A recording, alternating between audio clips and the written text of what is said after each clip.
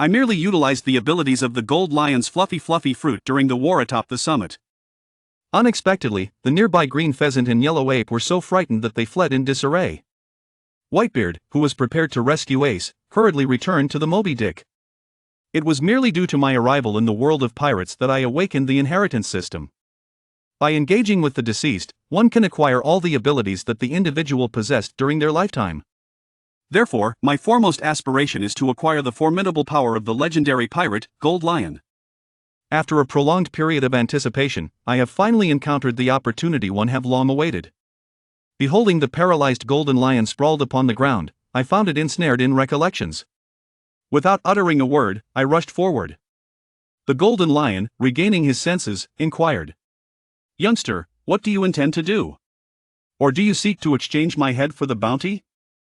I merely let out a cold chuckle and said, "Rather than allowing you to be imprisoned by the Navy once more and impelled down, it would be better to grant me my wish directly." To the golden lion's astonishment, I drew forth a dagger and plunged it directly into the very location of his heart. The once dwindling golden lion, now utterly extinguished, has ultimately claimed his life. System initialization complete. Congratulations to the host for inheriting all the abilities of the golden lion Shiki at once. The initial bonus grants an additional ability to the character. Subsequent grants do not include the powers of the devil fruit. Conditions for the next phase require full participation in the Summit War. Inheriting the abilities of the Piao Piao fruit has awakened and has dispelled the side effects of the devil fruit's powers. Inheritance of observation haki. D grade. C grade. Inheritance of body techniques. Inheritance of fundamentals. Physical strength, stamina, and defense, C grade. Overall attack power. Overall defense power. With the demise of the golden lion, all its powers have merged into my being. Gazing at the interface presented by the system, I cannot help but exclaim at the state of this golden lion. It is not merely weak, but rather profoundly debilitated. The dual-color prowess has waned to the brink of extinction. The most rudimentary form of this power is classified as grade. Consequently, the dual-color prowess of the golden lion is merely at the grade level. Nonetheless, it is fortunate that there exists a foundational dual-color prowess. Without it, I would have to embark on the arduous journey of mastering this power myself. Upon inheriting all the abilities of the golden lion, my overall strength has undergone a transformation.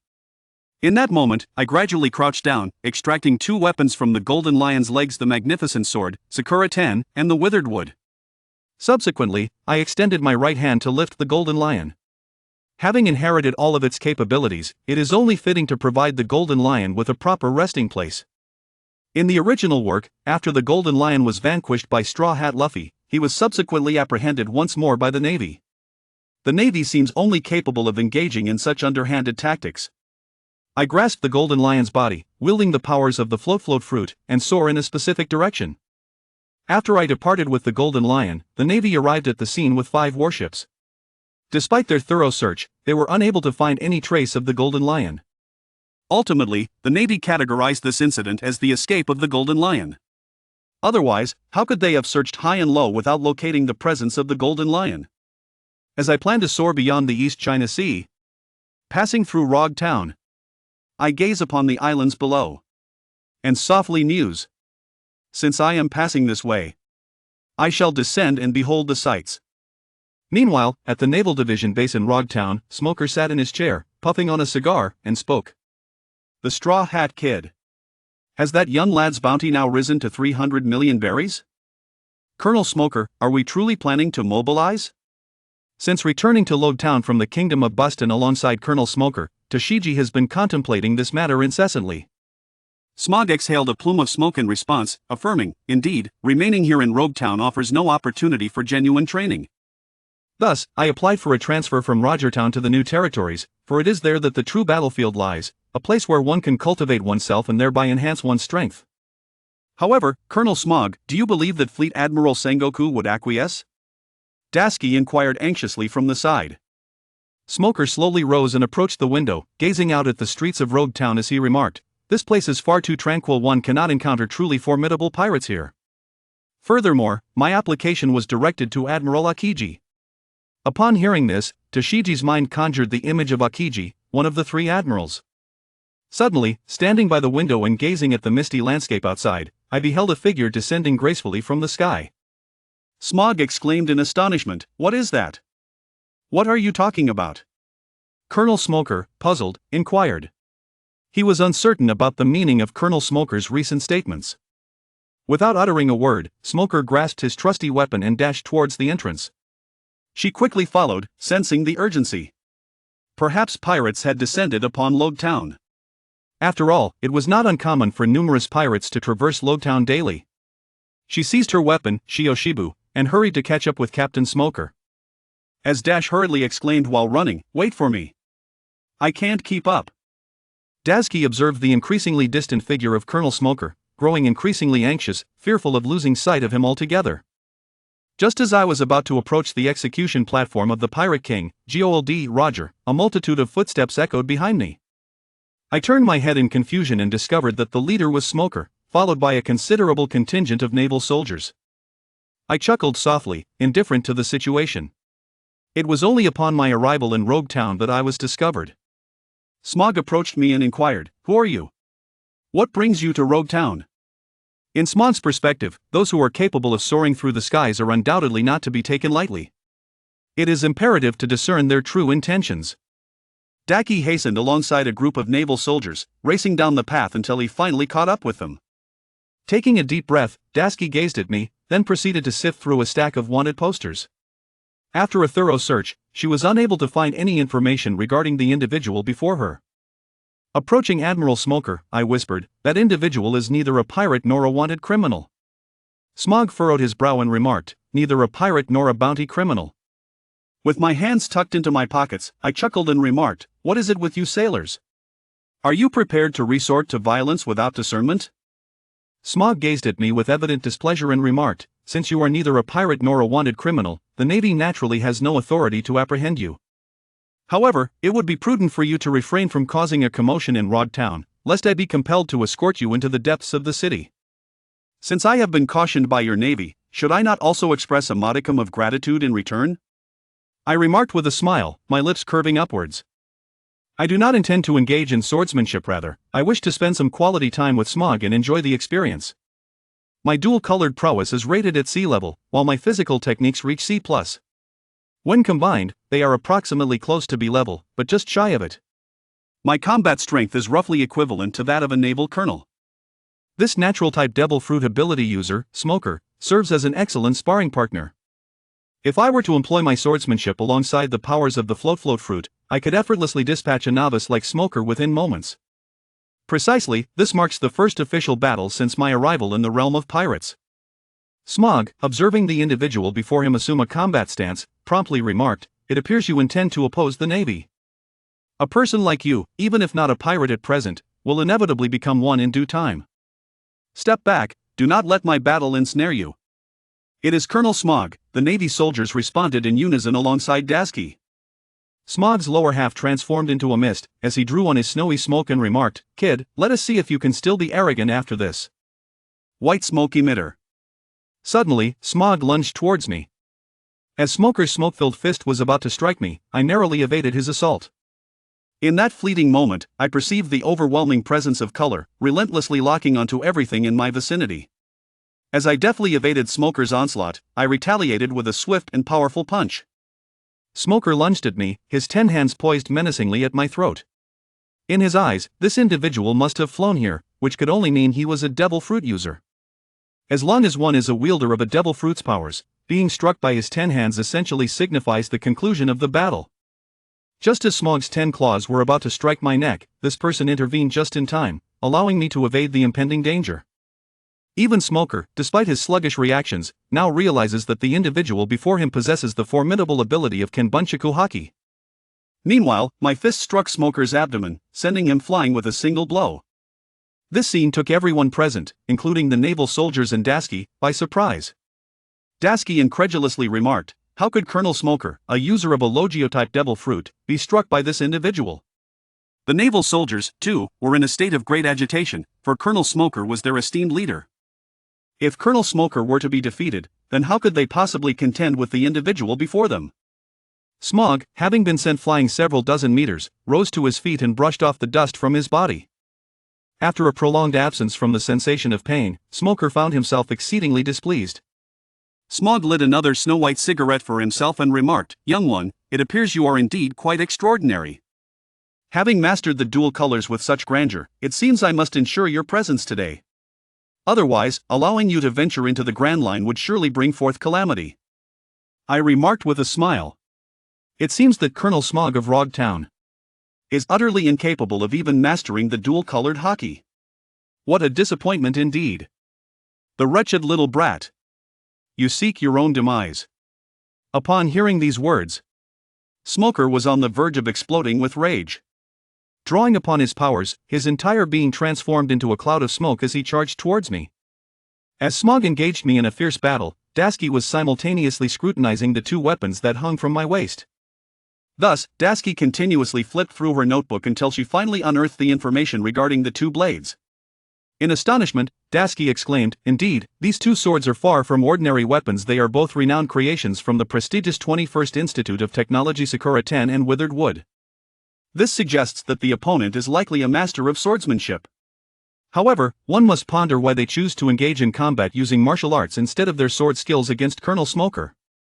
The naval soldier beside inquired, "Sergeant Dashki, should we assist Colonel Smoker?" It appears that Colonel Smog is unable to subdue his opponent in the immediate future. We must have faith in Colonel Smog. He is undoubtedly capable of vanquishing that individual, Dasky remarked. In truth, Dasky herself harbors uncertainty within her heart. After all, to engage in battle with Colonel Smog to such an extent is far beyond what they could possibly manage. Smog roared. "You little rascal! Fight with all your might. You are a swordsman, are you not? Unleash your full potential." Smoker gritted his teeth, contemplating in silence. Although this individual's strength was comparable to his own, Smoker understood that, as time progressed, he would ultimately be the one to falter. This was due to his inability to wield hockey of the two hues, particularly the observation hockey. Thus, Smoker often relied solely on his eyesight during battles. "This is troublesome," he muttered softly. Yet, he acknowledged that there remained a glimmer of opportunity. If he could strike his opponent with 10 precise blows, then this confrontation would reach its conclusion. Suddenly, I took the initiative to launch an attack and charged forward. Smoker did the same. Just as the two of us were about to collide, the trident in Smoker's hand suddenly went out of control. In that fleeting moment, Smog was momentarily distracted, for after all, the 10 hands served as one of his most crucial weapons. I seized the opportune moment when Smog's attention was diverted, and with both hands clasped together, I delivered a powerful blow to the crown of Smog's head. Smog, collapsing to the ground, was at a loss to comprehend why his 10 hands had suddenly slipped beyond his control. Such an occurrence had never transpired before. Colonel Smoker. Toshiji, filled with apprehension, screamed loudly as she rushed towards the fallen figure of Colonel Smoker. A group of naval soldiers, similarly accompanying Sergeant Dasky. Smog, yearning to rise once more, fell back down and implored with fervor, "Do not approach. He is an adversary beyond your capacity to contend with. Smoker himself may not be harmed, but he does not wish for his subordinates to be killed because of him." Suddenly, an overwhelming and terrifying aura erupted from within me. After the diffusion, the naval soldiers rolled their eyes in exasperation, regurgitating their own froth. Dasky also reigns as my sovereign, her overwhelming presence sweeping across the targeted area. Smog stood there, utterly astonished. After a moment of difficulty, he managed to exclaim, you rascal, possess the Conqueror's hockey." Had it not been for my overwhelming dominance, the momentary release of my power would have likely caused Smoker to lose consciousness as well. I slowly approached Smoker, smiling as I inquired, "Mr. Smoker, shall we continue?" Damn it, Smog clenched his fists, his gaze fixated intently upon me. I turned to Dashi and said, "And I am called Luo Chen. Remember this name. Furthermore, as a consequence for your offense against me, I shall take away your subordinates." Smog widened his eyes and exclaimed, "What do you intend to do? Are you approaching me? Do not lay a hand on my subordinates." However, I paid no heed to Smoker's impotent roar. As I summoned Daji, my body gradually ascended into the air. Smoker watched helplessly as Des Bones flew away with his subordinates. How infuriating. Smoker, filled with indignation, struck the ground with his fist. After the half-closed period, Smoker dialed the phone of Admiral Sengoku at the Navy headquarters. Meanwhile, in Admiral Sengoku's office at Marineford, he was occupied with various documents. The phone bug beside him rang. Jean-Guy glanced over and chuckled. It turns out to be that rascal Smoker. Aokiji had mentioned to me earlier. That Smoker wishes to be transferred to the Grand Line. Moses. I am the Warring States. The Warring States responded through the telephone bug. Far away in Rog Town by the East Sea, Smoker, in a state of despondency, addressed Admiral Sengoku. I have an important matter to report to you. He then conveyed the occurrences in Rog Town, as well as the details of his abilities, to Admiral Sengoku, including the incident of Tashiji's abduction. After the call was terminated, Jean-Guy fell into a moment of deep contemplation, murmuring to himself, once again, formidable newcomers have emerged from the East China Sea. According to the circumstances described by Smog, the young man named Luo Chen possesses not only the ability of dual-colored hockey but has also awakened the Conqueror's hockey. Such a young lad, if he grows smoothly in the future, is likely to become a formidable presence akin to the 7 warlords of the sea, much like Wang Xia. As for why the Warring States period did not envision me at the level of the 4 emperors, it is because that echelon is not one that an ordinary individual can attain. It represents a realm occupied by truly acknowledged monsters of the vast sea. Shortly thereafter, my bounty was printed, offering a reward of 100 million berries. The inaugural bounty has reached an astounding 100 million berries. It can be said that the warlords have placed significant importance upon me. As the Warring States gazed at my bounty poster, he remarked lightly, with the addition of this Luo Chen, the number of supernovas in the first half of the Grand Line has reached 12. In addition to the initial matters, he must currently attend to a matter of utmost significance. This pertains to the ascension of Blackbeard, Marshal D. Teach, as one of the 7 warlords of the sea, alongside the Navy's apprehension of Port Gasti Ace. Just moments ago, Smoker reached out via telephone, and Sengoku took the opportunity to inform him to convene at the Navy headquarters. Naturally, during this process, Sengoku will refrain from divulging the specifics of the situation to Smoker. At present, this matter is classified as highly confidential within the Navy headquarters, where any minor hint or whisper must not be allowed to escape. Meanwhile, Dasky, whom I had taken away, also awakened. Help! Why am I flying in the air? Colonel Smoker? Tashiji gazed down at the boundless ocean below. Her entire being nearly paralyzed with fear. I grasped the handle of the Dasky and threatened directly, "Silence, you foolish woman. Do you wish for me to cast you down at this very moment?" Daki suddenly realized that there was another person beside her, clearly an embodiment of natural cluelessness. Dasky inquired anxiously, "What has become of Colonel Smog?" "He did not perish." I offered a brief response. Dasky breathed a sigh of relief upon hearing that Colonel Smoker was unharmed. "Then why have you captured me?" she inquired. "To make you a pirate," I replied coldly. Dasky was taken aback, her voice trembling as she exclaimed, "I do not wish to become a pirate. I am a just Navy officer." Fear overtook her, causing her to become quite agitated. "I warned you." 3 seconds later. "If you continue to make a fuss, I shall cast you aside." Dasky gazed at the vast expanse beneath him from an altitude of several thousand meters. The thought crossed his mind that a fall from such a great height would undoubtedly lead to his demise. Daki, in a state of panic, inquired, "Where are you taking me? Do not inquire about matters that ought not to be questioned. Do you comprehend?" I issued a warning to Dashi. Chapter 5. The decimation of the original CP9 trio. 2 days had elapsed, during which Dasky had come to comprehend the nefarious methods of Luo Chen. Now before him, she appeared exceedingly docile, for she was genuinely fearful of further torment at his hands. On an island near Water 7, Luo Chen escorted Dasky to this destination. With a puzzled expression, Dasky inquired, "Luo Chen, what brings you here?" "To find someone," Luo Chen replied succinctly. According to the original narrative known to him, the CP9, vanquished by the Straw Hat Pirates, had become the target of relentless pursuit by the Navy, ultimately finding refuge in this locale. They resorted to street performances, earning funds to aid Rob Lucci's recovery. If this were indeed the case, then the members of CP9 might be present here. Upon hearing Luo Chen's intent to seek someone, Dasky dared not press further and chose to remain silent, obediently trailing behind him. as Luo Chen inquired about the whereabouts of their target. They arrived at a street where a throng of spectators had gathered. Fortunately, this island was not an excessively vast town where their search could have proven far more time-consuming. Luo Chen and Dasky approached a cluster of onlookers. Dasky whispered in astonishment, "There are so many people here." Without hesitation, Luo Chen unleashed his conqueror's haki, sweeping through the crowd. In an instant, numerous individuals collapsed, their eyes rolling back in their heads.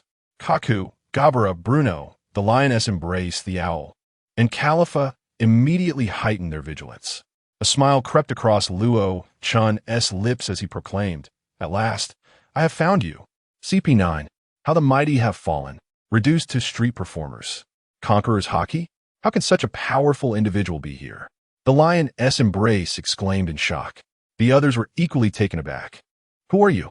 Gabra demanded, pointing an accusatory finger at Luo Chen. Califa suddenly grasped the situation, warning, "That individual is the bounty criminal reported just yesterday, with a bounty of 100 million berries. 100 million berries? Kaku echoed. Luo Chen pressed on. "Where's your captain, Rob Lucci? Or has he yet to recover since his battle with Straw Hat Luffy?" "Damn it, he is definitely here for us," Gabra declared, immediately assuming a combat stance.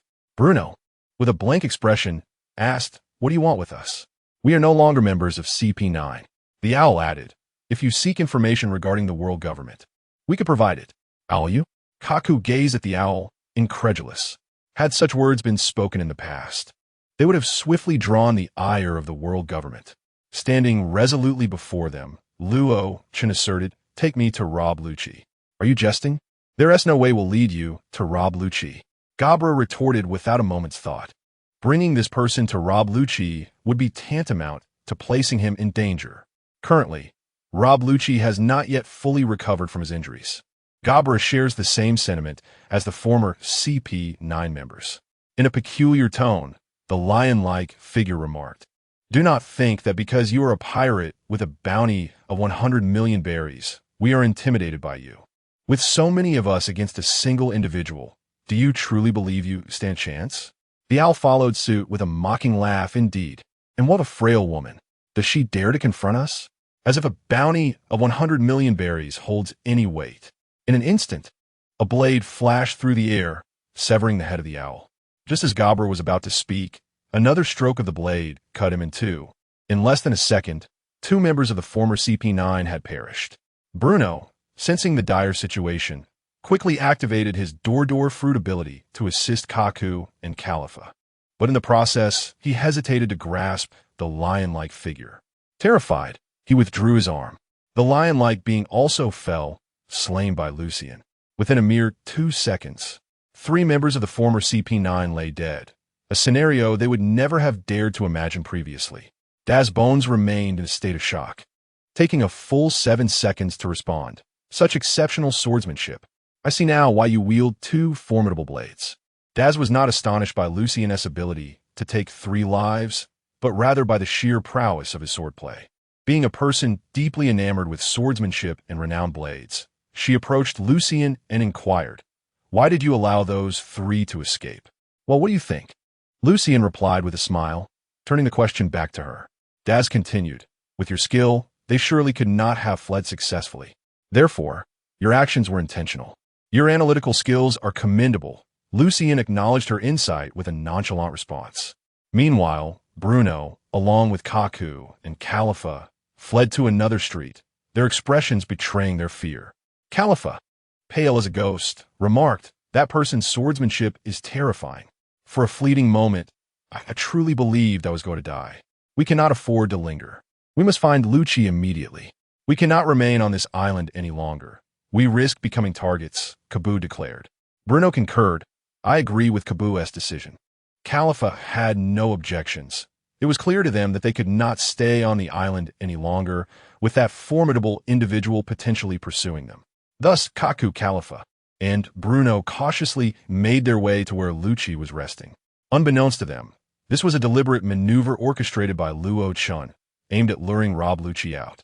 In a secluded thatched cottage, Rob Lucci was reclining on his bed, enjoying a moment of respite. Suddenly, the door swung open, and Kaku, Khalifa, and Bruno materialized before him. Rob Lucci inquired, "Why have the three of you returned so abruptly? What about Gabra and the others?" Chapter 6. Annihilation of the original CP9. Leaving behind Khalifa, a voice echoed, sending a shiver down Bruno, Kaku, and Khalifa, who hurriedly sought refuge beside Rob Lucci, their gazes fixed on the entrance. There stood the figures of Luo, Chen, and Dasky. Rob Lucci rose abruptly from the bed, declaring, "You must flee. I will confront him." Luo Chen, "I have heard whispers that you are the most formidable genius the world government has seen in 8 centuries. What say you? Would you not consider serving beneath my command? After all, the world government has forsaken you," Luo Chen said, arms outstretched and a smile gracing his face. Rob Lucci, grasping the gravity of the situation, replied, "So, you have come to recruit me. I regret to inform you that I have no intention of serving under pirates." "What a pity. So you aspire to be a lackey of the world government?" Luo Chen responded, shaking his head with a smile. For those who extended an invitation, Luo Chen would only make one offer. At that moment, Bruno intended to employ the powers of the Door fruit to facilitate Rob Lucci's escape. Luo Chen then urged Dasky, "Go. That woman is your adversary. Hone your skills well." "Why must you command me, Luo Chen? I am neither a pirate nor your subordinate," Dasky retorted, her expression one of frustration. Luo Chen's gaze slowly shifted toward Dasky, causing her to tremble with fear, haunted by the events of the previous day. She was unwilling to endure such an ordeal again. It was the first time in her life she had faced such terror. Luo Chen's true nature was exceedingly malevolent. Dasky drew her sword, Shiyu, and stated, "I understand. I will confront her." Khalifa furrowed her brow. While she feared that man, she felt no trepidation toward the frail woman beside her. Bruno, in a state of urgency, urged them to escape rather than engage in combat. A battle could lead to their inevitable demise. Rob Lucci tore away the bandages binding him. Utilizing the Navy's 6 powers, he activated the shave technique, simultaneously transforming into his hybrid beast form. Kaku, witnessing Lucci's action, swiftly joined the charge. Luo Chen shook his head in disappointment, remarking, "What a shame." With a flourish of his sword, he unleashed the lion's might. Thousand Cuts Valley.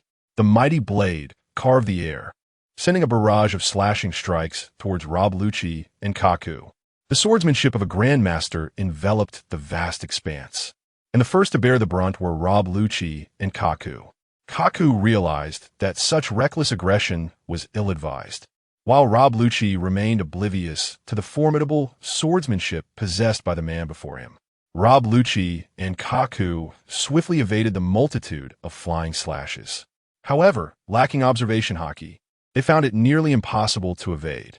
The first to be struck by Luo Chen's 1,000 cuts was Kaku.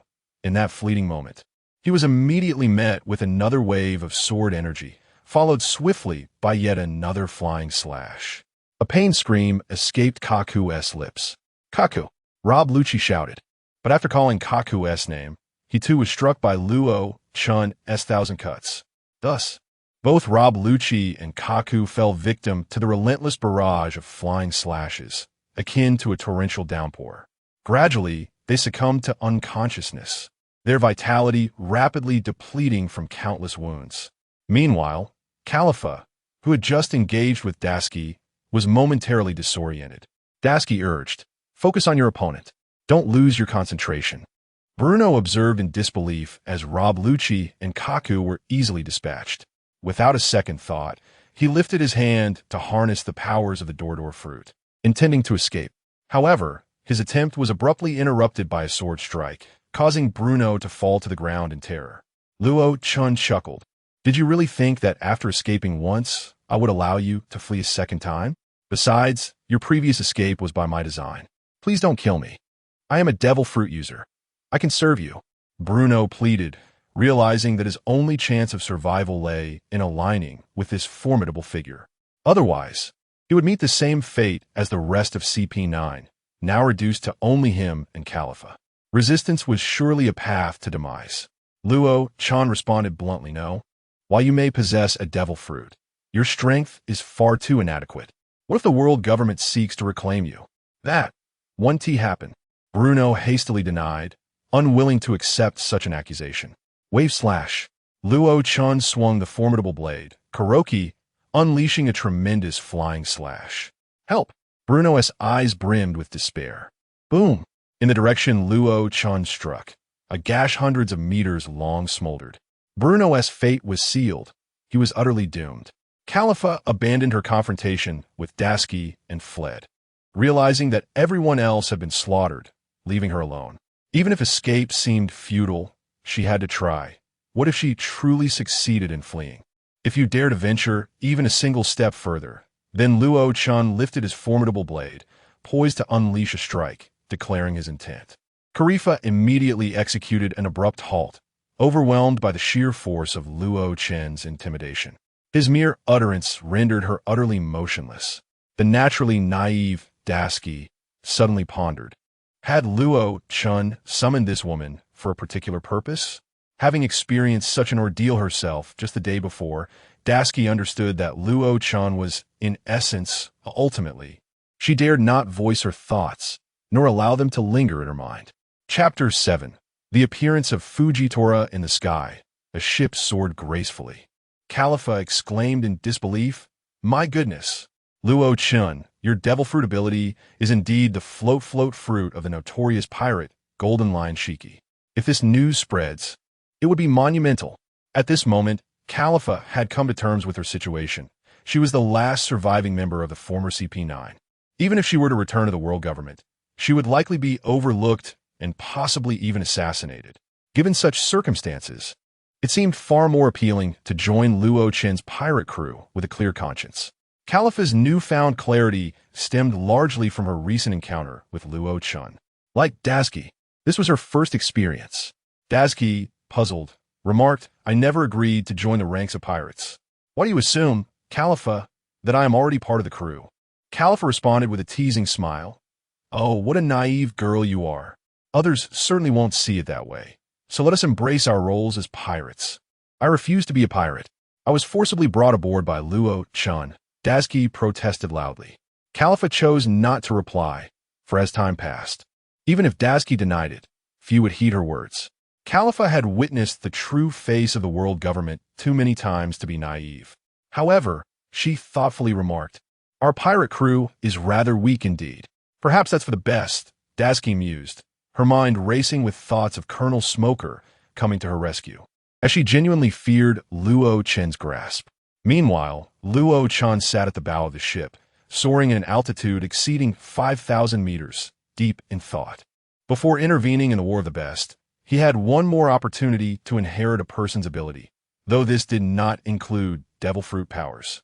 If utilized wisely, this would significantly enhance Luo Chen's overall combat capabilities. There was one individual who had entered his consideration, the Pirate King's first mate, Silver's Rayleigh. Though Rayleigh was aging, his mastery of the three hockey types was profound. Currently, Luo Chen's weakest point was his dual hockey. As for the matter of subordinates, he harbored no concerns. With sufficient strength, he could effortlessly amass a formidable crew in no time. A day later, in a small town on the first half of the Grand Line, within a casino, a blind old man was placing his bets. Suddenly, he lifted his head to gaze skyward. At that moment, the dealer shouted angrily, "Hey, you blind man. What are you staring at? You're clearly blind, so stop pretending you can see. Hurry up and place your bets. Don't you want to win back your losses? Could it be the Golden Lion? Recently, rumors have circulated about its presence." The blind man muttered to himself in confusion. "What Golden Lion? What nonsense! Are you still going to place a bet, blind man?" The dealer, growing impatient as he observed the blind man hesitating to place his wager while lost in his thoughts, retorted. Unbeknownst to the dealer, the blind man before him was none other than Fujitora, a great general 2 years after the Battle of Marineford. "I ought not to concern myself with such matters," Fujitora mused silently, yet the call for justice within him stirred an irresistible urge to intervene. After all, the Golden Lion aimed to wreak havoc upon the East Blue. It was one thing to avoid confrontation, but now that fate had led them to cross paths, he felt compelled to act. Just as the dealer was about to speak again, Fujitora drew forth his cane sword, unleashing a surge of energy that radiated outward, sending ripples of blue energy spiraling skyward, shattering the roof above. The dealer and the surrounding patrons were left utterly astonished. They had presumed this blind man to be a mere cripple, an easy target for exploitation. Little did they anticipate the formidable power he possessed. The dealer, in particular, was stricken with fear, having swindled the blind man out of a considerable sum. Meanwhile, in the sky, Luo Chen was reveling in the attentive service of Khalifa, who was feeding him grapes one by one. Dashiki, on the other hand, was diligently practicing her swordsmanship. Suddenly, a fiery point of light drew closer, causing Dashiki to panic. "Oh no, Luo Chen, there's a meteor approaching above us," she exclaimed. Khalifa, taken aback, responded, "A meteor? That seems unlikely." Yet, as she glanced upward, her eyes widened in shock. Just as Dashiki had said, a meteor was indeed hurtling toward their ship with alarming speed. What were the odds of it targeting us? Khalifa nearly broke down, having narrowly escaped one disaster at Luo Chen's side, only to face annihilation from meteor now. Doubts about her very existence crept in as the meteor drew nearer. Khalifa and Dashiki exchanged anxious glances, both looking to Luo Chen for salvation. He was their only hope. If he could not save them, they would be left to await their impending doom, which loomed just seconds away. Gazing at the approaching meteor, Luo Chen fell into a moment of deep contemplation. When it comes to meteorites, Luo Chen cannot possibly believe that they are the result of natural phenomena. Thus, there exists only one plausible explanation: human intervention. In this scenario, Luo Chen is inevitably reminded of a particular individual, Admiral Fujitora of the new Marine headquarters. As depicted in the original work, a smile graces Luo Chen's lips as he remarks, "How intriguing. I was contemplating whom I should seek, initially considering the Dark King, Rayleigh, but now it seems someone has conveniently presented themselves." Chapter 8. The rapid ascendance of Observation Haki Khalifa exclaimed anxiously, "Lochin, what should we do? The meteor is about to strike." "Do not fret," Lochin replied, stepping forward and unsheathing his mighty blade, the deadwood. With a swift motion, he executed a flying slash that hurtled towards the meteor. Boom! The tremendous crimson meteor was cleaved in twain by the flying slash, debris cascading from the sky. "How impressive," Dasky remarked, staring in awe at the scene before her. Khalifa nodded in agreement, stating, "Indeed, our captain is quite formidable. What is there to fear in the future?" "No." Dasky began to retort, but refrained from acknowledging Lochin as her captain or herself as a pirate. However, upon witnessing Lochin's prowess, she opted for silence, having already experienced his capabilities 3 times. Lochin addressed Khalifa and Dasky, instructing, "You two remain on the ship." With that, he soared into the air. The future Marine Admiral Fujitora smiled, realizing it was essential to witness this spectacle. Moreover, having been greeted earlier, he felt compelled to respond. He could not allow Lochin to perceive him as a feeble creature. Meanwhile, at the casino, Yixiao sheepishly apologized. "Boss, I am truly sorry. I've caused damage to your establishment. I shall use the remaining funds I have as compensation for the destruction." "Oh, very well." The dealer dared not express discontent, fearing for his life. Though Yixiao's eyes were obscured, his observation haki had already locked onto a figure swiftly approaching him. Sensing the need to relocate, he realized that engaging in battle here could inadvertently harm bystanders. Therefore, with a flick of his staff, a section of the floor lifted, propelling Yixiao towards an uninhabited area. Lochin, approximately 1,000 meters above the ground, noticed Yixiao's change in direction. He mused, "How intriguing. Is he concerned that a battle in the town might endanger the populace? Very well, I shall oblige." With a smile, Lochin pursued Yixiao, his float fruit ability rendering him nearly invincible in the skies. Though his flight speed was not particularly rapid, this unparalleled ability granted him absolute dominion over the aerial domain. Yixiao, realizing his pursuer had followed, felt a sense of relief.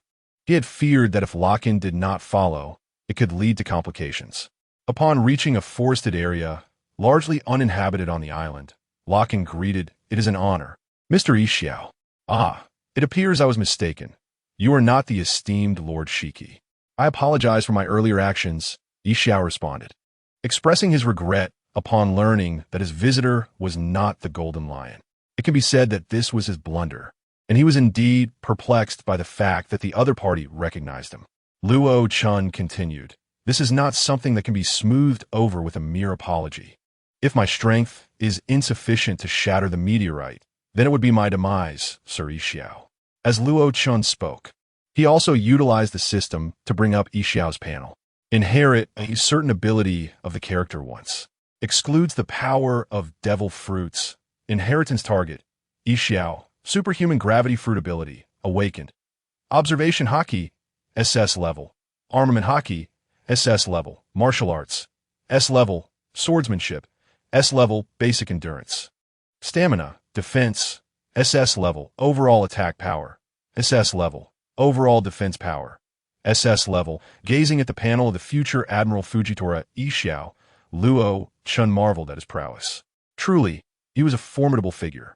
Whether in terms of defense or attack, combined with the gravity fruit, he had already reached the caliber of a king-level attack. In terms of enhancement of attack power by the fruit's ability, the gravity fruit surpasses the float fruit. However, in practicality, the float fruit holds an edge over the gravity fruit. Each has its benefits and drawbacks, with unique advantages. Since the ability of the devil fruit cannot be replicated, the highest among them is undoubtedly the observation Haki. Yixiao's observation Haki had reached an astonishing SS level, which is quite extraordinary. SS level belongs to the pinnacle tier among kings. Ultimately, this Yixiao is nothing short of a monster. System, copy Yixiao's observation Haki for me. Received host as the system began to operate rapidly. Yixiao's observation Haki energy continuously flowed into Luo Chen's body. Suddenly, Yixiao sensed a change in the opponent's aura, which left him quite perplexed. Host, Luo Chen, float fruit ability, awakened, observation Haki, SS level, armament Haki, C level, conqueror's Haki, S level, martial arts, B level, swordsmanship, SS level, basic endurance, stamina, defense, B level, overall attack power, S level, overall defense power, B level. The rapid ascent of the observation Haki also elevated Luo Chen's martial arts, stamina, endurance, and overall defense by half a level. His martial arts upgraded from C to B level. His stamina, endurance, and defense improved from C to B level. The overall defense escalated from B level to B level. As for the overall attack power, to reach the king level, it would likely require an enhancement of the armament Haki. Either one must significantly enhance their swordsmanship, or will be exceedingly challenging to achieve an overall combat power that reaches the Imperial SS level. However, the rapid enhancement of Kenbunchiko Haki signifies Luo Chen's genuine combat capabilities. One cannot merely focus on statistics. In terms of evasion and capture abilities, he operates at an extraordinary level. At this moment, Yixiao voices perplexity, inquiring, "Esteemed one, I sensed a change in your aura just now. It evokes a strangely familiar feeling within me, which is quite peculiar." To this, Luo Chen felt no surprise. For the SS level of Kenbunchiko Haki indeed grants an astonishing perceptual ability. It was only after Luo Chen replicated Yixiao's Kenbunchiko Haki that he truly comprehended this fact. Chapter 9. Arrival at the Shambadi Archipelago in high spirits. Luo Chen smiled and remarked, "Your perceptiveness is remarkable. You can even detect the slightest changes within me. Flattery will get you nowhere. I see that your strength is quite formidable as well. You are certainly no ordinary individual." Yixiao responded with a respectful gesture. Luo Chen continued straightforwardly, "I shall not beat around the bush. How do you intend to address the matter of your earlier assault on me?" "Yixiao, I would appreciate a clear explanation." Moreover, Luo Chen's objective had been achieved. As for the proposition of inviting Yixiao to join his pirate crew, he dismissed the idea, considering that this individual harbored aspirations towards the Navy. Therefore, engaging in such an endeavor seemed a futile expenditure of time. Luo Chen contemplated how he might leverage Yixiao's character to his advantage, should the opportunity arise. "May I inquire your name, sir? Consider this a favor owed to you." Yixiao pondered before responding. Upon hearing Yixiao's terms, Luo Chen expressed his satisfaction. "Very well, I am Luo Chen. I shall hold on to your favor for now. A favor from a prospective admiral of the Navy might yield unexpected benefits in the future. Luo Chen slowly ascended into the air, returning towards his ship. Meanwhile, Yishao maintained a keen observation of Luo Chen's departing figure, muttering to himself, "It appears that Luo Chen is not an ordinary man. He seems to value my presence as a blind individual." Upon returning to his ship, Luo Chen was swiftly approached by Khalifa and Dasky. Khalifa inquired, "Luo Chen, how'd it go?" "It's all settled. We shall proceed with our journey," Luo Chen replied as he reclaimed his seat, relieved by Luo Chen's assurance. Khalifa and Dasky breathed a sigh of relief, thankful that all was well. Luo Chen then stated earnestly, "Prepare yourselves. I will begin instructing you in the training of the two-color haki." Becoming a powerful warrior requires not only foundational combat skills, but also the mastery of haki to establish a foothold in these treacherous seas. Do you understand? Khalifa and Dasky had already mentally prepared for this, as Luo Chen had briefed them the previous night regarding the initiation of their training in two-color haki. Khalifa had more knowledge about haki, while Dasky was entirely unfamiliar with the concept, having never heard of it before. However, she now understood that the so-called armament haki could strike those with natural-type devil fruit abilities, akin to how Luo Chen had struck Vice Admiral Smoker. Previously, no one had managed to land a blow on Vice Admiral Smoker until Luo Chen arrived and shattered that record. From a moment Dasky enlisted in the Navy, she has remained stationed at the Eastern Sea Navy Division, under the command of Colonel Smoker. As she reflected on Colonel Smoker, she imagined he must be quite concerned for her safety. 4 days later, Luo Chen, Khalifa, and Dasky finally arrived at the Sabaody archipelago. With the ability to fly, thanks to the float fruit, Luo Chen traveled at an impressive speed. Even with Khalifa's somewhat inaccurate navigation, they could have reached the archipelago in just a day or two if the course had been precise. However, for Luo Chen, the slight delay was inconsequential, as he had ample time to prepare for his next move during the Marineford War. The Sabaody archipelago is divided into distinct areas, numbered by trees, 1 to 29 jar, the lawless zone, where pirates and bounty hunters roam freely and human auctions are conducted, 30 to 39 gr, Sabaody Amusement Park, 40 to 49 gr, a tourist area filled with shops and souvenir stores, 44 gr being the entrance for the public, 50 to 59 gr, shipyards and protective film processing facilities, 60 to 69 gr, the Navy's regional headquarters and the world government's entry point, 70 to 79 gr, Hotel Street. Holding the regional analysis map of the Sabaody archipelago, Khalifa suggested, "Why don't we head directly to islands 30 to 39? Dasky agreed, harboring a desire to enjoy the amusement park, as even a sword enthusiast like her could appreciate such fun. Luo Chen, indifferent to the idea, promptly flew the ship to the shore of Island 32. Khalifa was the first to leap off the vessel, with Dasky following closely behind. Khalifa inquired, "Luo Chen, will you join us? The amusement park is bound to be delightful. You go ahead. Just remember to stay safe. I shall rest my eyes on the ship." Luo Chen replied, reclining in his chair and closing his eyes. Upon hearing Luo Chen's disinterest, Khalifa and Dasky exchanged glances. "Let's go have some fun," Khalifa proposed, to which Dasky readily agreed, as she had planned to visit the amusement park all along. With Khalifa and Dasky departing, Luo Chen remained alone on the ship. His sense of assurance was not due to complete trust, but rather stemmed from his confidence in his observation haki, which now enveloped the entire Sabaody archipelago.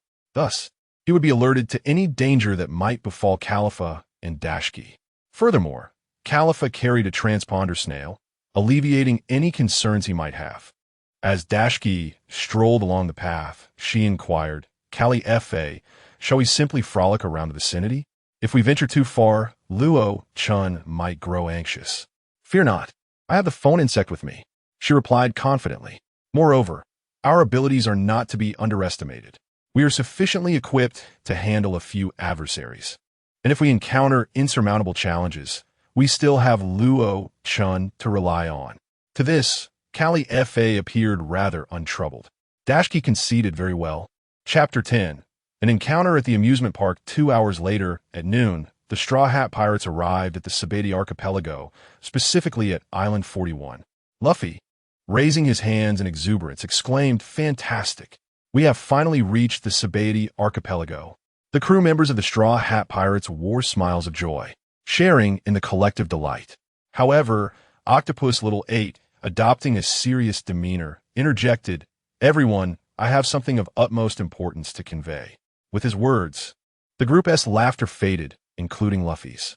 Starfish and Kimmy mirrored their seriousness, as they had a deeper understanding of the Sabati archipelago than the rest of the Straw Hats. Taking a deep breath, Octopus Little 8 continued, "On this Sabati archipelago, there exists a group of individuals who must never be offended, regardless of their actions, even if they were to commit murder before your eyes. They're the Celestial Dragons." "The Celestial Dragons?" Luffy responded, a look of confusion crossing his face, as he was entirely unfamiliar with the term. Sanji, puffing on a cigarette, remarked, "It seems that being close to the Navy headquarters also means encountering darkness." "Indeed," Robin replied with a sly smile. "How terrifying," Usopp, Chopper, and Brook expressed, their faces reflecting fear. Octopus Little 8 reiterated, "In short, we must not provoke the Celestial Dragons. Then we simply need to avoid the Celestial Dragons." Frankie chimed in. The crew quickly reached a consensus with Frankie's suggestion.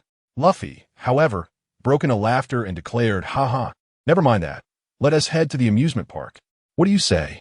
Without delay, Luffy, Chopper, Brook, Robin, and Nami, along with Starfish, Kimmy, and Octopus Little 8, totaling 8 individuals, made their way to the amusement park. Meanwhile, Zoro opted to venture alone. On the ship, Usopp, Sanji, and Frankie remained behind. At the same time, Califa and Daz Bonez had purchased a considerable number of items, placing them in a bubble cart. Califa lamented, "What a pity that Luo Chen didn't accompany us. There are so many fun places to explore." "What is it?" Daz Bonez began to respond to Califa, but her gaze caught sight of a group of people. Following Daz Bonez's line of sight, Califa's expression soured as she recognized the Straw Hat Pirates, especially Nico Robin. The sight of the Straw Hats instantly conjured unpleasant memories for Califa, recalling the time they captured Nico Robin, only to be thwarted by the Straw Hats, which ultimately led to CP9 being abandoned by the world government and reduced to a life of destitution. As Califa and Daz Bonez spotted the Straw Hats, Luffy, Robin, Nami, and Chopper also noticed Califa and Daz Bonez. In a moment of astonishment, Luffy pointed at Califa and exclaimed, "CP9? What are they doing here? And what about that pigeon man?" Meanwhile, Brook, having joined the group later, was unfamiliar with both Califa and Daz Bonez. Additionally, Chopper and Robin recognized only Califa, while they had no acquaintance with Daz. As for Octopus Jumba, Starfish, and Cammy, they were completely unaware of the two women. Curiously, Cammy inquired, "Luffy, do you know those two women over there?" "No. To be precise, they are our foes," Robin replied, her expression darkening. The unexpected encounter with CP9 on Sabati Archipelago was quite unsettling for her. Nami's gaze was fixed intently on Califa. After all, she had barely managed to defeat that woman back at Eni's lobby. Drawing her weather staff, Nami declared, "Since we crossed paths, let us settle this through combat." "Wait, we are no longer enemies. I'm no longer a member of CP9, Califa quickly interjected. With her words, Luffy and the others ceased their actions, awaiting further explanation from Califa. Relieved to see them halt, Califa understood that a battle would be impossible for her and Daz to withstand. Robin promptly asked, "So what is the situation with CP9?" Now deeply invested in the matter, Robin was acutely aware of the proximity of the Navy headquarters and the world government to Sabati Archipelago. Califa patiently recounted the events, deliberately concealing some information regarding Luo Chen. She fabricated a tale that the original members of CP9 were being hunted, with her being the sole survivor, placing the blame squarely on the world government. In truth, they had been fleeing from the very entity that was supposed to protect them. Only Daz Bonez seemed skeptical of Califa's unchanging demeanor when she lied. Had Daz been tasked with spinning a tale, her expressions would have betrayed her immediately. As Califa's narrative unfolded, Luffy, Robin, Nami, Brook, Chopper, Octopus Jumba, Starfish, and Cammy began to grasp the situation. Luffy, still processing the information, remarked, "So, we are not enemies anymore, right?" "Hold on, Luffy. That is not entirely accurate. They are pirates now, and as pirates, they will inevitably have adversaries," Robin cautioned with a more prudent tone. Nami incredulously stated, "But your captain, Luo Chen, is rather peculiar, recruiting a former Navy sergeant and an ex-CP9 member." Brook chuckled. "Perhaps Captain Luo Chen is indeed a most intriguing individual. Ms. Khalifa, Ms. Tashiji, may I have the honor of glimpsing your undergarments?" "You disgraceful fool." Nami immediately leapt up and punched Brook squarely in the face. Chapter 11. The Celestial Dragons Shattered Daski's Worldview. Brook's words rendered both Khalifa and Daski utterly mortified. Khalifa suggested, "Let us part ways here. We may encounter each other again in the New World." "Huh, since we've met, why not explore the amusement park together?" The carefree Luffy chimed in, adjusting his straw hat. He was entirely unconcerned about whether they were foes. As long as there was no hostility, he remained unfazed. Nami appeared exasperated. Luffy's carefree nature was a constant source of worry. Brook chuckled. "Nami, let us invite these two beautiful ladies to join us. Is this a matter of simply inviting them?" Nami was truly at her wit's end. How could everyone be so carefree? Unbeknownst to Nami and the others, Daski yearned to voice her thoughts. The Straw Hat Pirates should surrender. However, realizing she was alone, she knew that if she acted on that impulse, Khalifa would certainly not assist her. Moreover, her own strength was undeniably insufficient. 20 minutes later, a burly man burst into the crowd, frantically shouting, "Help! Someone save me! My daughter has just been born! I don't want to die, please!" Yet the crowd recoiled from the stumbling giant. Suddenly, he seized a woman, yelling, "Quick, save me! Please!" The woman, struggling to breathe, gasped, "Let go of me!" Just then, the crowd heard the tolling of bells. One after another, the chimes rang out. The man was instantly taken aback, clutching the collar around his neck. "Damn it, this cursed thing! If it weren't for this, how could I have fallen so low?" As the bells rang increasingly faster, within 5 seconds, there was a thunderous explosion. The collar detonated, leaving the man's face disfigured. This shocking scene was witnessed by Luffy and his companions, each wearing expressions of disbelief. At that moment, a small dog approached and relieved itself on the man. Suddenly, numerous members of the crowd began to kneel upon seeing the spectacle. Octopus Little 8 exclaimed, "This is bad. It's a celestial dragon." Everyone kneeled down. Without hesitation, Little 8 pulled Luffy down to kneel alongside him. Luffy, perplexed, protested, "Why must we kneel? I'm not accustomed to this, Little 8. Luffy, you must listen to me. Otherwise, it will be quite troublesome." Little 8 was clearly on the verge of panic. Meanwhile, Kimmy's face turned pale with fear, trembling uncontrollably. Khalifa's gaze flickered incessantly, betraying the turmoil within her heart at that very moment. However, Khalifa did not forget, and she knelt down alongside Daski. Although Luo Chen had once told him that there was no need to fear anyone in this world, Khalifa, hailing from CP9, instinctively felt trepidation towards the celestial dragons. Not far away, St. Roswald was leading a burly pirate, adorned with a collar, who was a crew member of Trafalgar Law in the original text. Accompanying him was Shalulia, along with several guards. St. Roswald remarked, "Shalulia, your methods of training slaves are utterly inadequate. You can't even manage one individual." "Father, who would have known this fellow would be so disobedient?" Shalulia retorted. St. Roswald continued, "Nevertheless, it is true. Today I forgot to administer a sedative to this fellow, or else this incident would not have transpired." Shalulia approached the lifeless body of the burly man, delivering several kicks as she exclaimed, "What a waste. All that talk about wives and children." The man was obviously incapacitated, yet she continued to kick him. Luffy, kneeling on the ground, felt an overwhelming urge to rush forward, only to be restrained by Octopus Little 8. Octopus Little 8 quickly whispered, "Luffy, please don't act recklessly. They are world nobles, and we cannot afford to offend them." At that moment, Octopus Little 8 was genuinely terrified by Luffy's impulsiveness. Nami and Robin both covered their mouths in horror, their faces pale with fear. Cammy lowered her head so far that she dare not glance at anything. Brook was equally stunned, rendered completely dazed. Chopper exclaimed in terror, Why is this town so fearsome? Daski's worldview was shattered by the scene before her. She questioned, Khalifa, are the celestial dragons truly the ones the Navy protects? Why do they seem more malevolent than pirates? Is the slave trade, this darkness, permitted by the Navy's justice? Daski, you are still too young. The darkness of the world government is far beyond this. Khalifa, as a former member of CP9, possessed some knowledge of the world government's obscurities. Daski suppressed her inner turmoil and asked, so, if one offends a celestial dragon, will the admirals of the Navy headquarters immediately intervene? Indeed, the celestial dragons possess the authority to summon the admirals of the Navy headquarters, Khalifa honestly replied. This was a widely acknowledged truth. Daski would naturally come to understand it with more time at sea. Deep within Daski's heart, it felt as though a belief was collapsing. If this was the justice that the Navy upheld, then what exactly was the justice she had always believed in? At that moment, she was unaware that the ideals she held were already beginning to fracture. Xiaolia Palace cast a disdainful glance at the pirate lying beneath her feet, uttering, "What a repugnant creature." With that, she drew her firearm and relentlessly fired several shots at the lifeless pirate. Bang, bang, bang.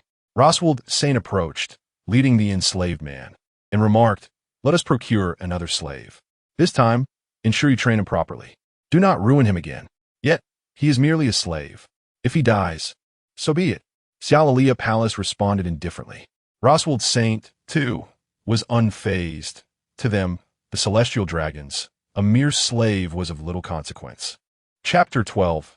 The Tavern of Deception. As the two celestial dragons departed, the kneeling populace gradually rose to their feet and hastily vacated the scene.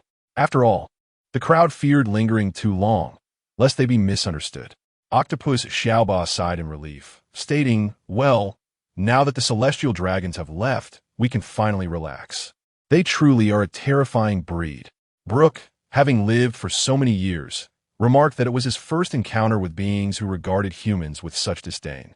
Daski, with a vacant expression, nearly stumbled while attempting to stand, only to be steadied by Khalifa before she fell. Khalifa, concerned, inquired, "Daski, are you all right?" "I'm fine. I just need a moment to process the reality of what I've witnessed," Daski replied, her mind racing with thoughts of whether the Justice Colonel Smoker had always championed still held any meaning. Even the strongest admirals of the Navy were compelled to serve the malevolence of the celestial dragons. Could the Navy truly embody justice in any meaningful sense? Robin, with the wisdom of experience, observed, "That young girl over there seems to have encountered too little of the world. The events that just transpired have profoundly affected her." The subsequent merriment among the group felt somehow diminished, as if something vital was missing.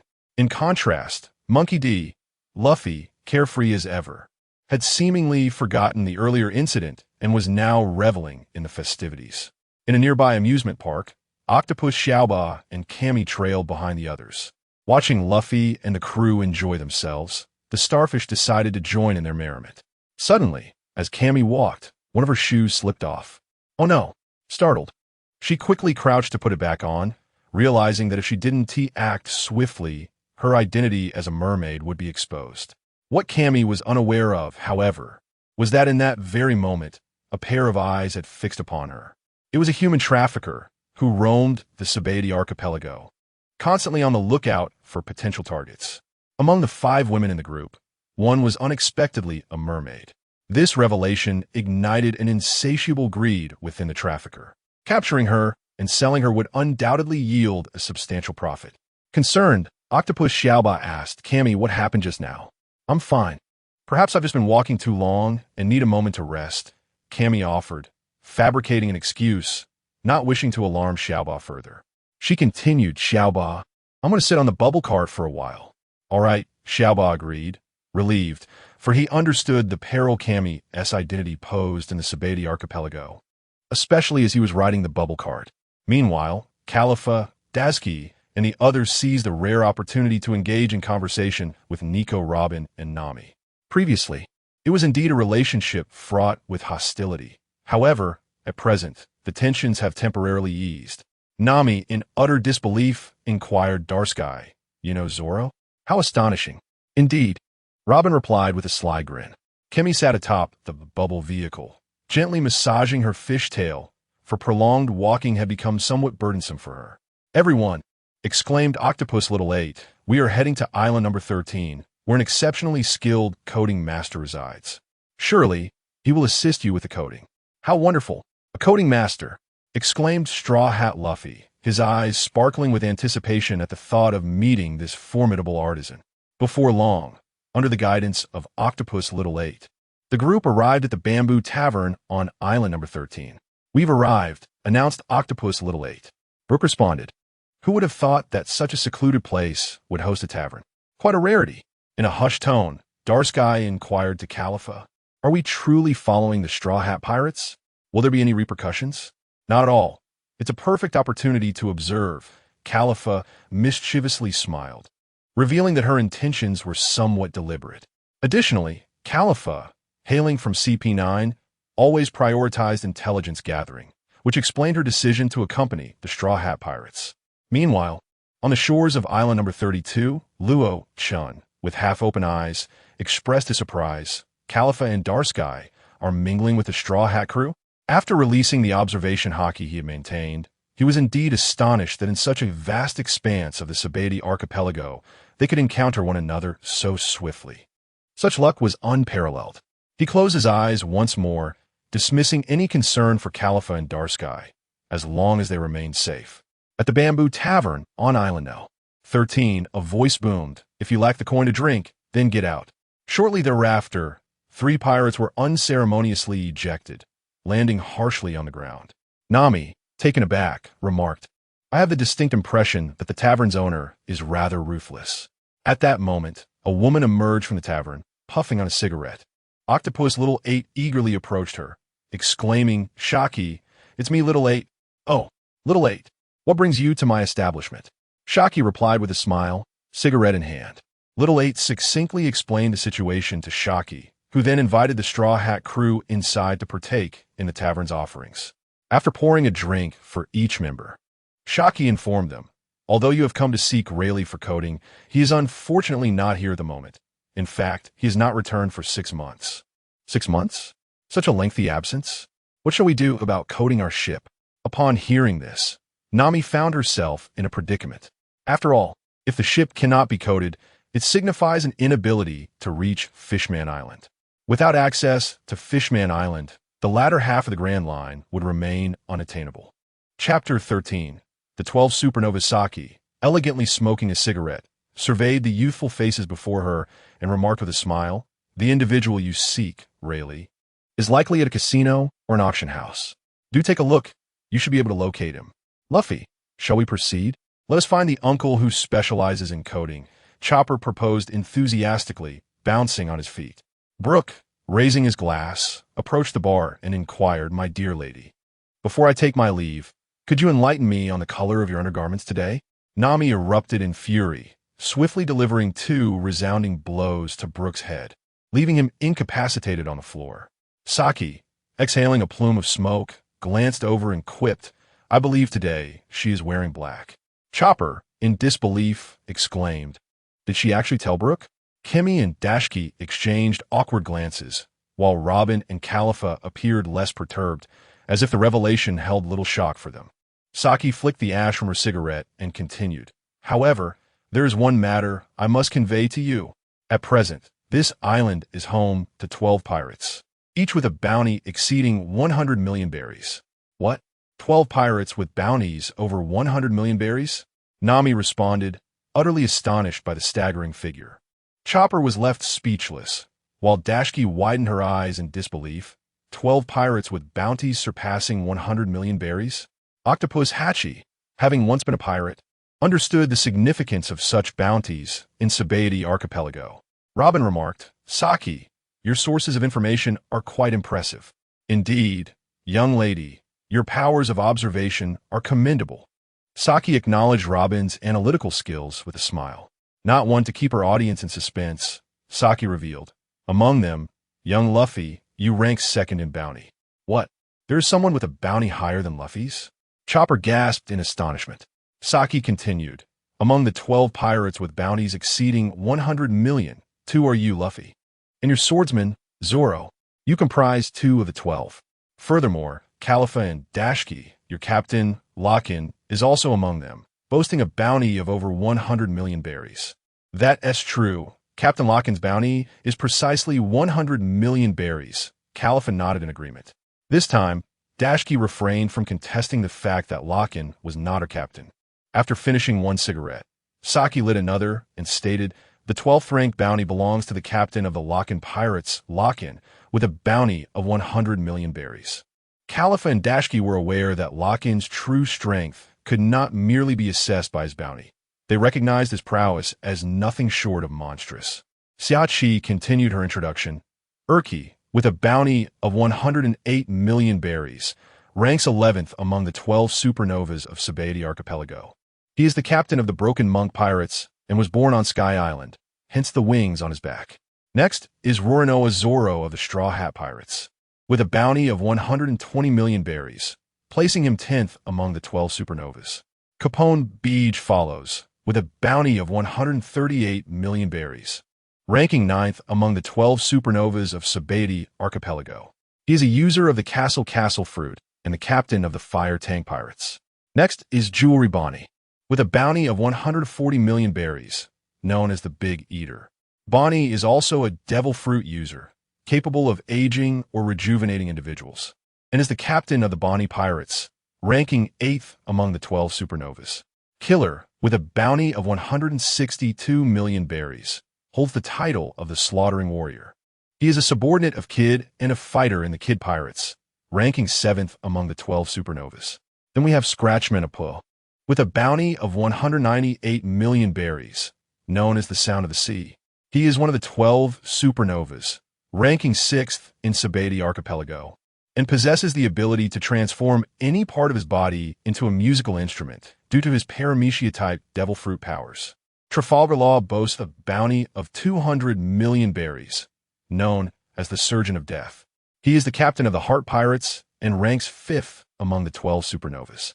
Drake, with a bounty of 222 million berries, is known as the Red Flag. He is an ancient Zoan-type devil fruit user with the ability to transform into a dinosaur, serving as the captain of the Drake Pirates and ranking 4th among the 12 supernovas.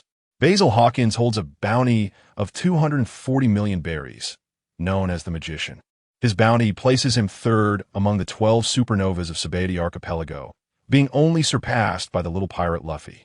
He is a straw fruit user and the captain of the Hawkins Pirates. Now, it is your turn, Monkey D. Luffy, with a bounty of 300 million berries, ranking 2nd among the 12 supernovas of Sabaody Archipelago. Finally, we have Eustace Kid, with a bounty of 315 million berries. Indeed, this Captain Kid holds the highest bounty among the 12 supernovas, surpassing Luffy's due to his brutal acts against innocent civilians. Eustace Kid is a devil fruit user with a magnet fruit, known for his cruel nature and formidable strength, leading the Kid Pirates, where his crew refers to him simply as Captain. The individuals described above are all 12 notorious pirates congregated in the Shambaudi Archipelago, each with bounties exceeding 100 million. Chapter 14. The appearance of human traffickers upon hearing Xiachi's introduction. The crowd was left utterly astonished. However, Luffy, wearing a straw hat, burst into laughter, exclaiming, "Ha! Isn't this rather amusing? What could possibly be amusing about this, you fool?" Nami retorted, unable to contain herself, as she slapped Luffy on the head. Robin stifled a laugh, while Brook and Chopper trembled in fear at Nami's display of violence. Dazki quietly inquired, "Califa, with so many pirates with bounties exceeding 100 million on Sabaody Archipelago, do you think Luo Chen might be in danger? How rare. You begun to care about Luo Chen." Califa teased Dazki, who immediately blushed and stammered, "No way. That's not true." Dazki could never admit to such feelings. It would be far too embarrassing. Octopus Saba still hadn't forgotten the main purpose of Xiachi's visit and asked, "So, Xiachi, where should we go to find Rayleigh?" "Rayleigh? He is typically found at 1-29 GR, Xiachi replied with a smile. Chopper, counting on his fingers, exclaimed, "Isn't 1-29 GR the area known as the Sabaody Archipelago? How terrifying." "It ultimately depends on you all," Xiachi said, casually smoking a cigarette. Luffy raised his arms in excitement, declaring, "All right, then let us go find the old man with the coating." The Straw Hat crew had no objections, including Octopus Saba, Kami, and the Starfish. The only exceptions were Califa and Dasky, as they were not members of the Straw Hat crew. Afterward, the Straw Hat crew exited the tavern, with Xiaoqi standing at the doorway, watching the group of youngsters depart. She called out, "Good luck, kids." Finding Rayleigh would be the best outcome. Following behind the Straw Hats, Califa and Dasky continued on. Dasky quietly asked, "Califa, why are we still following the Straw Hat pirates?" This puzzled Dasky greatly. She could understand following them for a while, but why was Califa still intent on accompanying them? Califa responded softly, "Originally, I had no intention of continuing with the Straw Hat pirates." "Then why?" Dasky was intrigued to know what could possibly motivate Califa to stay with the crew. Califa continued in a hushed tone, "What they mentioned earlier about a man named Uncle Rayleigh. I suspect he is the first mate of the Pirate King, Silver's Rayleigh." "What? The first mate of the Pirate King?" Dasky exclaimed, her voice rising in shock, as the very title was overwhelmingly daunting. This outburst drew the attention of Luffy, Brook Chopper, Nami, Robin, Octopus Saba, Kami, and the Starfish, who turned to look at Dasky with puzzled expressions. Califa hurriedly covered Dasky's mouth, offering an apologetic grin, and whispered into Dasky's ear, "Be cautious with your outburst. How can we continue to follow them?" Dasky realized her indiscretion and nodded in acknowledgement. Meanwhile, Robin turned to Nami and expressed her concerns. "I suspect there's something off about those two behind us." Nami concurred, echoing Robin's sentiments. The presence of Califa and Dasky raised numerous questions, particularly regarding Califa, whose intentions seemed dubious. To Nami and Robin, it appeared as though they were sent to gather intelligence on the Straw Hat pirates. Meanwhile, their captain, Luffy, remained blissfully unaware of any impending danger, much to Nami's exasperation. At that moment, the crew stumbled upon an amusement park, which instantly captivated their attention. Luffy, Chopper, and others eagerly dragged Brook, Octopus Hatchie, and Starfish along to join in the festivities. Nami sighed. "I intended to warn Luffy, but it seems that hope is lost." "No worries. We should just keep an eye on those two women," Robin replied with a pragmatic outlook. Nami found this plan acceptable. Meanwhile, Kami sat alone on a bench, observing her companions reveling in joy, a smile gracing her face. Unbeknownst to her, a figure dressed as a bear appeared beside her. Confused, Kami wondered why this bear-clad individual had suddenly materialized behind her. Just as she was about to inquire, darkness enveloped her surroundings. As Robin and Nami went shopping, Califa and Dasky did not pay particular attention to Kami, resulting in her abduction going unnoticed.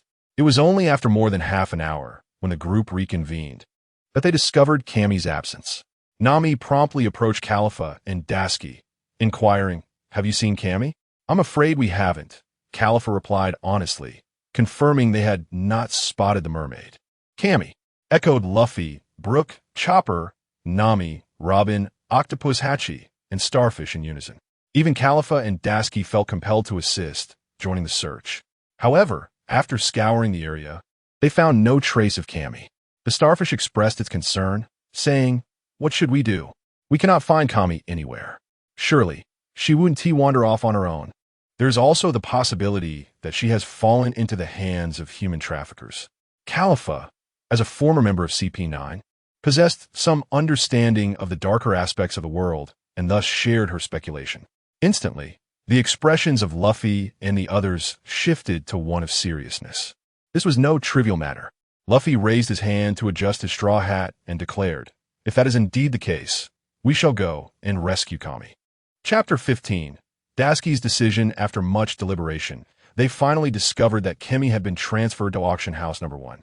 Starfish, filled with anxiety, exclaimed, "Time is running out. The auction is about to commence. What should we do now?" "Do not worry. We will take you there," Deberu said with a smile as he arrived on a flying fish. Deberu, once mistaken for Sanji, had undergone a transformation to alter his appearance. Luffy, equally cheerful, responded, "Haha, you have arrived just in time." Over a dozen flying fish swiftly transported the group, including Califa and Dasky, who were both pulled aboard as single fish. However, Khalifa was reluctant to join, yearning to catch a glimpse of the Pirate King's first mate, Rayleigh. Yet, it was evident that finding him now would be impossible, as the Straw Hat crew was on a mission to rescue someone. In contrast, Dasky was resolute. She sought vengeance against the traffickers. Thus, Khalifa was reluctantly dragged along by Dasky. Khalifa, feeling discontent, remarked, "Dasky, if we act on our own like this, won't Luo Chen be angry when he finds out?" "Khalifa, how can you even say that? Weren't you also acting on your own before?" Dasky retorted sharply. Had Khalifa not taken the lead in following the Straw Hat pirates, they wouldn't have found themselves in this predicament. Meanwhile, in another part of the Sabeti archipelago, the streets of a desolate area witnessed the populace kneeling down, including several supernovas who chose to bow before the celestial dragons. Capone Beach, Bonnie, Urich, Hawkins, and Topple were among them. They opted to conceal themselves, either by kneeling in place or avoiding confrontation with the celestial dragons.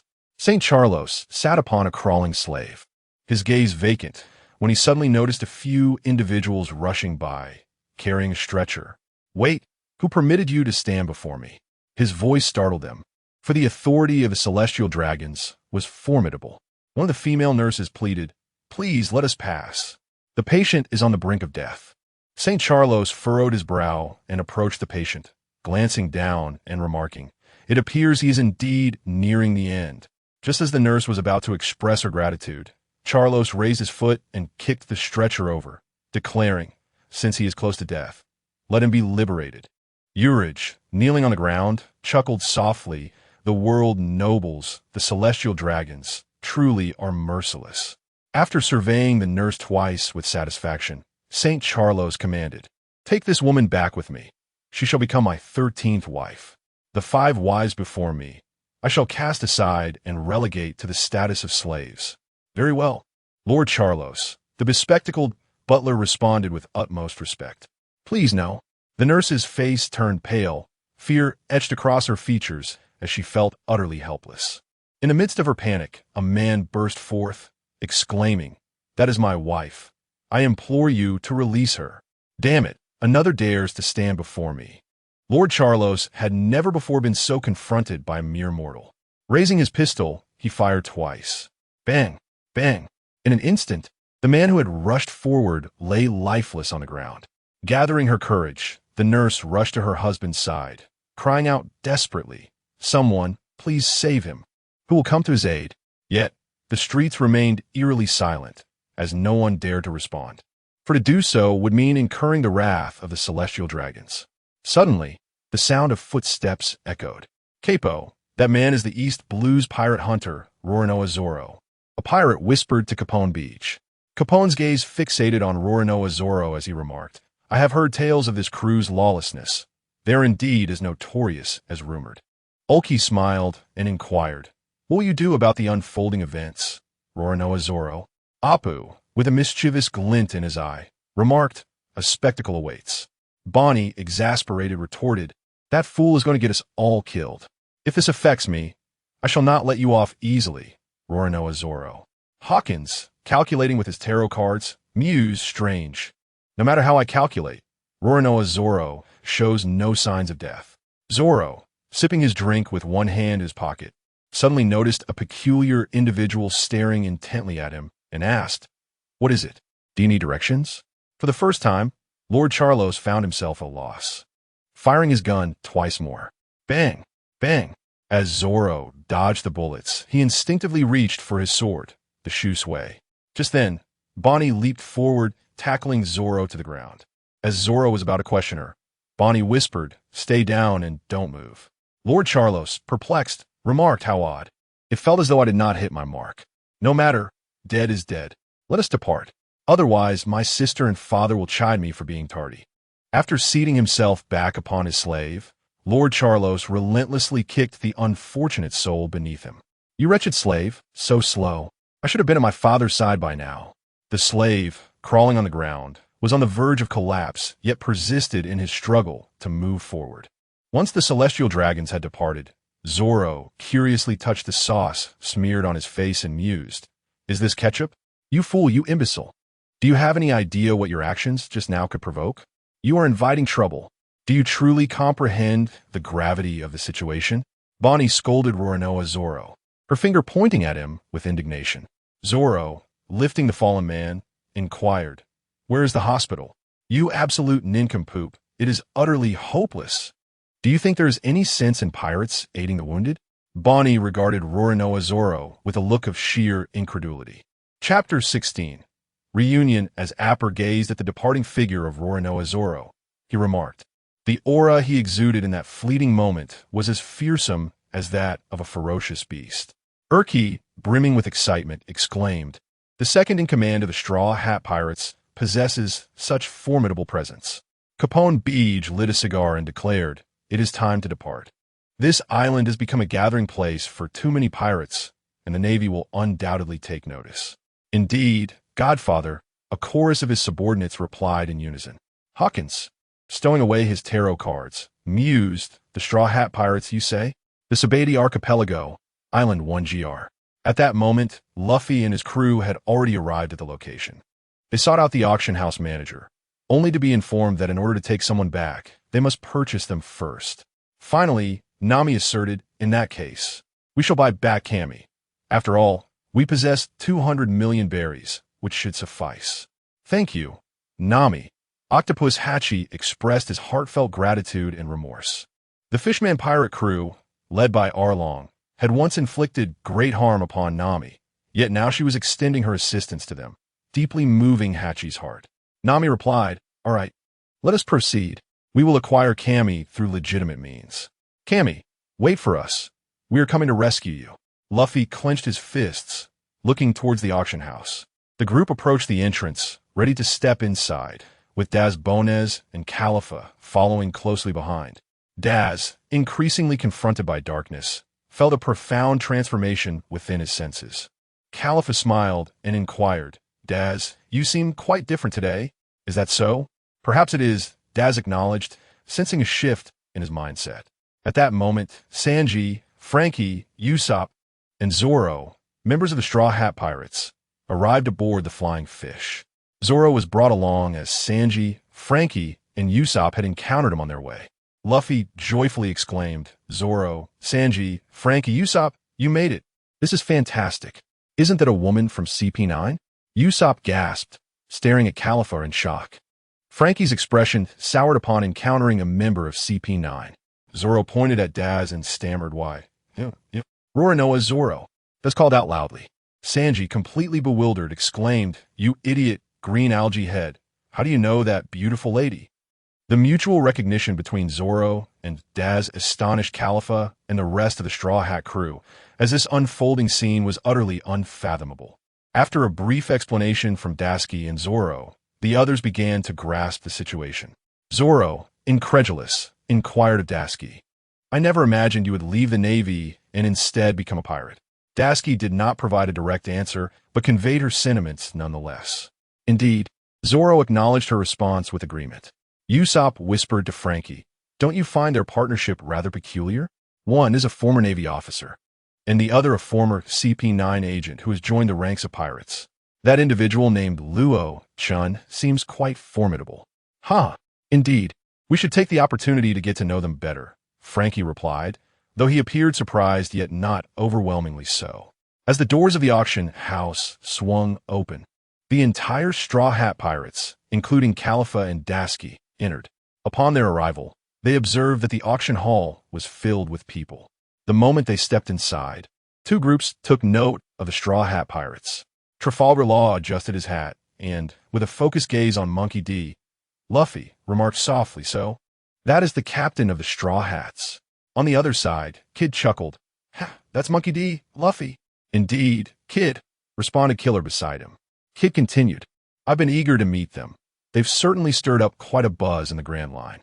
Upon entering, Dasky was infuriated by the auctioneer's incessant introduction of slave information. Trembling with rage, Califa comforted her, saying, "You will get used to it. The darkness of the world government runs deep." Robin, glancing at Dasky from the corner of her eye, quickly diverted her gaze, leaving no one aware of her thoughts. Luffy clenched his fists, declaring, "Cammy, wait for me." I will definitely rescue you. 200 million berries will be enough to save Cammy, so don't worry, Nami said, clutching the substantial sum, filled with confidence about their ability to rescue her. This was indeed a considerable amount, not to be taken lightly. Frankie expressed his astonishment. It's hard to fathom that even so close to the Navy headquarters, the slave trade still exists. Indeed, how terrifying, Chopper echoed, his worldview continuously challenged. Sanji lit a cigarette, stating, "Anyone who harms a beautiful lady shall not go unpunished by me." A worried Starfish exclaimed, "Cammy, you must be all right. Have faith in Luffy and the others. They will surely rescue Cammy," reminded Octopus Hatchie. Meanwhile, the auctioneer continued to present information about the slaves. At that moment, the host announced, "The next slave is a deposed princess, Pashia." As the host's voice faded, a strikingly beautiful woman with blue hair, adorned with a collar, was brought forth. The host pointed towards her and proclaimed, "This is Pashia, a gifted singer and dancer. Not only does she possess culinary skills, but she is also adept at various household chores and excels in providing attentive service. Acquiring her would undoubtedly be a remarkable value, for she is a former princess." Thus, the bidding for this exiled princess, Pashia, commenced at 800,000 belly. Chapter 17. Acquiring Pashia for Luo Chen. As the host announced the starting bid for Pashia, a voice immediately called out a bid of 900,000 berries, soon followed by wealthier individuals offering even higher sums. Within moments, the price soared to nearly 3 million berries. Eventually, a gentleman who had bid 2.8 million berries chuckled, remarking that he was in need of such a slave at home. At that moment, Califa raised her placard, declaring 10 million berries. 10 million berries. Is there any higher bid? The host was instantly invigorated, as this prize far exceeded his expectations. Dasky looked at Califa in disbelief and asked, "Califa, why did you decide to bid?" "You wouldn't understand," Califa replied with an inscrutable smile. In truth, Califa's intention was to win Luo Chen's favor by procuring a talented performer to serve him. If Luo Chen were to be pleased, the credit would belong to her, enhancing her standing in his eyes. Whether or not it would yield results, the possibility alone was worth pursuing. Not only was Dasky baffled, but the members of the Straw Hat Pirates were equally perplexed, unaware of Califa's motives. However, they refrained from prying, recognizing that Califa was not one of their own and they had no right to interfere with her decisions. Califa's bid of 10 million berries swiftly deterred many participants. From a VIP seat, Lord Roseward inquired of his son, "Charos, aren't you going to bid?" "No, father. I'm solely interested in acquiring a mermaid," Charos replied, his mind consumed with thoughts of the creature since he had learned of its presence at the auction. Lord Roseward then turned his attention to his daughter. "I don't want anything either. I wish to purchase a pirate captain as a slave to torment properly. Having lost one today, it feels particularly ominous," Kaluya maliciously stated. After calling out 3 times with no response, the host declared, "Then the lovely item Pashia has been sold for 10 million berries to the lady over there." Thus, Califa successfully acquired Pashia at the high price of 10 million berries. The auction continued, albeit with a brief interlude when a pirate captain, unwilling to be reduced to slavery, bit his tongue in a fit of despair, plunging the auction house into momentary chaos. Fortunately, the host reacted swiftly, announcing that they were ready to proceed with the next item. Meanwhile, in a holding cell, a distressed Cammy cried out, "Let me go! Let me go!" Yet, she was relentlessly dragged away by the staff. One of the workers threatened, "You wretched mermaid, hurry up. If you delay the auction, you're finished." Despite her struggles, Cammy continued to be pulled along. In an inconspicuous corner of the holding area, an elderly man calmly sipped his drink. As he continued to drink, an overwhelming aura emanated from him, causing the staff of Kaimi to faint instantaneously. A burly man, also imprisoned nearby, inquired, "Old man, was that your doing?" "Who knows?" The old man replied casually, still sipping his drink. As one staff member collapsed, another took their place. Ultimately, Kaimi was confined within a water tank and transported away. The host on stage announced loudly, "Are you all ready? Prepare for the grand spectacle." As the host's voice faded, the curtain was drawn back to reveal a large water tank containing none other than Kaimi. "It's a mermaid," Indeed, it is a mermaid. Many spectators were astounded to witness such a sight, feeling their journey had been worthwhile. Whispers filled the air, signifying numerous individuals eager to purchase the mermaid. Octopus, Hachi, and Starfish were deeply saddened by the scene. Kaimi. Luffy shouted her name. Nami resolutely declared, Luffy, have no fear. We have 200 million berries. More than enough to rescue Kaimi. The Straw Hat Pirates were profoundly concerned for Kaimi's safety. They would spare no expense to ensure her safe return. The host excitedly proclaimed, Surely you all see the beauty of this mermaid. If you let this opportunity slip away, you may never have another chance. Thus, we shall start the bidding at 10 million berries. Before Nami could place her bid, St. Charlos stood up and declared loudly, I bid 500 million. At that moment, the entire room fell silent. Given St. Charlos' status as a celestial dragon, nearly everyone was reluctant to offend him. Even the noblemen of kingdoms refrained from crossing the celestial dragons, for the consequences would be insurmountable. Nami was taken aback. She had thought that 200 million berries would suffice. The expressions of the Straw Hat Pirates darkened, and Hachi and Starfish were despondent. Anger surged within Luffy as he approached St. Charlos. Hachi rushed forward to intervene, determined to prevent Luffy from taking action. The ensuing events unfolded as they did in the original story. Hachi revealed his identity as a fishman and was shot by St. Charlos. Luffy retaliated with a single punch, sending St. Charlos flying. Chaos erupted in the auction house as everyone scrambled for the exits. Saints Roswald and Charlos could hardly believe that someone dared to strike a celestial dragon. In fury, Roswald shouted, Damn lowly humans, summon the Marine Admiral. Zoro remarked with a smile, It appears we must prepare for battle, a pursuit we eagerly embrace. Sanji lit a cigarette in response. Frankie, Usopp, Brook, Chopper, Robin, and Nami were all readying themselves for the impending conflict.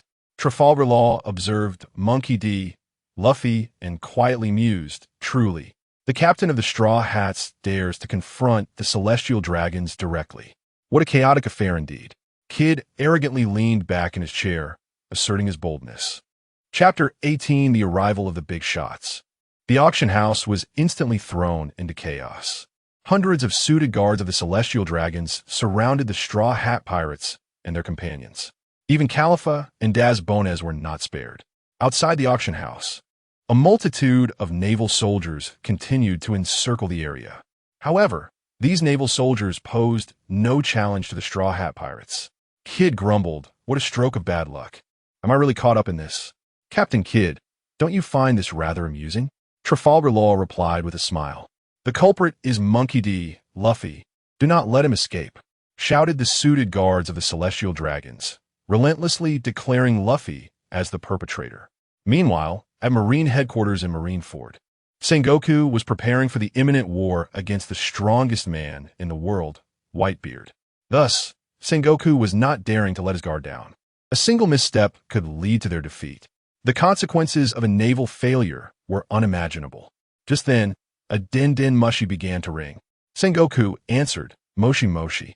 This is Sengoku. Admiral, it's bad news. The celestial dragons have been attacked on Sabaody Archipelago. The culprit is Monkey D. Luffy. A naval rear admiral urgently reported the situation at the auction house to Sengoku. It was a critical moment at the Sabaody Archipelago auction house. What? Sengoku was taken aback. The celestial dragons have been attacked? This was unprecedented during his tenure as admiral. Admiral Sengoku, may I take action? Kizaru, seated nearby and grooming his nails, interjected. Sengoku glanced at Kizaru and replied, Yes, ensure the rescue of the celestial dragons. We cannot afford any mishaps. Otherwise, those fellows in Marineford will be relentless in their pursuit of us. Kizaru stood up, hands in his pockets, and slowly exited. After Usopp knocked out St. Roswald, Shirahoshi was furious. Her face darkened with rage. She approached Cammy, aiming her golden pistol at her, exclaiming, You filthy pirates had better cease your resistance at once, or I shall execute this wretched mermaid. Cammy, Octopus Kappa, cried out in terror, calling Cammy's name. Damn it. Sanji wanted to rush in for a rescue, but feared harming Cammy in the process. Nami tightened her grip on the Climatak, declaring, This is bad. Cammy is in danger. The current situation was exceedingly dire for the Straw Hat Pirates. with naval soldiers continuously reinforcing their ranks and now Cammy being taken hostage. Trafalgar Law and Kid merely observed the unfolding drama. Khalifa and Dazbones were also reluctantly caught in the turmoil. Just as the furious Shirahoshi was about to pull the trigger, her eyes rolled back, and she collapsed heavily to the ground. Just then, at the wall, a gash was torn open, and a burly man accompanied by an elderly gentleman emerged with an air of calm and composure. The moment the old man appeared, Octopus Xiaoba recognized him as Rayleigh. Rayleigh surveyed his surroundings and seemed to come to a realization, exclaiming, "I see," as his words lingered in the air. An invisible aura radiated from his being. Instantly, aside from his Straw Hat Pirates, Khalifa, and Dazbones, as well as the Heart Pirates and Kid Pirates, all others present collapsed, their eyes rolling back in their heads. This spectacle thoroughly startled everyone in attendance. Dazbones, incredulous, remarked, "Is this the same technique as Luo Chen's?" Indeed, if her deductions were correct, that elderly figure was none other than Rayleigh, the Dark King and Vice-Captain of the Pirate King. Khalifa confirmed this assessment. Dazbones glanced at Khalifa, then directed her gaze toward the old man. "But this is Sabeti Archipelago, so close to the Navy headquarters. How could the Navy be unaware of such a significant figure's presence?" "Who knows?" Khalifa replied, uncertain of the specifics. "However, I have already informed Luo Chen. He should be arriving shortly." "That's a relief," Dazbones exhaled, feeling somewhat reassured. The forthcoming situation would undoubtedly grow increasingly perilous for the two of them, especially since Dazbones was merely a Navy sergeant. Confronting a multitude of Navy soldiers at once would be exceedingly dangerous. Though Trafalgar Law was unaware of the identity of the old man before him, he sensed an inexplicable danger emanating from him. Kid chuckled. "Who would have thought we would encounter such a prominent figure here?" Rayleigh smiled, stating, "I've dealt with the people here. The Navy outside is now your responsibility, young ones." Trafalgar Law cracked his neck, saying, "I've been eager to stretch my legs. This is a perfect opportunity. My temper is quite fiery right now." Kid wickedly grinned, spreading his fingers. "It has been some time since I last took a life, and now the Navy presents itself on a silver platter." Frankie exclaimed, "Is that the master of coding? Impressive.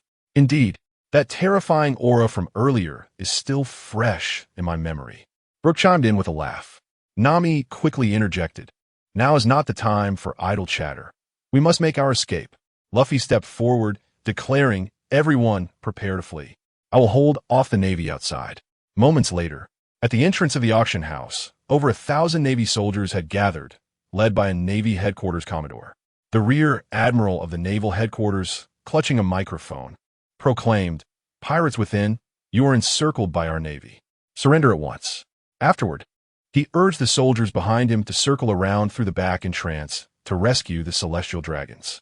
Should any harm befall the Celestial Dragons, his career as a rear admiral would come to a grim end. Chapter 19. The Arrival of Luo Chen. A dominating presence that stuns the audience. Kemi was successfully rescued by Rayleigh, and everyone hurried towards the exit. As Dasky prepared to flee, she glanced at Khalifa in confusion and asked, "Khalifa, aren't you escaping? It is perilous to remain here, and we cannot ascertain when Luo Chen will arrive." "There's no rush," Khalifa replied enigmatically, "for Luo Chen has entrusted me with a mission, or rather, a task for us both." "What is it?" Dasky inquired, her curiosity piqued. Khalifa smiled mysteriously and continued, "We are to kidnap a celestial dragon." "What? Kidnap a celestial dragon?" Dasky was taken aback, unable to fathom that Luo Chen would issue such a reckless command. It was evident that should they proceed with such an audacious act, the Navy headquarters would undoubtedly dispatch admirals to hunt them down relentlessly. Perhaps even the world government would intervene. After all, an assault on a celestial dragon typically warranted the immediate mobilization of admirals to suppress it. Khalifa chuckled, "Dasky, don't you find it exhilarating to undertake such a grand endeavor with Captain Luo Chen?" Dasky felt her mind buzzing with disbelief. Without further ado, Khalifa seized Dasky's hand and plunged into action. At that moment, a number of Navy soldiers rushed in through the back door, intent on rescuing the celestial dragon.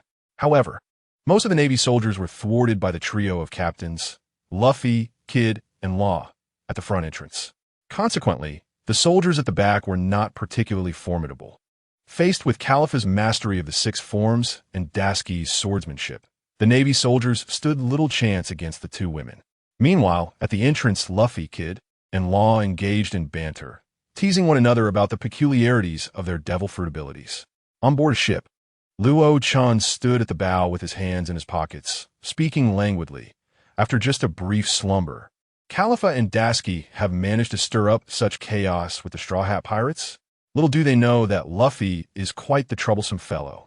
Nevertheless, capturing 3 celestial dragons would be quite a boon, he concluded with a sardonic smile. Utilizing the celestial dragons effectively might yield numerous resources from the world government. A terrified Navy commander exclaimed, "Damn it, how are those 3 pirates so formidable? We're the admirals. We are barely holding on." The commander watched in horror as his soldiers were mercilessly slaughtered by Luffy, Kid, and Law, akin to cutting through vegetables. His face was etched with fear as he could only hope for the admirals to arrive swiftly, believing they could potentially turn the tide of this dire situation. Luffy declared loudly, "Leave these Navy fools to me. You two should not interfere." How infuriating. That should have been my line. Kid bellowed angrily at Luffy. Trafalgar Law, holding the head of a naval soldier, remarked, "Your devil fruit abilities are indeed flamboyant, yet they pale in comparison to my direct approach." Simultaneously, Monkey D, Luffy, and Kid retorted, "Isn't your devil fruit ability the one that is truly ostentatious?" Suddenly, among the crowd, Rayleigh gazed up at the sky, perplexed, and inquired, "Isn't that the ability of that golden lion fellow?" As the ship descended, everyone present soon spotted the airborne vessel.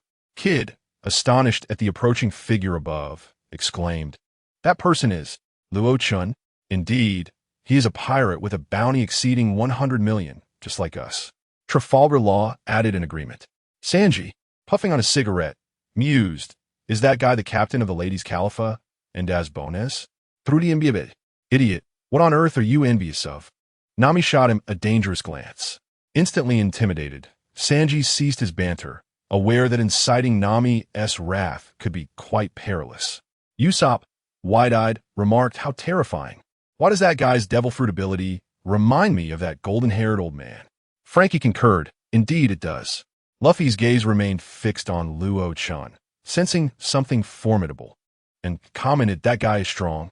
Zoro, instead of focusing on Luo Chen himself, scrutinized the 2 swords at his waist, stating, "Those 2 swords belong to the Golden Lion." Upon hearing this, the Straw Hat Pirates redirected their attention to Luo Chen's weapons, confirming Zoro's observation. Rayleigh, maintaining a smile, remarked, "It appears he must be the successor of the Golden Lion. However, it is quite unexpected that he would seek an heir." "Rayleigh, could the Golden Lion be one of the 3 legendary pirates from back in the day?" asked Octopus Xiao Ba, uncertain. Rayleigh nodded in affirmation. Xiao Ba gasped in astonishment. The naval commander, gripping his firearm in apprehension, declared, "Damn it, another supernova has arrived. Soldiers, take aim at that ship above and bring him down." "Understood." The naval soldiers responded in unison, all pointing their guns towards the ship controlled by Luo Chen, with his hands casually in his pockets. Luo Chen calmly surveyed the thousands of naval soldiers below and stated, "With so many insignificant fish, it's time to clear the field." No sooner had Luo Chen spoken than an invisible wave of Conqueror's haki erupted, sweeping through the naval ranks like a tempest.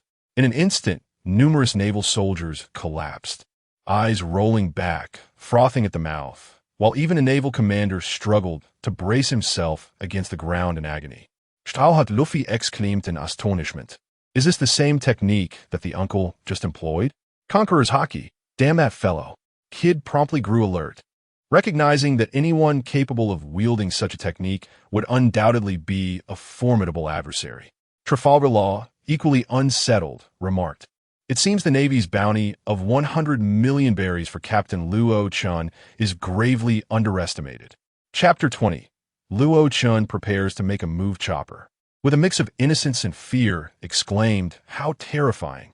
To think that over 1,000 Navy soldiers were dispatched in an instant. What kind of power is this?" Usopp, his expression grim, echoed his curiosity about the nature of such strength. The only remaining resistance from the Navy came from the leading Commodore, who was barely holding on, while the rest of the soldiers lay incapacitated by Luo Chen's overwhelming conqueror's haki. At that moment, Khalifa and Dasky emerged, each carrying a celestial dragon, one with two and the other with one, followed by Pashia. Luo Chen maneuvered the ship alongside them and spoke slowly. "You two certainly know how to stir up trouble. My apologies, Luo Chen," Dasky hurriedly expressed. "We've indeed created quite a predicament." Luo Chen raised his hand, signaling her to dismiss her concerns. "No need to fret. You both did exceptionally well, and I commend your efforts." Dasky was taken aback. She had expected reprimand, yet instead, she received praise from Luo Chen. Robin, in disbelief, remarked, "Did they just kidnap the celestial dragons?" "It seems so." Nami nodded in agreement. Starfish, in a state of panic, exclaimed, "Why does it feel like Luo Chen's pirate crew is even more capable of causing chaos than Luffy?" Trafalgar Law and Kid's gazes remained fixated on Luo Chen. This fellow supernova was no ordinary individual. Having now resorted to kidnapping celestial dragons, what bold act would he shy away from? Just then, Rayleigh interjected, "Youngsters, now is not the time for daydreaming. If we don't make haste, the Navy admirals will be upon us soon." Rayleigh's reminder jolted everyone back to reality. Their crisis was far from over.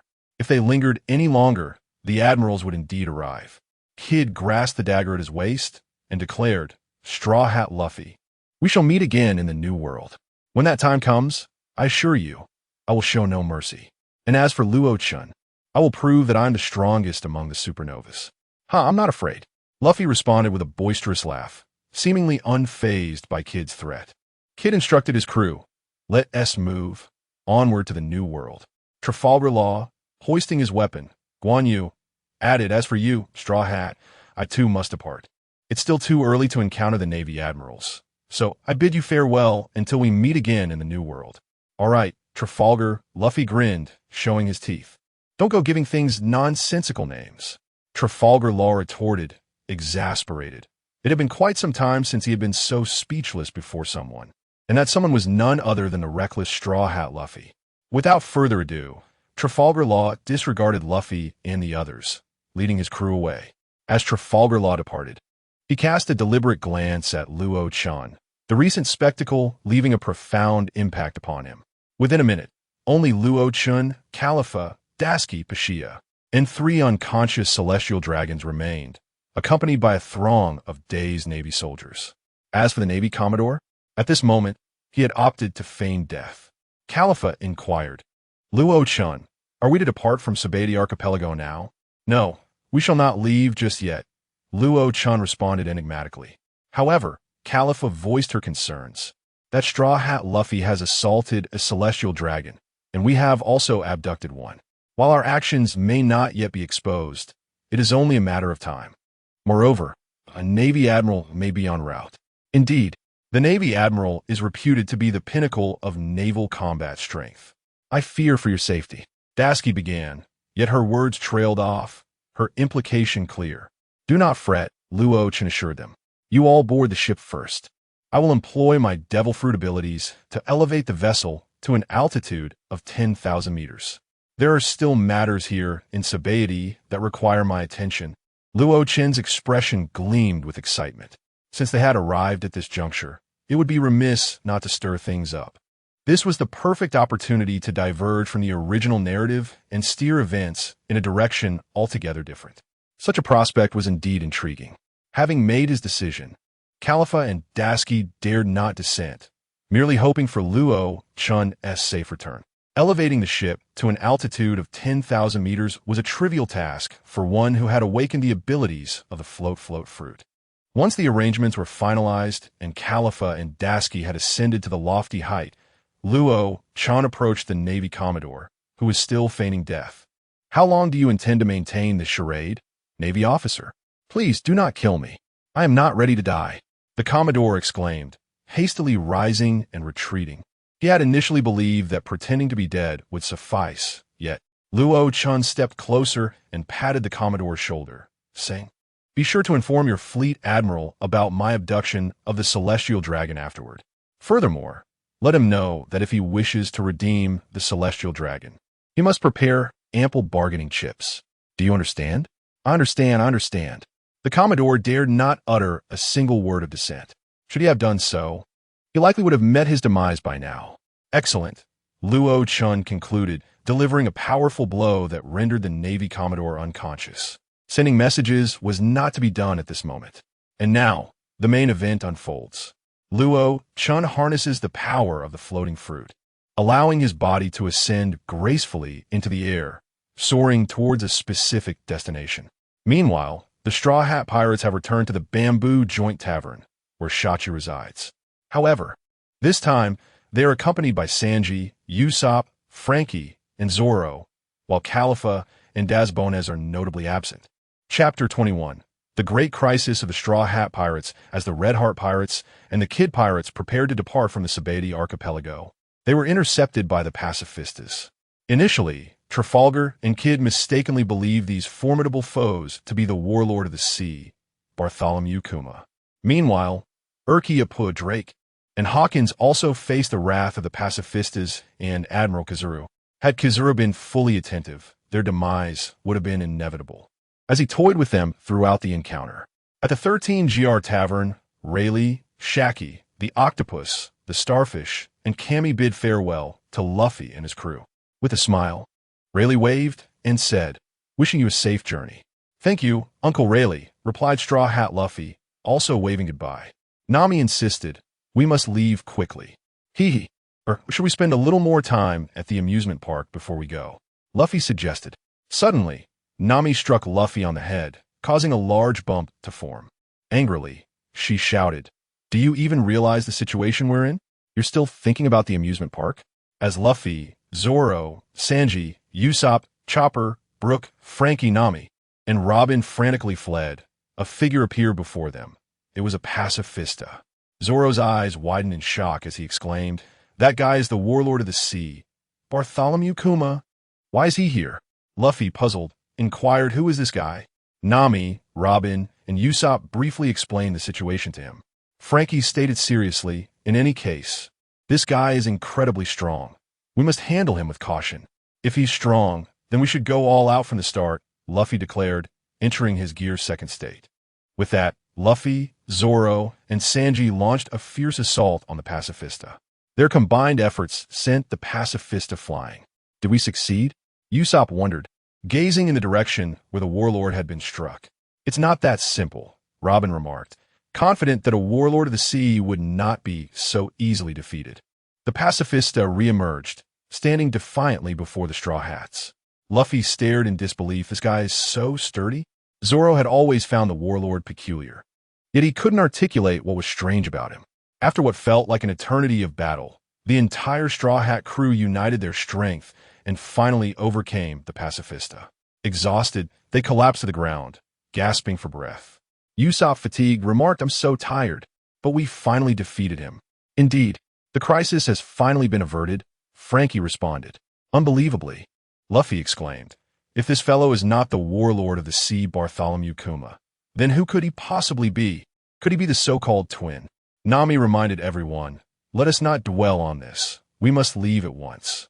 Otherwise, if the Navy pursuers catch up, we will have to fight again." "Indeed," Luffy stood up and declared, "Everyone, we need to hurry and get away." Just as the Straw Hat Pirates were about to continue their journey, another pacifist appeared before them. "No way," Brook exclaimed in shock. Usopp, in despair, lamented, "We just defeated one warlord of the sea, and now there's another? How many of these creatures are there?" Sanji lit a cigarette and remarked, "We've already exhausted ourselves defeating the last one, and now another arrives?" Zoro promptly assumed his three-sword style and replied, "Why talk so much? Let us just fight." Luffy took a deep breath and said, "It seems we have no choice but to defeat another one." At that moment, Senamaru arrived and stated, "Finally found you. Straw Hat Pirates. Didn't old man Kizaru say he was already on his way? Where is he? Found you." "It took me quite a while." Kizaru transformed into a beam of light, appearing beside Senamaru. Robin, with a worried expression, said, "This is bad. That person is Admiral Kizaru. Are we really doomed against such formidable foes?"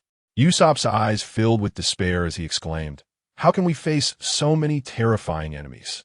Kizaru leered at the Straw Hat crew, saying slyly, "The one who attacked the Celestial Dragons, Straw Hat Luffy.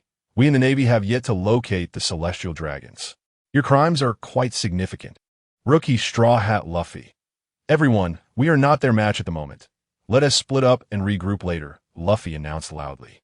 However, no matter how the Straw Hat pirates attempted to escape, they were firmly suppressed. Just as Kizaru was about to stomp on Zoro, a figure rushed in swiftly, deflecting Kizaru's attack. With his hands in his pockets, Kizaru leered, "Is it your turn to join the fray, Dark King Rayleigh?" "Ha! Kizaru, they're the future hope of pirates. I hope you can spare them," Rayleigh said with a faint smile. Kizaru, still leering, replied, "What a joke. If I let them go, the Celestial Dragons will make my life miserable." "It seems that won't work," Rayleigh responded. "There were rumors that Dark King Rayleigh was hiding in Sabeti Archipelago. It seems those rumors were indeed true. However, if our Navy intends to take action against you, we must ensure that we are adequately prepared." "Kizaru, wouldn't it be simpler to just revoke my bounty?" Rayleigh replied with a calm smile. Kizaru, in a rather lewd manner, remarked, "You are a serious criminal. After all, the vice-captain of the Pirate King Roger's ship." "Amaterasu." Kizaru clasped his hands together, summoning a luminous sword. Chapter 22.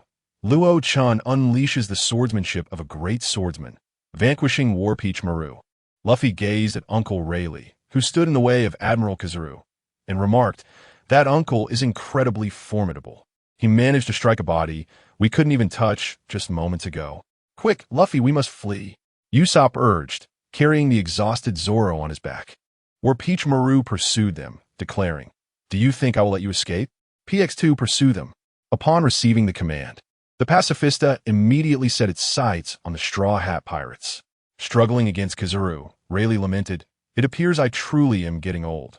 I wish to assist them, but my hands are tied." "What nonsense! You ought to face your opponent directly. I am an admiral of the Navy," Kizaru sneered, intensifying his assault on the Dark King Rayleigh. Just as the Pacifista was about to strike Usopp, who was burdened with Zoro, the true warlord of the sea, Bartholomew Kuma made his appearance. Zoro widened his eyes and exclaimed, "This guy, he is the real deal." "Disappear." Bartholomew Kuma removed his gloves and swiftly sent the Pacifista PX2 flying. The members of the Straw Hat Pirates, witnessing this scene, realized that the authentic Bartholomew Kuma had arrived. However, despair gripped them. If they struggled against a mere imitation, how could they possibly contend with the true figure? War Peach Maru roared, "Kuma, what on earth are you doing?" Both Kizaru and Rayleigh noticed the unfolding situation. Kizaru, perplexed, mused, "Why has Bartholomew Kuma suddenly shown up?" In the midst of Kizaru's confusion, Kuma vanished from his position, reappearing between Kizaru and Rayleigh. He whispered a few words into Rayleigh's ear, leaving Rayleigh bewildered.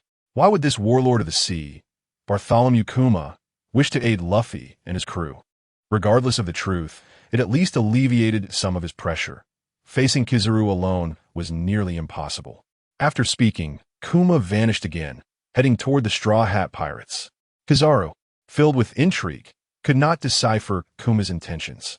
Kuma materialized before Zoro. "Zoro, run!" Luffy shouted desperately, while the others felt their hearts leap into their throats. "I will send you to a certain place. Where would you like to go?" Kuma spoke in an emotionless tone. "Damn it, move, body!" Zoro struggled to move, but his energy was utterly depleted. Just as Kuma's palm was about to strike Zoro, a swift slicing attack came soaring in, striking Kuma's back and forcing him to halt his advance. This unexpected turn left everyone astonished, wondering who had intervened. A figure gracefully descended from the sky. Chopper, astonished, pointed at Luo Chen and exclaimed, "Is that really him?" Sanji, looking fatigued and perplexed, remarked, "How did that guy end up here?" Luffy, Zoro, Usopp, Frankie, Brook, Nami, and Robin all gazed at the suddenly appearing Luo Chen with bewilderment. With a furrowed brow, Bartolomeo Kuma stated, "That individual is also one of the supernovas, Luo Chen. Since he has taken the initiative to appear, he must also be imprisoned and impelled down. Why do you obstruct me?" Kuma turned to question Luo Chen. With a nonchalant gaze, Luo Chen replied, "I have heard that the warlords of the sea possess formidable strength, and I am rather curious to see if the rumors hold true." Luo Chen, surrender at once. Bartolomeo charged forward, shouting furiously. Luo Chen unsheathed his great sword, Kumu, and, with a sudden descent, propelled himself forward, executing a dual-blade technique, double/wave. What? Bartolomeo was caught off guard by Luo Chen's astonishing speed. Boom! Luo Chen pierced through Bartolomeo, leaving 2 gaping wounds in his chest, blood gushing forth, causing him to lose consciousness. The area where Luo Chen had struck trembled slightly. Bartolomeo, who had been struggling against Luffy, was effortlessly dispatched by Luo Chen in an instant. Zoro, rallying his strength, exclaimed, "That guy's swordsmanship." The display of skill Luo Chen had just exhibited had profoundly impacted Zoro, to the extent that he nearly began to question his own path. Is this Luo Chen truly on the same level as Luffy? Sanji remarked with a skeptical gaze. Usopp, utterly astonished, uttered, "What kind of power is that?" "We should be safe for the time being," Frankie said solemnly. Both Kizaru and Rayleigh wore expressions of shock. While others might not comprehend, they certainly did. The level of swordsmanship displayed by Luo Chen was unmistakably that of a great swordsman, a caliber that far surpassed that of a mere supernova. Many infamous pirates in a new world might not even possess such mastery in swordsmanship. Kizaru, in a rather lewd manner yet astounded, remarked, "That newcomer is going to be a significant threat in the future." "Huh, what's the matter, Kizaru? Are you already frightened?" Rayleigh smirked. Originally, Kuma intended to rescue Luffy and the others, but now interrupted by Luo Chen, he hoped Luffy and the rest could still be saved. Kizaru continued in his slinking manner. "This mission is proving to be quite troublesome, indeed. With this old man here, you won't be able to pursue any other endeavors." Rayleigh understood that his task was to keep Kizaru occupied. They could not yet ascertain Luo Chen's true intentions. After Luo Chen dealt with the formidable Peach Maru, he turned his gaze towards Bartholomew Kuma and declared, "I have already eliminated the insignificant nuisances, so let us proceed." The tyrant of the 7 warlords of the sea, Kuma. The newcomer pondered to himself, "Your reckless demeanor is quite perilous. I must devise a way to ensure the safe departure of the Straw Hat Pirates once more." Chapter 23. One of Luo Chen's objectives achieved. Bartholomew Kuma relentlessly unleashed air cannons from the palms of his hands. Yet, every attack from Kuma's air cannons was deftly evaded by Luo Chen. Kuma then resorted to the abilities conferred by his pawpaw fruit for a surprise assault, but once again, Luo Chen skillfully dodged the attack. At this point, even with his slow reflexes, Bartholomew Kuma realized that his opponent's observation haki had reached an astonishing level. Otherwise, it would have been impossible to evade all of his attacks. Luo Chen's ability to accomplish this was entirely due to his foresight granted by his observation haki, allowing him to anticipate and evade in advance. After attacking for so long, "It's my turn now." Luo Chen sheathed his massive sword, the dry wood, and grasped the great blade, Sakura 10. He invoked the technique of the one-sword style, Azure Dragon Break. This was a unique technique he had created, utilizing the swordsmanship of a grand swordsman. A dragon-shaped phantom encircled Luo Chen. Sensing the imminent danger, Bartholomew Kuma attempted to evade. After all, facing Luo Chen's attack head-on could result in severe injury. As a half-cyborg, Kuma could no longer effectively utilize his armament haki. His physical strength had increased, but he lacked the agility he once possessed. "Do you think you can escape?" Luo Chen's observation haki had already locked onto Bartholomew Kuma throughout the entire encounter. Whatever intentions this foe harbored were clearly perceived by Luo Chen's foresight. The violent gusts of wind sent the entire Straw Hat Pirates flying. Only Kizaru and Rayleigh remained composed in the face of this chaos. Rayleigh remarked, "That man has surpassed his contemporaries by a wide margin. A newcomer with such formidable power will surely give Fleet Admiral Sengoku a headache." Kizaru replied with a sly grin. Boom, boom, boom. The area spanning hundreds of meters lay utterly transformed under Luo Chen's assault. As the smoke gradually cleared, Bartholomew Kuma's battered body was revealed, covered in wounds. Yet beneath those injuries, one could discern the intricate circuitry of his mechanical form.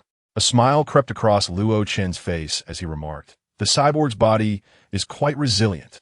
With his supreme observation haki and the swordsmanship of a grand swordsman, Luo Chen had ascended to become one of the most formidable beings beneath the royal level.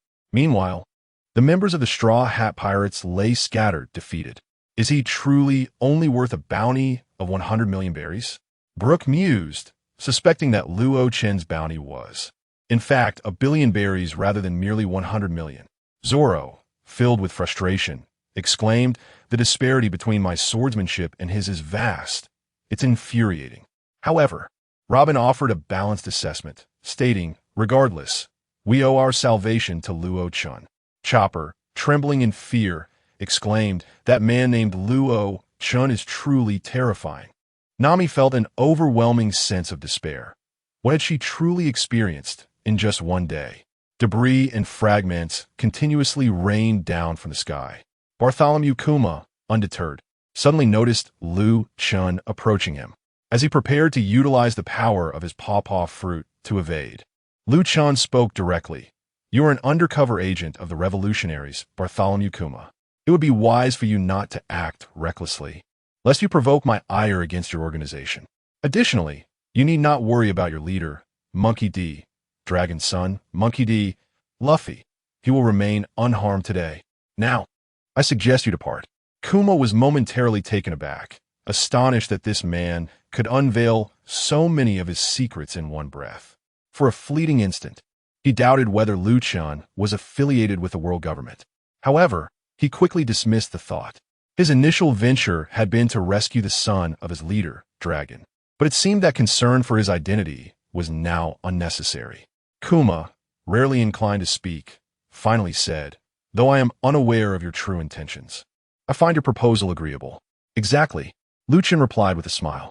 This was precisely the outcome he desired, gradually steering the narrative toward an unforeseen direction. Following their agreement, Kuma departed without hesitation. Meanwhile, Kizaru, engaged in combat with Rayleigh, remarked with a hint of trepidation, "How terrifying. Is Kuma truly leaving already?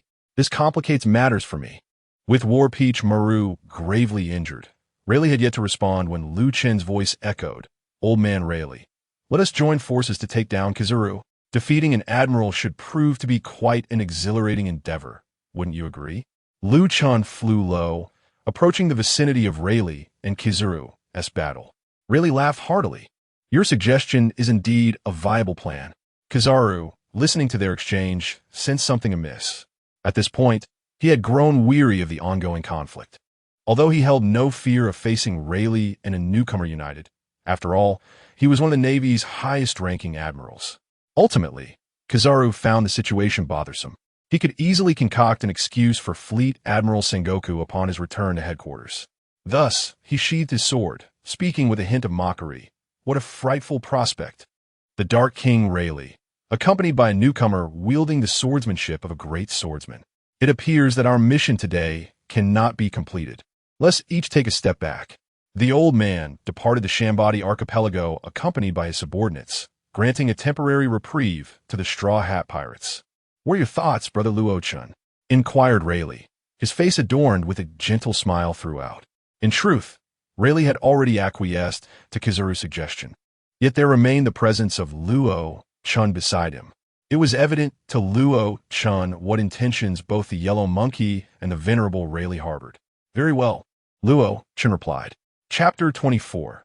The malevolent Luo Chen commands the celestial dragons at the Marine headquarters in Marineford, in the office of Fleet Admiral Sengoku. A frown creased his face as he hung up the transponder snail. Were it not for his own self-discipline, he might have succumbed to an explosion of frustration. Just as he was about to dial Admiral Kizaru to relay new mission details, Kizaru entered the room. Sengoku, taken aback, inquired, "Borsellino, what brings you back?" "Fleet Admiral Sengoku. Am I not allowed to return?" Kizaru replied, keenly sensing the displeasure in Sengoku's tone. Could it be that Sengoku was already aware of his failure to complete the mission? Noticing Kizaru's bewildered expression, Sengoku explained, "Just now, a report from the stationed rear admiral in Sabati Archipelago conveyed alarming news regarding the celestial dragons. 3 of them have been abducted by Luo Chen, who warned me that to secure their release, a substantial price must be paid. This is truly terrifying." The abduction of celestial dragons? Kizaru responded, his face a mixture of disbelief and shock. The situation was utterly unexpected. However, after regaining his composure, he recounted to Sengoku everything that transpired in Sabaody Archipelago. Sengoku listened, his astonishment matching Kizaru's. Are you saying that Luo Chen possesses swordsmanship on the level of a grandmaster? Are you truly not deceiving me? What purpose would I have to deceive you, Fleet Admiral? Kizaru replied, his expression flat and lifeless. Indeed, you have no reason to mislead me. It would only be detrimental to you, Sengoku acknowledged with a nod. He tapped his fingers on the table and continued. It appears we have severely underestimated Luo Chen. His audacity is remarkable. If we were not on the brink of war with the Whitebeard pirates, I would be tempted to dispatch 2 admirals to subdue him for daring to abduct celestial dragons.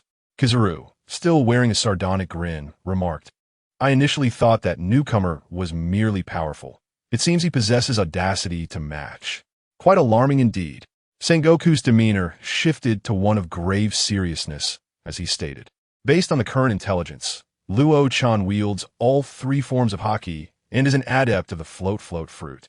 His observation haki is exceptionally refined, complemented by swordsmanship at the grandmaster level, while his armament haki appears somewhat lacking.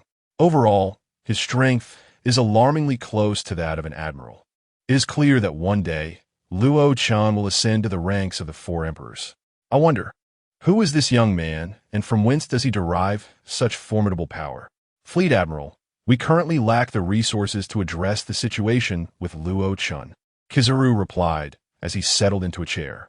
In the tumultuous era of the Warring States, a proclamation was made. The bounty for Luo Chen was elevated to an astounding 500 million berries. Furthermore, the former CP9 member, Khalifa, was set with a bounty of 50 million berries, a sum mirrored for Dasky. Meanwhile, Luo Chen soared through the skies at an altitude of 10,000 meters. A large sack of provisions in tow. Luo Chen, you're back, Dasky exclaimed, her heart at ease upon his safe return. Khalifa inquired, what are our next steps? We shall rest for a while and await the commencement of the true spectacle, Luo Chen replied with a mysterious smile. The 2 women were oblivious to the nature of this grand performance, though they speculated it might pertain to the celestial dragons. Luo Chen commanded, bring forth those 3 celestial dragons. Khalifa, upon receiving the order, swiftly complied, dragging the 3 celestial dragons into their presence. Curse these humans. You are doomed. I shall have the Marine Admirals capture you and torture you to death, roared Saint Roseward, his voice a cacophony of despair. Saint Charlos and the noble Shirulia echoed similar sentiments, their cries laden with dread. Luo Chen addressed Khalifa, teach them a lesson, so they understand the meaning of silence. Understood. Luo Chen, Khalifa replied, her excitement palpable. The thought of punishing the celestial dragons had previously been beyond her wildest imagination, yet now, alongside Luo Chen, it had become a stunning reality. The newly joined Pashio was continually astonished. That man was formidable, daring to confront the celestial dragons in such a manner. Approximately half an hour later, the 3 celestial dragons finally fell silent, their fear of further torment overwhelming their arrogance. In that moment, they comprehended the true terror of being subjected to such treatment. Roseward, Charlos, and Shirulia were once again presented before Luo Chen. He smiled faintly. Are you now able to listen to me properly, you trifling creatures? Please spare us. I can offer you immense wealth. I can provide you with anything you desire, pleaded Roseward, trembling with fear.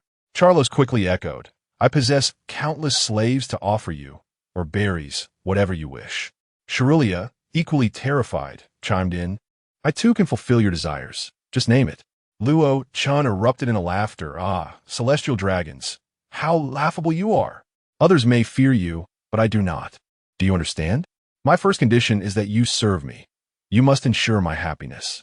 Should you fail, you know the consequences, severe enough to lead to your demise. His finger pointed directly at Shirulia. In an instant, she was rendered speechless, unable to fathom that he would target her. Very well, no problem, she managed to respond.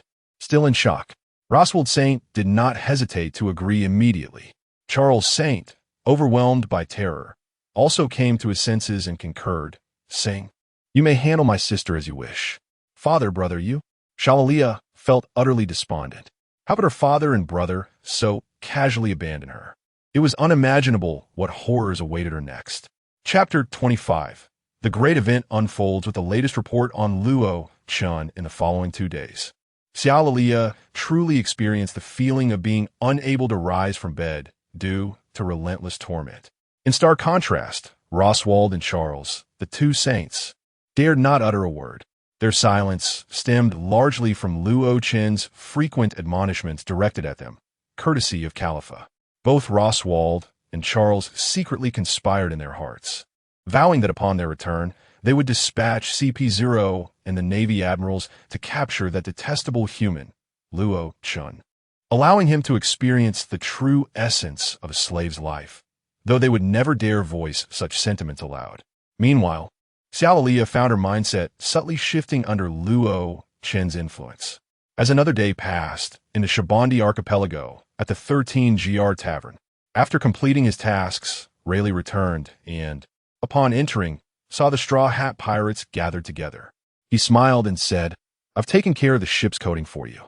"Thank you, Uncle Rayleigh," Luffy exclaimed, jumping up in excitement. "I'm delighted to have been of assistance. This task was quite simple for me," Rayleigh replied with a gentle smile.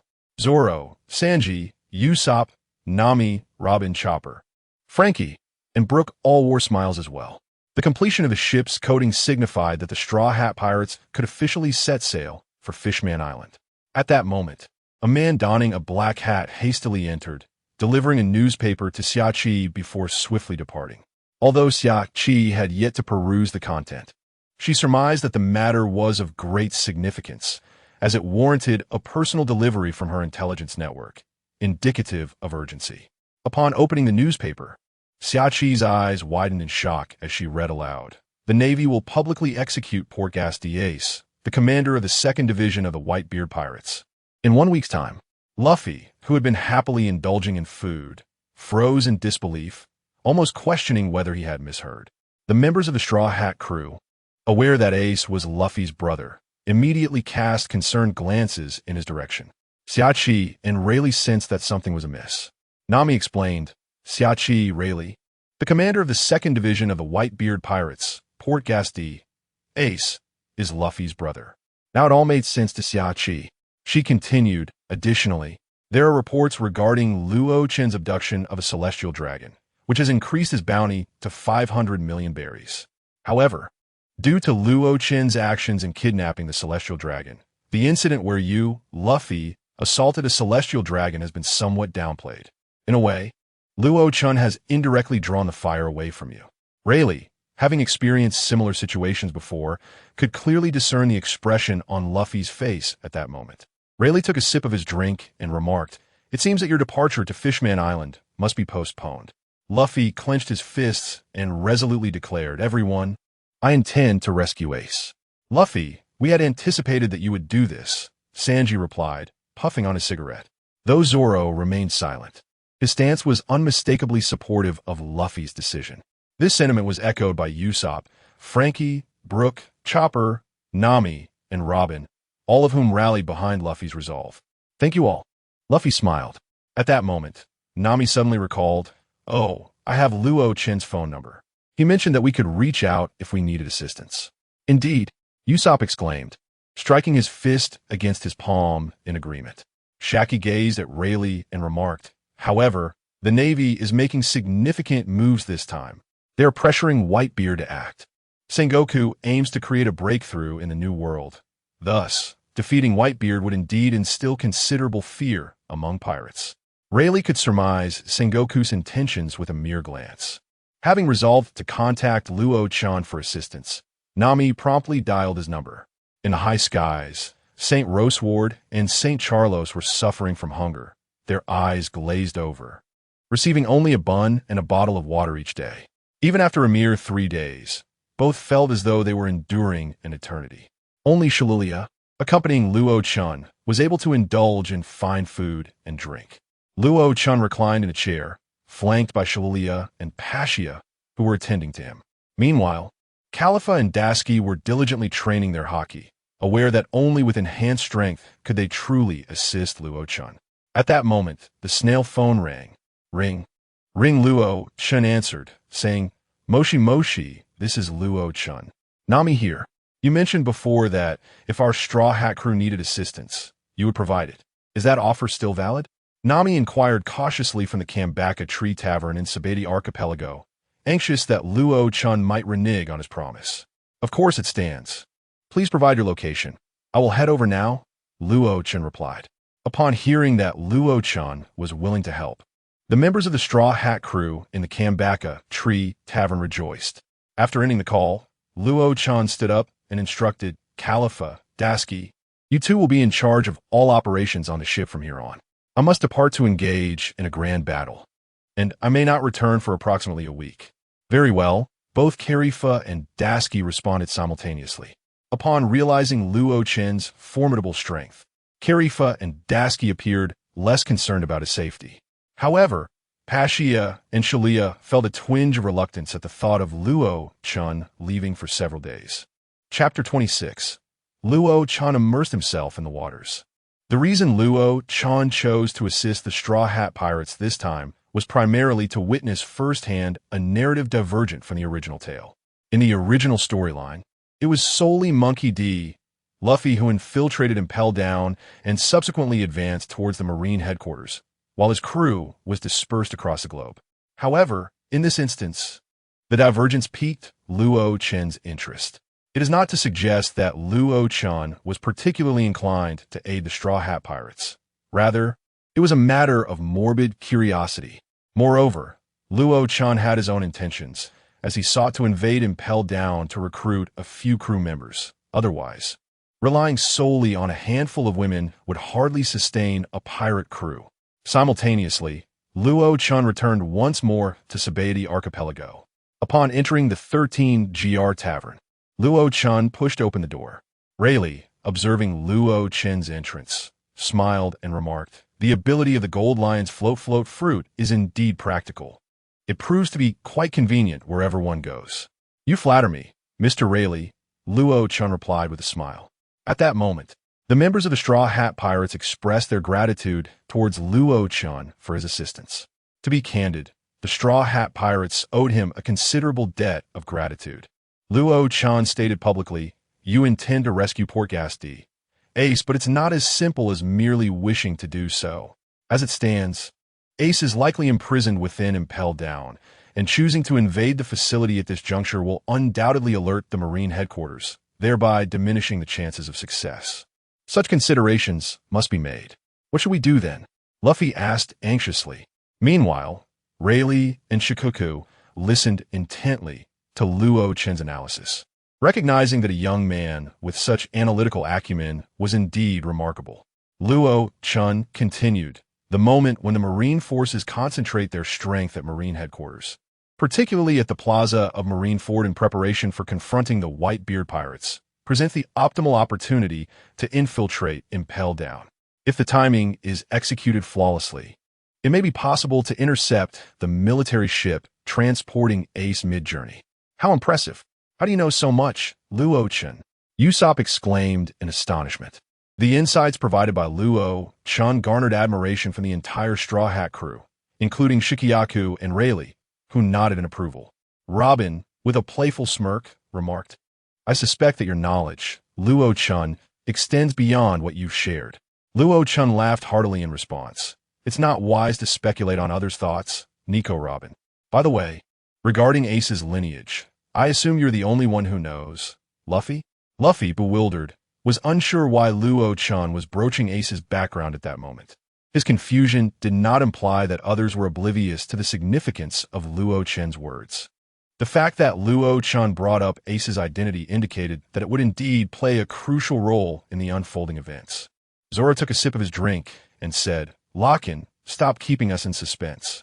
What exactly is the background of Luffy's brother, Portgasty Ace?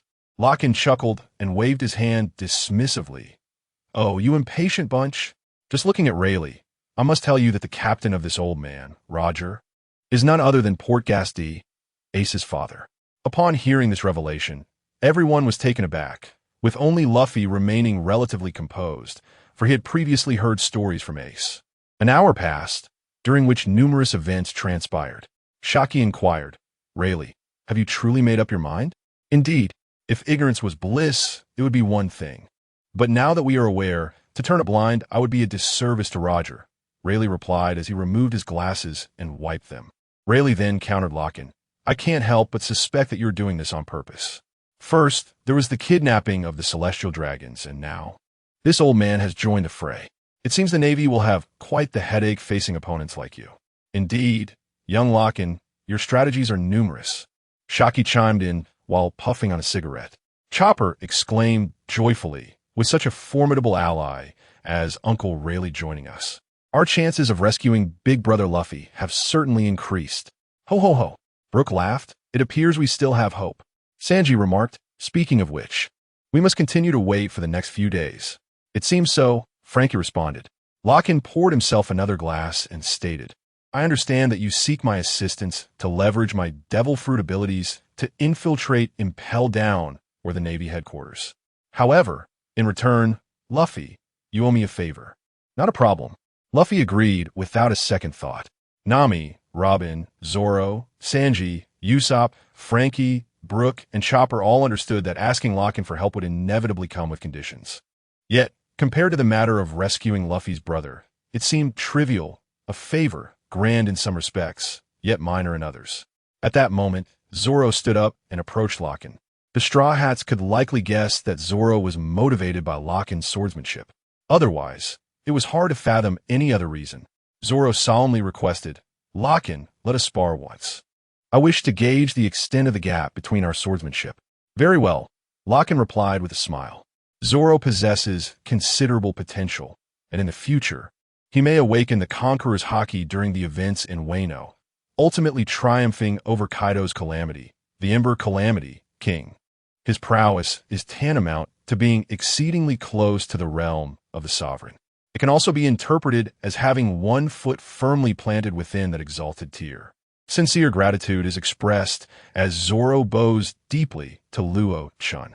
This rare opportunity to engage with a more formidable swordsman holds immense significance for Zoro himself.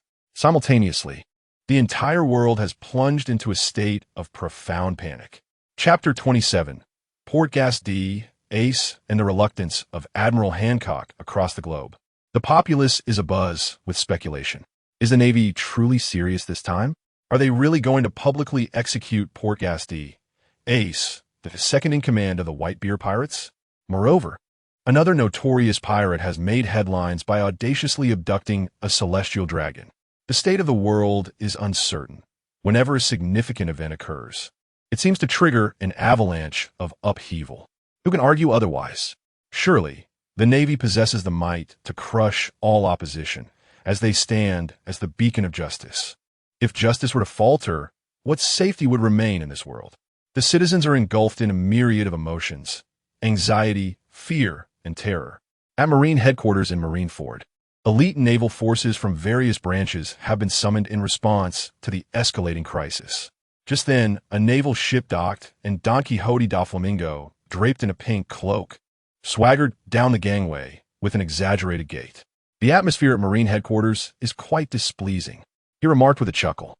Da Flamingo, mind your words, admonished Vice Admiral Doberman, his tone grave. Continuing with his mirth, Da Flamingo retorted, "With a celestial dragon kidnapped, isn't the Navy anxious to rescue him? Or has the Navy's prowess diminished?" Da Flamingo, Doberman cautioned, his gaze sharp with menace. This incident was a disgrace for the Navy, yet Da Flamingo persisted in provoking them. Ignoring Doberman's warning, Da Flamingo advanced further. With his arrival, other formidable figures such as Gecko Moria, Dracula Mihawk, and the fully transformed Bartholomew Kuma also made their entrance into Marine headquarters, preparing for an encounter with the world's strongest man, Whitebeard. At this juncture, another man, escorted by the Navy, stepped onto the grounds of Marine headquarters. This man was none other than Marshal D.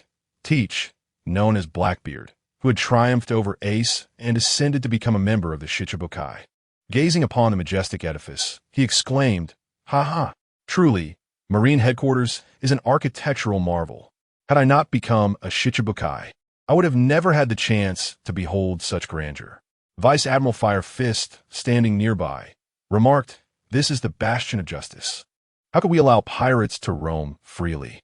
You Shichibukai are merely exceptions." With a hearty laugh, Blackbeard responded, "Is that so?" His eyes glinted with ferocity, as events unfolded precisely as he had orchestrated. As long as everything proceeds smoothly, Blackbeard Teach shall soon ascend as the new sovereign of these vast seas. At this thought, Blackbeard could not help but erupt into laughter. Meanwhile, in the marshal's office, Sengoku drummed his fingers upon the table, his expression darkening as he spoke. "So, 5 of the 7 warlords of the sea have already arrived, have they?" "Indeed," Marshal Sengoku, a nearby naval soldier, respectfully replied. Sengoku continued, "Don Quixote da Flamingo, Gecko Moria, Blackbeard Teach, Bartholomew Kuma, and Dracula Mihawk. Only Boa Hancock remains absent. As for Jinbei, does he dare oppose this public execution? He ought to reflect deeply and impel down.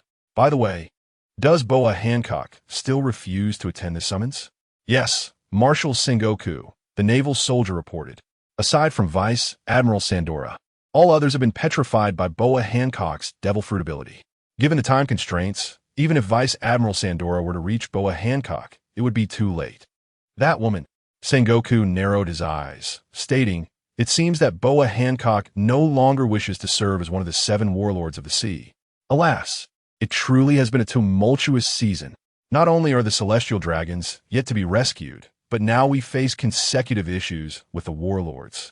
And we are about to confront the Whitebeard pirates." "Marshal Sengoku?" a concerned naval soldier inquired. Sengoku waved his hand dismissively, saying, "It's nothing. You may leave." "Understood." Marshal Sengoku. Upon receiving the order, the naval soldier exited the marshal's office. Sengoku muttered to himself, "What could be the reason? Why does Boa Hancock refuse to attend the summons? Is she unaware that failing to comply will result in her expulsion from the warlords? Regardless of her reasons, her time as a warlord is drawing to a close. Boa Hancock." Sengoku ultimately decided to expel Boa Hancock from the ranks of the 7 warlords. For a warlord who disregards orders is less valuable than simply replacing them. Meanwhile, far away in the calm belt on Amazon Lily, Granny Nu had long lost count of how many times she had urged Boa Hancock. "Hancock, do you truly intend to ignore the Navy's summons? Do you not realize that once the Navy's battle with the Whitebeard pirates concludes, they will dispatch troops to Amazon Lily? The Navy now possesses the necessary technology to navigate the calm belt. Do you comprehend the gravity of this situation, Boa Hancock?" Granny Nu's voice was nearly hoarse from her relentless pleading. However, Boa Hancock remained entirely unmoved, disregarding both Granny Nu and the waiting Marine Vice Admiral, Squirrel, in the waters off the coast of Nine Snake Island. Unbeknownst to all, at that very moment, the only figure occupying Boa Hancock's mind was that of Luo Chen, the man audacious enough to abduct a celestial dragon. He profoundly reshaped Boa Hancock's understanding, revealing that there truly existed individuals who dared to challenge the divine. Chapter 28.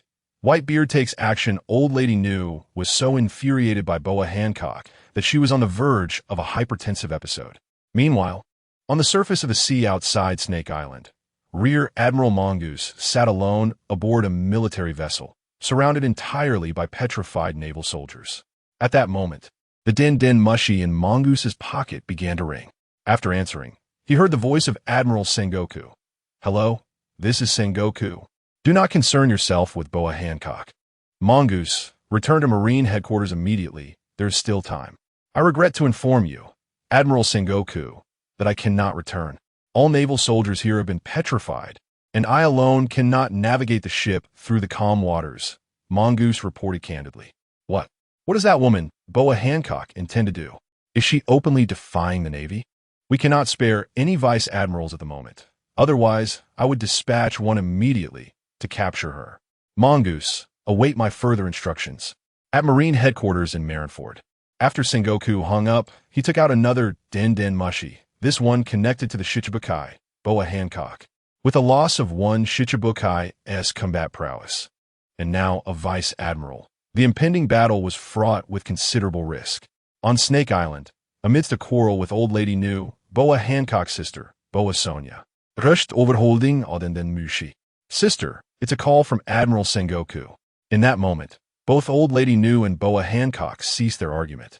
For a call from a fleet admiral of the Navy was of utmost significance. Boa Hancock picked up the phone. Upon realizing the call had connected, Sengoku stated directly, Boa Hancock, I am commanding you to release the naval soldiers outside immediately, allowing Mongoose to return to Marine headquarters. Otherwise, I will have no choice but to send vice admirals to Snake Island, and do not think I jest. At that moment, Sengoku's tone had turned unusually assertive, as the pressure on the Navy was immense. Am I to interpret this as a threat against me? Admiral Sengoku? Boa Hancock replied, her tone equally sharp. Sengoku disregarded her comment and continued, I can overlook your non-compliance with the Shichibukai summons, but you must release the naval soldiers outside at once. Very well. The mere presence of those men, lingering outside Snake Island, has already been quite distasteful to me. Boa Hancock acquiesced to Sengoku's demand. In truth, regardless of Sengoku's request, Boa Hancock would not permit a naval vessel to remain outside Snake Island, as it would be detrimental to her territory. After both parties concluded their calls, the tension lingered in the air. Grand Magno remarked, although Sengoku's tone was somewhat forceful, his tolerance towards Hancock was sufficiently generous. It is likely that he was compelled to make such concessions due to the imminent confrontation with the Whitebeard pirates. However, this crisis may merely be a temporary respite. Whether the Navy will seek retribution afterward remains to be seen. Let the Navy come. Should they dare to approach, we shall eradicate them. Boa Hancock confidently responded as she turned toward the door. On the naval vessel outside Snake Princess Island, the Weasel observed the oncoming ships of the Nine Snake Pirates, his gaze sharpening with vigilance. As they drew nearer, Boa Hancock unleashed her devil fruit ability, Dispel. With the activation of the sweet fruit's power, the petrification of the naval soldiers aboard the ship was lifted. The Weasel sighed in relief upon seeing his subordinates return to their original state. However, the freshly restored naval soldiers resumed their lascivious gazes upon Boa Hancock. Witnessing this, the Weasel's fury surged once more. It was precisely this kind of behavior that had led to their prior petrification by that woman's devil fruit power. The Weasel bellowed, How long will you disgrace yourselves like this? Get moving and return to the naval headquarters at once. Yes, Vice Admiral Weasel. The naval soldiers responded in unison, swiftly reacting to the reprimand. As the naval ships receded, Boa Hancock instructed the female warriors of Snake Princess Island to steer their vessel back. En route, Boa Hancock held aloft a bounty poster featuring Luo Chen, her gaze fixed upon it. At Marine headquarters, Marineford, a soldier rushed into Admiral Sengoku's office in a flurry, reporting, Admiral Sengoku, all 20 ships monitoring the Whitebeard pirates have gone dark. We are now completely unable to track their movements. What? Sengoku sprang to his feet, exclaiming, Whitebeard, have you finally made your move? He commanded, immediately employ every means at our disposal. We must ascertain the next course of action of the Whitebeard pirates. Understood? Yes, Admiral Sengoku. The soldier replied respectfully before exiting the office.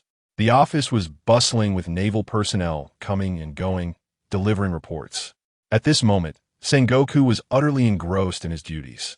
Comparatively, the admirals were enjoying a more leisurely pace, merely needing to prepare for the forthcoming battle. Sengoku gazed fiercely at the sea beyond Marineford, declaring, Whitebeard, should you dare to approach Marine headquarters, I will ensure that the cost is irretrievable, no matter the price. The Navy need only convey one resounding truth to the world, that it shall emerge victorious in the end. Chapter 29. The limitless Luo Chen. With only a day remaining until the public execution begins, the atmosphere is charged with anticipation. In the northern sea, a drunken man gazes at the sky while sipping his drink, pondering the uncertainty of tomorrow. Who knows if this world will still exist after tomorrow? I might as well indulge a little more now, for who knows if I shall have a chance again. In the western sea, within a tavern, a group of patrons are engaged in spirited conversation. One voice rises above the rest. Even Whitebeard must be quite aged by now, considering we haven't heard news about him in years. Is it possible he would dare venture to Marine headquarters at Marineford? This statement is met with immediate dissent. A burly man with a single leg interjects, "What a jest. Just a year ago, I had the fortune of glimpsing Whitebeard in person. Even from a distance, I was struck with terror, as if death was imminent. That feeling lingers in my memory." He asserts, "So, do you truly believe Whitebeard would remain absent? He is a genuine monster." In the southern sea, a nun stands on the shore, fervently praying, "May the Navy achieve victory and uphold the justice of the world, defeat the Whitebeard pirates, and restore peace across the lands." In the eastern sea, in a small village, a woman washes clothes while asserting, "No matter how formidable a pirate may be, they could never breach the Navy's headquarters." Nearby, an elderly man smoking a pipe counters, "That assertion is mistaken. Approximately 22 years ago, a pirate known as Gold Lion did indeed invade Marine headquarters at Marineford, wreaking havoc and causing significant destruction. This time, the stakes are even higher, and the Navy must brace itself for the challenge, for their opponent is no ordinary pirate, but the legendary Whitebeard, who has thrived since the days of the Great Pirate Era." Meanwhile, on the Sabeti archipelago, at the 13 GR Tavern, Monkey D., Luffy is practically bouncing with impatience. He rushes to Luo Chen, exclaiming, "Luo Chen, when do we set sail? I can hardly wait. If we don't hurry, Ace might be in danger." "Patience, Luffy. Luo Chen surely has his own plans," Robin calmly reminds him. Frankie raises his arms high, clapping them together, and adds, "Super. Luffy, your brother will be just fine." Luo Chen rises slowly, a smile gracing his face. "It is time. We can set off now." He then turns to Rayleigh and inquires, "Rayleigh, do you intend to join them? Or, no, we shall split into two groups. I have other arrangements and will head directly to Marine headquarters," Rayleigh responds, outlining his intentions. Usopp remarked, "With your formidable prowess, Uncle Rayleigh, it seems that no one can pose a threat to you wherever you go." Indeed, Chopper chimed in. Shaggy, exhaling smoke, quipped, "You little rascals are truly teasing old Rayleigh." "Huh," Rayleigh chuckled, "this old body of mine can still manage to move about." Locken took the lead as he stepped outside, and the Straw Hat Pirates promptly followed, having awaited this moment for a considerable time. Sanji walked alongside Zoro and inquired, "You've been rather silent these past few days. What's the matter? Have you become despondent after your encounter with Locken? You insufferable cook, do you wish for your own demise?" Zoro's lack of speech stemmed primarily from his reflections on his battle with Locken. The disparity between them was indeed vast, yet it was not without merit, as Zoro had gained insight into what true mastery of swordsmanship at the level of a grand swordsman entails. The group boarded the Thousand Sunny. With Locken's float fruit abilities, the ship gradually ascended, making its way toward Impel Down. At the coastline of 13 Jar, Shaggy turned to Rayleigh and asked Rayleigh, "Aren't you concerned about not accompanying them? What if something happens to Luffy and the others? After all, they are headed to Impel Down, which is heavily guarded." "Fear not. With that lad Locken around, any danger will surely be averted. Besides, I suspect that reaching Impel Down is one of his objectives," Rayleigh replied, watching the Thousand Sunny grow smaller in the distance. Shaggy withdrew her gaze and also looked toward the receding ship, saying, "That young man Locken is truly remarkable. He is likely to emerge as one of the most promising newcomers after this significant event, potentially becoming a guiding figure for a new era." Aboard the Thousand Sunny, Luffy exuberantly exclaimed, "Ace, wait for me. I'm coming to rescue you right now." "Luffy, you're about to face genuine peril. So what else with all this excitement?" Nami replied, exasperated by Luffy's enthusiasm. "We haven't even begun, and you truly believe you can save your brother already? The place we're heading to is a den of danger. It is far from simple." Although Usopp and Chopper felt trepidation, they remained resolute in following Luffy's decisions to the very end. Locken stood at the bow of the Thousand Sunny, calmly gazing at the azure sky. The system had indicated that intervening in the Marineford War would unlock a new round of rewards. Locken speculated that the forthcoming rewards would likely resemble those obtained previously. Zoro approached Locken and declared, "Locken, I will defeat you one day and stand alongside Dracula Mihawk as the world's greatest swordsman. Do not mind me. I am not merely a swordsman," Luo Chen replied casually. However, to Zoro, it seemed otherwise. Possessing such formidable swordsmanship, even if he was not a quintessential swordsman, his skills were undoubtedly authentic, were they not? Thus, he remained one of the individuals Zoro aspired to surpass. Luo Chen smiled silently. For all those who would challenge him in the future would eternally find no chance of victory, as Luo Chen's potential knew no bounds. Chapter 30. Only 4 warlords remain in the battle. Luo Chen invades Impel Down. At the Marine headquarters in Marineford, a naval soldier rushed into the marshal's office, which was fortuitously ajar. Not good, Admiral Sengoku, the soldier reported, panic evident in his voice. The warlord Blackbeard, Marshal D. Teach, has gone missing, and one of our docked warships has also vanished. What? Blackbeard? Sengoku's expression darkened instantly. He had long suspected that Blackbeard's ascension to the position of warlord was driven by ulterior motives. Yet, Sengoku understood that those who attain such titles rarely possess genuine intentions. He had chosen to turn a blind eye, never anticipating that, at this critical juncture before the impending conflict with the Whitebeard pirates, such a complication would arise. Now, one of the warlords had been lost, leaving only 4 remaining to participate in the battle. It was evident that this operation had exposed the significant shortcomings of the warlord system, with nearly half of their strength diminished. Sengoku's face was grim as he declared, Blackbeard, Boa Hancock, you schemers at such a pivotal moment. I will settle accounts with you later. Relay the orders to retract all forces and prepare for battle. Yes, Admiral Sengoku. The soldier acknowledged, promptly exiting the office. Time passed slowly. Luo Chen piloted the Thousand Sunny, the Straw Hat pirate ship, hovering 100 meters above Impel Down. Is that Impel Down below? What a magnificent structure! Frankie exclaimed in astonishment.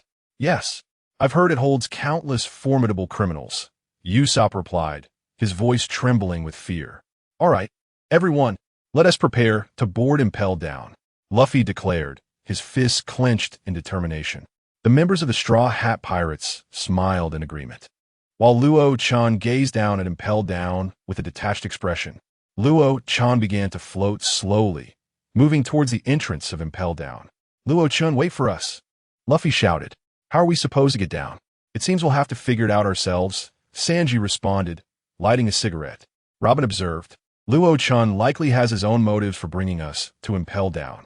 It's very probable that it's a secondary objective. Meanwhile, several naval ships anchored around Impel Down became aware of the impending invasion.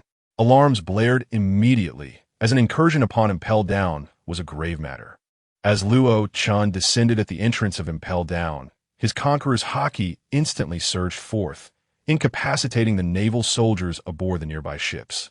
Only a handful of officers managed to withstand the overwhelming force, below the level of the naval academies. The soldiers are utterly incapable of withstanding the formidable impact of conqueror's haki. The remaining few naval officers of the academy rank were of no concern to Luo Chen, who unsheathed his formidable blade, the Deadwood, and with a sweeping motion, he unleashed a devastating slash. A colossal wave of energy surged forth, striking the gates of Impel Down with tremendous force. The thunderous sound of an explosion echoed as the gates were completely obliterated. With an air of nonchalance, Luo Chen strode confidently inside. Upon his entry, the effects of the float fruit that had been imposed on the Thousand Sunny were immediately nullified. In that instant, the ship plummeted heavily from a height of 100 meters. Had it not been for the ship's construction from Atom Tree, such an immense impact would likely have caused significant damage. Brooke remarked, Luo Chen has indeed rendered us a tremendous service. All surrounding naval soldiers have been dispatched. However, a few adversaries remained. Zoro surveyed the naval vessels around them and commented, Usopp proposed, let me stay behind. I shall protect the Thousand Sunny and deal with the remaining navy. At that moment, Luffy decisively stated, then Usopp, Nami, Robin, Chopper, and Frankie, you 5 shall remain. Zoro, Sanji, Brooke, and I will proceed to rescue my brother. The safety of the Thousand Sunny was paramount to them, serving as their lifeline.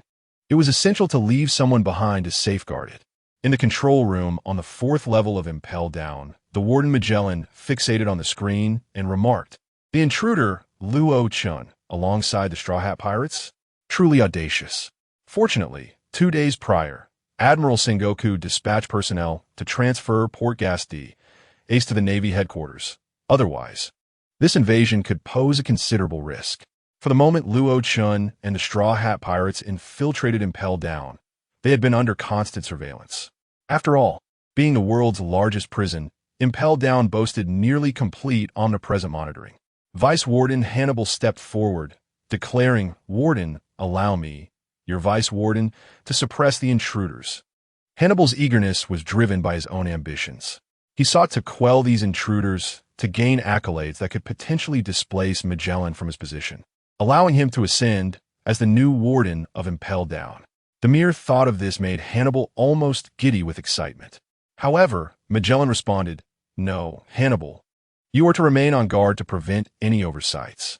I will handle the suppression of the intruders myself." It was not that Magellan doubted Hannibal's capabilities, but rather that Luo Chen was no ordinary foe. The fact that he had already wielded Conqueror's Haki to clear the area upon invading Impel Down spoke volumes about his strength. May I inquire if a pirate capable of wielding the Conqueror's Haki could possibly be a mere ordinary pirate? Thus, Magellan refrained from allowing Hannibal to suppress the situation, not wishing for Hannibal to sacrifice himself in vain. However, unbeknownst to Magellan, at that very moment, Hannibal's inner turmoil was reaching a boiling point. Having served as a vice warden, he found it intolerable that his achievements were being overshadowed. Magellan, undeterred by Hannibal's feelings, proceeded to the elevator, intent on quelling the invaders. Chapter 31. A flaw in Luo Chen's plan. Luo Chen soared through the air, his feet never touching the ground, and soon arrived at the first underground level. This stratum of the Red Lotus Hell housed prisoners whose offenses were relatively less severe, each one unable to contend with a blue gorilla. Outside their cells lay an expansive area reminiscent of a forest, where the trees bore leaves as sharp as blades, and the grass resembled needles capable of piercing flesh. The prisoners would find themselves fleeing from venomous spiders and guards, only to be cut and bloodied by the merciless foliage, enduring relentless torment. As Luo Chen advanced, a robust figure came into view. Stunned for a moment, he exclaimed, "Magellan? Such an astute reaction, emerging the moment I intrude. Though, it is indeed the Impel Down." Upon spotting Luo Chen, Magellan bellowed, "Intruder Luo Chen, surrender at once. Impel Down shall be your final resting place." With that, a torrent of blue venom erupted from Magellan, forming a toxic dragon that surged toward Luo Chen. What a troublesome devil fruit ability, Luo Chen thought, opting not to confront it directly. After all, being struck by the venom would spell significant trouble. Extending his hand to touch the wall, he invoked the power of the lion's might. The entire underground level, along with Impel Down, trembled slightly as 5 colossal lion heads materialized around him, encircling Magellan. Magellan gazed in astonishment at the 5 massive lion heads, exclaiming, "Could it be the ability of the gold lion-s devil fruit?" Given the records of criminals once imprisoned in Impel Down, Magellan recognized Luo Chen's power at a glance. It was indeed the Gold Lion's devil fruit ability. Boom, boom, boom. As the battle between Luo Chen and Magellan intensified, the prisoners of the Red Lotus Hell suffered the consequences. Magellan soon realized that Luo Chen's strength was formidable, perhaps even beyond his capabilities to subdue. It seemed Luo Chen was acutely aware of the peculiarities of his poisonous fruit, consistently evading the venom and opting for long-range assaults. This left Magellan in a precarious position, as his movement speed lagged significantly behind Luo Chen's. Furthermore, Luo Chen's observation haki far surpassed Magellan's, creating an illusion of parity in their confrontation, while in truth, Magellan was being deftly outmaneuvered. Amidst the fierce clash between Luo Chen and Magellan, the Straw Hat Pirates, Luffy, Zoro, Sanji, and Brook approached swiftly. Sanji, puffing on a cigarette, remarked, "That's Luo Chen. He is engaged in battle. Anyone who can contend with him must possess extraordinary strength." Zoro had engaged in combat with Luo Chen and was well aware of the latter's formidable swordsmanship. The mere fact that he could contend with Luo Chen indicated that the individual possessed considerable strength. Without such prowess, it would be impossible to stand against Luo Chen. Luffy exclaimed, "Hey, Luo Chen, we are on our way to assist you." In Luffy's view, since Luo Chen had previously aided them, it was only right for them to offer help in his time of need. Magellan furrowed his brow, stating, "Is it the Straw Hat Pirates this time? This incident will be a significant disgrace in the annals of Impel Down's history. Having been repeatedly invaded by pirates, I, Magellan, shall stake my reputation to ensure that none of you pass through here." Magellan unleashed more of his poisonous dragons, sending 2 after the 4 members of the Straw Hat crew. In response to Magellan's assault, Luffy immediately activated Gear Second. Zoro assumed his 3-sword style stance. Sanji employed his Diable Jam, and Brook drew his sword. Just as their attacks were about to collide, a colossal lion head blocked their path. Boom! The 4, Luffy, Zoro, Sanji, and Brook, were momentarily taken aback, uncertain of Luo Chen's intentions. Suspended in midair, Luo Chen declared, "You 4 should continue onward. Against Magellan, you stand no chance. His poison fruit powers are beyond your capacity to handle." "Poison?" Brook responded. The 4 exchanged glances before ultimately deciding to press forward, leaving this confrontation to Luo Chen. Luffy said, "Then it's up to you, Luo Chen. We're off." The 4 resumed their journey toward the depths of Impel Down. Magellan, with a grave tone, remarked, "Luo Chen, do you truly believe that allowing them to descend will inflict damage upon Impel Down? Once I subdue you, I shall go down and quell them just the same." With a cold smile curling at the corners of his mouth, Luo Chen retorted, "Magellan, from where does your confidence arise, believing you can defeat me?" The Straw Hat crew, Luffy, Zoro, Sanji, and Brook, sprinted with all their might towards the 2nd underground level. Level 2, known as the Beast Hell, housed various ferocious monsters, including chicken serpents, man-faced lions, and venomous scorpions, with the chief being the Sphinx.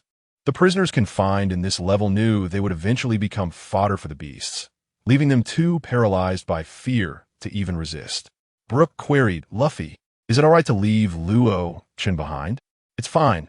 Luo Chen is very strong," Luffy replied. Sanji nodded in agreement, adding, "Our situation is perilous as well. We do not know what powerful foes await us below." "How delightful this is!" Zoro exclaimed with excitement. In the depths of the first layer of the Red Lotus Hell, a fierce battle unfolded between Luo Chen and Magellan. Luo Chen pondered deeply. Should he continue to engage in a protracted struggle with Magellan, his meticulously crafted plans would undoubtedly suffer delays. Thus, he resolved to vanquish Magellan with utmost speed. This unexpected turn of events was certainly beyond the scope of Luo Chen's original design. Indeed, plans often falter in the face of unforeseen circumstances. Chapter 32. The Chaotic Advancement Within the City. Luo Chen and Magellan had been engaged in relentless combat for nearly an hour. Just as Magellan, transformed into a mass of crimson venom, prepared to deliver a fatal blow to Luo Chen, he exclaimed in exhilaration, "I have won." However, Luo Chen, anticipating this moment, retorted with a cold smile, "Magellan, you have fallen into my trap." "What?" Magellan was baffled by the implications of Luo Chen's words. Boom, boom, boom. The entire first level of the Red Lotus Hell trembled violently. As Magellan observed the ground beneath him shifting ominously, he realized he had been ensnared. Layer upon layer of confinement closed around him, effectively immobilizing him. "This is troublesome," Magellan thought, recognizing that his body was being increasingly encircled by the stone walls. Once trapped, escape would be nearly impossible in the near term.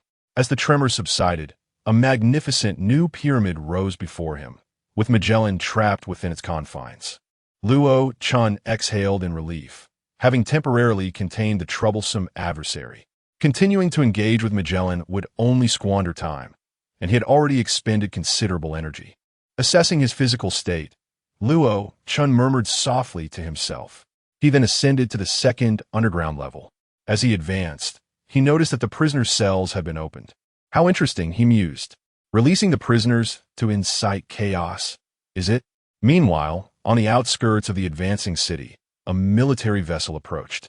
Aboard the Thousand Sunny, Frankie warned, "This is bad. A warship is coming." "A warship? Could it be naval reinforcements?" Usopp exclaimed, fear evident in his voice. What do we do? Chopper asked, panic-stricken. It seems we cannot match the Navy. Regardless, prepare for battle, Robin replied with a serious tone. Nami glanced at the time and stated, we must hold out until Luffy and the others return. On the warship, Blackbeard, Captain Teach, swaggered down the gangplank, followed by Lafitte, Basis, Van Augur, and the nefarious Q.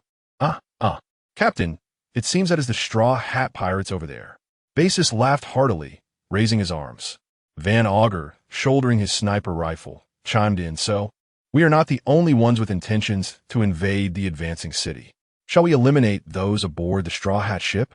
Hugh licked his lips, responding wickedly. Lafitte twirled his cane and said with a gentlemanly tone, Captain, if needed, allow me to handle it. No, it is unnecessary. Blackbeard Teach directly rejected their proposals.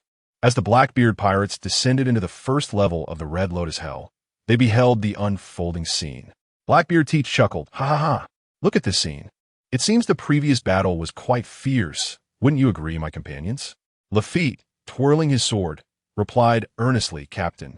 Such a large-scale conflict. Could it be that the captain of the Straw Hat Pirates, Monkey D. Luffy, possesses formidable strength?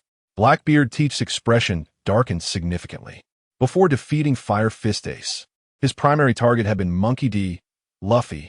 If Luffy truly wielded such immense power, a grand showdown would leave the outcome shrouded in uncertainty. Suppressing his grim demeanor, Blackbeard commanded, my crew, pay no heed to this. Let us set sail. It would be quite amusing to encounter that Straw Hat captain, Basis exclaimed, raising his hands in mirth. But the captain has yet to speak, teased Poison Q, addressing Basis. Van Oka, shouldering his sniper rifle, remarked throughout our journey, we have yet to encounter any foes. It seems many of the guards at Impel Down have been eliminated. Within the original narrative, the Blackbeard pirates were intercepted by Magellan, who blocked their path until they acquired the antidote from Shiryu of the Rain, thus securing their escape. However, since Magellan has been preoccupied by Luo Chen, the Blackbeard pirates did not encounter him. In the 6th level of the Infinite Hell beneath Impel Down, Monkey D., Luffy, Zoro, Sanji, Brook, Ivankov, and Imizuna had arrived. Yet after searching extensively, they found no trace of Luffy's brother, Ace. Frustrated, Luffy called out repeatedly, damn it, where are you, Ace? Your brother Ace was transferred 2 days ago. A voice resonated from one of the cells. Who is it? Ivankov scanned the surroundings for the source of the voice. Upon discovering one of the cells, Ivankov exclaimed in astonishment, is that you? Jinbei, the warlord of the sea? It is I, release me, and I shall assist you in rescuing Ace. Jinbei responded from within the cell. Another voice emerged from a different cell. In that case, allow me to join as well. I can help you break out. Heh. Luffy turned towards the voice, shocked. Is that Crocodile? So, you are imprisoned here? Zoro and Sanji eyed Crocodile warily, recalling their past enmity. After a moment of surprise, Luffy declared, all right, I agree. Sanji looked at Luffy with concern. Luffy shook his head, assuring him that all was well. Subsequently, the doors to the cells housing Jinbei and Crocodile were flung open. It has been far too long since I breathed fresh air. Crocodile twisted his arm adorned with a golden bracelet and remarked. The sea warrior Jinbei stated, we must hasten, or the journey to the Navy headquarters at Marineford will be fraught with challenges. Luffy clenched his fist and exclaimed, all right, it's settled then. Let us set sail for the Navy headquarters at Marineford. Zoro, Sanji, Brook, Ivankov, Imizuna, the sea warrior Jinbei, and Crocodile all stood beside the Straw Hat Luffy. Chapter 33. Dominance sweeping across Infinite Hell as Luo Chen made his way to the 5th level of the underground. He encountered the Straw Hat crew, led by Luffy. Luffy exclaimed, Luo Chen, Ace isn't on the 6th level. We need to head to Marine Headquarters, Marineford. You all go ahead. I have matters to attend to. Luo Chen declined to join Luffy, continuing his descent. That guy? Crocodile observed Luo Chen's retreating figure, his voice laced with confusion. Jinbei also gazed after him, remarking, that man must be Luo Chen. I heard he's recently made quite a stir, even kidnapping a celestial dragon. Kidnapping a celestial dragon? The mere mention of this sent shockwaves through Crocodile, Ivankov, and Imizuna. What audacity it would take to dare such an act. This was beyond mere boldness. It was the mark of a supreme terrorist. At that moment, Luffy, Zoro, Sanji, and Brook elucidated Luo Chen's situation. Meanwhile, Luo Chen arrived at the 6th level of Infinite Hell. Another one has entered? Who could it be this time? Various voices clamored, "Let me out. I've had enough of this place." "Me too. Let me out, and I'll share my treasures. Release me. I can help you kill." Upon entering, Luo Chen was met with a cacophony of desperate cries. "Fools, quiet down!" Luo Chen thundered, his voice powerful and commanding. Simultaneously, his conqueror's haki swept through the entire 6th level of Infinite Hell, enveloping every cell with its immense aura. Conqueror's haki? The eruption of Luo Chen's power instantly subdued many, though a select few remained unaffected. These individuals were true elite warriors. Not one of the pirates imprisoned in the 6th level was ordinary, each boasting bounties exceeding 100 million.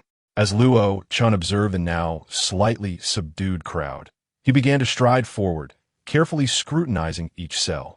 Upon passing one particular cell, he halted, approached the bars, and smiled. "Chief Warden of Impel Down, Shiryu of the Rain. Someone recognizes me?" "How rare," Shiryu replied, slowly lifting his gaze to meet Luo Chen's. Luo Chen extended an invitation. "What do you say? Would you like to join me at sea and witness the vast world beyond? Remaining here is merely wasting your time." A smile crept onto Shiryu's lips as he responded. "It seems you come prepared. I look forward to working with you, Captain." The reason Shiryu agreed to this man's invitation was clear. A man capable of mastering Conqueror's haki could hardly be deemed weak. Furthermore, Reign of Hope has long overstayed his time in the Infinite Hell. Now, with a powerful individual extending an invitation to him, it is the perfect opportunity as he too wishes to depart. Luo Chen unsheathed his formidable sword, the Withered Wood, executing a soaring slash that instantaneously severed the iron pillar of Hailu stone that confined him. With a resonant clang, the force of the attack did not diminish, slicing through the Hailu stone that restrained Reign of Hope as well. As the handcuffs of Hailu stone clattered to the ground, Reign of Hope was entirely restored to freedom. Rising slowly, a smile graced his lips as he addressed Luo Chen. "Captain, the swordsmanship you just displayed has undoubtedly reached the level of a grand swordsman, has it not?" "Indeed," Luo Chen replied nonchalantly. Reign of Hope felt immense satisfaction.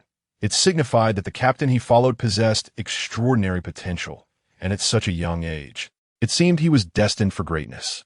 The soaring slash executed by Luo Chen had once again instilled fear in the hearts of the pirates imprisoned within the Infinite Hell.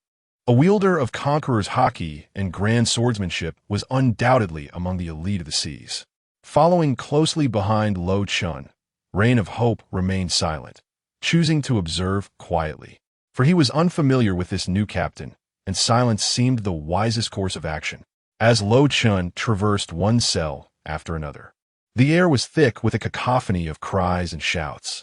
Upon reaching the innermost cell, Reign of Hope's expression shifted. The captive within was formidable.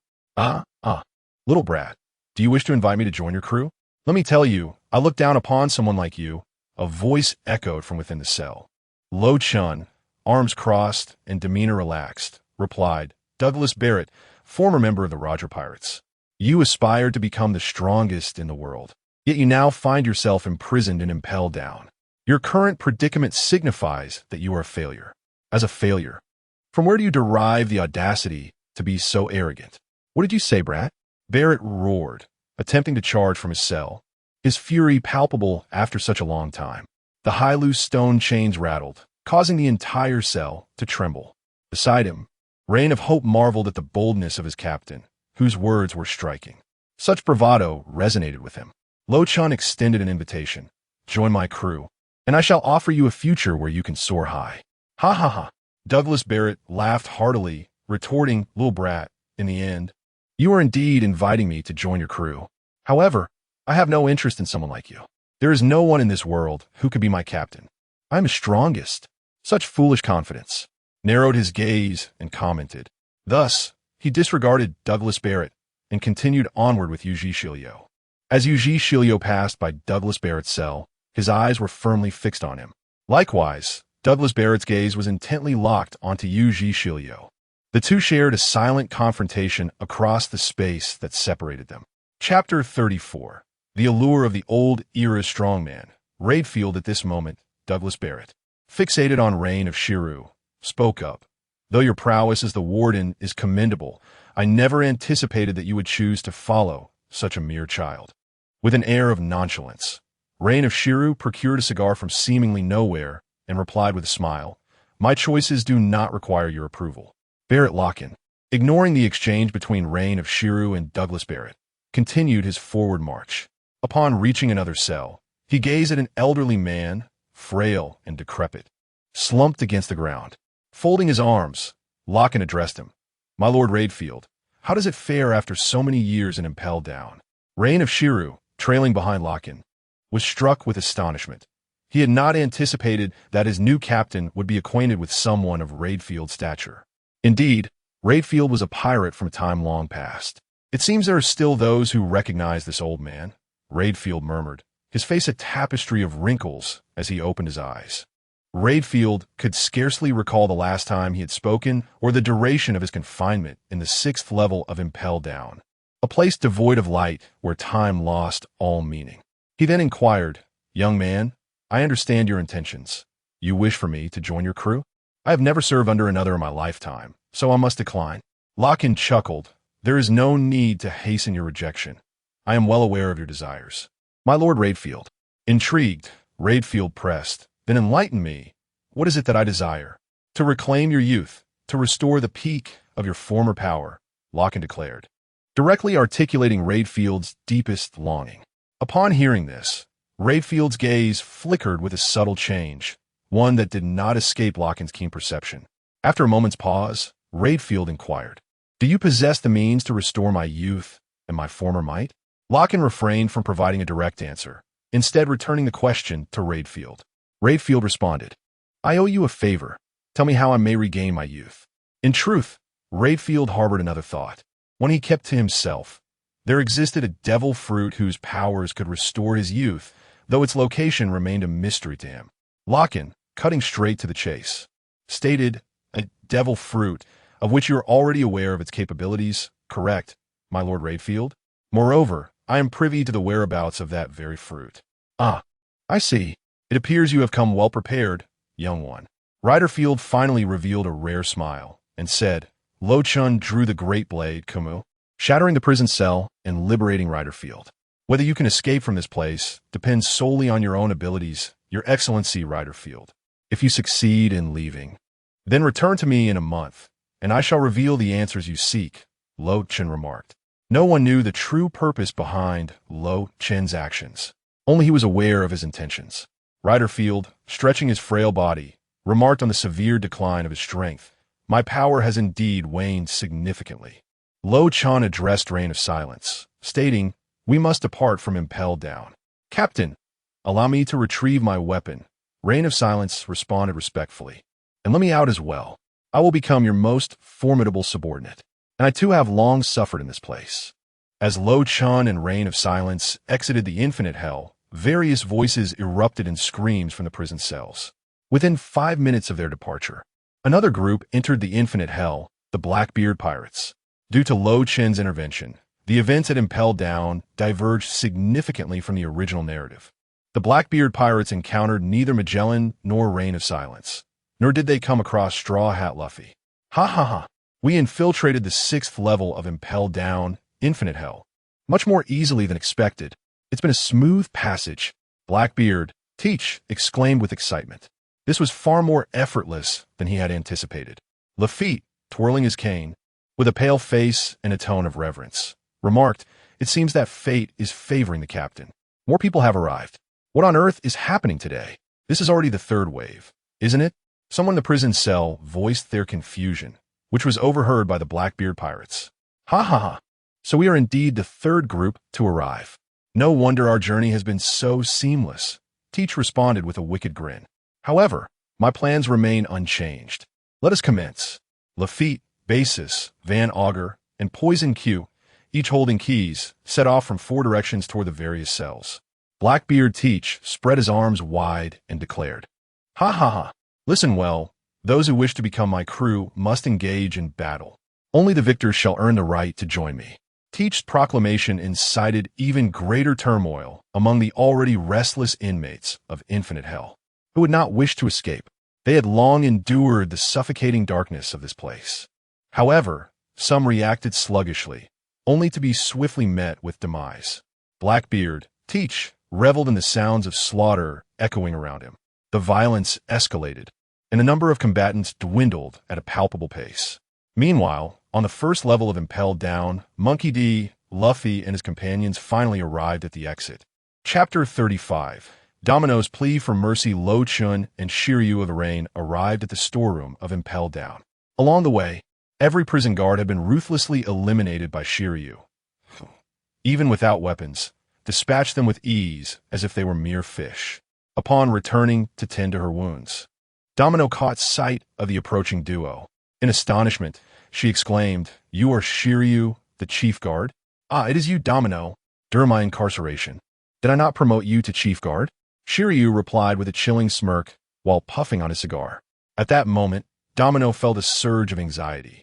Uncertain of the whereabouts of the warden, Magellan, the enemy was launching a large-scale invasion, yet he was nowhere to be found.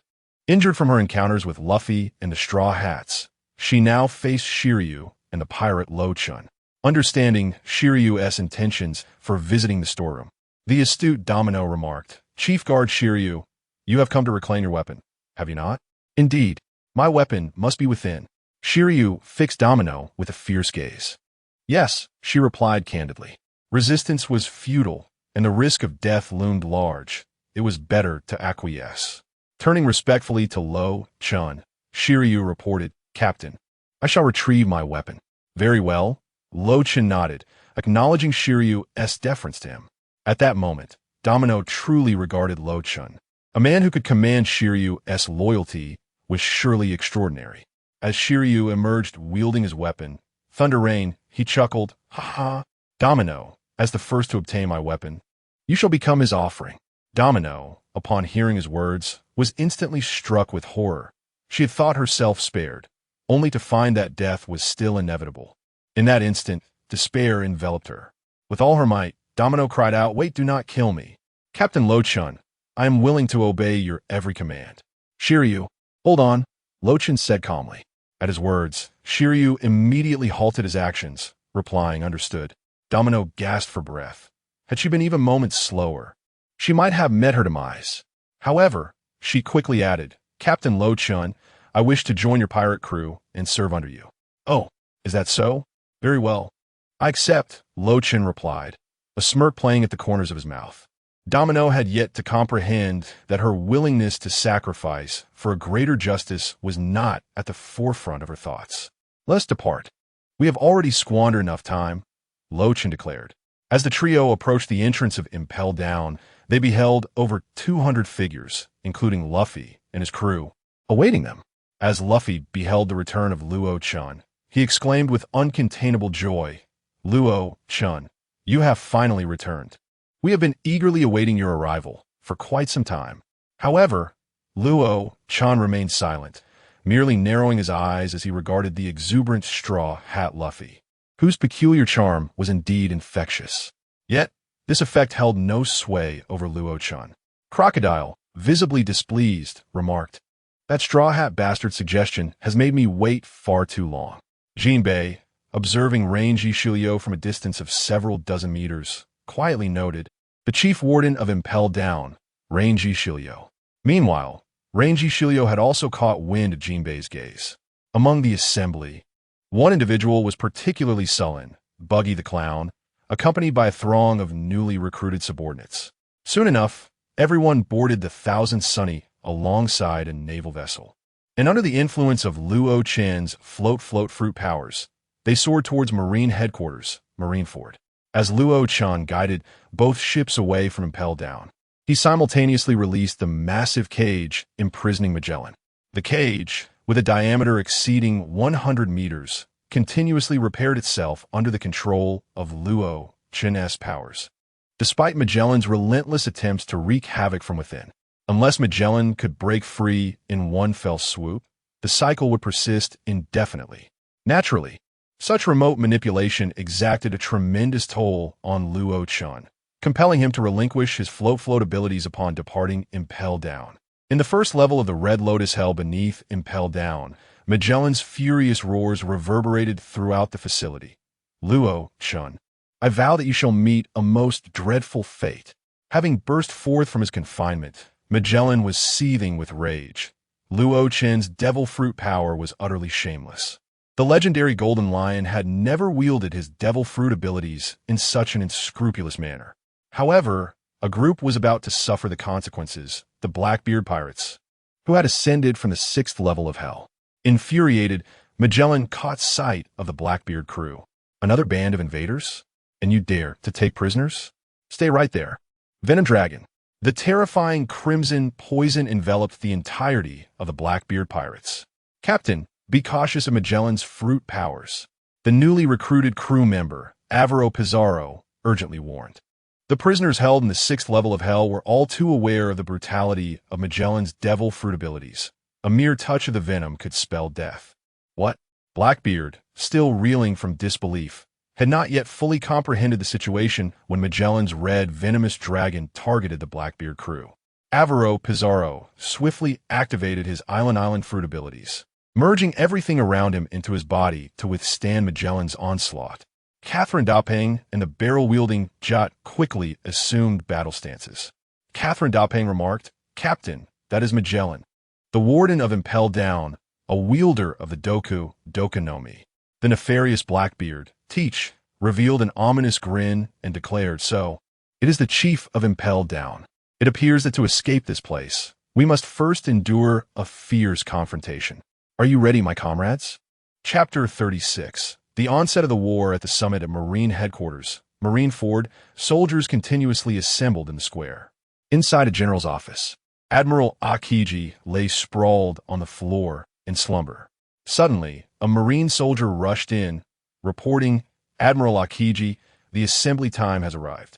Aokiji blinked awake, ruffling his hair, and replied, Is it time already? Understood.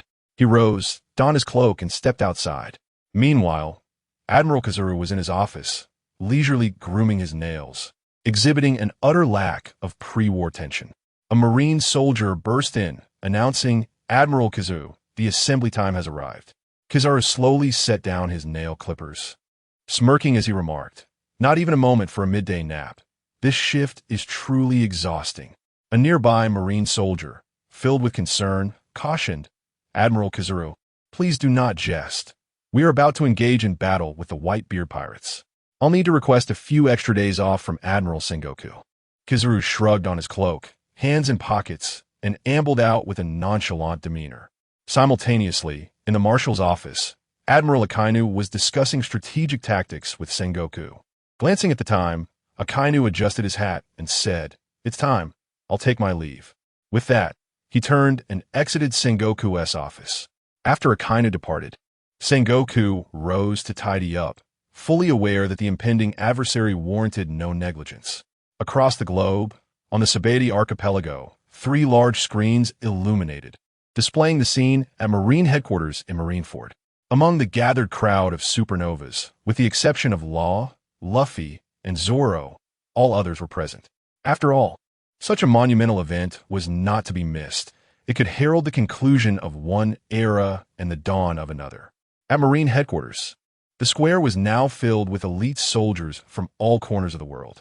At the forefront stood the 4 warlords of the sea, Bartholomew Kuma, Don Quixote, Doflamingo, Gecko Moria, and Dracula Mihawk. Positioned before the execution platform were the giant vice admirals forming a formidable line of defense. At this moment, 3 figures clad in yellow, red, and blue cloaks emerged. Look, it's the admirals, exclaimed a Marine soldier, pointing in astonishment.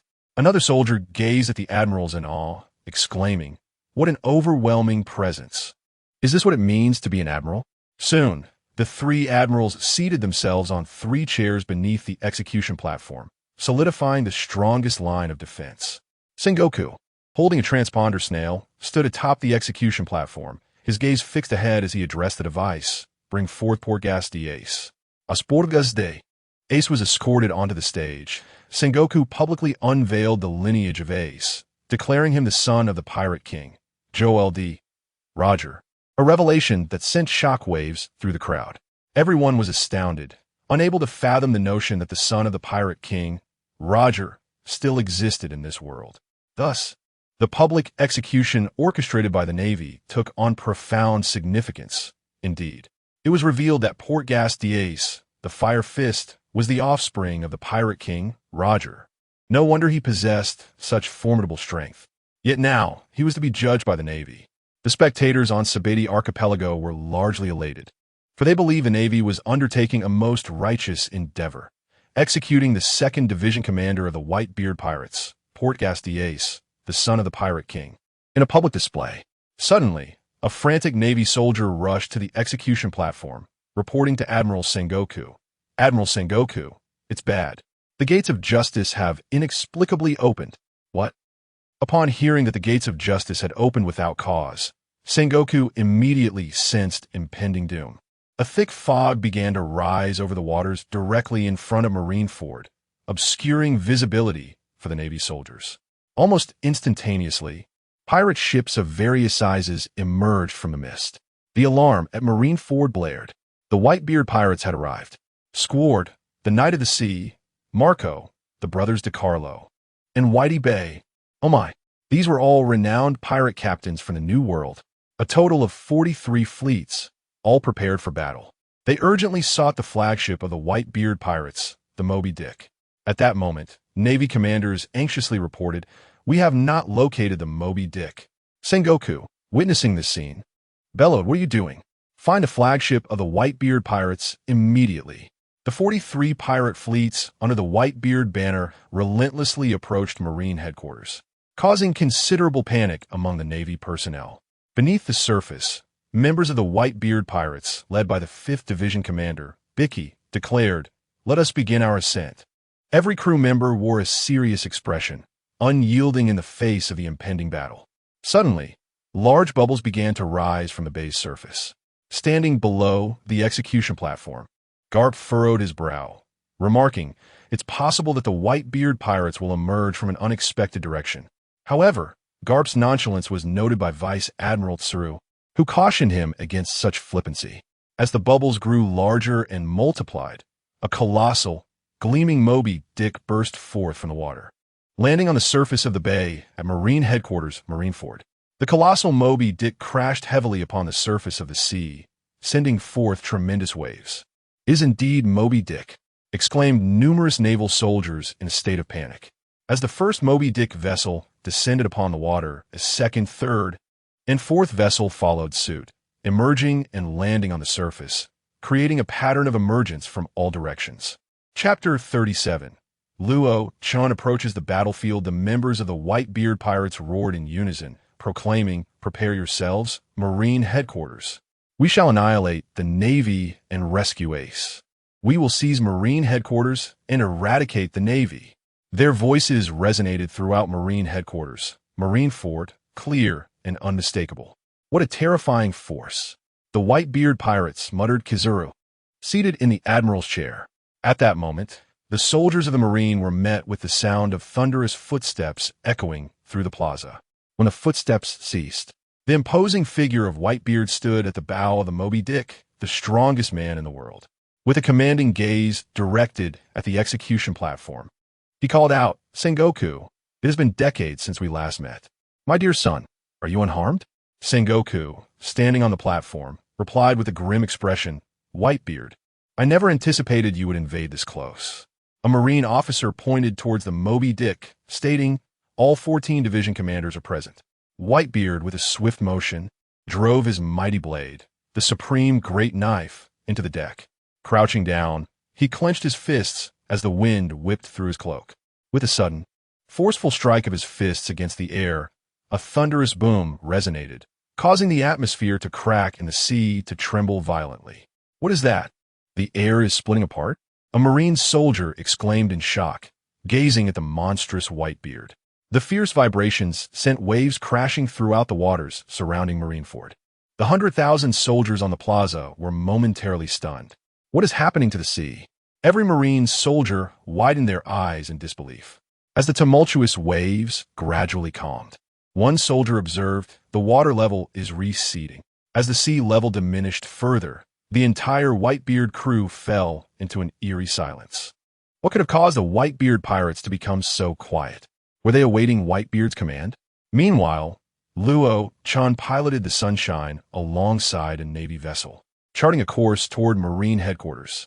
A powerful gust of wind surged toward them, rendering both ships unable to advance smoothly. Were it not for Luo Chen's powers from the float fruit, they would have been blown back significantly. Why is the wind so strong all of a sudden? Luffy questioned, gripping the deck in confusion. Nami, Usopp, and Chopper nearly found themselves swept away, saved only by Robin's timely use of her flower fruit abilities to secure everyone. Jinbei gazed meaningfully at the approaching gale, remarking he already had a strong inkling of the answer. However, Luo Chen was not aboard the Thousand Sunny of the Straw Hat Pirates, but rather on a military vessel. He stood resolutely at the bow of the ship, impervious to the fierce wind that assailed him, creating a stark contrast to those around him who were being tossed about. Once the gust subsided, Rangy Shilio approached Luo Chen and inquired, "Captain, what was that fierce wind just now?" Typically, such a scene does not occur on the route from Impel down to Marine headquarters, Marineford. After all, the world government's designated route is akin to a windless zone, where not a single breeze can be felt, relying solely on ocean currents for navigation. Not only was Rangy Shilio perplexed, but Domino was equally bewildered. The criminals recently released from Impel down wore expressions of utter confusion, unaware of what had transpired. With his hands in his pockets, Luo Chen calmly explained, "The cause of that fierce wind was the result of Whitebeard using his devil fruit powers." Whitebeard's abilities? Rangy Shilio's eyes widened in disbelief. What sort of devil fruit power could produce such an exaggerated phenomenon? It was akin to a natural disaster, capable of devastating the world. Upon hearing Luo Chen's explanation, the prisoners behind him were terrified, raising their hands in surrender. Whitebeard, the strongest man in the world? How frightening. Are we truly headed to Marine headquarters, Marineford? It feels like we're walking into a living hell right after escaping from Impel Down. Captain Buggy, let us depart. Fools, depart? Where to? Getting off the ship now is tantamount to walking into oblivion. Buggy was exasperated by his brainless subordinates, unable to comprehend the vast ocean surrounding them. What do you mean, Captain? Are you saying we should not go anywhere, but head straight to Marine headquarters, Marineford, to deliver ourselves to Whitebeard? Oh my, truly, you are the legendary captain. We admire you greatly, Captain Buggy. In an instant, the pirate prisoners were in awe of their Captain Buggy. Buggy, taken aback, thought to himself, did I ever say such a thing? To deliver ourselves to Whitebeard? Wouldn't that be Whitebeard delivering me to my doom instead? These fools were driving him to despair. Mr. 3 shook his head in disbelief. I truly do not understand how these people's ears function. Domino looked at Buggy and the others with incredulity, remarking, have these prisoners been locked up for so long that they have lost their wits? Or can they simply not comprehend human speech? It's painfully obvious how terrified they are, yet they can't even hear properly. It's utterly ridiculous. As Yuji Shilio inhaled from a cigarette, he remarked, Captain, shall I go and eliminate that insufferable individual right away? No, let him be. Luo Chen declined Yuji Shilio's suggestion. In the original narrative, Buggy was famously said to possess the luck of a conqueror. In truth, Luo Chen harbored a desire to witness whether such a phenomenon as the luck of a conqueror truly exists. If this luck were indeed valid, Luo Chen would naturally embrace it in the future. Chapter 38. Jinbei's admiration for Luo Chen's courage as the tranquil sea surface showed no signs of disturbance. The voyage of the Thousand Sunny and the naval vessels continued unimpeded, guided by Luo Chen's mastery of the float fruit. Merely a minute had elapsed when an enormous tsunami, towering 100 meters high, surged forth with astonishing speed from behind. The Straw Hat crew, including Luffy, Zoro, Sanji, and Nami, along with others on the opposite side, were momentarily rendered speechless. Only Luo Chen maintained his composure, displaying not an ounce of trepidation. Even characters like Rain Zephyr, Crocodile, Jinbei, and Ivankov felt a ripple of anxiety within, confronted by such a terrifying natural disaster. "It's a tsunami! Help!" Usopp cried out, his eyes nearly rolling back in fear. Chopper lay frozen on the ground, as if lifeless, utterly petrified. Luffy urgently shouted to Luo Chen, who was over 20 meters away on the naval vessel. "Luo Chen, there's a tsunami behind us. Quickly elevate the ship, or we'll be swept away." In response to the rapidly approaching tsunami, Luo Chen slowly raised his hand, and under the influence of his float fruit abilities, the two ships ascended swiftly to a higher altitude. To everyone's astonishment, Luo Chen directed the vessels to ride the colossal wave, propelling them forward atop the tsunami itself. This spectacle left all onlookers utterly dumbfounded. Who could have anticipated such an audacious maneuver from Luo Chen? The speed was now several times greater than before. "How incredible! We've accelerated!" Luffy exclaimed excitedly. Jinbei expressed his admiration, stating, "Captain Luo Chen possesses remarkable bravery to undertake such a feat. This is splendid. It allows us to reach Marine headquarters, Marineford, more effectively," Ivankov remarked, striking a peculiar pose. Indeed, Sanji lit a cigarette in agreement. Meanwhile, back at Marine headquarters, Marineford, the 10,000 naval soldiers felt the ground beneath them begin to tremble. "What is happening?" Moonlight Moria inquired, perplexed. "Why is it shaking?" Fufufu, Doflamingo chuckled. One hand in his pocket, while the other gestured towards the distance. "Look over there, Moonlight Moria. That will clarify the situation." Following Doflamingo's, Moria's eyes widened in shock. "Is that a tsunami?" The 10,000 naval soldiers soon realized that colossal tsunamis were rapidly approaching from both sides of Marineford. Even the rear admirals and commanders wore expressions of grave concern. Kong observed the trembling ground with a serious demeanor, stating, "Whitebeard, Edward Newgate. The tremor-producing abilities have manifested into a tsunami that is now surging towards us." As the immense wave loomed ominously over Marineford, Byron Mabwood gazed at the impending tsunami, his expression one of disbelief. "Help! KB, it's a tsunami!" KB, equally bewildered by the colossal wave, lamented his own helplessness. The naval soldiers around them fared even worse than the two. Suddenly, a thunderous laughter erupted from Whitebeard, echoing throughout the Marine headquarters at Marineford. The crew of the Whitebeard pirates roared with excitement. This was a testament to their father's formidable power, capable of devastating the naval stronghold with a single strike. From his position, Admiral Aokiji rose gradually, stepping forward until he vanished, reappearing above Marineford. "Ice Age." Aokiji extended his arms, unleashing two ice pillars that completely encased the tsunami on either side. This sight brought a collective sigh of relief from the naval soldiers, who had been on the brink of despair moments before. However, Aokiji's counterattack did not cease there. "Ice Spear." Whitebeard, observing the two ice spears hurtling towards him, chuckled. "Aokiji, you rascal." Clenching his fist, he struck towards the midair Aokiji. With a resounding crash, Aokiji's ice spears shattered, along with his physical form, obliterated by Whitebeard's assault. Fortunately, Aokiji had anticipated this and had entered his elemental state, evading Whitebeard's attack. He descended from the sky, landing on the ocean surface. As soon as he touched down, his right hand, now encased in ice, pressed against the water. Ice Age, with the activation of his freezing fruit powers. Both the bay and the surrounding sea were ensnared in ice. This effectively trapped the 4 Moby Dick ships of the Whitebeard pirates within the bay, while controlling the 43 pirate ships outside. The temperature plummeted dramatically. A crew member aboard the Moby Dick remarked, "Our ship is frozen, but at least it provides us a stable footing." Meanwhile, unbeknownst to both the Navy and the Whitebeard pirates, the Straw Hat pirates, along with Buggy and others, breathed a sigh of relief. Buggy, still shaken, exclaimed, "That was close. Our ship almost got encased in ice, but thankfully, that guy Luo Chen reacted swiftly enough to avert that fate." Crocodile, puffing on a cigarette, observed Luo Chen standing at the ship's bow, stating, "It seems that man anticipated this scenario long ago." On the Thousand Sunny, Luffy exclaimed with enthusiasm, "Everyone, we have reached the Marine headquarters at Marineford.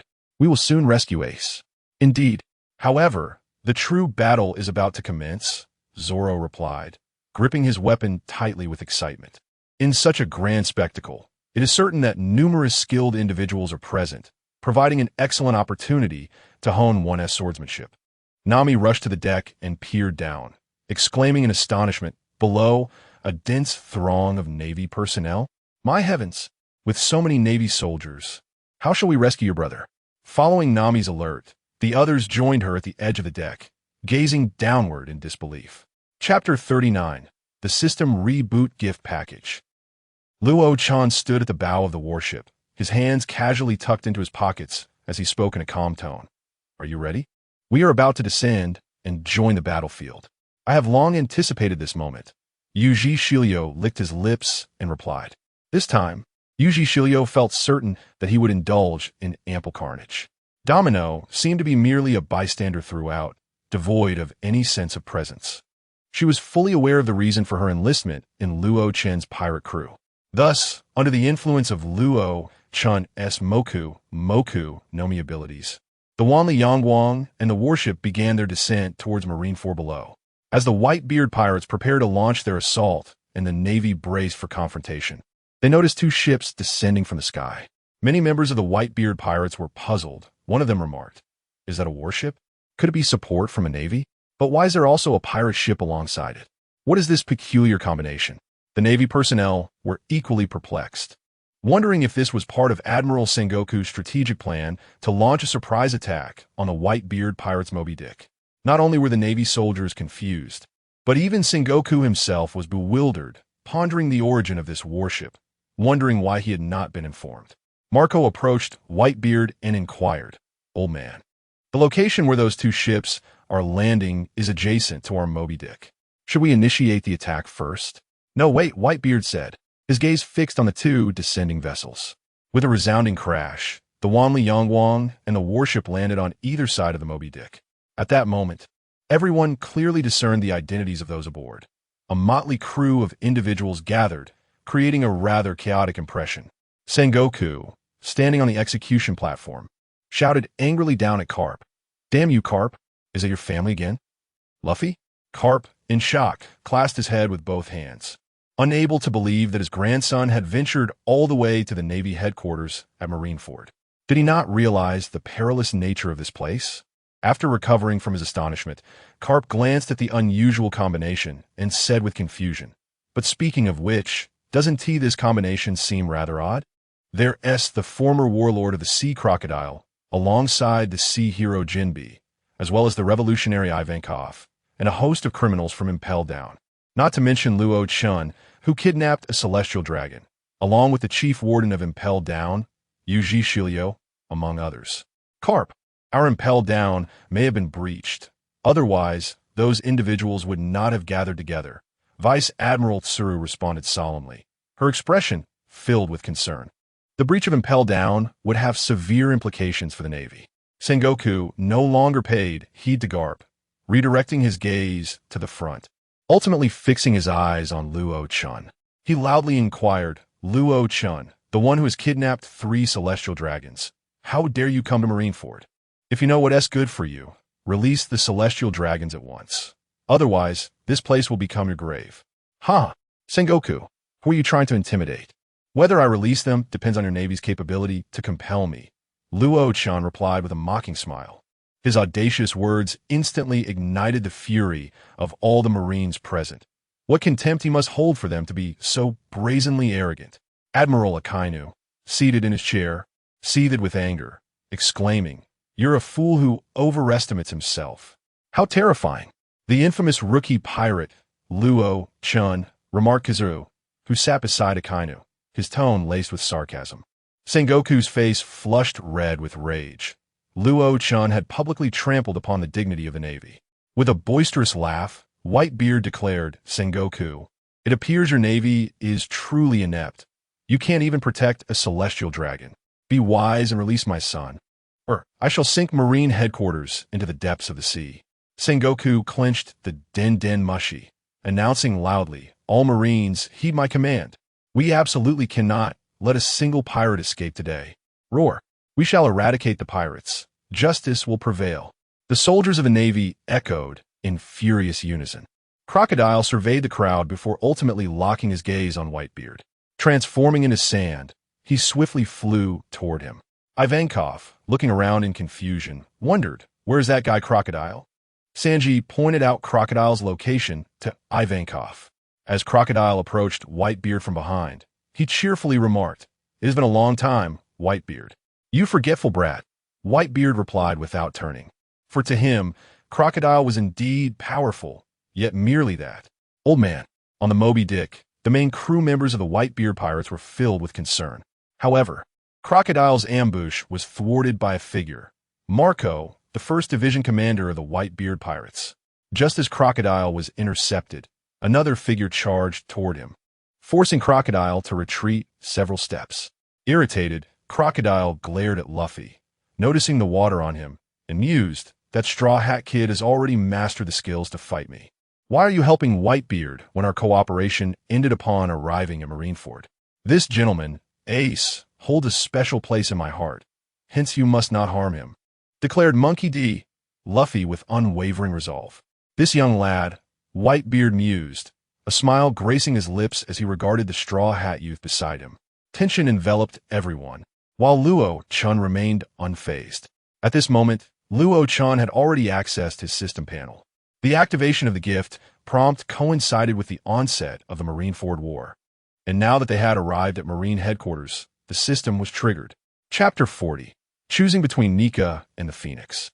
The Top War gift pack has been activated. Gain the ability to enhance and replicate a devil fruit, directly reaching awakening. Gain the ability to replicate a specific power. Excluding devil fruit abilities, once gained absolute control over a person for 10 seconds. Excluding self-harm. Next phase. Initiation of the 4 Emperors gift pack. As Luo Chen gazed upon the 3 abilities bestowed by the activation of the gift pack, he discerned their functions with clarity.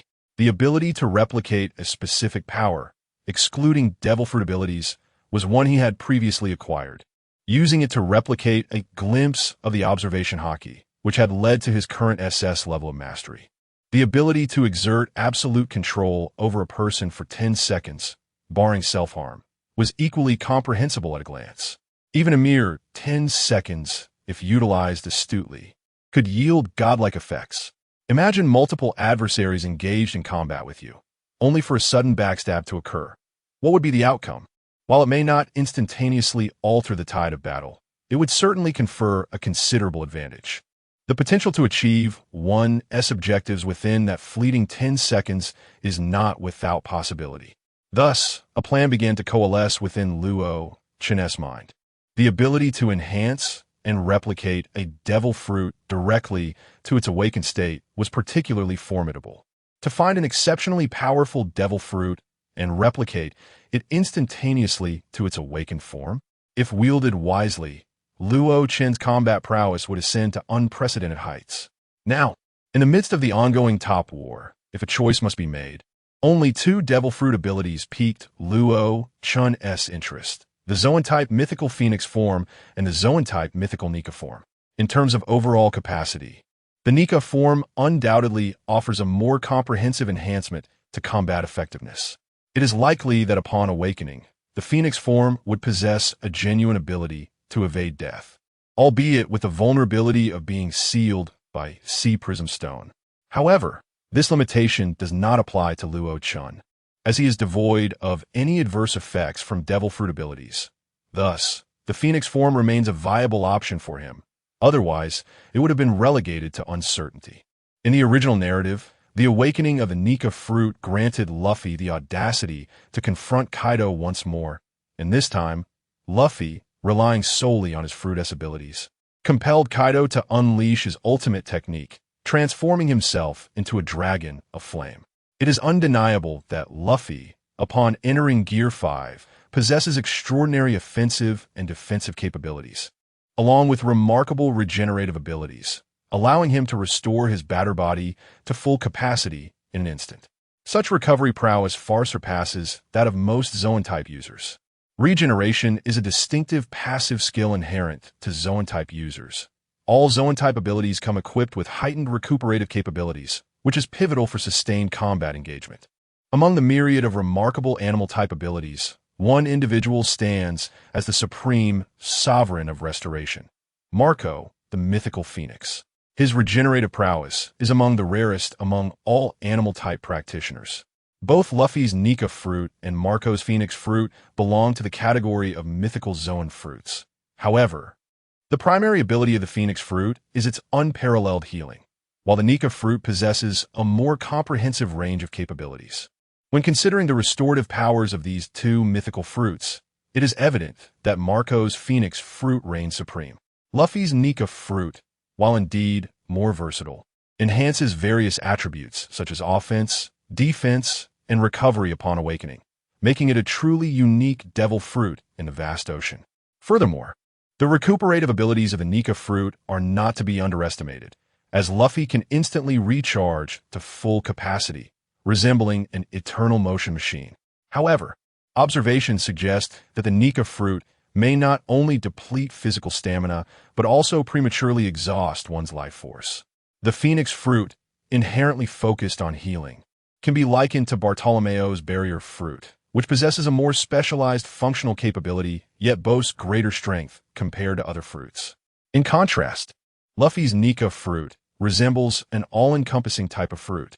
Lost in contemplation, Luo Chen resolved to replicate the mythical phoenix form. While its versatility may not match that of the Nika sun god form, upon awakening, it embodies the true essence of immortality. For Luo Chen, the ability to remain unkillable is paramount for survival. Having made this decision, he commanded System initiate the enhancement replication of Marco's abilities. Receive Host enhancement replication of the Devil Fruit ability directly to awakening. Replication subject Marco, animal type mythical Zoan Phoenix Fruit ability unawakened. Observation Haki S-Class. Armament Haki S-Class. Martial Arts S-Class. Swordsmanship D-Class. Base Stamina, Endurance, Defense SS-Class. Overall Attack Power S-Class. Overall Defense Power SS-Class. Luo Chen noted the severe specialization in Marco's attributes. The base Stamina, Endurance, and Defense rated at SS-Class are the highest, likely benefiting from the abilities conferred by the Phoenix form. Despite possessing such formidable base stats, Marco's rapid onset of fatigue in battle suggests a significant drain from the Phoenix form's restorative capabilities. Should awakening occur, it is plausible that this drawback would be rectified. Observing Marco's attributes, Luo Chen perceives him as a character who occupies a rather ambivalent position. While he is indeed capable of excelling in high-tier battles, regrettably, his damage output falls short. His armament Haki is rated as S, his martial arts prowess as S, and his overall attack power also stands at S. Though he ranks among the elite within the S tier, it is essential to note that the formidable contenders in high-level confrontations typically commence at SS tier or, at the very least, possess minimum defensive capabilities at S. If only his Phoenix form had been awakened, the situation might have been different. Alas, Marco remains unawakened. Chapter 41.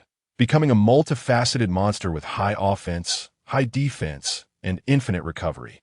As the system operated swiftly, the essence of the Phoenix fruit from Marco's mythical beast lineage continuously surged within Luo Chen. Ding!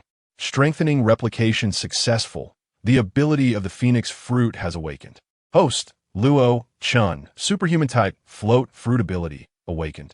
Animal type Phoenix fruit ability, awakened.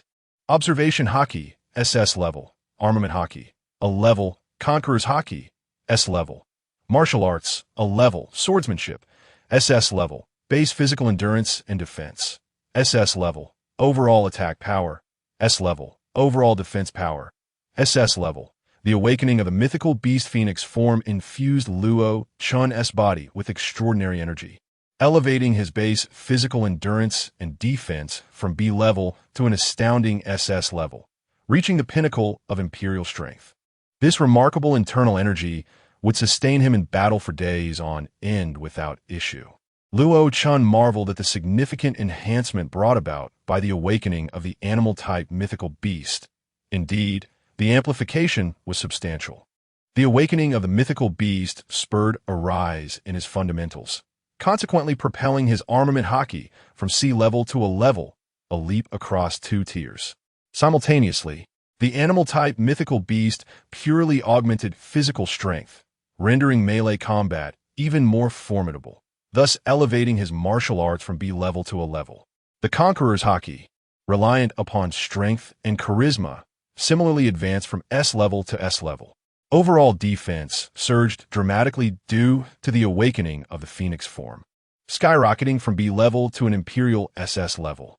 Previously, Luo Chen epitomized a high offense, low defense assassin.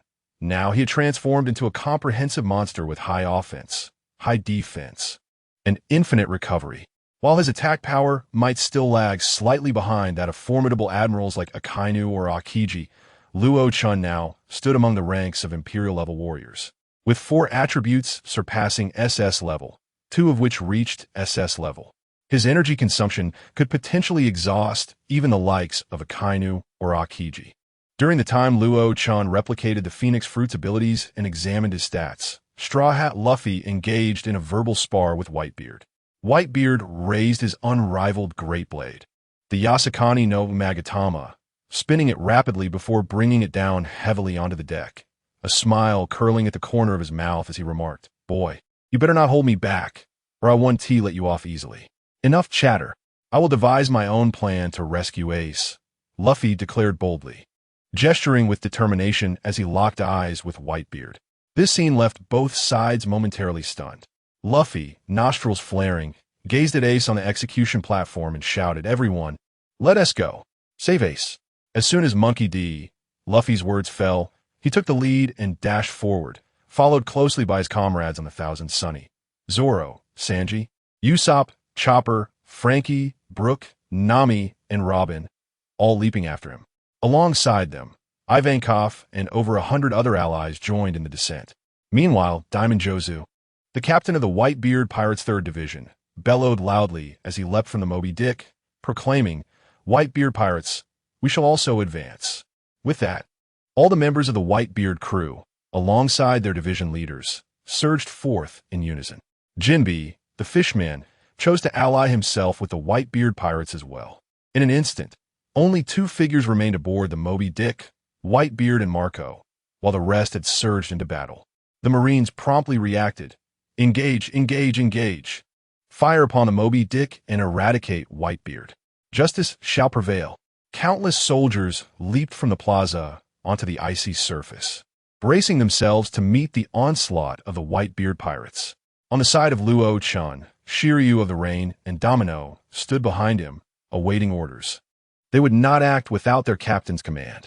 Further back was Buggy the Clown, accompanied by a throng of prisoners who had just escaped from Impel Down. At that moment, Buggy was overwhelmed with terror, desperate to flee from the scene, for it was far too daunting, filled with powerful adversaries. Luo Chen slowly turned his gaze towards Buggy and spoke. "Buggy." "Yes." "Who is calling this great man?" Buggy replied, bewildered by who would address him. Suddenly, upon meeting Luo Chen's intense gaze, he feared that Luo Chen intended to strike him down, causing him to collapse to the ground in fright. Luo Chen menacingly threatened, "Buggy, I entrust you with a task. Procure a marine Den Den Mushi and maintain control over it for broadcasting. Remember, no underhanded tricks, otherwise, I assure you, you won't escape Marine headquarters at Marineford. Do you understand?" "This great man, how could I listen?" "I comprehend. I will arrange it at once," Buggy stammered, initially inclined to refuse, but ultimately succumbing to Luo Chen's intimidating aura. In truth, Buggy had silently cursed Luo Chen countless times in his heart. After Buggy departed with his allies to fulfill the task, Shiryu of the Rain inquired, "Captain, what about us?" "Shiryu, do you wish to join the fray? In this battlefield, unleash your full potential. Slay as many Marines as you wish. With me here, none shall harm you." Luo Chen replied nonchalantly. Upon hearing this satisfactory response, Shiryu respectfully replied, "Thank you, Captain. I shall charge into battle now." With that, Shiryu leaped forward, rushing towards the Marines. Gripping his cursed sword, Raijin, the eyes brimmed with excitement. Today, The aim of Ranji Shio was neither to vanquish nor to slay, but rather to ensure that an ample number of naval soldiers were present, allowing him to continue his onslaught until his desire for bloodshed was satiated. After Ranji Shio made his move, only Luo Chen and Domino remained aboard the warship docked beside the Moby Dick. Chapter 42. The order from Sengoku to eliminate Luo Chen upon the execution platform. Sengoku addressed Akainu below, instructing him, "Akainu, that scoundrel Luo Chen who abducted the celestial dragon is now your responsibility. Ensure his capture, otherwise the celestial dragons will relentlessly trouble us." "Understood. Not a single pirate present here shall escape Marineford today," Akainu replied coldly from his central seat. The reason Sengoku refrained from assigning this task to Kazuru was his concern over Kazuru's unpredictable demeanor. Luo Chen, accompanied by Domino, arrived aboard the Moby Dick of the Whitebeard pirates. Whitebeard, gazing at the young man who had just landed beside him, remarked, "You are the audacious lad who kidnapped the celestial dragon a few days ago. Quite bold indeed. Whitebeard, it is an honor to meet you. Your reputation precedes you, and I see it is well-deserved." Luo Chen responded with a smile, admiring the imposing figure before him. Domino, who had accompanied Luo Chen, was understandably apprehensive in the presence of the world's strongest man, but felt a measure of comfort with Luo Chen by her side. "Ha ha ha," Whitebeard laughed, looking to the sky. "Those days are behind us. Now is the era of the youth." Marco expressed his gratitude, saying, "Luo Chen, I thank you. Although your intentions remain unclear, you have certainly alleviated some of the pressure on the Whitebeard pirates." To express his appreciation, Luo Chen directly articulated his purpose. "Whitebeard, should you unfortunately perish in this conflict, allow me to assume the role of captain of the Whitebeard pirates. I shall protect your sons and ensure their safe departure from Marineford." Marco, instantly incensed, shouted, "Luo Chen, are you declaring war against the Whitebeard pirates? How dare you utter such ominous words regarding our father?" The commotion aboard the Moby Dick caught the attention of both the Whitebeard pirates and the marine soldiers. A pirate from the Whitebeard crew pointed at Luo Chen and exclaimed, "That bastard Luo Chen, what does he intend to do to our father?" Could it be that Luo Chen's true target was Whitebeard? The Marines held a differing opinion, suspecting that the young man might indeed have his sights set on the legendary pirate.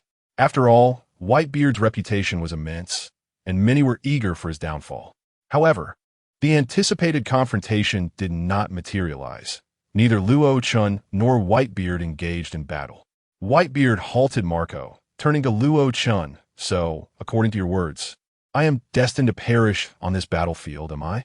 "Barring unforeseen circumstances, that would appear to be the case," Luo Chen replied, unable to guarantee that Whitebeard would survive the conflict, as the current scenario diverged from the original narrative.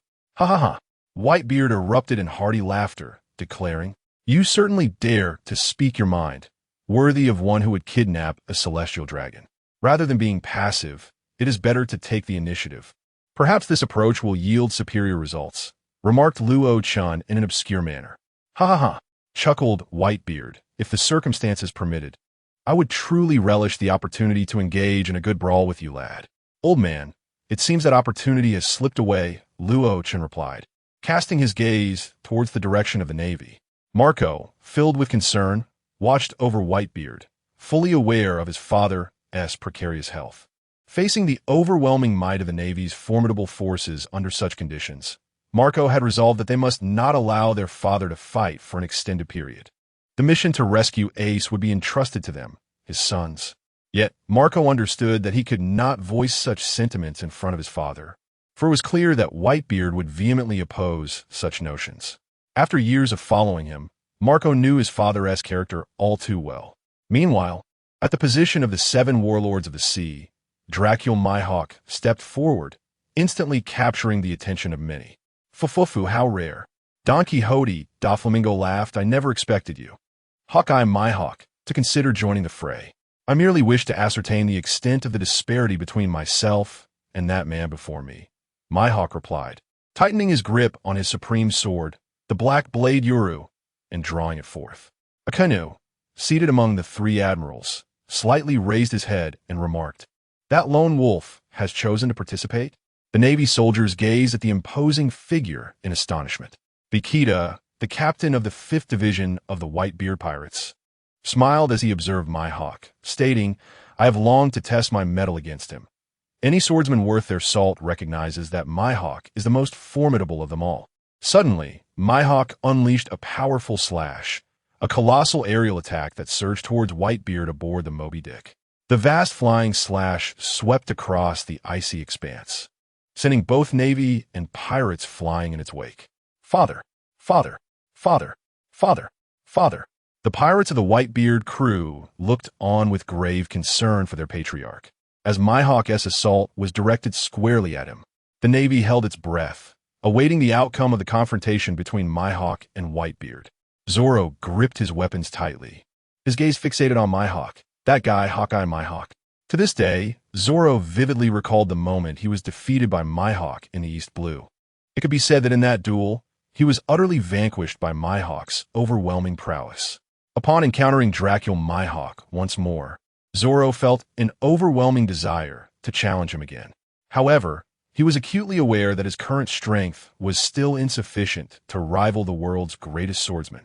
Zoro vowed that he would one day claim that title for himself. Chapter 43.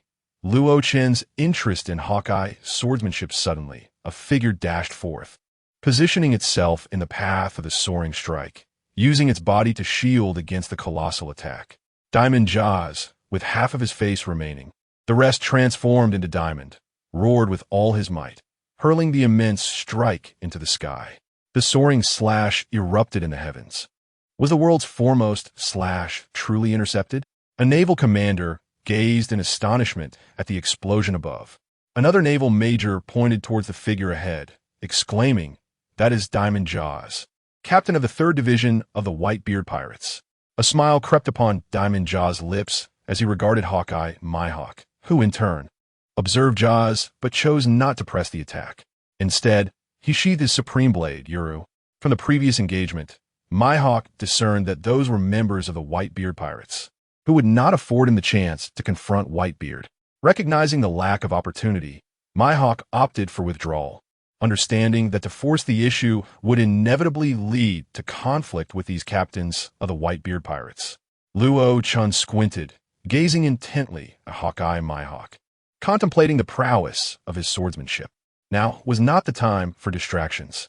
The pirates of the Whitebeard crew immediately seized the opening created by Diamond Jaws and launched a fierce assault against the naval soldiers. Sanji, puffing on a cigarette, looked towards Diamond Jaws' position and remarked, "This member of the Whitebeard pirates is impressive. He can effortlessly block even Hawkeye Mihawk's attack, which crushed Green Algae Head. That insufferable cook. Do you want me to teach you how to speak?" Zoro retorted to Sanji. After fending off a naval soldier, Robin said, "With the assistance of the Whitebeard pirates, the pressure of rescuing Brother Luffy has diminished significantly. Indeed, if it were just the 4 of us, it wouldn't take a minute before." Nami began trailing off. In another direction, the assassin Shiryu of the Rain halted his slaughter of the Navy. Lighting a cigar as he mused, Hawkeye Mihawk, "I wonder whose swordsmanship surpasses the other, his or Captain Luo Chen's."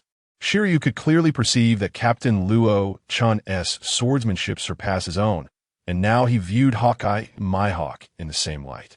While Shiryu's swordsmanship was remarkably close to that of a grandmaster, he ultimately fell short. According to the system's evaluation, his swordsmanship ranked at S level, the pinnacle of a swordsman. A naval rear admiral charged towards Shiryu from behind, bellowing, "Traitor Shiryu, meet your end," just as the admiral's attack was about to descend. Shiryu deftly countered with a blade, sending the rear admiral flying. Uzixiliu exhaled a plume of smoke, mockingly declaring, "A mere rear admiral dares to challenge me. Uzixiliu? Such overconfidence is laughable. Allow me to become your adversary." Approaching him was one of the elite vice admirals of the Navy headquarters, the formidable Ghost Spider. Upon recognizing the vice admiral, Uzixiliu's face broke into an excited grin as he remarked, "How intriguing. Finally, a worthy opponent has arrived." Ghost Spider activated his life restoration ability, brandishing 8 blades as he lunged towards Uzixiliu, stating, "The Navy shows no mercy to traitors. Let us see if you possess the requisite strength." In response, Siliu brandished his demon sword, Thunderstorm, and engaged in combat. With a thunderous clash, the two warriors collided, their fierce battle forcing nearby Navy soldiers and pirates to retreat. Observing from the Moby Dick, Luo Chen witnessed the most formidable combatant under his command, Siliu, locked in combat with Vice Admiral Ghost Spider. System: can you retrieve the panels for Siliu and Ghost Spider? Affirmative, host. Luo Chen's face lit up with satisfaction. The system was indeed reliable. Without utilizing any gifts, he could still access the data of his opponents. Target: Ghost Spider. Observation Haki, a level. Armament Haki, S level. Swordsmanship, the level. Martial Arts, a level. Base Stamina, Endurance. Defense, S level. Overall Attack Power, S level. Overall Defense Power, S level. As Luo Chen examined the panel of Vice Admiral Ghost Spider, he noted that his strength was commendable, categorizing him as a skilled fighter. Both his overall attack and defense powers had reached S level, albeit the weakest tier of S level. Nevertheless, attaining S level signified that Ghost Spider had crossed the threshold into the realm of the strong. The S level armament Haki played a significant role, while his swordsmanship and martial arts were both rated A. This combination allowed him to be considered among the weakest in the S level tier. However, Ghost Spider's weakest attribute was his observation Haki, rated only at a level. In battles of equal standing, this could pose a potential vulnerability, particularly if his opponent possessed superior observation Haki. System: why do you not provide metrics for agility or speed? After all, these are crucial to overall combat effectiveness. Response to the host: the system presents only the data panel. Luo Chen, disinterested in further inquiries, resumed his focus on Siliu's panel. Character: Rain Shrew. Observation Haki, a grade. Armament Haki, S grade. Swordsmanship, S grade. Martial Arts, a grade. Fundamentals, Stamina and Defense, S grade. Overall Attack Power, S grade. Overall Defense Power, S grade. Upon examining the panel of Rain Shrew in comparison to that of Ghost Spider, it is evident that both possess the same grade in Observation Haki, rated A, while their Armament Haki is equally formidable at S. However, in the realm of martial arts, Shiru's A grade falls slightly short of Ghost Spider's A by half a level. Nevertheless, in the art of swordsmanship, Shiru excels, boasting an S grade that surpasses Ghost Spider's A by a full tier. When considering their panels, it is noteworthy that their fundamentals in stamina, defense, and overall defensive capability are identical. Yet, in terms of overall attack power, Rain Shrew distinctly outshines Ghost Spider. Chapter 44. Capture the Thief. First capture the king. A rather corpulent figure descended upon the icy surface, obstructing the path of Monkey D, Luffy, Roronoa Zoro, Sanji, Usopp, Tony Chopper, Frankie, Brook, Nami, and Nico Robin. Luffy widened his eyes in astonishment as he beheld the individual blocking their way, exclaiming, "Hawkeye Moria?" With a gleeful laugh, Moria spread his arms wide and declared, "Straw Hat Brat, this time I shall certainly slay you. This is troublesome. Defeating this fellow last time required considerable effort," Zoro remarked, gripping his weapon with a serious demeanor. Sanji lit a cigarette, stating, "Now that we've encountered him, a battle is undoubtedly inevitable." Super. Frankie struck a pose and asserted, "This time, Moria lacks the aid of the monstrous Oz. Yash. Everyone, let us join forces and vanquish Moria with utmost haste," Luffy proclaimed, his body already transitioning into Gear Second. Moria scoffed, "Do you truly believe that combining your efforts will allow you to defeat me once more? Such folly." With that, Luffy charged at Moria, who, not to be outdone, summoned his army of zombie soldiers to confront the Straw Hat Pirates. On the execution platform, Ace knelt, watching Luffy engage in battle with a pained expression. "Luffy, why did you come here?" he lamented. Sengoku turned his gaze towards the Fire Fist Ace and declared, "Fire Fist Ace, today, both you and every pirate present shall meet your demise." Ace remained silent, his heart aching as he watched Luffy fight valiantly. Beneath the execution platform, only Akainu and Kizaru remained among the three admirals. Kizaru rose, hands in pockets, and ambled forward, leering, "Those captains are all as formidable as monsters. To minimize losses, we must capture the leader first. Upon finishing his statement, Kizaru transformed into a streak of light and soared into the sky above the battlefield. The blinding radiance forced many pirates to shield their eyes. As the light dissipated, a pirate exclaimed in astonishment. "It's Admiral Kizaru." Kizaru, crossing his hands, unleashed the power of the Pika Pika no Mi against Whitebeard aboard the Moby Dick, along with Law. The Yata no Kagami unleashed a torrent of laser beams that engulfed the entire Moby Dick. Whitebeard squinted and remarked, "Hey, why is it so blinding?" Marco transformed his arms into blue flame wings and flew to the front of the Moby Dick. Boom! Boom! Boom! Countless laser beams struck Marco, creating a violent shockwave that nearly blinded both the Navy soldiers and the members of the Whitebeard pirates.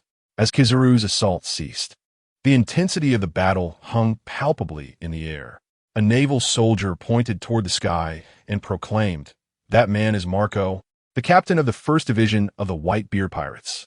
I cannot believe he withstood a direct assault from Admiral Kizaru and emerged unscathed. How dare you disturb our king upon your arrival?" Marco, engulfed in azure flames, was swiftly mending his injuries as he remarked, "That move was effective. Stop with the lies." Kizaru retorted slyly, his disbelief palpable in his tone.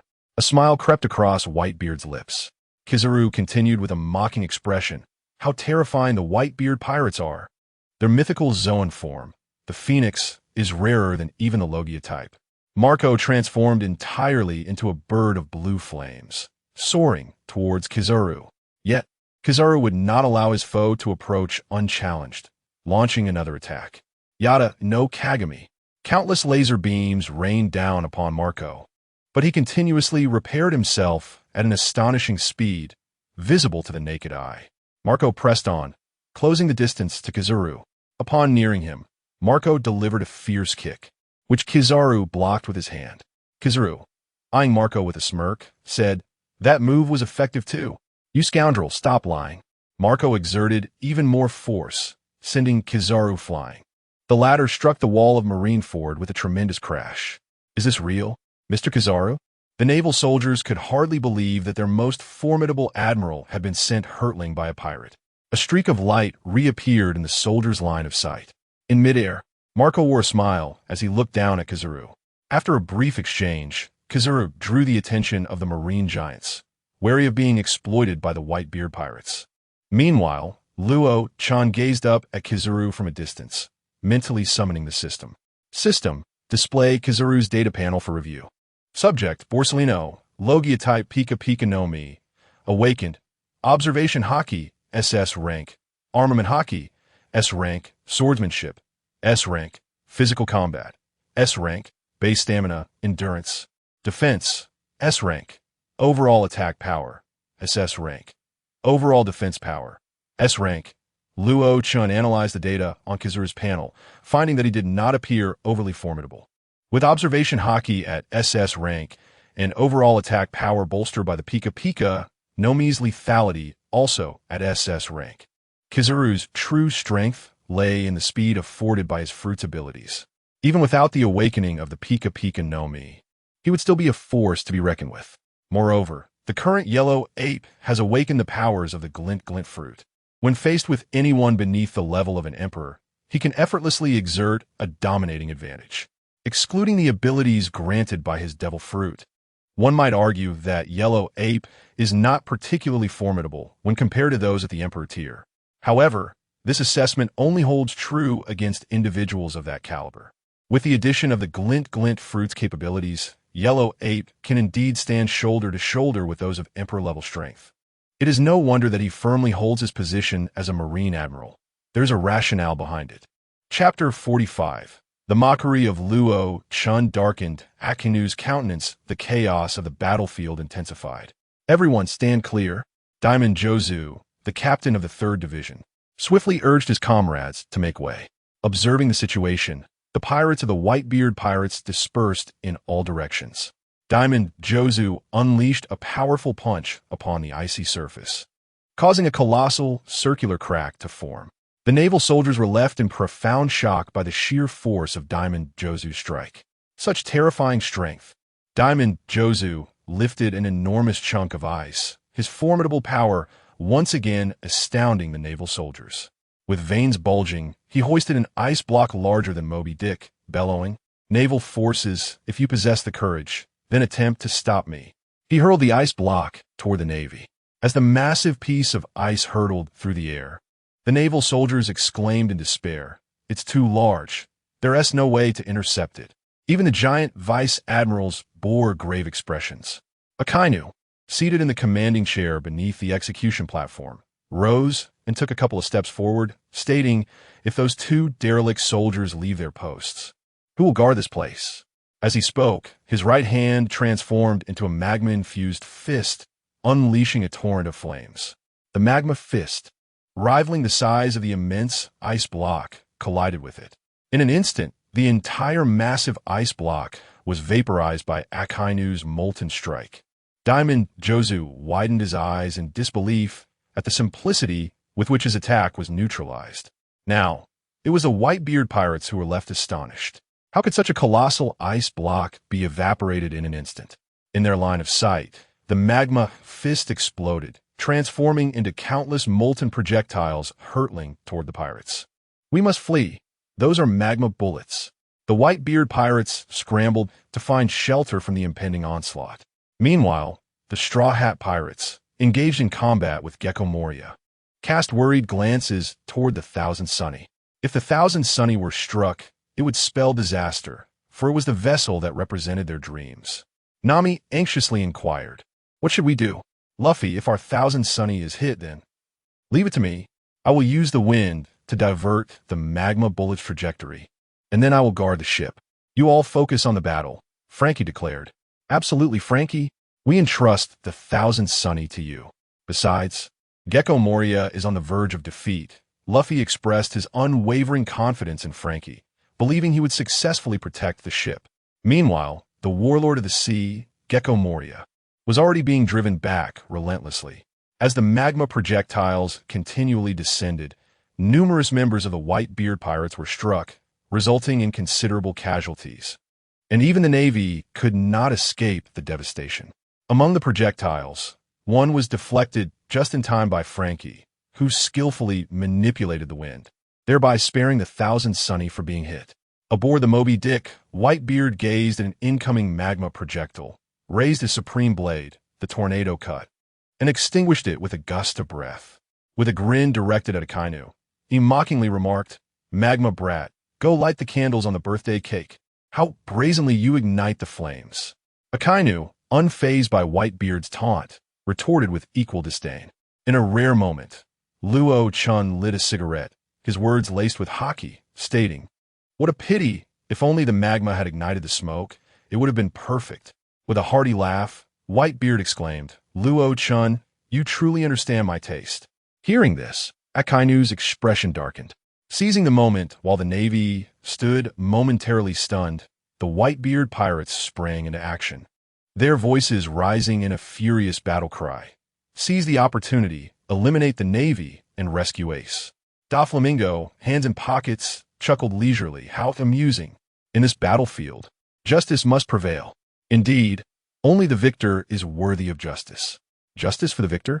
Spare me the jest," Doflamingo, protested the nearby Weasel, who opposed Doflamingo's assertion.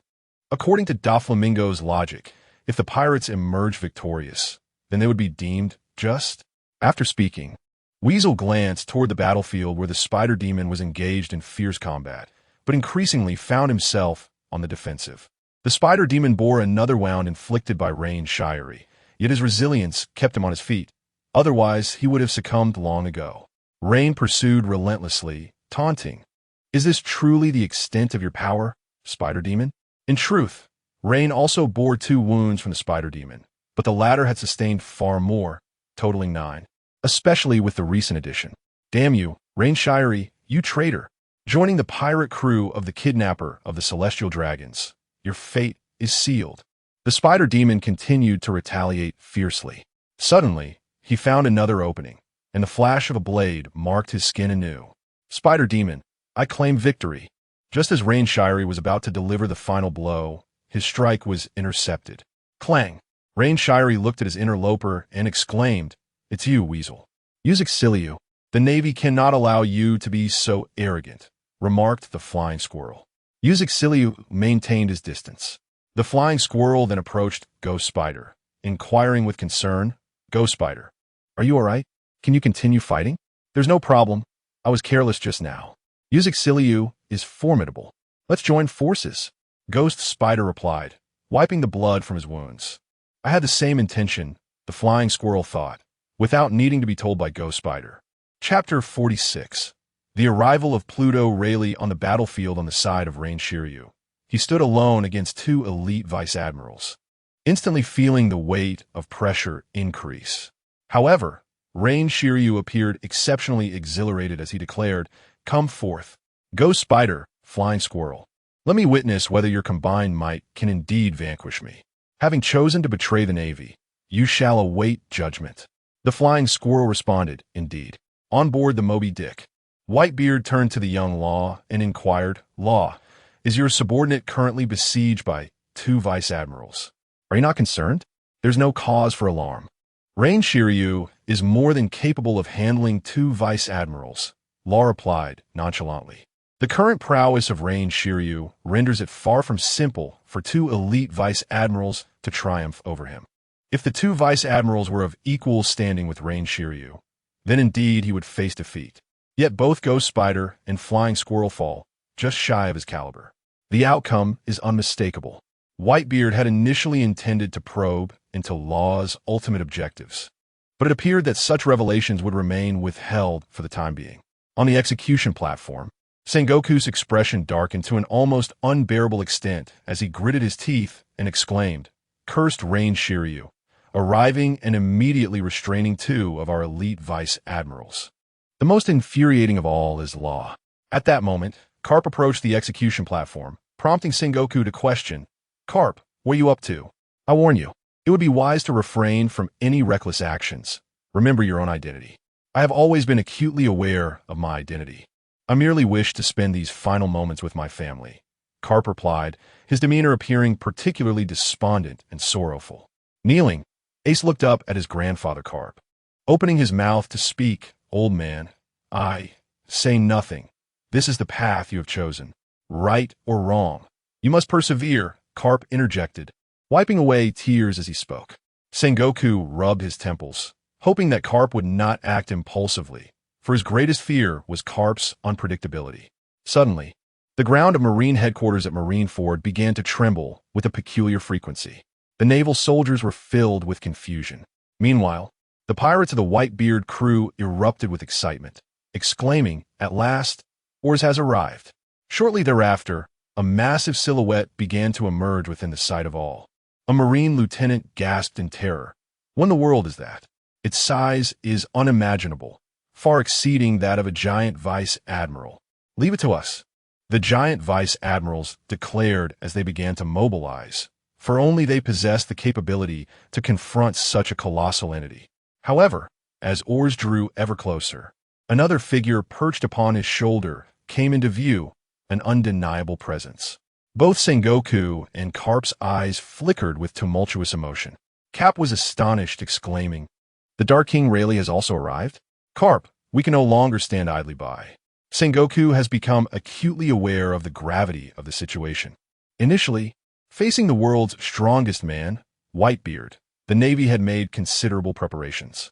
Now, with the emergence of another legendary figure, if he and Carp continue to remain passive, the Navy may ultimately face defeat. The Yellow Ape remarked with a sly grin, How terrifying. The Dark King Rayleigh has come as well? Alas. Aokiji scratched his head, saying, This war is bound to escalate. Below the execution platform, Akainu's gaze was icy as he stated, Rayleigh, the old man, instead of hiding away to recuperate, dares to come to Marineford. Today, this place shall become your grave, old man. Whitebeard also turned his gaze towards Rayleigh, saying, Rayleigh. Rayleigh leaped down from oars, landing on the Moby Dick. He chuckled, It has been decades since I last saw you, Whitebeard, and there's this lad, Luo Chen, who has caused me some trouble. Ha ha ha. Whitebeard laughed heartily. Indeed, it has been many years. You have grown quite old. But you say Luo Chen has troubled you? How amusing. Old man Rayleigh, You can't possibly stand by while your captain's son is in peril, can you? Luo Chen replied with a smirk as he looked at Rayleigh. Indeed, if I had been unaware, it would have been one thing, but now that I am aware, I must make an appearance, Rayleigh said with a smile. Doflamingo, hands in pockets, laughed heartily. For this war is truly fascinating. The first mate of Pirate King Roger has also appeared. Who will emerge victorious in this conflict? The Dark King Rayleigh. My hawk, the Hawkeye, observed Rayleigh, though it was his first encounter with such a figure. Nevertheless, he sensed that Rayleigh was also a master swordsman, which sparked a desire within my hawk. On the Moby Dick, Rayleigh surveyed the battlefield, stating, logically, I should not interfere in this war. After all, Ace is already one of your crew, Whitebeard, and you prefer not to have others meddle in your affairs. However, Fire Fist Ace is the last remaining bloodline of Captain Roger, so our goals align, Whitebeard. Ha ha ha. Whitebeard could discern the underlying reason for Rayleigh's words. In days past, he would have unequivocally chosen to expel Rayleigh. As the formidable Whitebeard, he would not require assistance from others. Yet, he had to admit that his body was failing, and he was aging. Faced with such a multitude of powerful adversaries from the Navy, Whitebeard could not guarantee Ace's rescue and could only choose to gamble with his life. However, it now appears that the likelihood of rescuing Ace from this side is increasingly promising, and Whitebeard has willingly accepted this notion. Ace, kneeling on the execution platform, gazed at the unfamiliar old man aboard the Moby Dick. Could that individual be the vice captain of the man who bore no sense of responsibility as a father? Chapter 47.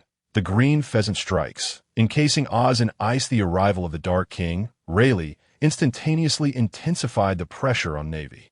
Rear Admiral Saru murmured to herself, with unexpected events occurring one after another, it is fortunate that we are adequately prepared.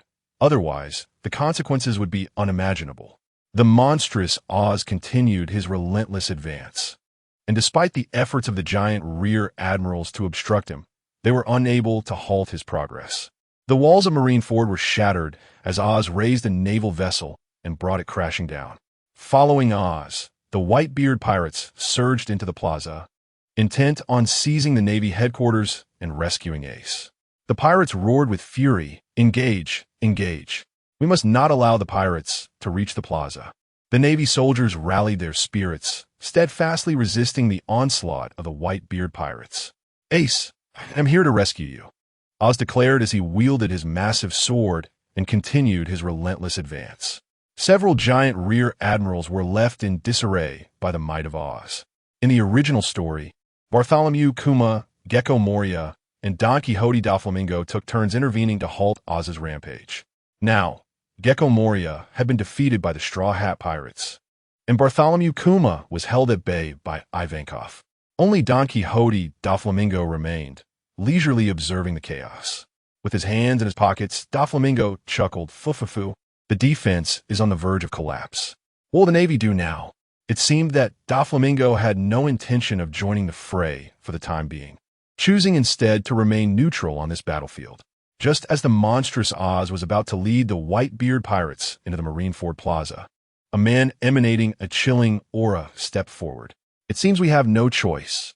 The green pheasant leaped to confront Oz, stating, "If you, such a colossal being, were to charge into the plaza, it would result in mass casualties for the Navy." Ice time capsule. 2 columns of freezing air erupted from the green pheasant's hands, directed at the massive Oz. In that moment, as the freezing air struck him, Oz's enormous form began to be encased in ice, toppling over, a testament to the extraordinary power of the green pheasant's ice fruit ability. Kneeling on the execution platform, Ace anxiously shouted Oz. The members of the Whitebeard pirates echoed his cries, "Oz!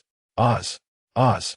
The Navy soldiers, witnessing the formidable monster Oz being restrained by Admiral Green Pheasant, erupted in jubilant cheers. "Wonderful!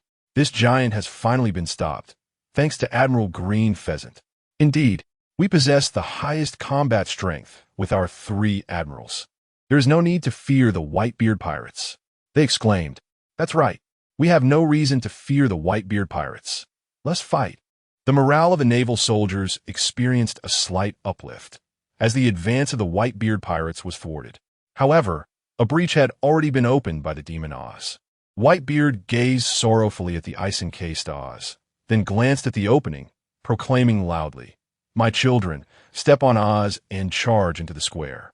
The pirates of the Whitebeard pirates found their spirits invigorated by their father's voice. On the other side, Rain Shiryu found himself unable to break through the coordinated attacks of the Ghost Spider and the Squirrel. Ghost Spider threatened, "Rain Shiryu, since you have become a traitor, today both you and Luo Chen shall meet your demise at the Marine headquarters, Marineford." "Haha," Rain Shiryu retorted with a cold laugh. "If you wish to kill me, Rain Shiryu, send an admiral to fight me. With just the two of you, you lack the qualification. Such arrogance. We're more than capable of taking you down," the Squirrel declared, utilizing the 6 dials to launch a surprise attack from behind Rain Shiryu. Shiryu swiftly sidestepped and raised his thunderstorm to block the Squirrel's ambush.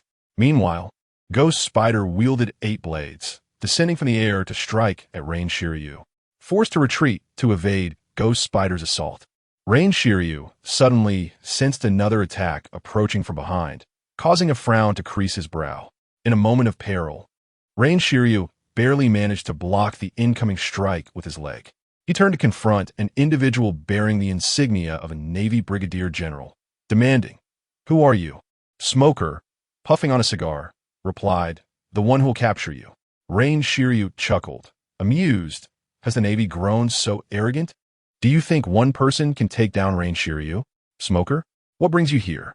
The Squirrel inquired, both he and Ghost Spider recognizing Smoker, puzzled as to why he had abandoned his pursuit of the Whitebeard pirates to join their battlefield. After all, Smoker was one of the few natural-type devil fruit users within the naval headquarters, making it difficult not to know him. Smoker tightened his grip on his jit. Following the abduction of his subordinate Tashigi by Luo Chen, and due to the matter of the Celestial Dragons, Tashigi had now become a wanted criminal. Even if he were to rescue her, she could no longer serve in the Navy. Originally, Smoker intended to confront Luo Chen, yet he found himself continually obstructed by the captains of the Whitebeard pirates as he attempted to break through to the Moby Dick. Consequently, he had no choice but to seek an alternative target, turning his attention to Rain Shiryu, a subordinate of Luo Chen. In this fleeting moment, Rain Jishio lit a cigar and spoke slowly. A Ghost Spider, a Flying Squirrel, and a natural-type devil fruit user among the Navy's rear admirals. 3 formidable opponents. He kicked a stone beneath his feet, realizing that a fierce battle was imminent, initially intending to swiftly eliminate the Navy soldiers. The situation had now escalated to confronting multiple skilled adversaries at once. Yet, Rain Jishio displayed no hint of trepidation, for he had Captain Luo Chen to rely upon. Chapter 48. Garp versus Rayleigh on the execution platform. Sengoku addressed Garp, standing nearby. "Garp, I initially did not wish for you to involve yourself in this conflict. However, I implore you to intercept the Dark King, Rayleigh. You are aware of the dire consequences should we, the Navy, falter." Garp did not respond immediately. Instead, he directed his gaze towards Rayleigh aboard the Moby Dick. Indeed, he and Rayleigh had been long-standing rivals. "Very well, I consent," Garp finally replied after closing and reopening his eyes. "Ace called out, old man." Garp reciprocated with a call to Ace's name, wrestling with inner turmoil. Sengoku's words were not unfounded. Failure was not an option for the Navy, as the repercussions would be unfathomable. Thus, Garp acquiesced to Sengoku's proposal, leaving Ace's fate to chance. Slowly, Garp rose to his feet. On the Moby Dick, Whitebeard remarked, "Rayleigh, it seems that Garp intends to confront you. I am aware. It has been a while since we clashed, and I find myself rather eager for it," Rayleigh replied, having sensed Garp's gaze alongside Whitebeard. Garp took a deep breath and bellowed, "Rayleigh, have your bones yet to rust? If I have not rusted, how could you?" Rayleigh laughed heartily in response. The legendary Garp and the Dark King Rayleigh. Were these two titans about to engage? Both the Whitebeard pirates and the Navy were abuzz with speculation regarding the impending confrontation between the two venerable figures. Indeed, they were old men. Yet, the renown of Garp and Rayleigh was unparalleled. Garp leaped from the edge of the execution platform, landing in the square and immediately charging towards the Moby Dick. The pirates were utterly powerless to impede Garp's advance. The Navy soldiers were filled with exhilaration. The commanders of the Whitebeard pirates did not attempt to intercept Garp, for they understood that his target was not their captain, but the Dark King Rayleigh. Their primary objective was to rescue Ace, and that took precedence above all else.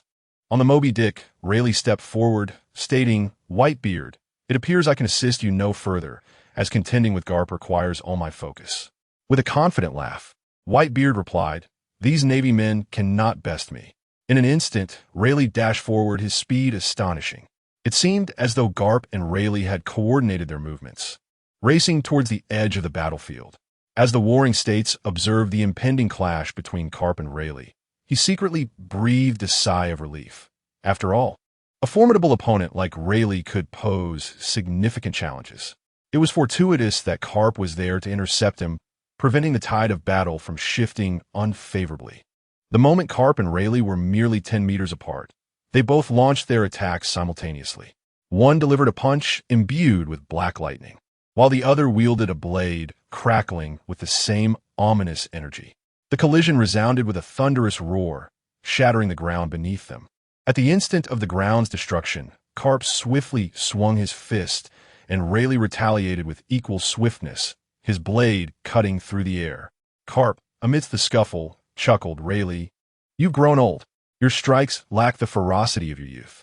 To which Rayleigh retorted without hesitation, "And you, Garp, seem to be the one aging. Your punches appear utterly feeble."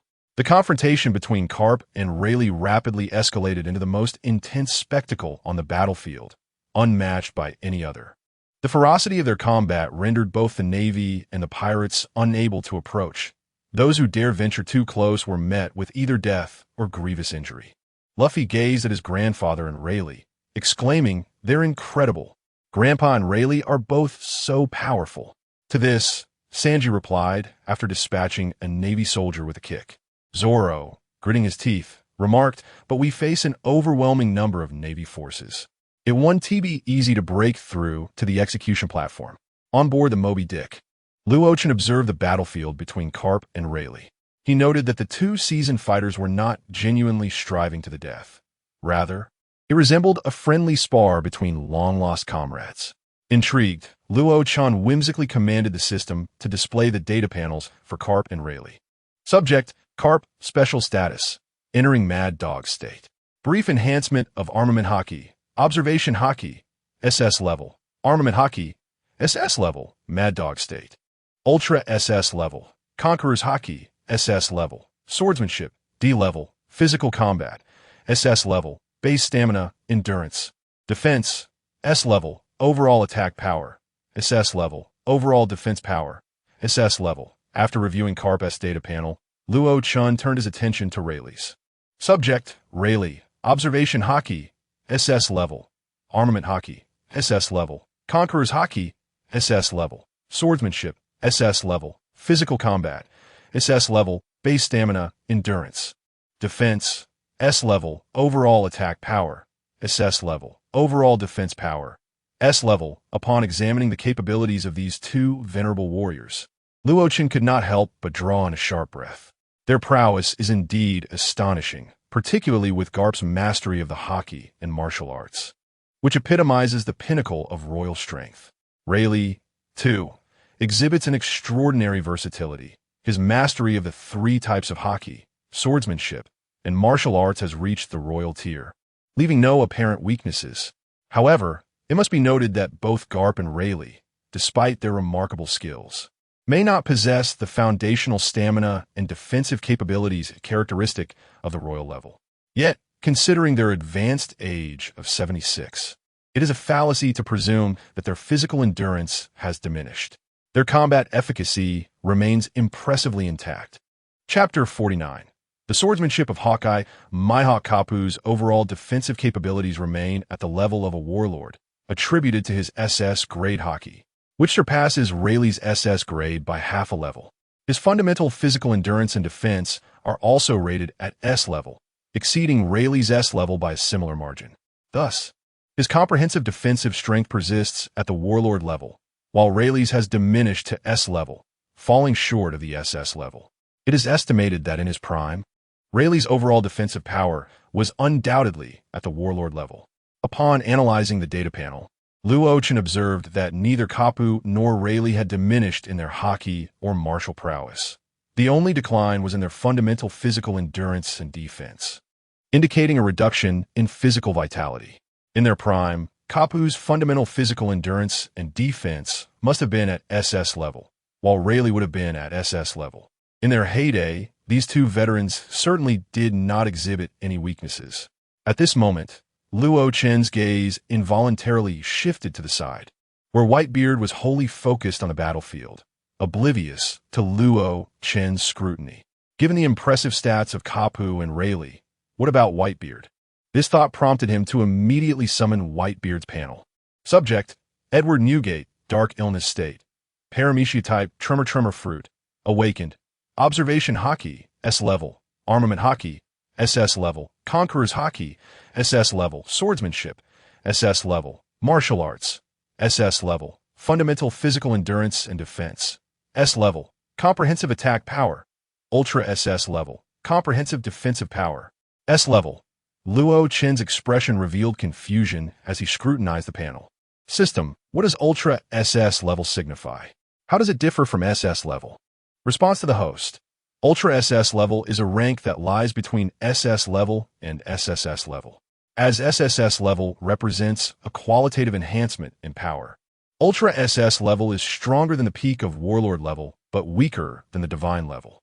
System: how did you determine that Whitebeard possesses Ultra SS level attack power?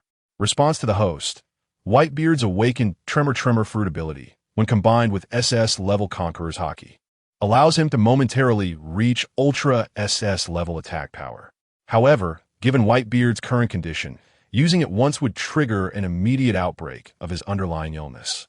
Upon hearing the system's explanation, Luo Chen began to comprehend the situation. It was the awakening of the Tremor Fruit combined with the SS level Conqueror's Haki that briefly elevated his attack power to Ultra SS level. Ultimately, it comes down to the formidable, destructive capability of the Tremor Fruit. Despite Whitebeard's seemingly robust physical state, it is fundamentally unstable. His observation Haki has weakened, and his fundamental physical endurance and defense have similarly declined due to age. Should a sudden outbreak of his ailment occur during battle, his fundamental physical endurance and defense would deteriorate instantly. The minimum requirement for mastering the Conqueror's Haki is classified as SS rank. Currently, Luo Chen's status is as follows. Host: Luo Chen, Superhuman Class, Fluttering Fruit Ability, Awakened, Animal Class, Mythical Phoenix Fruit Ability, Awakened, Observation Haki, SS rank, Armament Haki, a rank, Conqueror's Haki, S rank, Physical Combat, a rank, Swordsmanship, SS rank, Basic Physical Strength, Stamina, and Defense, SS rank, Overall Attack Power, S rank, Overall Defense Power, SS rank. Luo Chen gazed at his data panel, having already set his sights on the next goal. It was time to elevate his strength to a higher echelon. He could scarcely contain his burgeoning excitement. Casting his gaze towards the location of Dracul Mihawk, he commanded the system to display Mihawk's data panel. Indeed, Luo Chen aimed to replicate the swordsmanship of that formidable swordsman. Target: Dracul Mihawk, Observation Haki, SS rank, Armament Haki, SS rank, Conqueror's Haki, SS rank, Swordsmanship, SS rank, Physical Combat, S rank, Basic Physical Strength, Stamina, and Defense, SS rank. Overall Attack Power, SS rank. Overall Defense Power, SS rank. Truly, he is the world's greatest swordsman. His swordsmanship undoubtedly stands at SS rank. However, it remains uncertain whether there exists a swordsman even superior to Mihawk. Luo Chen involuntarily licked his lips, silently chanting in his heart. System: replicate Dracul Mihawk's swordsmanship for me. Acknowledged. Host: Dracul Mihawk's SS rank swordsmanship is integrating. As Mihawk's swordsmanship continued to merge with Luo Chen, a palpable change began to manifest in his aura. Whitebeard, the closest to Luo Chen, immediately sensed a peculiar transformation within his own being. Whitebeard mused internally. Has this Luo Chen's strength indeed increased? Otherwise, why would I feel such a sense of danger? This sensation was one he had only felt from adversaries of equal caliber. Now, Luo Chen was evoking the same feeling within him. At that moment, Mihawk, engaged in combat with a pirate henchman, suddenly turned his gaze towards Luo Chen, struck by an inexplicable intuition characteristic of swordsmen. Luo Chen's eyes gleamed with a crimson light, exuding an aura of dominance over the world. The data panel, now infused with Dracul Mihawk's swordsmanship. Host, Luo Chen, superhuman-type float fruit ability, awakened. Animal-type mythical phoenix fruit ability, awakened. Observation Haki, SS level. Armament Haki, S level. Conqueror's Haki, SS level. Physical technique, S level. Swordsmanship, Ultra SS level. Basic stamina, endurance. Defense, SS level. Comprehensive attack power, Ultra SS level. Comprehensive defense power, S level. It appears that the combination of an SS level and an SS level in swordsmanship has yet to breach the formidable barrier of SSS level. Nevertheless, Luo Chen could distinctly perceive a dramatic surge in his attack power, magnified several-fold. The armament haki and physical techniques have been invigorated as well. However, it is likely to become increasingly challenging to stimulate them further, unless he can replicate or inherit the armament haki and physical techniques. Otherwise, the S level is already a standard for the elite ranks of the ocean's most formidable warriors. Notably, the Conqueror's Haki has granted him the ability to wield the skill of Conqueror's Haki entanglement. As for swordsmanship, the throne of the world's greatest swordsman is due for a change. Chapter 50. It should be quite amusing to provoke Akainu with Marco, possessing an attack power equivalent to that of Whitebeard at the Ultra SS level, while Whitebeard can only wield it with difficulty. Luo Chen is capable of utilizing it as a matter of course. This distinction marks the most significant difference between them. Luo Chen extended his right hand, observing his clenched fist enveloped in a layer of black lightning. Whitebeard gazed at Luo Chen in astonishment and inquired, "Kid, have you already mastered that technique?" "Indeed," Luo Chen replied. Whitebeard sighed and remarked, "It seems the times have progressed. I, Rayleigh, Garp, and Sengoku, we are all aging." In truth, upon witnessing Luo Chen's ability to envelop himself in Conqueror's Haki, Whitebeard had already acknowledged him from the depths of his heart. After all, those who can master the Conqueror's Haki in these seas are undeniably formidable leaders, akin to the current 4 emperors of a new world. Luo Chen lowered his hand and smiled. "So, Whitebeard, have you made your decision? After your demise, will you entrust the Whitebeard pirates to me?" With a hearty laugh, Whitebeard replied, "I can see you possess great ambition, but I do not wish for my sons to take unnecessary risks." There was an unspoken thought lingering in Whitebeard's mind. If his sons were to follow this young man, a great war would inevitably ensue. Luo Chen chose not to respond to Whitebeard's words, for he believed that Whitebeard was overly protective of his sons. If they were nurtured properly, like awakening Marco's phoenix form, they could undoubtedly give rise to a powerhouse of the Emperor level. Marco, while formidable below the Emperor level, still fell short of that essential distinction. At present, within the Marine headquarters at Marineford, the most powerful individual is none other than Luo Chen himself.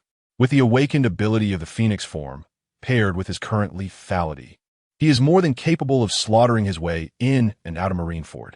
At that moment, Luo Chen turned to Domino, instructing, "Domino, I have a task for you.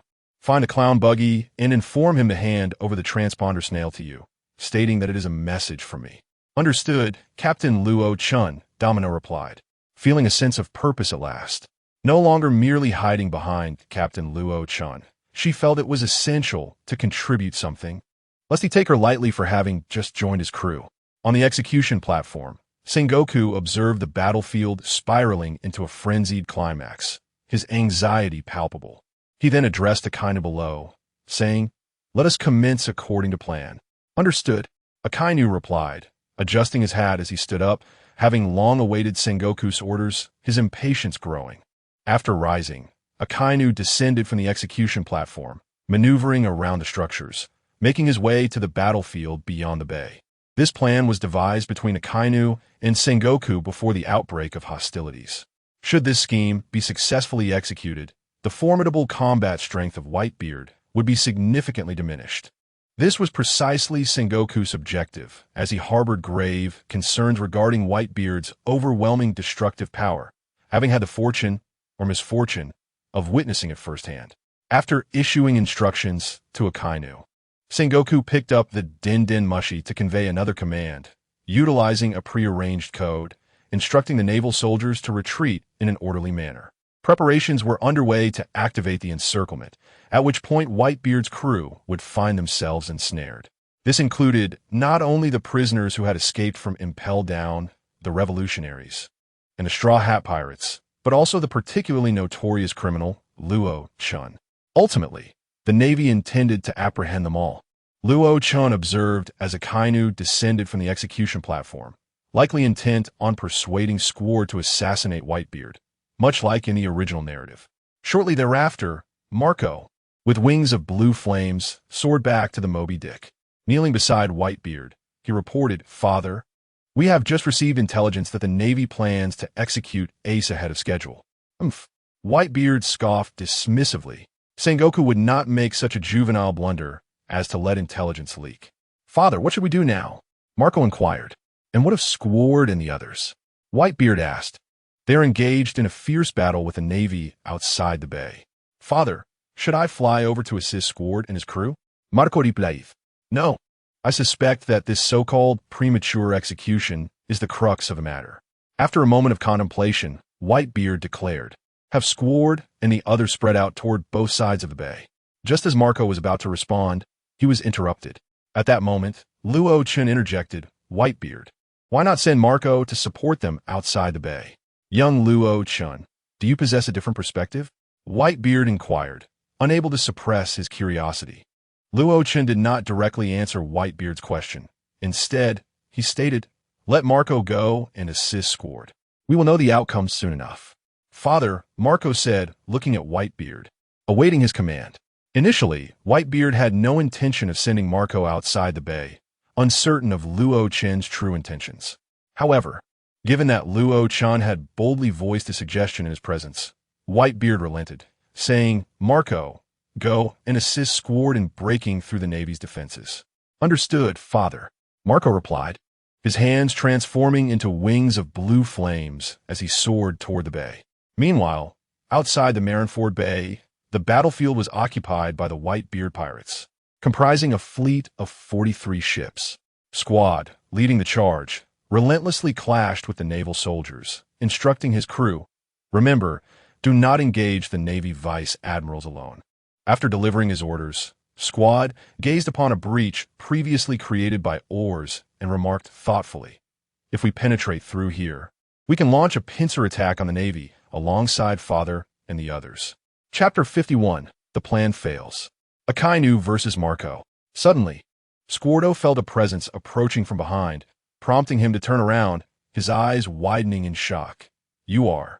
"Be careful, Squardo." Marco, having just flown in, spotted Admiral Akainu looming behind Squardo and urgently called out to him. Indeed, Luo Chen had anticipated trouble outside the bay, which was precisely why he had spoken as he did earlier. Had Marco not arrived, or had he come a moment later, the battlefield outside the bay might have succumbed to devastation. After all, the destructive power of a marine admiral is well recognized. With Marco's warning, Squardo, who had momentarily been taken aback, quickly regained his composure and created distance. Gritting his teeth, Akainu seethed, "Damn Marco, you've ruined my plans." He realized that his scheme to sway Squardo had been thwarted. With Marco's emergence, that plan was effectively in ruins. He roared, unleashing a massive magma punch towards the approaching Marco. As Marco deftly evaded Akainu's assault mid-flight, he launched a counterattack. Squardo bellowed, "Admiral Akainu has ambushed our rear. Everyone, be on guard." With Squardo's fierce shout, the pirates of the Whitebeard pirates, under his command, became aware of Akainu's maneuvering behind them. "Marco has arrived and is engaging with Akainu," remarked one pirate captain. Another captain proposed, "Let us push into the bay. We will leave Akainu to Marco." This suggestion garnered consensus among the crew, as they resolved to rush into the bay rather than linger in a futile struggle with Akainu. Within the bay, Aboard the Moby Dick, Whitebeard gazed at the flames erupting outside and mused. Has that magma brat ventured outside the bay? Is Sengoku attempting to encircle my rear with such tactics? It seems the long tenure as fleet admiral has muddled his judgment. Who knows? Luo Chen replied nonchalantly, his hands tucked in his pockets, withholding the true reason from Whitebeard. He was curious to observe how his continuous interventions would influence the unfolding events of the Marineford War. Of course, the outcome would remain unchanged. Striking at the Marines while simultaneously absorbing the entirety of the Whitebeard pirates would be the most advantageous, sparing him the need to expand his own influence. On the execution platform, Sengoku's face darkened to the hue of charcoal. With Akainu's plan having failed, the scheme to incite Squardo to assassinate Whitebeard had also crumbled. Indeed, no matter how meticulously pre-war plans are crafted, once war commences, circumstances can shift unpredictably, now veering in directions Sengoku could not foresee. On the icy battlefield, Diamond Jozu sprinted forward, his body transforming into diamond as he charged directly at Crocodile. The impact of Diamond Jozu's formidable collision sent Crocodile hurtling backward, blood streaming from his forehead and nose. Crocodile wiped the blood from his nose and remarked, "Such a large figure, yet so swift?" Just as Diamond Jaws raised his fist to strike Crocodile's head, he suddenly found himself unable to move. A glance over his shoulder revealed the arrival of Don Quixote Doflamingo, one of the 7 warlords of the sea. Doflamingo laughed arrogantly. "Sand Crocodile, how about we join forces?" "Absolutely not. I, Crocodile, will not ally with anyone," he retorted, rising to meet Doflamingo's gaze. Now vanished Doflamingo. With that, Crocodile conjured a swirling vortex of sand, sweeping both Doflamingo and Diamond Jaws away. Doflamingo, floating effortlessly in midair, chuckled. "Crocodile, you truly lack compassion." Meanwhile, the Straw Hat Pirates had reached the walls and were poised to enter the plaza when a figure blocked their path. Zoro, after a moment of surprise, said solemnly, "Hawkeye, my hawk." "Hawkeye!" Nami exclaimed, retreating behind Luffy in fear. The expressions of Luffy, Sanji, Usopp, Brook, Chopper, and Robin were equally grim. "Hawkeye, my hawk," stated coolly Roronoa Zoro. "Your swordsmanship has improved, yet you are still far from my level." "Damn it." Zoro clenched his weapon, acknowledging the truth in Mihawk's words. He knew he still had a vast distance to cover in comparison to Hawkeye. Mihawk continued, and there's the ever-controversial Monkey D. Luffy. With that, he unleashed a flying slash directed at the entire Straw Hat crew. They narrowly evaded the lethal attack, and Zoro gasped, "At this rate, we'll be annihilated." Just as Mihawk grasped his legendary Black Blade, the supreme-grade sword Yuru, preparing to strike once more, a figure rushed forward. Clang! Mihawk regarded the newcomer closely. Captain of the Whitebeard Pirates' 5th Division, Flower Sword Vista.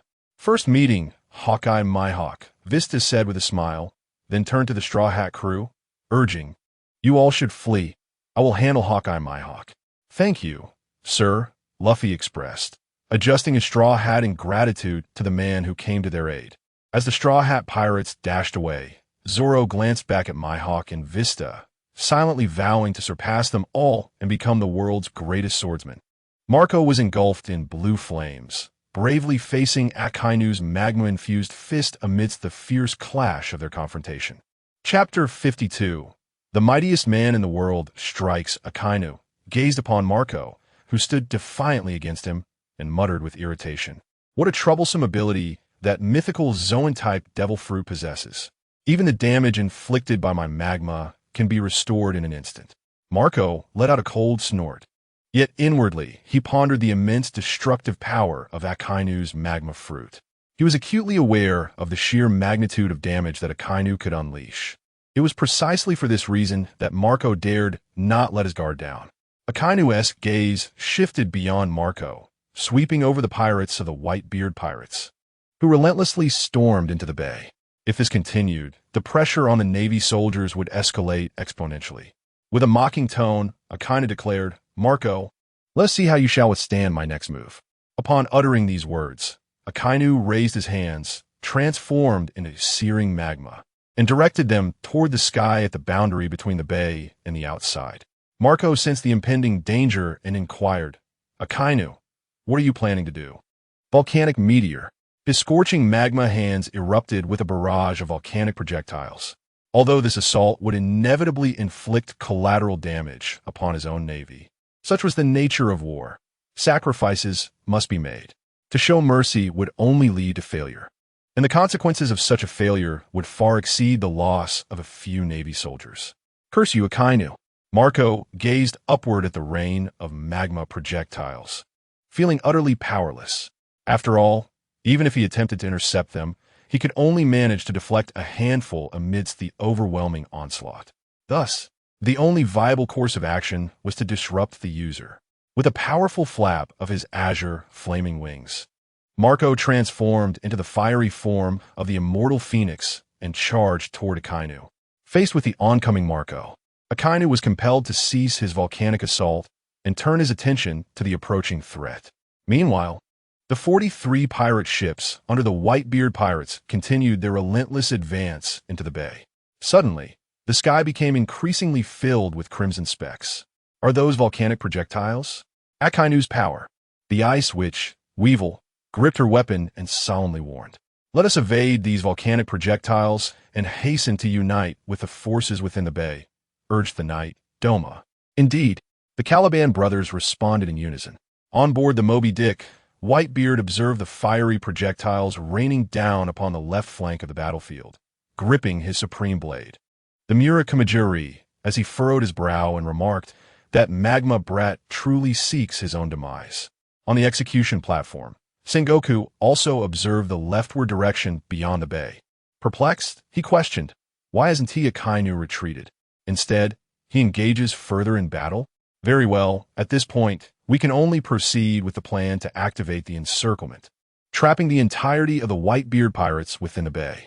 Originally, the warring states intended to initiate the encirclement, utilizing Akainu's magma fruit abilities to deliver a devastating blow to the Whitebeard pirates. Now, is Akainu still engaged in combat outside the bay? Meanwhile, on the other side of Marineford, the battlefield of Garp and Rayleigh unfolds. As Rayleigh firmly grips his sword, continuously deflecting Garp's punches, he remarks, Garp, your Admiral Akainu possesses quite a lethal disposition. He has indiscriminately affected even his own men. Garp is fully aware of Rayleigh's words. Akainu's recent actions were indeed lethal against the pirates, but they also inadvertently harmed numerous Marines. Garp diverts his gaze to Rayleigh, subconsciously reducing the force of his punches. This slight reduction does not escape Rayleigh's notice, prompting him to question, Garp, do you look down upon me? Fight me with your full strength. At their level of prowess, any hint of disdain from an opponent is the utmost humiliation. Garp responds, my apologies, Rayleigh. I momentarily lost focus. Prepare yourself for the next exchange. I welcome the challenge. Rayleigh replies with a satisfied smile. In a Marineford square, outside the bay, the Whitebeard pirates, comprising 43 crews, relentlessly breach the defenses, causing pressure on the Marines to escalate dramatically. The clash between the Whitebeard pirates and the Marines intensifies to a boiling point. Standing aboard the Moby Dick, Whitebeard recognizes that the conflict has reached a stalemate, necessitating the creation of a new breakthrough, or it will remain deadlocked. Resolute, Whitebeard declares, Luo Chen, I am preparing to strike. You may remain aboard my ship or go wherever you wish. Then I shall stay aboard your ship. Luo Chen responds, when a moment to act arrives, I shall act. Whitebeard pays him no mind, firmly grasping his supreme blade, the Uruchi, and taking 2 steps forward. This action instantly captures the attention of all the formidable fighters present. Sengoku, standing at the execution platform, shouts into the transponder snail, everyone, pay heed. The world's strongest man, Whitebeard, is about to make his move. Old man. The pirates of the Whitebeard crew echo in unison. Whitebeard embeds his supreme blade into the deck, slightly crouches, and clenches his fists. A gentle breeze sweeps through, causing his cloak to flutter. With a sudden surge of power, Whitebeard strikes outward. Boom! The atmosphere on either side of his fist fractures instantly, shattering the 2 ice-encased tsunamis. Gritting his teeth, Sengoku gazes at the splintering ice and exclaims, Whitebeard, Are you leaving a path of retreat for the pirates? The pirates of the 43 crews under the Whitebeard pirates gazed upon the newly opened escape route, exclaiming, "The ice is shattered. Now we can set sail at any moment. Indeed, it is fortunate that our father has intervened. Father is preparing to strike. We must follow in his footsteps, vanquish the navy, and rescue Ace." Whitebeard brandished his supreme blade, the Tsung Yun Xie, and charged forward, leaping from the deck of the Moby Dick. His imposing form landed heavily upon the ice, marking his official engagement in the battle. With the Tsung Yun Xie aimed at Sengoku on the execution platform, Whitebeard displayed a confident smile. Sengoku, provoked, felt a twitch in his eyelids. Chapter 53. The kings of a bygone era turned the sea afield. Sengoku, addressing the telephone bug, proclaimed loudly, "All Navy personnel, remain on high alert. Do not be complacent simply because we hold the advantage in numbers. It is quite possible that we will be the ones to face defeat. That man possesses the power to annihilate the world." Sengoku articulated these words to ensure that the Navy soldiers did not underestimate the formidable Whitebeard. Meanwhile, on the Sabeti archipelago, throngs of people gathered before 3 colossal screens. The atmosphere was electric, filled with a palpable sense of dread as one citizen fervently prayed. The Navy must triumph over the Whitebeard pirates. Reporters busily captured the unfolding spectacle, recognizing it as a monumental event. Kid and his crew stood beside a large tree, with Kid casting a disdainful glance at the screen, remarking, "Is that straw hat fellow a fool? Charging into that battlefield? Perhaps a miracle might occur." Trafalgar Law and his crew approached, interjecting, "You seem rather hopeful about Straw Hat, don't you?" "Hopeful is not quite the word," Kid retorted. "But that Luo Chen, don't you think he is rather enigmatic?" As Trafalgar mentioned Luo Chen, Kid clenched his fists and declared, "I shall surpass everyone and become the Pirate King." Trafalgar chose to remain silent, engrossed in the spectacle before them. Elsewhere, Drake gazed at the screen, muttering softly, "This may be the Navy's most arduous challenge yet. Should they falter, the seas will surely witness the rise of even more pirates." Nearby, Afy chuckled, "That Straw Hat crew is utterly reckless. They charge in head first, while Luo Chen, the true threat, remains calculated." Urage, wielding a large pen-like weapon, added with a smile, "Among this generation of supernovas, I believe Luo Chen will progress the fastest." After this monumental battle, the New World will undoubtedly undergo a significant reshuffling. Capone Beach, amidst the crowd, puffed on a cigar while observing the screen. Is Whitebeard finally ready to make his move? Just how formidable is he? Meanwhile, Bonnie, perpetually munching on food, fixated her gaze on Bartholomew Kuma displayed on the screen, unable to endure a moment without sustenance. These supernovas, having recently transitioned from the first half of the Grand Line to the Sabeti archipelago, were witnessing what constituted the pinnacle of combat for the first time, broadening their horizons. As supernovas, they were all fiercely competitive, feeling the weight of immense pressure, particularly with the spotlight now shining on Straw Hat Luffy and, more notably, Luo Chen. Luo Chen appeared to be on an entirely different plane of existence compared to them. The supernovas who had arrived at the Sabeti archipelago were no ordinary individuals. They began to comprehend just how formidable Luo Chen truly was. At the Marineford battlefield of the Navy headquarters, the giant Vice Admiral John Giant roared with fury. "Clear the way. The Whitebeard pirates shall not set foot on this plaza." Brandishing his colossal sword, measuring over 20 meters, he relentlessly cleaved through the ranks of the Whitebeard pirates, advancing towards the formidable figure of Whitebeard himself, with both hands firmly gripping the massive blade raised high. John Giant declared, "Perish Whitebeard." Whitebeard, his gaze unwavering, observed the sword descending towards him and effortlessly raised his supreme blade, the tusk of the clouds, to intercept it. Clang! John Giant instantly felt an overwhelming force that rendered him unable to advance even an inch. Whitebeard regarded the giant Vice Admiral and remarked, "You are quite the nuisance. Aren't you, lad?" With a surge of greater power, John Giant was unexpectedly pushed back several steps. The tusk of the clouds spun gracefully in the air before finally embedding itself into the ice below. Whitebeard raised his hands, grasping at the air, his eyes sharpening with intensity as he forcefully pulled downward. What was happening? John Giant felt his entire being lose balance in an instant. Throughout the Navy headquarters at Marineford, everyone sensed a tilt in both sky and earth. Those of insufficient strength among the Navy soldiers and pirates alike could scarcely maintain their footing.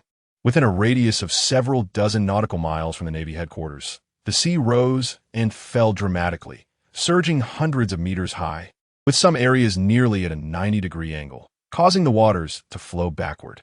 Most individuals clung desperately to whatever they could grasp. Simultaneously, the most authentic scenes were broadcasted to all spectators. The supernovas present at the Sabeti archipelago stood in stunned silence, astonished that someone could unleash such immense destructive power in an instant. Was this truly the world's mightiest man, Whitebeard? It could be said that Whitebeard had unleashed an unimaginable level of devastation upon the Navy headquarters at Marineford, causing buildings to collapse in ruins. The Straw Hat Pirates, too, found themselves toppled onto the icy surface due to the tremendous tremors. Luffy stared in disbelief at the shaking sea, exclaiming this. The entire ocean is quaking. It's unfathomable that such power could belong to a mere human. Sanji swallowed hard, his worldview forever altered. Doflamingo stood firmly, laughing maniacally. Fufufu as expected of the legendary monster. How many such attacks can the Navy headquarters withstand? Numerous battlefields were compelled to cease hostilities due to Whitebeard's overwhelming display of might. On the execution platform, the warring states also knelt down to steady himself, his gaze fixed intently on Whitebeard. The old man Ace likewise succumbed to the violent tremors and fell. Even the two executioners were thrown off balance. The naval ships on the periphery of Marineford were similarly ravaged by the tumultuous waves. One can only imagine the extent of the devastation Whitebeard unleashed upon Marine headquarters, Marineford, with his very first move. Chapter 54. The subtle intervention of Luo Chen as the tumultuous sea finally settled into a calm. The Marine headquarters at Marineford lay in utter devastation. The terrified Kobe, witnessing the collapse of the towering edifice that symbolized justice, exclaimed in horror, "Is this truly the battle of the strongest pirate?" Beside him, the equally frightened Belmeber was overwhelmed by the chaos that engulfed the entire Marine headquarters. The giant Marine Vice Admiral, John Giant, gasped for breath, exclaiming, "What astonishing power! However, in the name of the Marines, I shall not permit you to pass, Whitebeard." With that declaration, John Giant raised his massive sword, preparing to strike at Whitebeard. Unfazed, Whitebeard leapt into the air, hovering before the chest of the towering Vice Admiral. He raised his left hand, gathering energy, then unleashed a devastating punch into the air. The shockwave generated by the tremor fruit erupted, causing the atmosphere to fracture like a spider's web. Whitebeard forcefully propelled this energy outward, resulting in a thunderous explosion. The colossal shockwave tore through John Giant's body, rendering the Vice Admiral unconscious in an instant. The expansive shockwave surged toward the execution platform, toppling every Marine in its path and obliterating the surrounding walls in a heartbeat. "Father, destroy the execution platform." The pirates of the Whitebeard Pirates roared with excitement as they witnessed their father's might on display. "Commander Sengoku, it's bad." The Marines expressed their growing concern, realizing that Whitebeard's attack was about to reach the execution platform. A resounding boom echoed as the shockwave detonated before the platform. One pirate from the Whitebeard crew questioned uncertainly, "Did we succeed?" "No, look." Another pirate pointed towards the execution platform. Its Admirals Aokiji and Kizaru. The Marines collectively breathed a sigh of relief, having thought the platform was doomed. Aokiji and Kizaru stood poised, ready to intervene. Kizaru remarked slyly, "How terrifying. Had we been a mere half-second slower, the platform might have been obliterated." "This isn't the time for such musings. Whitebeard has struck, and the most perilous moment has arrived." Aokiji responded, slowly lowering his arm. Outside the bay, Akainu unleashed a terrifying magma punch, roaring, "Die, Marco!" In a moment of unpreparedness, Marco was struck, his chest pierced by Akainu's molten fist, leaving him grievously wounded and blood trickling from his lips. Yet, blue flames ignited within Marco, fiercely burning to mend his injured torso. Akainu furrowed his brow and remarked, "Even after enduring my full force strike, you can recover so swiftly? This troublesome Zoan ability leaves me no time to waste." With that, Akainu ceased his battle with Marco and turned to flee towards the bay. Marco, realizing the futility of pursuing Akainu any further, watched as the blue flames rapidly consumed his chest, restoring it to its former state. Observing his healed torso, Marco mused, "That last blow from Akainu drained quite a bit of my stamina for recovery." After a brief pause, Marco transformed his hands into wings of blue flames and soared towards the battlefield where Whitebeard awaited. He understood that prolonging the confrontation with Akainu served no purpose. Their mission was to rescue Ace, not to engage in a decisive battle with the Marines. In the bay, Diamond Jozu, the captain of the 3rd Division, raised his right hand and shouted, "Everyone, seize the opportunity created by our captain. Charge him before the Marines can regroup." Roar. The pirates of the Whitebeard pirates responded in unison. Simultaneously, the 43 pirate crews under the Whitebeard banner surged into the bay one after another. On the execution platform, Sengoku surveyed the chaotic battlefield, gripping the transponder snail tightly as he bellowed at the Marines below, "Why hasn't the barricade been activated yet?" "Apologies, Admiral Sengoku. But due to the ice, the power is insufficient to raise the barricade," a frightened Marine soldier replied.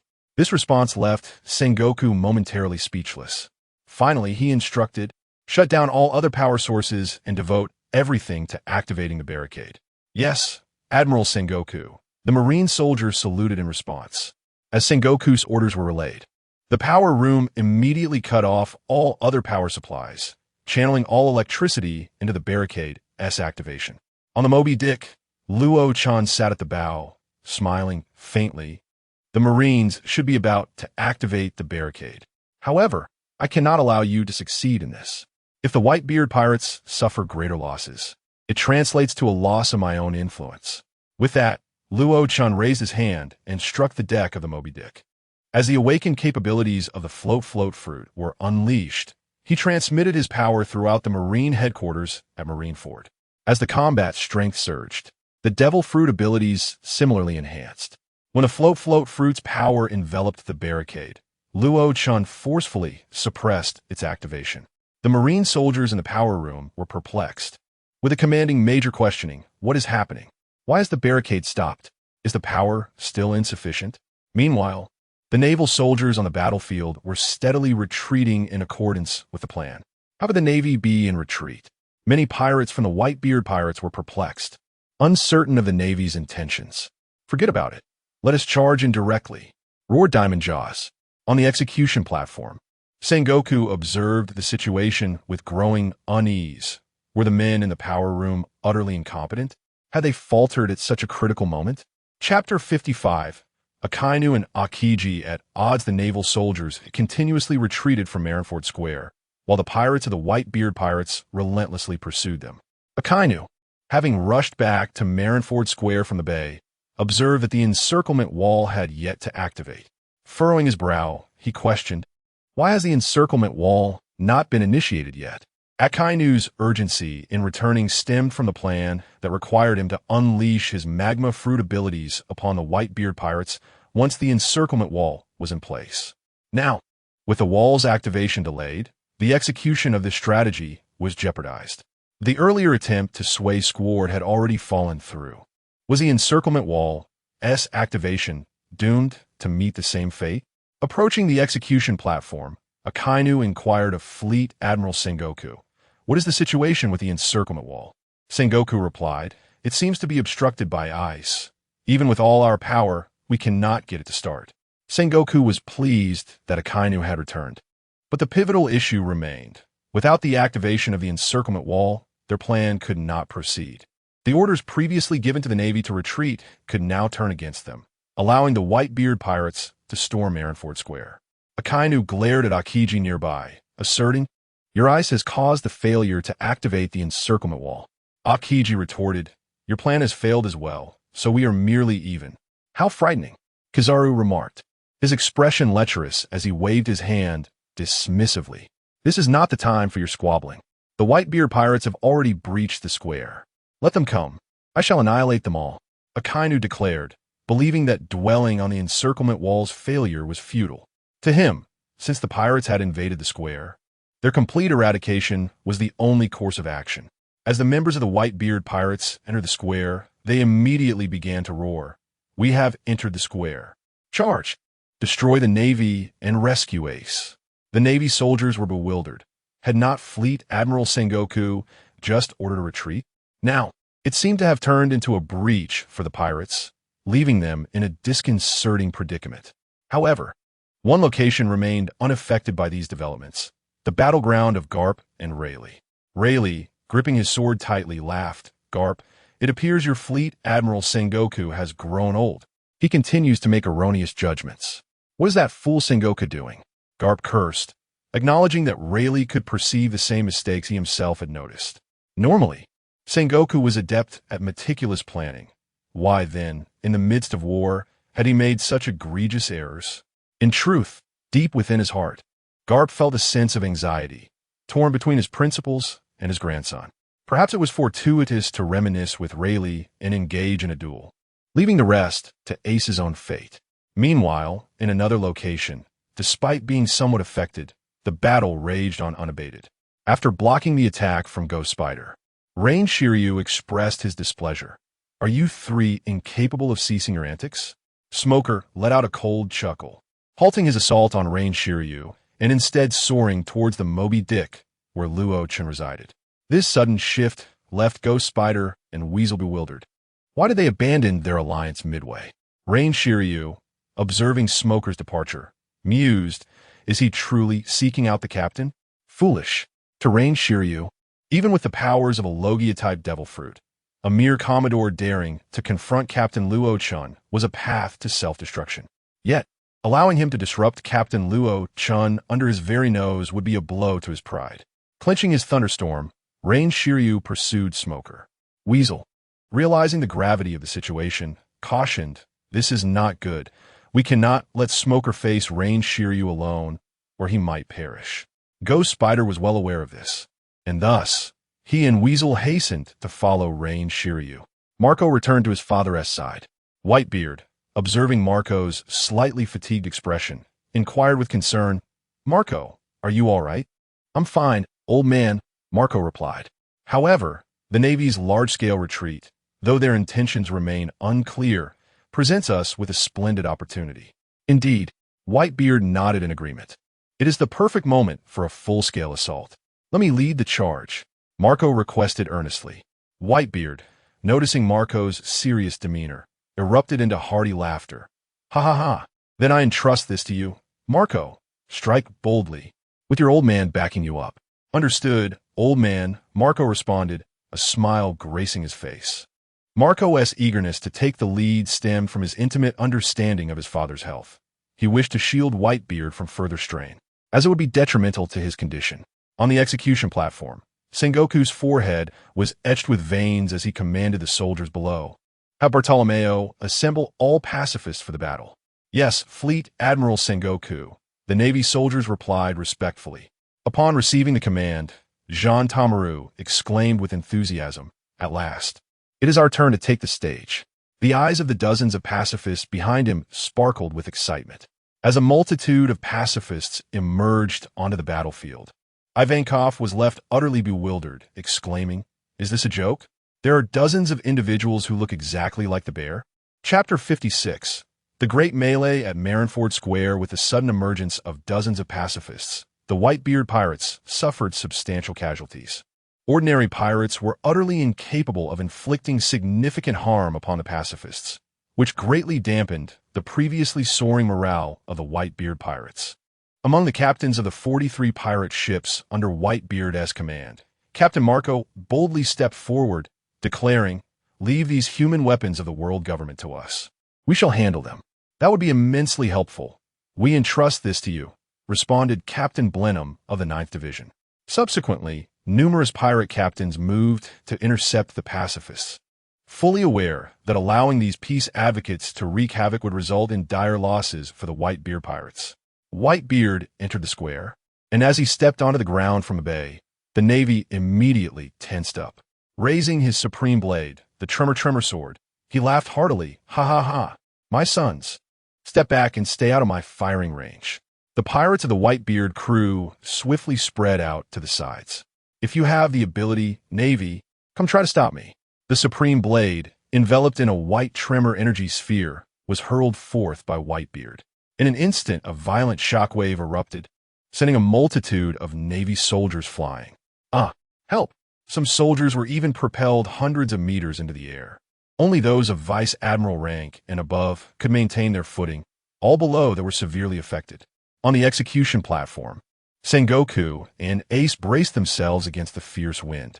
After delivering his strike, Whitebeard prepared to unleash another, raising his supreme blade once more. Now enveloped in the power of the Tremor fruit, many Navy soldiers, filled with dread, exclaimed, "No way. Is he going to use that move again? I'm gonna stop him." Admiral Aokiji, emanating icy air, leaped into the air, employing both moonwalk and shave to position himself above Whitebeard. Ice ball. The freezing air shot forth from Aokiji's palm, instantly encasing Whitebeard, who was about to unleash the power of the Tremor fruit. Wonderful. Whitebeard has been frozen by Admiral Aokiji. The Navy soldiers cheered with excitement at this sight, emboldened by the presence of their admiral, feeling no need to fear Whitebeard anymore. Father. The pirates behind Whitebeard exchanged worried glances, concerned for their captain. On the Moby Dick, Luo Chen sat with his arms crossed, fingers tapping rhythmically. The reason he had yet to intervene was that he intended to claim Whitebeard's legacy. Thus he patiently waited, gazing at the frozen figure of Whitebeard in the square. Luo Chen chuckled. "Whitebeard, let me see what feats you can achieve without sustaining any injuries." At this moment, Domino returned to the side of Luo Chen, reporting, "Captain, I have brought over the telephone worm from Buggy." "Excellent. Domino, you shall now take charge of the broadcast. I will elevate this splendid summit war to its climax." Luo Chen declared with a wicked smile, curling at the corners of his mouth. The ice sphere encasing Whitebeard began to crack incessantly. Crack, crack. Ultimately, the entire ice sphere shattered. Upon witnessing this scene, Aokiji remarked, "It seems that vibrations cannot be contained by ice." The instant Whitebeard broke free from his icy prison, he spotted Aokiji hovering above him, gripping the supreme great blade, Song Yun Xia, with one hand poised to strike. "Aokiji, it cannot be real, can it?" The Navy soldiers exclaimed in panic. "Incredible. That damned Aokiji. Has he been pierced by Haki?" The pirates of the Whitebeard pirates erupted in excitement. Being pierced by their father's Haki, even if he survives, he should be utterly incapacitated now. Truly, he is their father. With one move, he has taken down a Navy admiral. And oh, do not jest, Aokiji interjected. The area where he had been pierced was surrounded by freezing elements, clearly indicating that Aokiji had entered an elemental state beforehand, evading Whitebeard's assault. Aokiji grasped hold of Whitebeard's supreme great blade, and the freezing ability began to spread from the blade. Whitebeard furrowed his brow. Two ice spears formed as Aokiji crossed his hands. Suddenly, a flash appeared in Aokiji's line of sight. Diamond Jozu, fully diamondized, charged towards Aokiji, who, upon impact, shattered into icy fragments that fell to the ground. As the ice shards recombined, Aokiji's form slowly emerged, blood trickling from the corner of his mouth as he said, "Diamond Jozu, father, leave this to me." "You go ahead," Diamond Jozu stated solemnly, fixing his gaze on Aokiji. Whitebeard, tightening his grip on Song Yun Xia, strode forward and replied, "Then I shall entrust it to you." A Navy colonel rushed toward the captain of the Whitebeard Pirates' 16th Division, Izang, brandishing his katana, and shouted, "Captain of the Whitebeard Pirates, you shall not interfere with the execution of Fire Fist Ace." Bang! A gunshot rang out. What? The Navy colonel stared in shock at the katana in his hand, now shattered by a bullet. Izang, with a smoking pistol in hand, remarked, "I am sorry, but it seems you are not my match." Bang! Izang fired again. The bullet pierced the Navy colonel's chest, causing his eyes to roll back as he collapsed to the ground. On another side of the square, Straw Hat Luffy had just sent a Navy soldier flying when suddenly a light appeared before him. "Straw Hat Kid, you have also made a move against the Celestial Dragons. Haven to you?" With his hands casually tucked into his pockets and a lecherous grin upon his face, the yellow ape remarked. A flash of light erupted, and the Straw Hat's Luffy was sent soaring through the air by a powerful kick. Upon witnessing Luffy's flight, the members of the Straw Hat crew erupted in loud cries of concern for their captain. The yellow ape, still with his hands in his pockets and an air of nonchalance, continued with a smirk. You members of the Straw Hat Pirates are not without sin. How dare you venture to Marineford? Very well, allow me to apprehend you all. At the very least, it will provide some explanation to the celestial dragons. Chapter 57. Tremor vs. Magma. Zoro and Sanji relentlessly launched their assaults on Admiral Kizaru, yet no matter how fervently they attacked, they cannot make contact with his form. Usopp, in despair, exclaimed, "Why can't we land a blow on the Admiral?" The commanders of the Whitebeard pirates managed to do so. It's utterly perplexing. You rookies are so ignorant of hockey, yet you dare to step onto this battlefield? Kizaru remarked nonchalantly, hands in his pockets, allowing the Straw Hat crew to assault him while responding with a sly grin. Weary, Zoro fell into contemplation. Hockey? It seems we have yet to grasp the power that the strong must wield. Sanji, gasping for breath and without a moment to smoke, declared, "Damn it, I must save Ace." Having been sent flying, Luffy sprang back up and shouted with fervor. In an instant, Kizaru reappeared before Luffy, taunting, "This ends here, Straw Hat." Fishman karate, coral palm. A wave of force erupted, scattering Kizaru momentarily. In the blink of an eye, his figure reformed beside them. With a casual demeanor, Kizaru remarked, "Former warlord of the sea, Jinbei? No, I suppose he should be referred to as the ex-warlord now. Do you wish to oppose me? Just so you know, I am not easily overcome." "Thank you, Jinbei, you've saved me." Luffy expressed his gratitude upon seeing Jinbei come to his aid. "Jinbei," with a steely gaze directed at Kizaru, urged Luffy, "You all must escape. I will hold Kizaru back." Luffy adjusted his straw hat and assured, "Fear not. I will rescue Ace. Let S go." With that, he dashed toward the execution platform, followed closely by his crew. Kizaru chose not to pursue the Straw Hat Pirates. After all, chasing them would be a trivial task for him, but he simply lacked the inclination to engage. Jinbei assumed a combat stance, declaring, "Come on, Kizaru. I shall be your opponent." "How terrifying." "Very well. I shall indulge you, Jinbei," Kizaru replied with a mischievous smile, his voice leisurely. Meanwhile, Whitebeard swung his mighty blade. The supreme great blade, Kongu Tenjin, empowered by the tremor fruit, a sphere of energy enveloping the blade's tip, proclaimed, "Desperate Navy, come forth. Help! It's Whitebeard." The Navy soldiers began to retreat in terror, as the scope of Whitebeard's attack was vast, inflicting injury upon numerous personnel with a single maneuver. Just as Whitebeard was about to unleash the tremor-infused energy from his blade, a crimson figure materialized before him, stamping down on Whitebeard's mighty swing, halting his assault. Akainu's right foot blazed with searing magma. Akainu declared, "If you continue to wreak such unbridled havoc, the island of Marineford shall surely crumble under the strain." With a hearty laugh, Whitebeard grasped his supreme blade, the Murakam, and retorted, "Magma brat, if you possess any semblance of courage, then stand your ground." Whitebeard held Akainu in utter disdain. "Do not be too arrogant, Whitebeard," Akainu warned, raising his left hand to unleash the full might of his magma fruit powers. A colossal fireball surged forth, hurtling towards Whitebeard. In response, Whitebeard raised his right hand, channeling the tremor fruit's abilities, sending forth a devastating punch that sent shockwaves directly at Akainu. With a thunderous roar, the two forces collided, unleashing a tumultuous maelstrom of red and blue energy that reverberated across the entire Marine headquarters at Marineford. The two powers engaged in a fierce standoff, with the magma fruit occasionally gaining the upper hand, only to be countered by the tremor fruit's might moments later.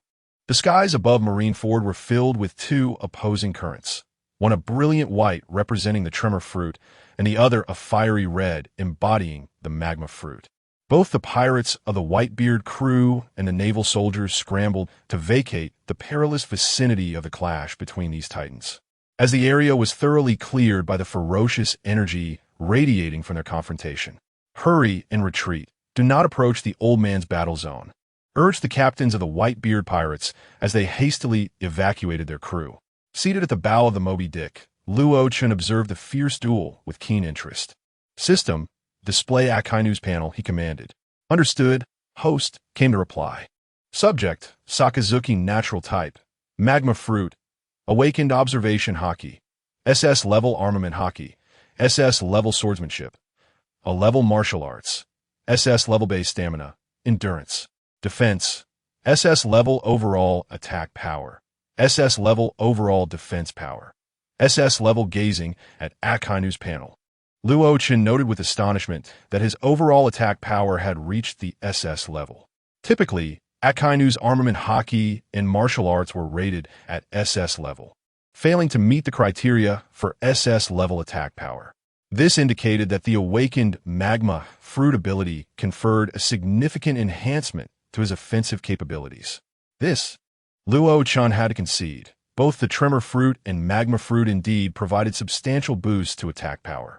Regarding Luo Chen's current possession of the floating fruit and the phoenix fruit, although both are at the awakened level, their contribution to offensive power is not particularly pronounced. Instead, they predominantly lean towards auxiliary enhancements. Luo Chen's overall offensive capability is fundamentally reliant on the elevation of his swordsmanship, which also encompasses the SS level Conqueror's Haki. After all, possessing Conqueror's Haki at the SS level allows one to envelop it with the Conqueror's wrap, creating a vastly different significance.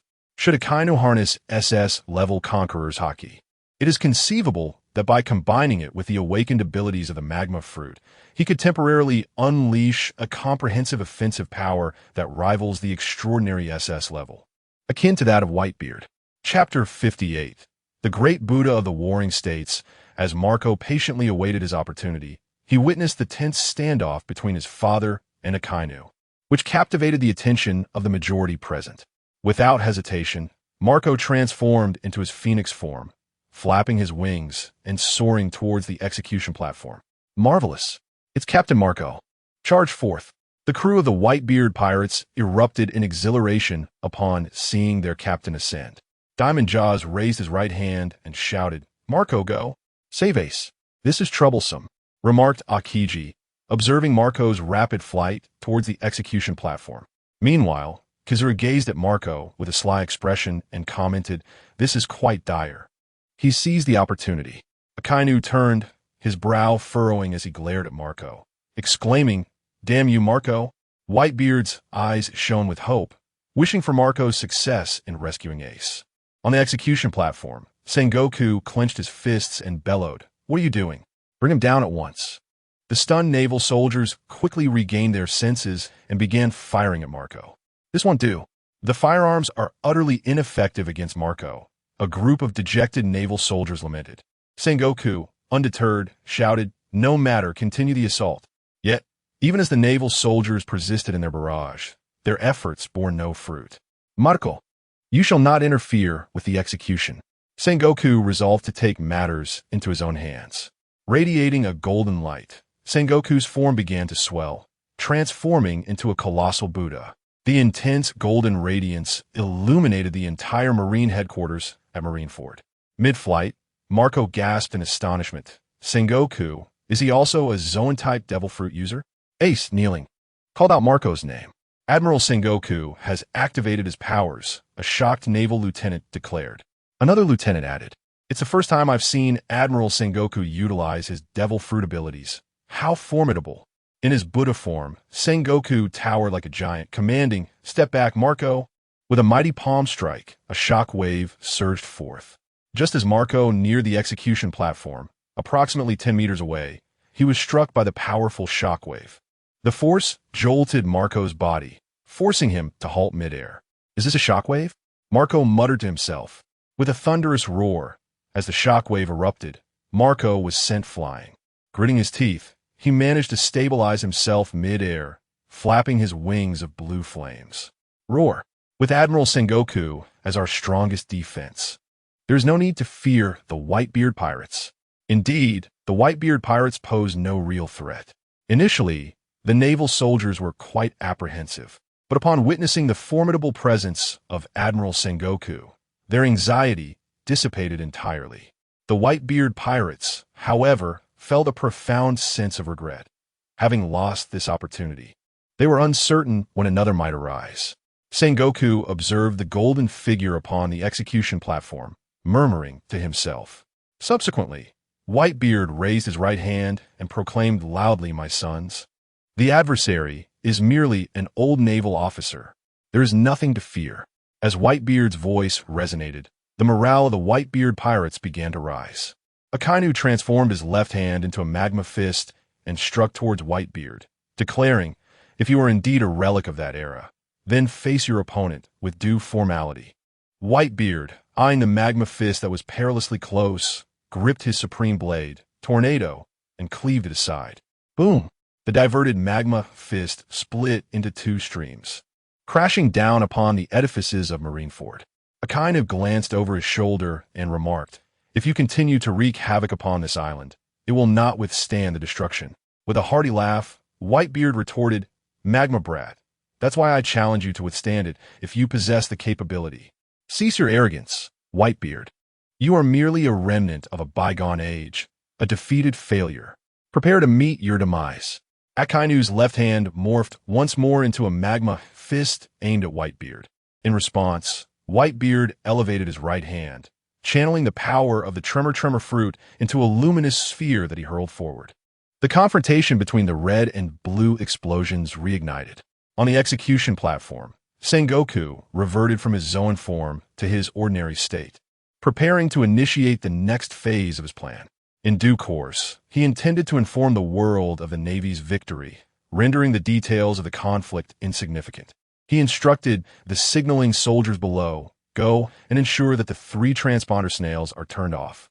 "Yes, Admiral Sengoku," the signaling soldier acknowledged and promptly set about the task. Approximately half a minute later, 2 of the transponder snails were deactivated, yet 1 remained active. Just as Sengoku was poised to announce the imminent execution of Fire Fist Ace, he realized that 1 transponder snail was still operational. He bellowed at the signaling soldier below, "You fools, what are you doing? Why is there still 1 transponder snail that hasn't been turned off?" Reporting to Admiral Sengoku, "There is still 1 transponder snail active, located on the Moby Dick." The signaling soldier stammered in fear. "What? The Moby Dick?" Sengoku paused, then turned his gaze towards the direction of the Moby Dick, where he spotted a smiling Luo Chen. The warring states, unable to contain his rage, exclaimed furiously, "Damn that Luo Chen! Cursed be he!" It seemed to him that the continuous setbacks in the Navy's plans were somehow intertwined with Luo Chen. Chapter 59, Whitebeard vs. The 3 admirals. Sengoku bellowed furiously at Lucian aboard the Moby Dick, declaring, "The matter of the kidnapping of the celestial dragons has yet to be settled with you. Now you dare to interfere in this public execution? You are beyond redemption, Lucian." "Interfere in this public execution?" Lucian replied, gazing skyward, seemingly lost in thought. As for the origins of this war, Whitebeard had cautioned Ace, but Ace would not heed his words. Red-haired Shanks sought an audience with Whitebeard, urging him to dissuade Ace. However, if Whitebeard were to intervene, it would be a betrayal to the fallen captain of the 4th Division, Sachi. To refrain from intervening would mean war. And Ace would ultimately fall to Blackbeard Teach, a truth that Whitebeard was well aware of. Shanks warned that this era would spiral out of control. Yet Whitebeard retorted that he is Whitebeard, the pinnacle of piracy, unafraid of failing to save Ace, unafraid of the tumult of this age. Where is the assertion of interference? It is more accurate to say he has come to witness the dawn of a new era. As Lucian concluded his remarks, a profound silence enveloped the venue, and his words were swiftly disseminated by the transponder snail. "That boy," Whitebeard observed Lucian with a knowing gaze. Doflamingo, hands tucked into his pockets, laughed heartily, exclaiming, "What an extraordinary perspective. However, your awareness of these matters suggests you are no ordinary individual. Regardless of whether the Navy or the Whitebeard pirates emerge victorious, the sea will inevitably be ushered into an unknown era." Hawkeye Mihawk remarked coolly, "Witnessing a new era, you say?" The yellow monkey, wearing a lecherous grin, added, "How terrifying. Are you referring to yourself as the new era?" "Alala, Aokiji mused, scratching his head. It seems Lucien will be quite a headache in the future. Akainu clenched his fist, molten magma bubbling forth, declaring, "What new era? For all pirates here, there will be no such era, only a dead end." On the side of Carp and Rayleigh, Carp laughed heartily. "I must say, this is the first time I've encountered such an intriguing young man." Rayleigh regarded Lucien with a calm demeanor, asking, "So, are you the one to usher in this new era?" Sengoku had anticipated that Lucien would be a significant troublemaker. And indeed, he was correct. Ace stared wide-eyed at Lucien, wondering if the latter had foreseen all of this even before the war had begun. Sengoku glanced at his naval forces. To allocate strength to confront Lucien, it would require at least an admiral's level of power. Deploying a vice admiral would merely serve to provide Lucien with an easy victory. The primary objective of this war was the Whitebeard pirates, and Sengoku was eager to eliminate Lucien at once. However, he understood the importance of prioritizing his actions. To secure a swift and comprehensive victory in this war was essential. In the midst of the chaos, Sengoku seized the phone bug and proclaimed loudly, "Kizaru, Aokiji, abandon your current adversaries and allow the vice admirals to temporarily hold them off. Focus your full might on assaulting Whitebeard." What nonsense is this? How could the Navy possibly allow 3 admirals to converge on Pops? Roared the captain of the 7th Division. "Curacao." "Indeed," echoed the captain of the 10th Division, Khalil. "The Whitebeard pirates will never permit your schemes to succeed." The entire crew of the Whitebeard pirates voiced their fury in unison. Any attempt to harm Pops would have to be traversed over their corpses. Otherwise, such endeavors were futile. Jinbei fixed his gaze intently on Kizaru, stating, "Kizaru, I will not allow you to escape my line of sight." How terrifying! But tell me, Jinbei, can you truly stop me? Kizaru dismissed Jinbei's intimidation with a nonchalant demeanor. Similarly, Diamond Jaws refused to let Aokiji depart to confront Pops. Regardless of the circumstances, he was determined to hinder the admiral. "Aokiji, I will not permit you to engage Pops," he declared resolutely. "Well then," Aokiji replied, slightly rousing himself. "Since Admiral Sengoku has issued the order, I must comply."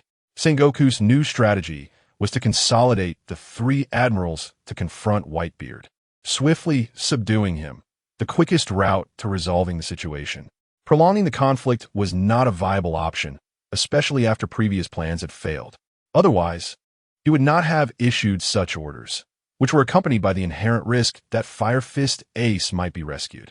Nevertheless, Sengoku had confidence in his own abilities to keep a steadfast watch on Ace, ensuring the Whitebeard pirates would find no opportunity to exploit. Meanwhile, Gecko Moria, the Weasel, and Smoker abandoned their assault on Rain Shiryu, redirecting their efforts towards the Whitebeard pirates. Shiryu gasped heavily, several wounds adorning his body, wearily stating, "I never anticipated that such a battle would be so exhausting. If this continues, I may indeed find myself overmatched against those 3. At the center of the plaza, Whitebeard raised his right hand and bellowed, "Sons, listen closely. We shall commence the rescue of Ace." "Pops!" The pirates of the Whitebeard crew shouted in unison. Whitebeard continued with fervor, "Come forth, Navy. No matter how many of you there are, I shall face you all. I am Whitebeard." Jinbei and Diamond Jaws were each confronted by vice admirals, who managed to momentarily restrain them. Although the vice admirals were no match for them, they could delay them sufficiently. Thus, the war was irrevocably divided. Marco gazed sorrowfully at Pops and, with renewed determination, declared, "Whitebeard pirates, we shall heed Pop's command. Let us now exert all our efforts to rescue Ace," leaving the Navy to Pops for the time being. "Captain Marco." The members of the Whitebeard pirates steeled their gazes with unwavering resolve. The 3 admirals, Akainu, Aokiji, and Kizaru, stood united before Whitebeard. With a thunderous laugh, Whitebeard boisterously declared, "You 3 youngsters are just the opponents I was looking for. Soon, you will find no reason to laugh." Akainu clenched his fist, resolutely asserting his intent. Meanwhile, Aokiji and Kizaru also assumed their battle stances. Chapter 60. The weary Whitebeard and old age Whitebeard assumed a combat stance, his hands swiftly spinning the supreme great blade. Song Yin Xie, before he steadied himself, aiming at Akainu, Aokiji, and Kizaru. Have you ever been struck by lightspeed kicks, Whitebeard? Kizaru initiated the assault, his right leg darting towards Whitebeard's waist with blinding speed. Although Whitebeard's observation haki had indeed waned, his vast combat experience, having stood at the pinnacle of piracy, was unparalleled. Youngster, to defeat me, you still have a century to go. He swung the supreme great blade, slicing through the air. How terrifying, Whitebeard! Kizaru transformed into a beam of light, evading the strike. Before Whitebeard could retract his attack, Aokiji's freezing assault descended upon him. Frozen time capsule. Caught by Aokiji's ice fruit ability, Whitebeard's legs were rapidly encased in ice. Instantly, he enveloped his legs with the powers of the tremor fruit, using the intense vibrations to shatter Aokiji's icy grip. Akainu had long been poised for action. Raising his molten fist above Whitebeard, he bellowed, "Die, Whitebeard! Molten brat!" Whitebeard clenched his left fist, covering it with the tremor fruit's energy, and struck upwards. A thunderous clash ensued as the forces of the tremor and magma fruits collided. Yet, as Whitebeard and Akainu faced off, another attack surged forth. Laser. A golden beam of light pierced through Whitebeard's chest. Injured, Whitebeard hesitated, allowing Akainu to capitalize on the moment and amplify his magma fruit's power. "Whitebeard, this is where you meet your end." Akainu roared. A wave of immense pressure enveloped Whitebeard, and for the first time, he truly felt his age. The sense of waning strength was palpable. In his prime, such a feeling would have been inconceivable. "Father!" The crew of the Whitebeard pirates cried out in concern for their captain, halting their frantic movements. Marco, with a heavy heart, urgently shouted, "Everyone, do not stop. We cannot squander the opportunity Father has created." At that moment, the weary straw hat Luffy reached Marco's side, exclaiming, "Pineapple Head, my comrades have found the key to the Sea Prism stone handcuffs. Cover me while I go rescue Ace." The key to the Sea Prism stone handcuffs? Thank you. Marco smiled at Luffy in gratitude, dismissing the nickname Pineapple Head as irrelevant. The priority was to save Ace. Everything else paled in comparison. Marco transformed his arms into azure flames, soaring into the air as he declared, "All members of the Whitebeard pirates, give your all to hold back the Navy and create a passage to the execution platform." With a resounding roar, the entire crew of the Whitebeard pirates shouted in unison, "No problem, Captain Marco." As the pirates united their efforts to forge a path to the execution platform, the Navy soldiers found themselves stymied at the riverbank.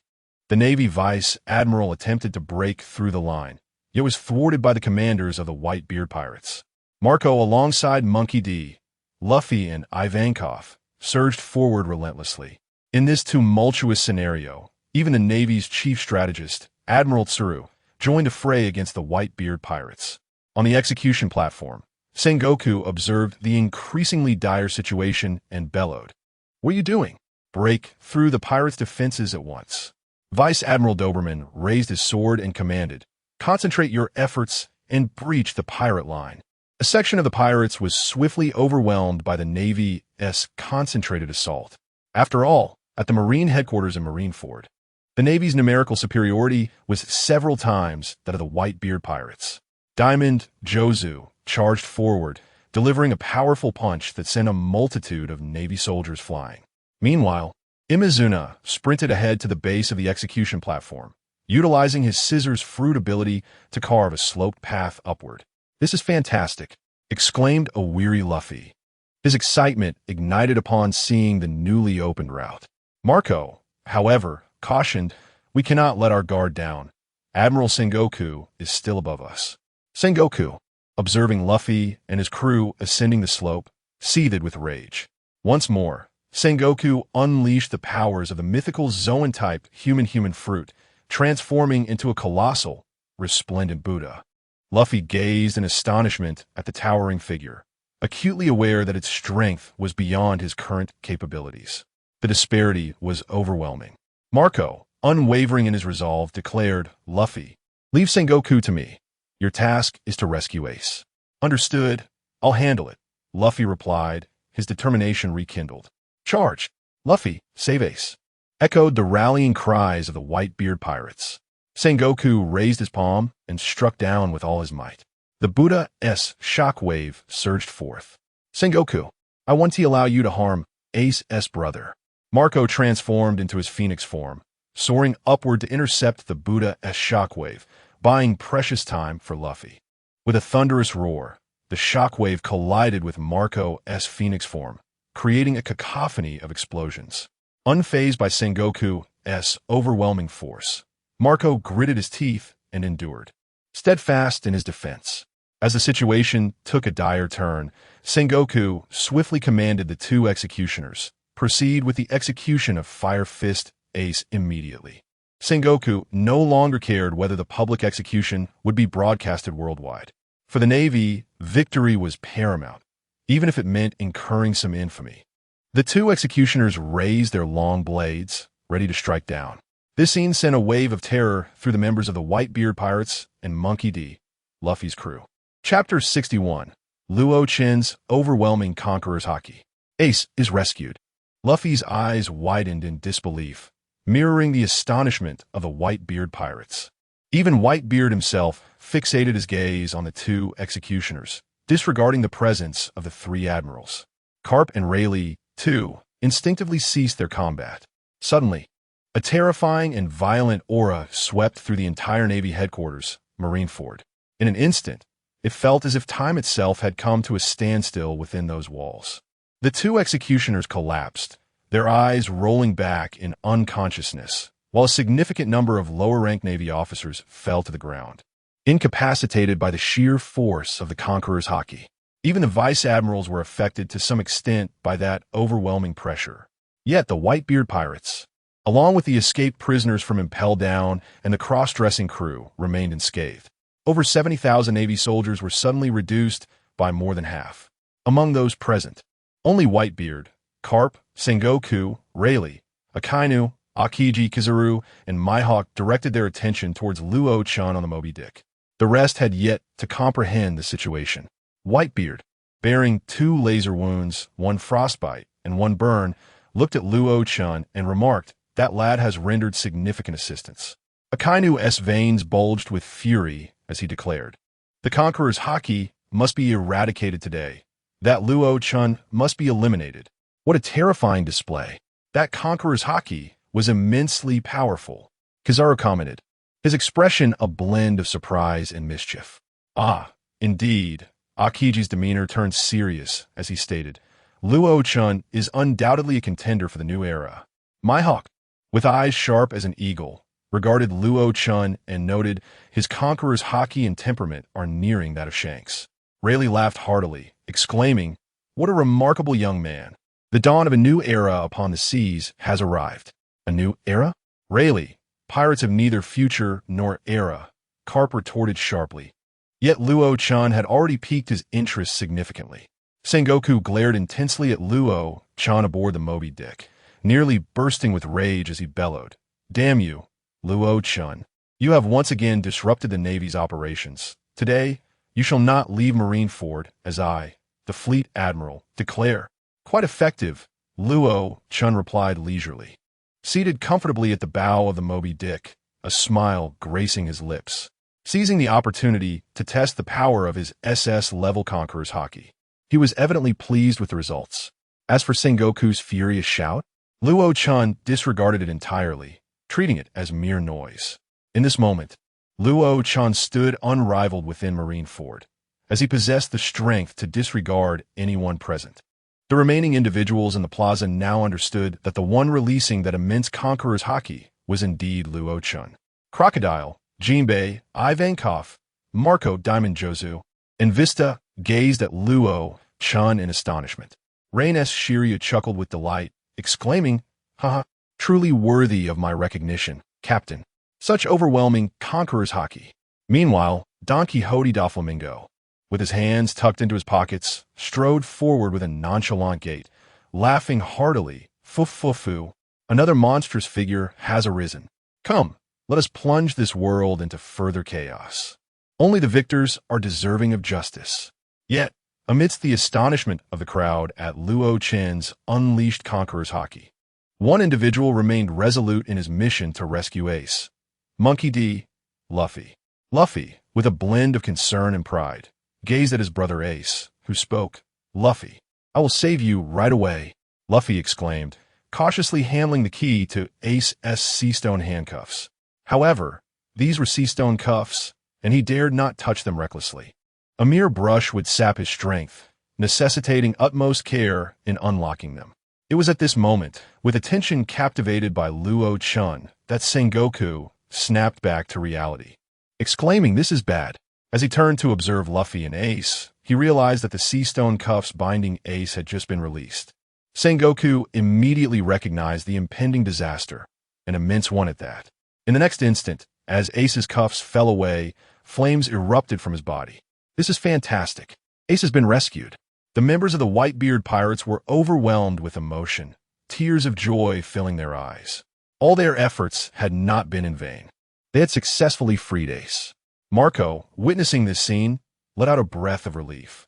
Sengoku shouted furiously, "Do not think that just because the sea-stone cuffs are off, you can escape unscathed." Buddha's impact. He promptly targeted Ace and Luffy with his formidable attack.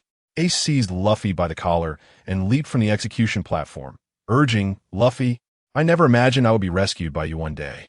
Thank you, but we cannot let our guard down just yet." With a playful chuckle, Luffy wiped his nose with his finger. Marco rushed forward to shield Ace and Luffy from Sengoku's Buddha's impact, urging, "Ace, Luffy, you two must flee. I will hold Sengoku off for now." "Thank you, Marco." Ace expressed his gratitude. The Straw Hat crew, relieved to see Luffy safe and his brother rescued, broke into smiles.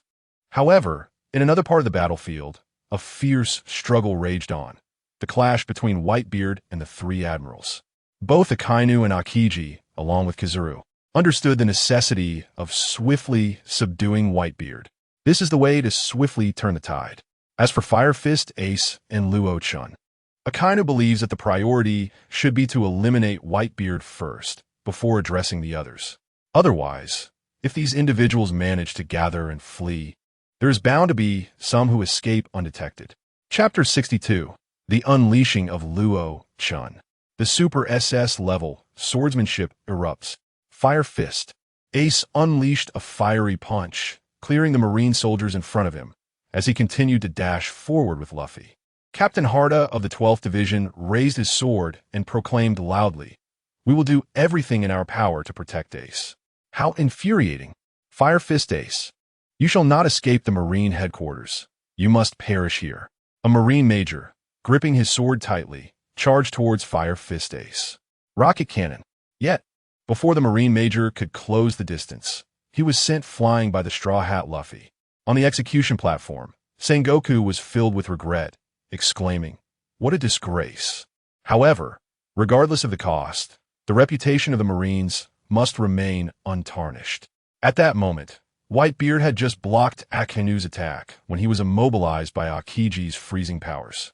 After breaking free from the ice using his Tremor Fruit abilities, Laser, Whitebeard's chest was struck by Kazuru's laser, causing him to widen his eyes, bloodshot and filled with rage. As he violently coughed up a mouthful of blood, "Damn it." Whitebeard quickly covered his heart with his left hand. The intense pain altered his complexion. Akainu ignited his right hand into a magma fist and disdainfully remarked, "Time is truly unkind, Whitebeard." Hellhound. Akainu forcefully plunged his magma fist deep into Whitebeard's abdomen. The magma fist embedded within Whitebeard continued to intensify its destructive force, obliterating all of his internal organs. Whitebeard knelt on one knee, barely holding himself up with his supreme blade, the Great Cloud Cutter. "Father." Witnessing this scene, Ace halted his flight, gazing in agony at his father's figure. "Father! Father!" The pirates of the Whitebeard pirates cried out for their father. Vista, the Flower Sword, led the charge, shouting, "We cannot allow father to continue battling the three admirals." As Vista took action, the other division commanders also abandoned their opponents to converge towards their father.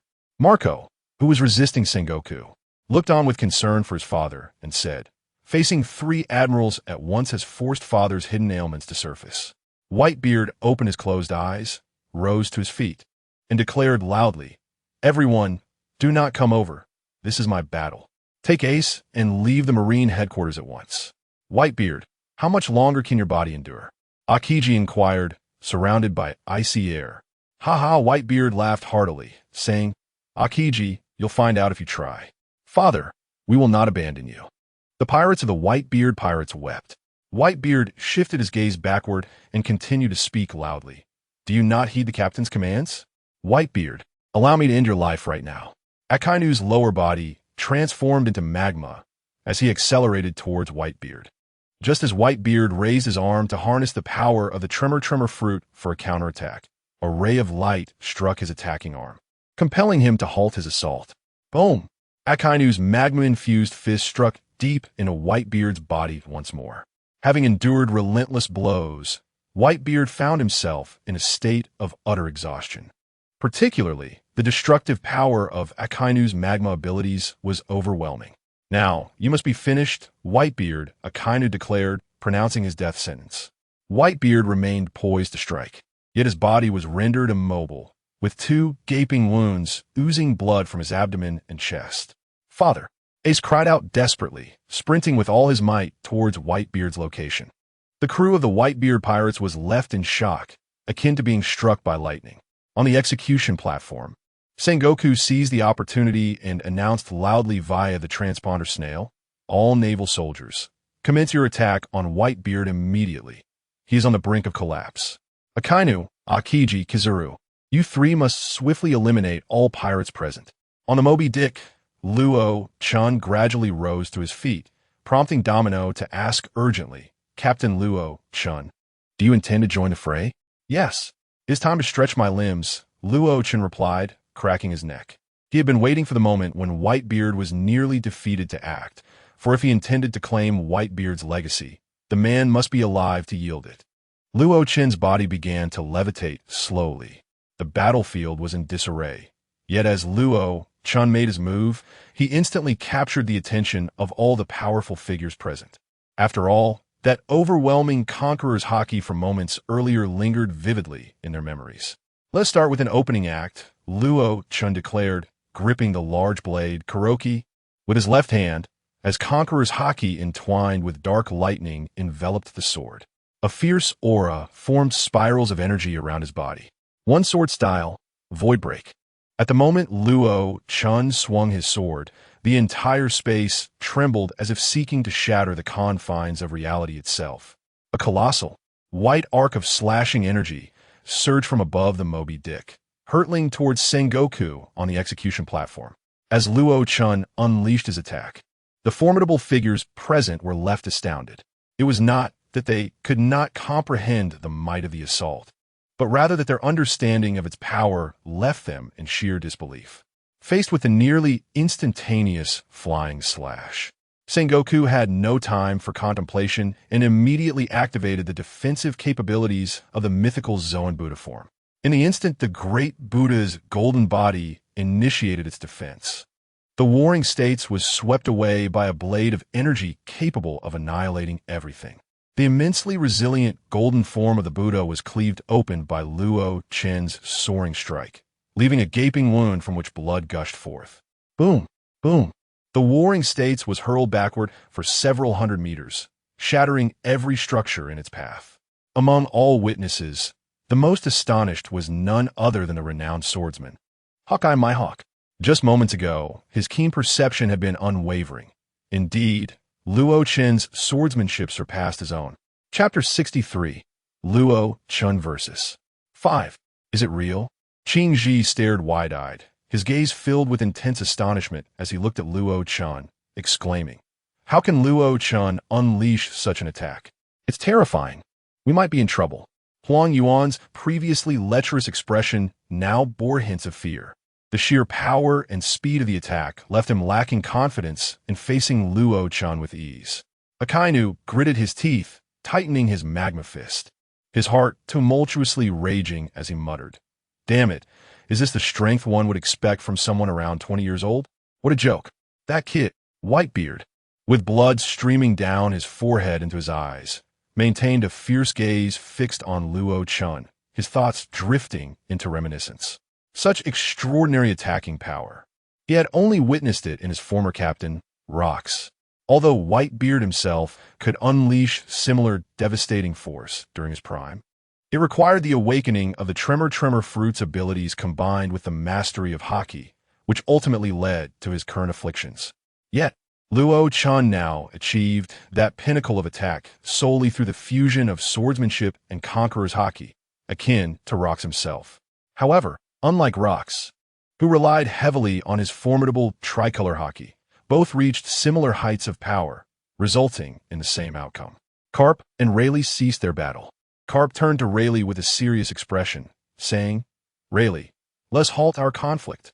He then glanced towards Luo Chen. "That was my intention as well," Rayleigh replied, sheathing his sword. Deep in thought, Rayleigh pondered, who could Joy Boy, as mentioned by Roger, truly be? The liberator of the world cannot possibly be Luo Chen. He does not possess that nature, as Rayleigh could discern through his vast experience. Vice Admiral Saru turned her gaze towards the holy land of Marineford, murmuring to herself, "With such a figure emerging, can the 5 elders of the Holy Land remain composed?" Doflamingo licked his lips, chuckling. Fufufu, if even Sengoku's gigantic Buddha form can breach defenses, does that imply Kaido's defenses could also be shattered? Truly a monster. However, this only adds to the intrigue. Let the world descend into further chaos. Those celestial dragons in Marineford, you shall inevitably be toppled from your thrones. The Straw Hat Pirates, along with Ace, Marco, and others, were equally astounded, realizing that the most concealed threat was indeed Luo Chen. Ivankov frowned with concern, stating, "I wonder if Dragon can match Luo Chen. I hope Luo Chen harbors no ill intentions towards the revolutionary army. Otherwise, the army would be akin to prey targeted by a ferocious beast." Crocodile took a deep breath, lighting a cigar as he gazed at Whitebeard, saying, "It seems the throne of the world's strongest is about to change hands, including that of the world's greatest swordsman." Meanwhile, the supernovas on Sabati Archipelago began to question their very existence. Luo Chen is referred to as a supernova. Do they dare to call themselves supernovae? Such disparagement is unwarranted. These so-called supernovae have yet to enter the new world, and their dreams of becoming formidable pirates have been utterly shattered by Luo Chen's prowess. Yuzixili reminisced about the attack unleashed by Captain Luo Chen, his entire being brimming with fervent excitement as he proclaimed, "Captain Luo Chen, the wisest decision of my life has been to follow you." In the rear of Marineford, Sengoku, having abandoned the form of the great Buddha, rose from the ruins. Gazing at the gaping wound on his chest, he acknowledged that such an injury, while significant, was not insurmountable for an emperor-level warrior. However, it did not allow for repeated assaults. Sengoku incredulously muttered, "Luo Chen? What a Fire Fist Ace, Straw Hat Luffy, or even the barely breathing Whitebeard. They pale in comparison to the gravity of the situation. We cannot allow Luo Chen to escape from Marine headquarters at Marineford." With determination, Sengoku sprinted towards the heart of the battlefield. What a relief. "Commander Sengoku, you're alive. You frightened us greatly." The terrified Marines collectively exhaled in relief upon witnessing their commander's safe return. With wide eyes, Sengoku bellowed, "Akainu, Aokiji Kizuragarpi, my command. We must exert all our strength to eliminate Luo Chen. Ignore Whitebeard and Fire Fist Ace. If we do not vanquish Luo Chen today, the future of the Marines will be bleak." Sengoku was acutely aware of the significance of figures like Fire Fist Ace and Whitebeard. Yet, when compared to Luo Chen, they seemed inconsequential. Luo Chen, so young, yet possessing such formidable strength? If this opportunity to eliminate him were squandered, the Marines might forever languish in his shadow. As the fleet admiral, Sengoku understood the necessity of making difficult choices at such a pivotal moment. This time, Garp did not hesitate, rushing to join Sengoku. Likewise, Akainu Aokiji and Kizaru followed suit. On board the Moby Dick, Domino gazed fearfully at the sky, addressing Captain Luo Chen. "Captain, should we not flee? You can fly. It should pose no issue. Otherwise, we are facing Fleet Admiral Sengoku, Marine Hero Garp, and the 3 greatest powers of the Navy, Akainu, Aokiji, and Kizaru. Your strength is formidable, but facing 5 at once. Stay quiet on this ship. Remember to broadcast the scene." Luo Chen interrupted Domino, responding, "Perfect. 5 Emperor-level warriors. It seems I shall have an exhilarating battle. A smile of unparalleled excitement graced Luo Chen's face, showing no fear of the combined might of Sengoku, Garp, Akainu, Aokiji, and Kizaru. At this moment, the formidable Mihawk gazed at the floating figure of Luo Chen as he proclaimed, "Luo Chen, should you survive this encounter, grant me the opportunity to challenge you in the New World." Luo Chen erupted into hearty laughter, replying, "What is this? Mihawk, do you not wish to join forces against me?" To which Mihawk succinctly replied, "No. The strongest swordsman prevails through one-on-one combat, not through a multitude overpowering the few." Chapter 64. Luo Chen cast into the abyss. As Luo Chen floated before the formidable 5, Sengoku, Garp, Akainu, Aokiji, and Kizu, an air of anticipation enveloped the scene, as if history itself were being witnessed. Sengoku narrowed his eyes and remarked, "Luo Chen, I admire your courage. You stand unyielding before the mightiest of the Navy." With a hearty laugh, Luo Chen replied, "I believe none of you can extinguish my life. Thus, what is there to fear? Such arrogance. Soon, you shall find that laughter is ill-suited for your fate." Akainu roared, his hands swirling with molten magma. What could Luo Chen do against all 5? The inevitable end would be his demise. "How terrifying, Luo Chen," Kizaru remarked with a sly expression. Aokiji unleashed the chilling powers of his ice fruit, while Garp smiled and stated, "One may not suffice to subdue you, and ordinarily, 2 would suffice. Yet, with 5 uniting to vanquish you, Luo Chen, you will be remembered as the most illustrious prey in the annals of the Navy's pursuit of pirates." Garp's insight into Luo Chen's vulnerabilities, particularly his lack of mastery in hockey, revealed his astute perception. While Luo Chen's swordsmanship and conqueror's hockey were indeed formidable, especially his swordplay, which reached extraordinary heights, every strength harbors a weakness, suggesting his eventual defeat at the hands of 5. With excitement glinting in his eyes, Luo Chen licked his lips and wickedly grinned. "Sengoku, Garp, I trust you are familiar with the next technique I shall employ." Both Sengoku and Garp exchanged puzzled glances, uncertain of Luo Chen's intent. Lion's Might, Imperial Domain. As Luo Chen activated the powers of the float fruit, the ground of Marineford trembled. Sailors and Whitebeard pirates alike scrambled to escape. Once the tremor subsided, 5 colossal lion heads manifested before Sengoku, Garp, Akainu, Aokiji, and Kizaru. Garp's eyes widened in disbelief. "You little rascal, you've mastered the techniques of the Golden Lion to perfection." Controlling the 5 lion heads, Luo Chen chuckled. "Years ago, the Golden Lion invaded Marineford, ultimately falling to you and Sengoku. Now, let's see if you possess the prowess to capture me. I shall ensure your downfall is more catastrophic than his." Sengoku began to transform into his Buddha form, declaring, "Prepare yourself." With a swift motion of his right hand, Luo Chen commanded the 5 massive lion heads to charge forward. Sengoku, Garp, Akainu, Aokiji, and Kizaru unleashed their own techniques to dismantle Luo Chen's lion heads.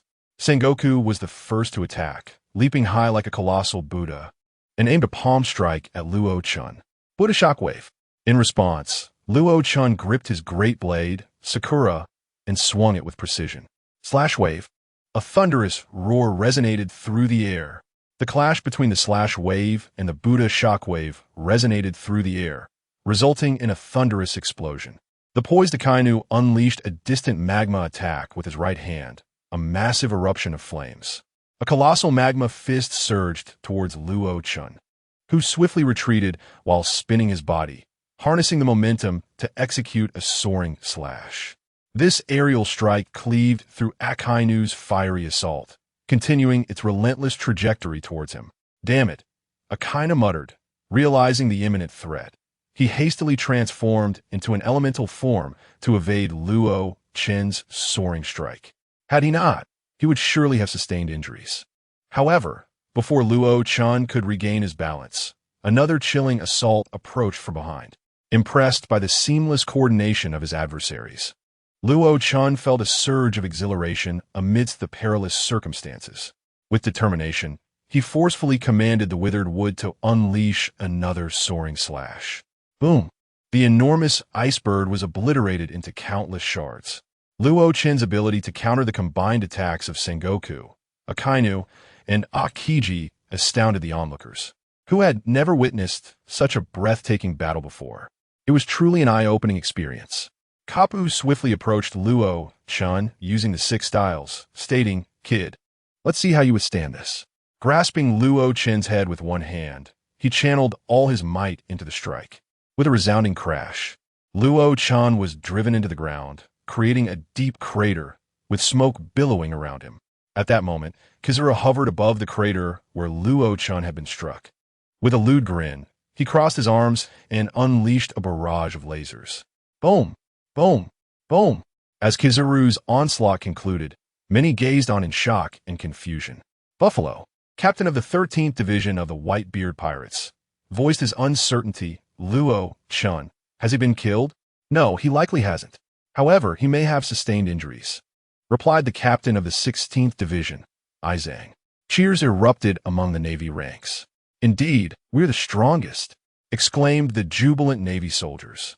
Among them, Vice Admirals Doberman, Spider, Fire Mountain, and Squirrel all wore smiles. They stood alongside the formidable trio of Sengoku, Vice Admiral Kapu, Admiral Akainu, Admiral Aokiji, and Admiral Kizu, 5 of the most powerful forces. Who could possibly stand against them? Marco flew to Whitebeard's side, using blue flames to temporarily alleviate his injuries, and asked, "Old man, do you think Luo Chen is all right?" With a hearty laugh, the venerable Whitebeard remarked, "That young lad, Luo Chen, is far from ordinary. He shall not easily succumb. Moreover, he would never intentionally court his own demise." Let us continue to observe and see what unfolds. Chapter 65. Why does Luo Chen possess the ability of the immortal bird? Kapu cautioned, "We must remain vigilant. That young man is not so easily subdued." As soon as Kapu's warning echoed, the entire Marine headquarters at Marineford began to tremble violently. Sengoku furrowed his brow and remarked, "This is Luo Chen activating the powers of the float fruit. How terrifying! My previous attack landed perfectly." The yellow ape, with a look of astonishment on his otherwise sly face, interjected. Akainu clenched his fists and resolutely declared, "In a moment, I shall unleash my magma fist upon Luo Chen. Let's see how long he can endure." With a resounding boom, the ground around the deep pit erupted, yet Luo Chen emerged unscathed, slowly levitating. This scene left everyone in utter shock, especially the 5 of them: Sengoku, Kapu, Akainu, Aokiji, and the yellow ape. "Goodness gracious!" Aokiji exclaimed, running his hand through his hair in disbelief. It seems that Mr. Kapu's and the yellow ape's attacks had no effect on Luo Chen. No, that cannot be. There must be an issue with Luo Chen, Kapu insisted, confident in his own attack, believing it impossible for it to have caused no damage whatsoever. After all, he had struck with all his might. Luo Chen gripped his Sakura 10 and withered wood tightly, the conqueror's haki entwining around him like a cloak of black lightning. Were it not for the awakened level immortal bird ability providing him with the means to recuperate, he would not dare to recklessly engage 5 formidable admirals simultaneously. Yet, the immense pressure of this battle invigorated him. With a fierce roar, Luo Chen charged directly at the 5. Boom! Boom! The explosive sounds of their ferocious battle echoed throughout the Marine headquarters at Marineford. Luo Chen's reckless fighting style sent chills down the spines of all who witnessed it.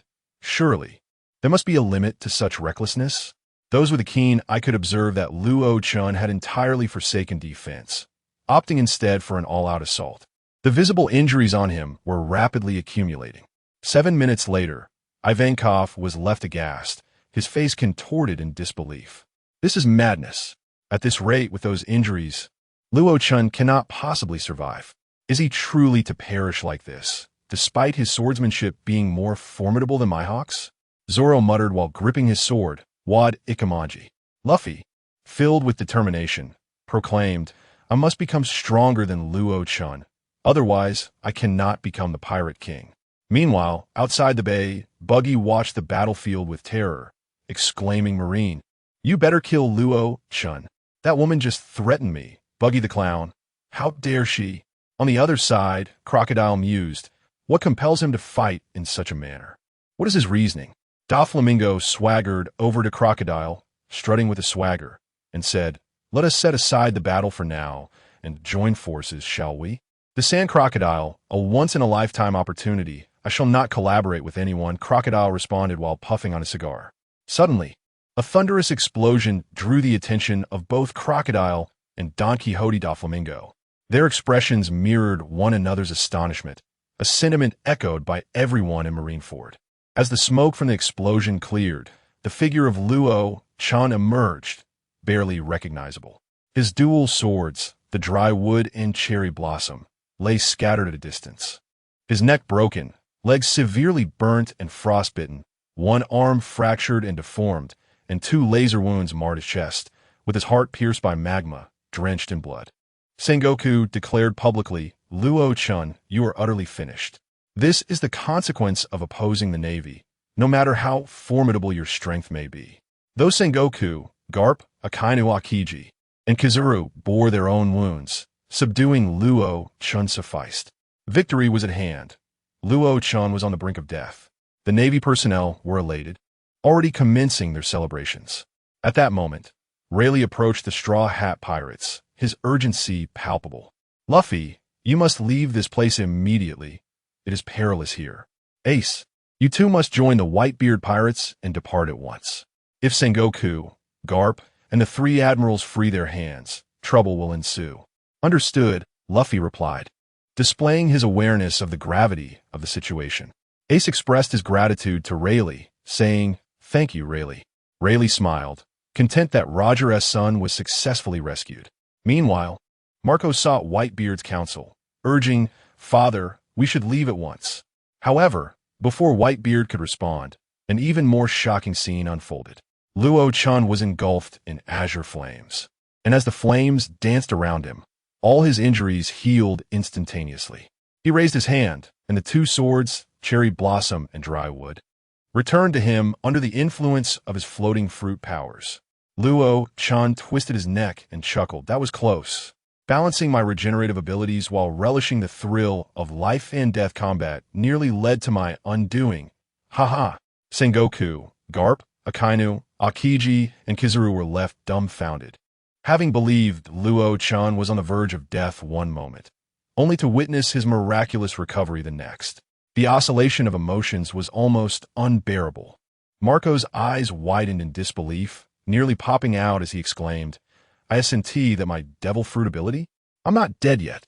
How does Luo Chen possess my phoenix powers? While the color is somewhat different, I am intimately familiar with the phoenix's abilities." Whitebeard furrowed his brow as he gazed at Marco, then cast a glance at Luo Chen. Having been Marco's father figure for decades, Whitebeard could easily discern that Luo Chen had just employed the regenerative abilities of the phoenix fruit. He speculated that the power Luo Chen wielded was likely that of the awakened phoenix. It could be said that this scene left all those present at Marine Headquarters, Marineford, utterly astounded.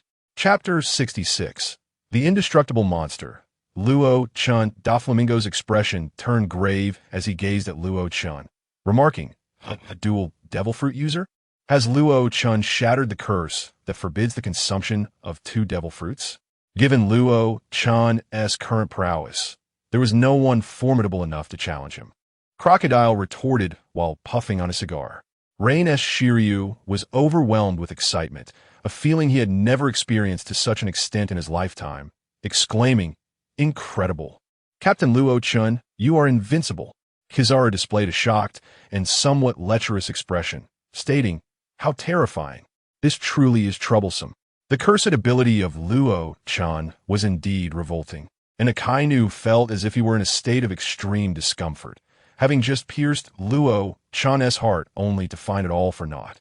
"Alas," Aokiji said, scratching his temple with concern, "it's possible that the 5 of us may not be able to slay Luo Chen today." "Do not utter such despairing words," Sengoku, in his capacity as Fleet Admiral, asserted. "Every devil fruit user requires stamina. We simply need to exhaust Luo Chen's energy." Kappa laughed heartily, proclaiming, "Ha ha, an intriguing lad. A dual devil fruit user, you say?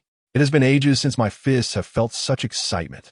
Throughout this exchange, Luo Chen maintained a subtle smile, stating, "Come on, let us continue and see if you five can truly inflict any harm upon me." He had no intention of further suppressing the regenerative abilities of his phoenix fruit, as his earlier restraint had nearly backfired. Thus, he fully unleashed its power. With his hands gripping the mighty blade, Sakura Tin, and the withered wood, he charged towards Sengoku. Kappu, Akainu, Aokiji, and Kizuru. Boom, boom, boom.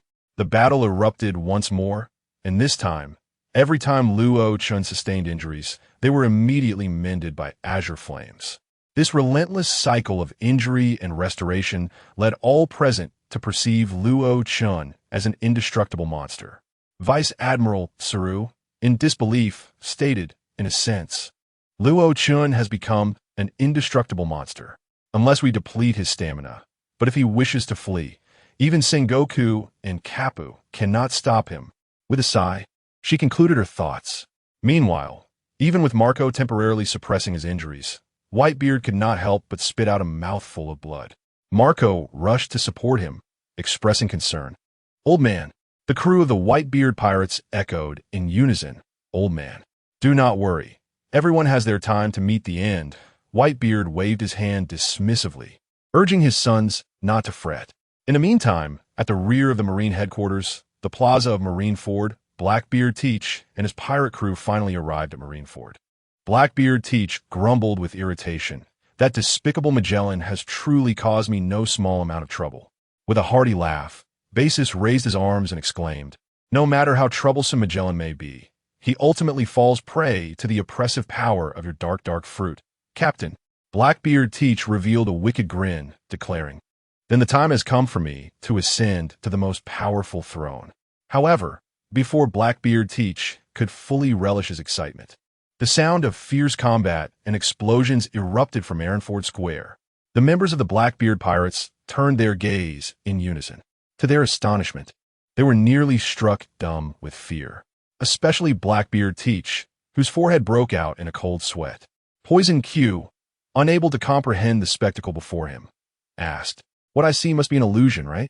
Is there truly someone capable of battling the Marine Fleet Admiral Sengoku, the legendary hero Garp, and the three admirals simultaneously? Even the Pirate King Roger could not achieve such a feat." "What you see is indeed real," Van Augur replied, carrying his sniper rifle, his heart racing. "Damn it," Blackbeard Teach said, his mirth evaporating. "Men, we must make haste and leave the Marine headquarters at Marineford." His fear was palpable. Should he lose his life here, it would be a grave miscalculation. Blackbeard Teach had never encountered such a formidable monstrosity. Not even the fearsome Whitebeard could compare.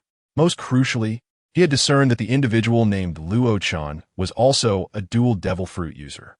Just as Blackbeard Teach was about to turn and flee, Lafitte interjected, "Wait, Captain. Whitebeard is nearing death." "What?"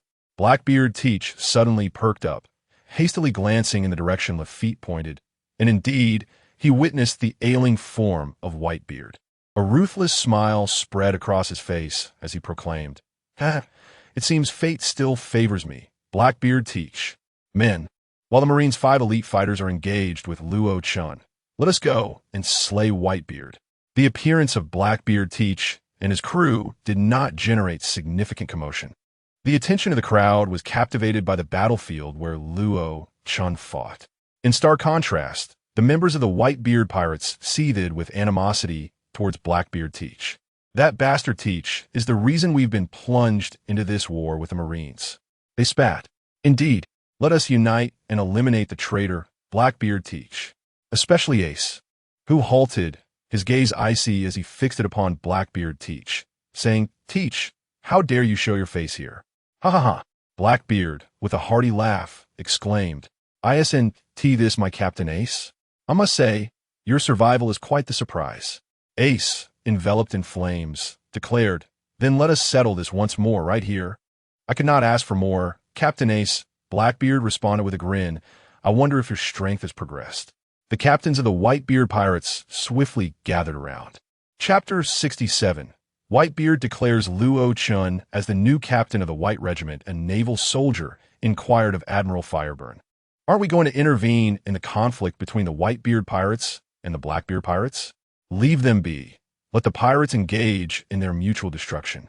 If they attempt to flee, they must be stopped, Fireburn replied, his intention clear.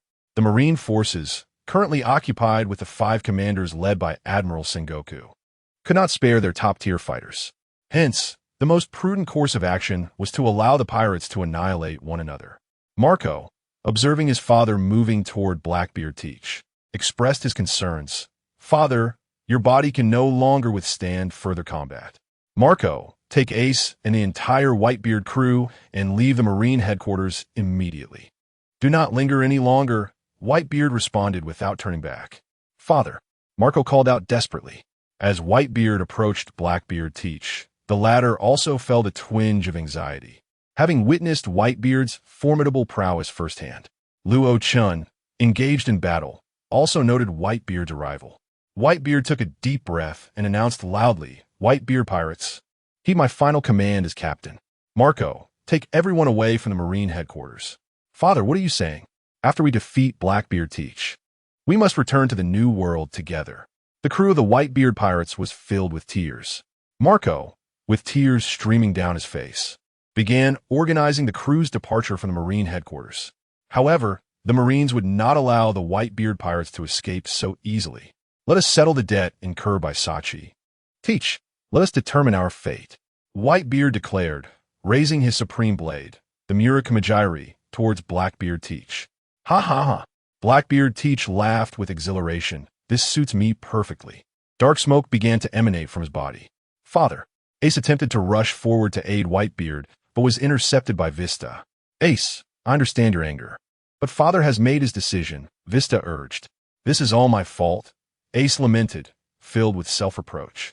As Marco organized the Whitebeard pirates to leave, the Marine admirals led their soldiers to intercept them. Whitebeard unleashed a punch imbued with the power of the Tremor fruit towards Blackbeard Teach, only to have it effortlessly neutralized. Ha ha! Useless father. Any devil fruit user is powerless before me. Blackbeard Teach taunted with arrogant delight. Whitebeard continued to strike, yet once again his attack was thwarted. Blackbeard Teach retaliated with a punch to Whitebeard's abdomen. This can't be real. Father, has he truly been hit? Captain of the 7th Division, Kureo, exclaimed in disbelief.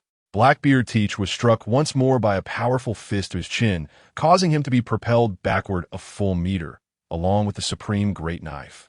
Sung Yun Chia, slipping from his grasp. As the supreme great knife fell, Whitebeard seized the opportunity, spinning and delivering a fierce blow to Blackbeard Teach's shoulder. The excruciating pain contorted Blackbeard's face. Whitebeard then pinned Blackbeard's arm beneath his foot, gripping his head with one hand, and spoke slowly, arrogance and recklessness. These are your greatest weaknesses. Father, please stop. Are you truly going to kill your own son? Blackbeard Teach pleaded desperately, fear evident in his voice. Whitebeard activated the Tremor fruit's power, his grip tightening around Blackbeard's head. Boom! It was incredible. Father had finally dealt with that scoundrel Blackbeard Teach. The pirates of the Whitebeard pirates, witnessing this scene as they rushed forward, felt immense joy. However, as the smoke cleared, one pirate pointed towards Whitebeard's direction, exclaiming, "Look!" Another pirate, astonished, remarked, "He withstood father's blow and is still alive? Is Blackbeard Teach's body truly the resilient?"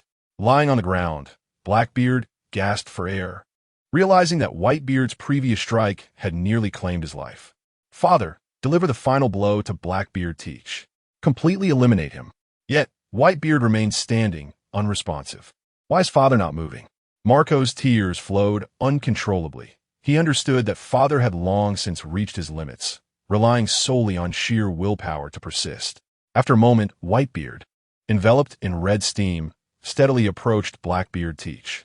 He raised his left hand, gathering the Tremor fruit's energy into a luminous sphere, and aimed it directly at Blackbeard's head. Damn it! Blackbeard quickly drew his pistol and fired at Whitebeard. As the bullet struck, Whitebeard's eyes widened in shock, the last straw having broken his resolve. In a panic, Blackbeard shouted, "Men, quickly kill him!"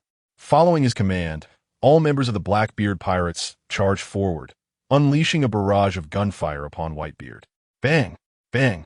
When the gunfire ceased, Blackbeard Teach finally exhaled in relief, saying, "Now, he should be dead for certain." "There is no breath remaining," Lafitte replied, twirling his cane. Meanwhile, Luo Chen had discreetly activated the system, initiating the absolute control for 10 seconds. In that moment, Whitebeard, with his final breath, declared, "That is certainly not the man Roger is waiting for. At least, it will never be you, Teach. And one day in the future, someone will emerge capable of bearing the weight of these centuries, rising to challenge this world." The Navy, you find yourselves in trepidation before the impending colossal battle that may engulf the entire world. The countenance of the warring states changed at the mention of battling Luo Chen. Although I harbor little interest, the day will inevitably arrive when that treasure is unearthed and the world shall be transformed. Someone will discover it. One Piece is indeed a tangible reality. To the Whitebeard pirates, I hereby announce that the next captain shall be Luo Chen. Chapter 68. Luo Chen suppresses the arrogance of Blackbeard in a surprising turn of events. Whitebeard declared Luo Chen as the new captain of the Whitebeard pirates, leaving the crew in a state of bewilderment. While it might have been comprehensible for Luo Chen to be promoted as a division commander, the fact remained that he was not originally one of their own. Yet, the crew dared not challenge their father's command, suppressing their doubts, especially in light of Luo Chen's formidable strength. In this world, power reigns supreme. Ace, perplexed, inquired, "Marco, why would father appoint that man as the new captain of the Whitebeard pirates?" Although Luo Chen had previously discussed this with their father, it was clear that he had not initially approved. Marco shook his head in response, uncertain of the reasons behind this final decision. On the side of Sengoku and the others, while they were astonished by Whitebeard's announcement, they were even more taken aback by his subsequent words. Such declarations would undoubtedly send ripples across the entire world, enticing many to set sail in pursuit of the legendary treasure. Luo Chen, however, felt no regret over utilizing absolute control for 10 seconds. The Whitebeard pirates were an immense force, and starting from scratch was not within his plans. "Ha ha ha! Prepare yourselves, my minions. My era is about to begin," Blackbeard Teach exclaimed with uncontainable excitement. Only Luo Chen understood Blackbeard's impending actions, though he had no intention of obstructing Blackbeard from seizing Whitebeard's tremor fruit abilities. Given Whitebeard's last-minute announcement of Luo Chen's new captaincy, it was inevitable that dissent would arise within the crew. The most effective strategy was to establish an insurmountable enemy, thus fostering a greater dependence on Luo Chen within the Whitebeard pirates, enhancing his control over them.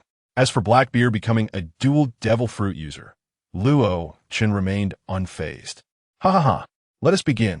Blackbeard Teach commanded as Lafitte and the others hurriedly produced the prepared black cloth to cover the bodies of both Whitebeard and Blackbeard. "What is that scoundrel planning to do with Father's body?" Diamond Jozu exclaimed angrily after dispatching a marine. As time progressed, the moment the black cloth was removed, Blackbeard Teach arrogantly surveyed the audience and laughed. "Ha ha ha! Marines, remnants of the Whitebeard pirates, behold my power. Don't be frightened." He then demonstrated the ability of the dark fruit, capable of devouring all. Blackbeard Teach's right hand emitted a plume of dark smoke, and the surrounding naval soldiers were silently devoured by the powers of the dark fruit. He continued, "Moreover, I possess the destructive capabilities of the quake fruit." Blackbeard Teach assumed an attack stance reminiscent of Whitebeard. With a booming laugh, he unleashed a shockwave that surged towards the naval soldiers. "Ha ha ha!" he exclaimed, raising his hands in exhilaration. "I can feel the power surging within me. I fear no one now." Bikita's expression darkened as he exclaimed, "That bastard Teach! How dare he wield our father's powers? Teach, I will kill you for defiling our father." Ignoring the pleas of his companions, Ace charged at Blackbeard Teach, intent on avenging their father. "Ha ha ha!" Blackbeard Teach sneered at his former comrade. "Your so-called new captain is firmly held down by the Navy. You lot, I don't even regard you." Despite his brazen words, Blackbeard Teach had already resolved to retreat, having acquired what he sought. However, he felt that his combat prowess, even with the quake fruit, paled in comparison to Luo Chen's. Suddenly, a beam of sword light surged forth. "Captain, watch out!" Lafitte warned urgently. But it was too late. Blackbeard Teach was pierced by the sword light, his eyes rolling back as he nearly lost consciousness. The side effects of the dark fruit manifested in excruciating pain, rendering him temporarily mute. Disregarding the attacks from Sengoku, Carp, and the three admirals, Luo Chen emerged, delivering a sword strike towards Blackbeard Teach. "Blackbeard Teach," he proclaimed loudly, "since Whitebeard has named me the new captain of the Whitebeard pirates, I will not allow you to act arrogantly before my crew." At that moment, a pirate from the Whitebeard pirates shouted, "Truly worthy of being the new captain chosen by our father. Captain Luo Chen, you are magnificent." This declaration resonated with many members of the Whitebeard pirates. Though they were utterly exhausted, Luo Chen's indomitable stance against the 5 strongest foes of the Navy was enough to inspire them. "Damn it, Luo Chen, face your opponent." Akainu seized the opportunity and delivered a magma-infused punch aimed at Luo Chen's head. Yet the azure flames ignited, rapidly restoring Luo Chen's vitality. Carp approached from behind, delivering a powerful punch that struck with bone-crushing force.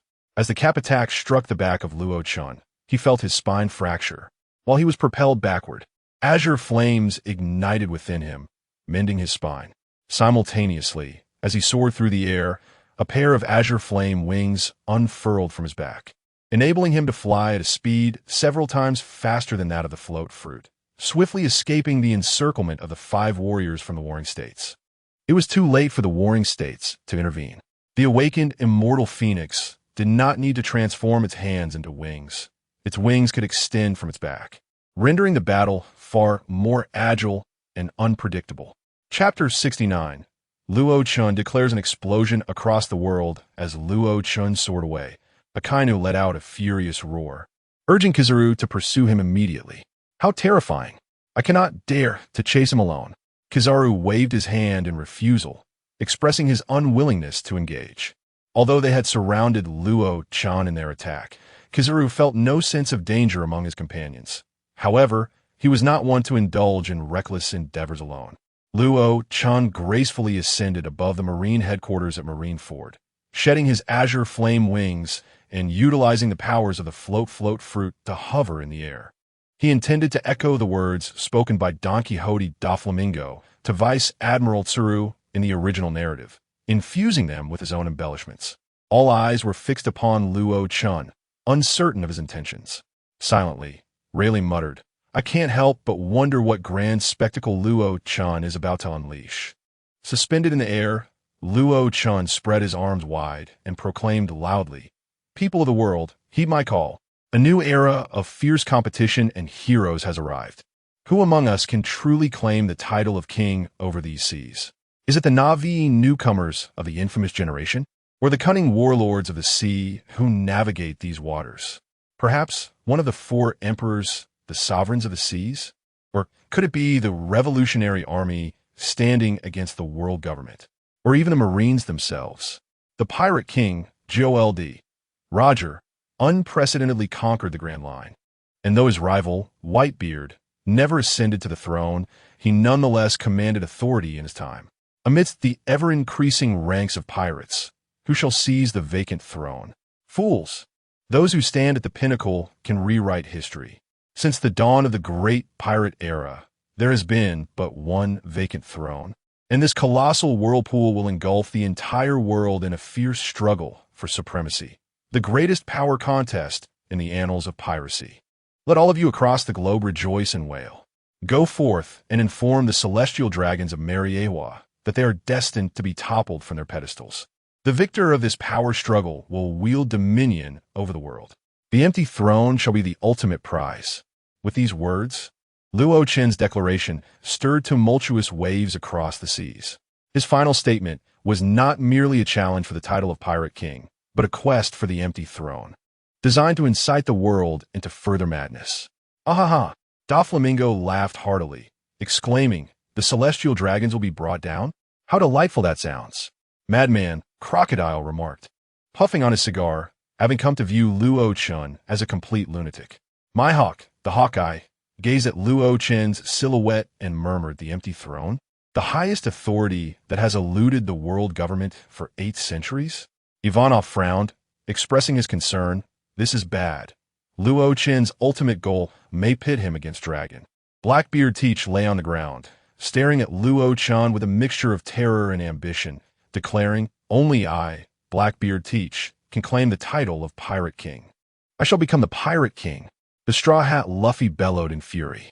Rayleigh, sensing an ominous turn of events, remarked, in light of Whitebeard's previous words, coupled with Luo Chen's statements, "The world is bound to descend into chaos." The pirates, naval soldiers, and the spectators before their screens were all left astounded. To declare before the entire world that the celestial dragons would be dethroned was utterly insane. Sengoku, radiating anger, with bloodshot eyes declared, "No matter the cost. We must eliminate Luo Chen today, even if it means my sacrifice as Fleet Admiral." Carp, gazing at Luo Chen, spoke with a complex expression. "Although I harbor no fondness for the celestial dragons, Luo Chen poses an unprecedented danger, one that could plunge the entire world into turmoil." The old man, with magma seething from his body, gritted his teeth and asserted, "Then we must kill Luo Chen." "How terrifying!" exclaimed Kizaru, his voice laced with a mix of lewdness and fear. Sakazuki, "The difficulty of eliminating Luo Chen surpasses any previous endeavor." Aokiji, his mind racing with thoughts, finally responded, "We ought to consider the consequences if we fail to eliminate Luo Chen. Can the Navy withstand such pressure?" Marco, carrying the body of Whitebeard, expressed his concerns. "Father, will your final choice prove to be the right one? Following Luo Chen, your sons may face countless deaths." With a sigh, Marco lamented, unable to fathom why his father entrusted the Whitebeard pirates to Luo Chen.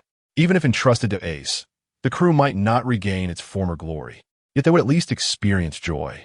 With Luo Chen, Marco envisioned that the battles would never cease. In stark contrast to Marco's worries, many members of the Whitebeard pirates were filled with exhilaration. One of the captains among the 43 under the Whitebeard flag shouted in excitement, "Captain Luo Chen, you are magnificent. We shall follow you to conquer the world." "Indeed, with Captain Luo Chen, we will battle across the globe." Another captain echoed. Luo Chen's charisma instantly ignited the ambitions of many, for they were pirates, and the essence of piracy was to strive for supremacy over the world. However, the division leaders of the Whitebeard pirates and a few captains found it difficult to adapt to Luo Chen's style, having been accustomed to the ways of their father since childhood. At this moment, it felt as though the entire world had fallen silent. For Luo Chen's declaration had sent shockwaves throughout, particularly among the naval soldiers. Many had become bewildered, uncertain whether to continue the battle and uphold justice. Yuji Shilio smiled and declared, "Even if Captain Luo Chen, you are undeniably mad. I, Yuji Shilio, shall accompany you to the end. I would lay down my life if it means paving the way for you to ascend the throne." Luo Chen's gaze gradually descended, sweeping over all those present. Chapter 70. The most formidable user of Conqueror's Haki Blackbeard Teach rose to his feet, his expression a blend of fear and grimness as he regarded Luo Chen. The presence of this individual posed a significant threat to his ambitions of seizing the title of Pirate King. Perhaps now presented an opportune moment to eliminate Luo Chen. While confronting him alone might instill doubt, an alliance with the Navy could potentially facilitate his demise. Utilizing the powers of the dark fruit, he could seal Luo Chen's dual devil fruit abilities. Thus, he proposed to Admiral Sengoku, "Admiral Sengoku, I trust you are eager to eliminate Luo Chen at this very moment. Let us collaborate. Brat, I have yet to settle accounts with you regarding your incursion into Impel Down. Do you dare to show your face here?" Sengoku's demeanor was notably grim, particularly with Blackbeard's disruptive presence. Akainu, radiating molten fury, declared, "No pirate shall escape from this place today. Come forth. I shall face you all, no matter your numbers." A smile crept upon Luo Chen's lips as he responded.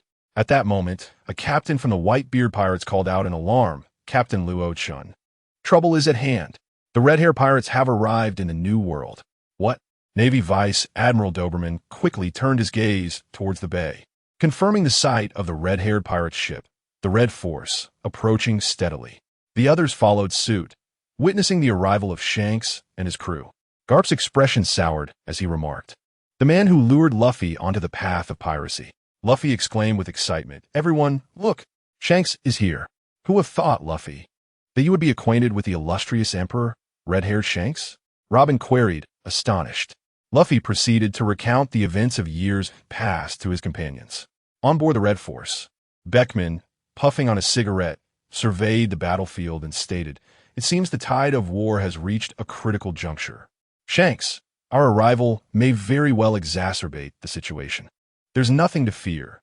If it comes to it, we shall simply engage in battle. Right, brothers?" Shanks responded confidently. Locky, clutching a chicken leg, remarked, "I believe I see Luffy. It's been ages. Time flies so swiftly." "Indeed, even my son Usopp is with him," Yasopp replied with a smile, having spotted his son beside Luffy. Kizaru, maintaining a rather lecherous demeanor, addressed Sengoku. "Admiral Sengoku, the arrival of the red-haired pirates is quite unfavorable for us." Before Sengoku could voice a reply, Akainu erupted in fury. "What do these damn pirates think Marineford is? A place they can simply waltz into?" Sengoku, seemingly resolved, declared, "If it comes to that, we shall seek support from the world government." Aokiji gazed intently at Admiral Sengoku, acutely aware that the Admiral had reached a point of desperation, resorting to the decision of seeking support from the world government. As the entire red-haired pirates' crew ascended onto Marineford, they steadily advanced towards the central battlefield. Passing by Marco and Ace, they cast a glance at the lifeless form of Whitebeard. Shanks remarked, "Marco, stand down. There is no need to continue the fight. It is enough that Ace can be rescued." Marco remained silent, solemnly cradling the body of their fallen father. "Shanks, it is truly wonderful to see you again," exclaimed the exuberant Monkey D. Luffy, rushing to Shanks' side. Shanks, equally delighted, affectionately patted Luffy on the head, saying, "You have grown quite a bit." Luffy, grinning foolishly, wiped his nose with his fingers. Turning his gaze to Rayleigh, who stood behind Luffy, Shanks revealed a rare expression of nostalgia, stating, "First mate, you have endured much this time." Rayleigh chuckled, replying, "It has not been arduous. Seeing you grow to your current stature brings me great comfort." At that moment, the shameless Buggy scuttled over, believing that being near Rayleigh and Shanks would offer him the utmost safety. He thought it wise to cling to their sides to avoid further attention from Luo Chen. With tears in his eyes, Buggy lamented, "Rayleigh, Shanks, I have missed you so much." Suspended in mid-air, Luo Chen shifted his gaze towards Shanks, the man reputed to possess the most formidable conqueror's haki. Luo Chen was eager to ascertain the true extent of such power. System, display Shanks panel. Received. Host, target, Shanks, observation haki, SS level. Armament haki, SS level. Conqueror's haki, Ultra SS level. Physical combat, SS level. Swordsmanship, SS level. Base stamina, endurance. Defense, SS level. Overall attack power, Ultra SS level. Overall defense power, SS level. Upon reviewing Shanks' panel, Luo Chen could not help but express mild admiration. His overall attack power had reached Ultra SS level. Furthermore, despite the loss of an arm, Shanks still maintained SS level swordsmanship. Had he not suffered this injury, he would likely rival Mihawk's SS level swordsmanship. Luo Chen's own overall attack power, reaching Ultra SS level, was a result of combining Ultra SS level swordsmanship with SS level Conqueror's haki. In Luo Chen's estimation, Shanks' might was derived from an amalgamation of Ultra SS level Conqueror's haki intertwined with SS level armament haki. Truly, he was deserving of the title as the possessor of the strongest Conqueror's haki. However, the question lingered. How long could this ostensible strongest wielder of Conqueror's haki maintain such prowess? A cold smirk crossed Luo Chen's face. At this moment, the red-haired Shanks reminisced briefly before stating, "Let us catch up later. There are more pressing matters that require my attention." "Go on. Shanks, our era has long since passed." Rayleigh expressed his profound satisfaction with Shanks. Today, Shanks' strength has become remarkably akin to that of the late Roger, with the two being nearly indistinguishable in prowess. Chapter 71. Everything is under control. The red-haired Shanks, accompanied by his crew, approached Admiral Sengoku and the others, stating, "I hope you will grant me this favor and cease this conflict. If anyone has not yet had their fill of chaos, we shall gladly take on the role of your adversaries."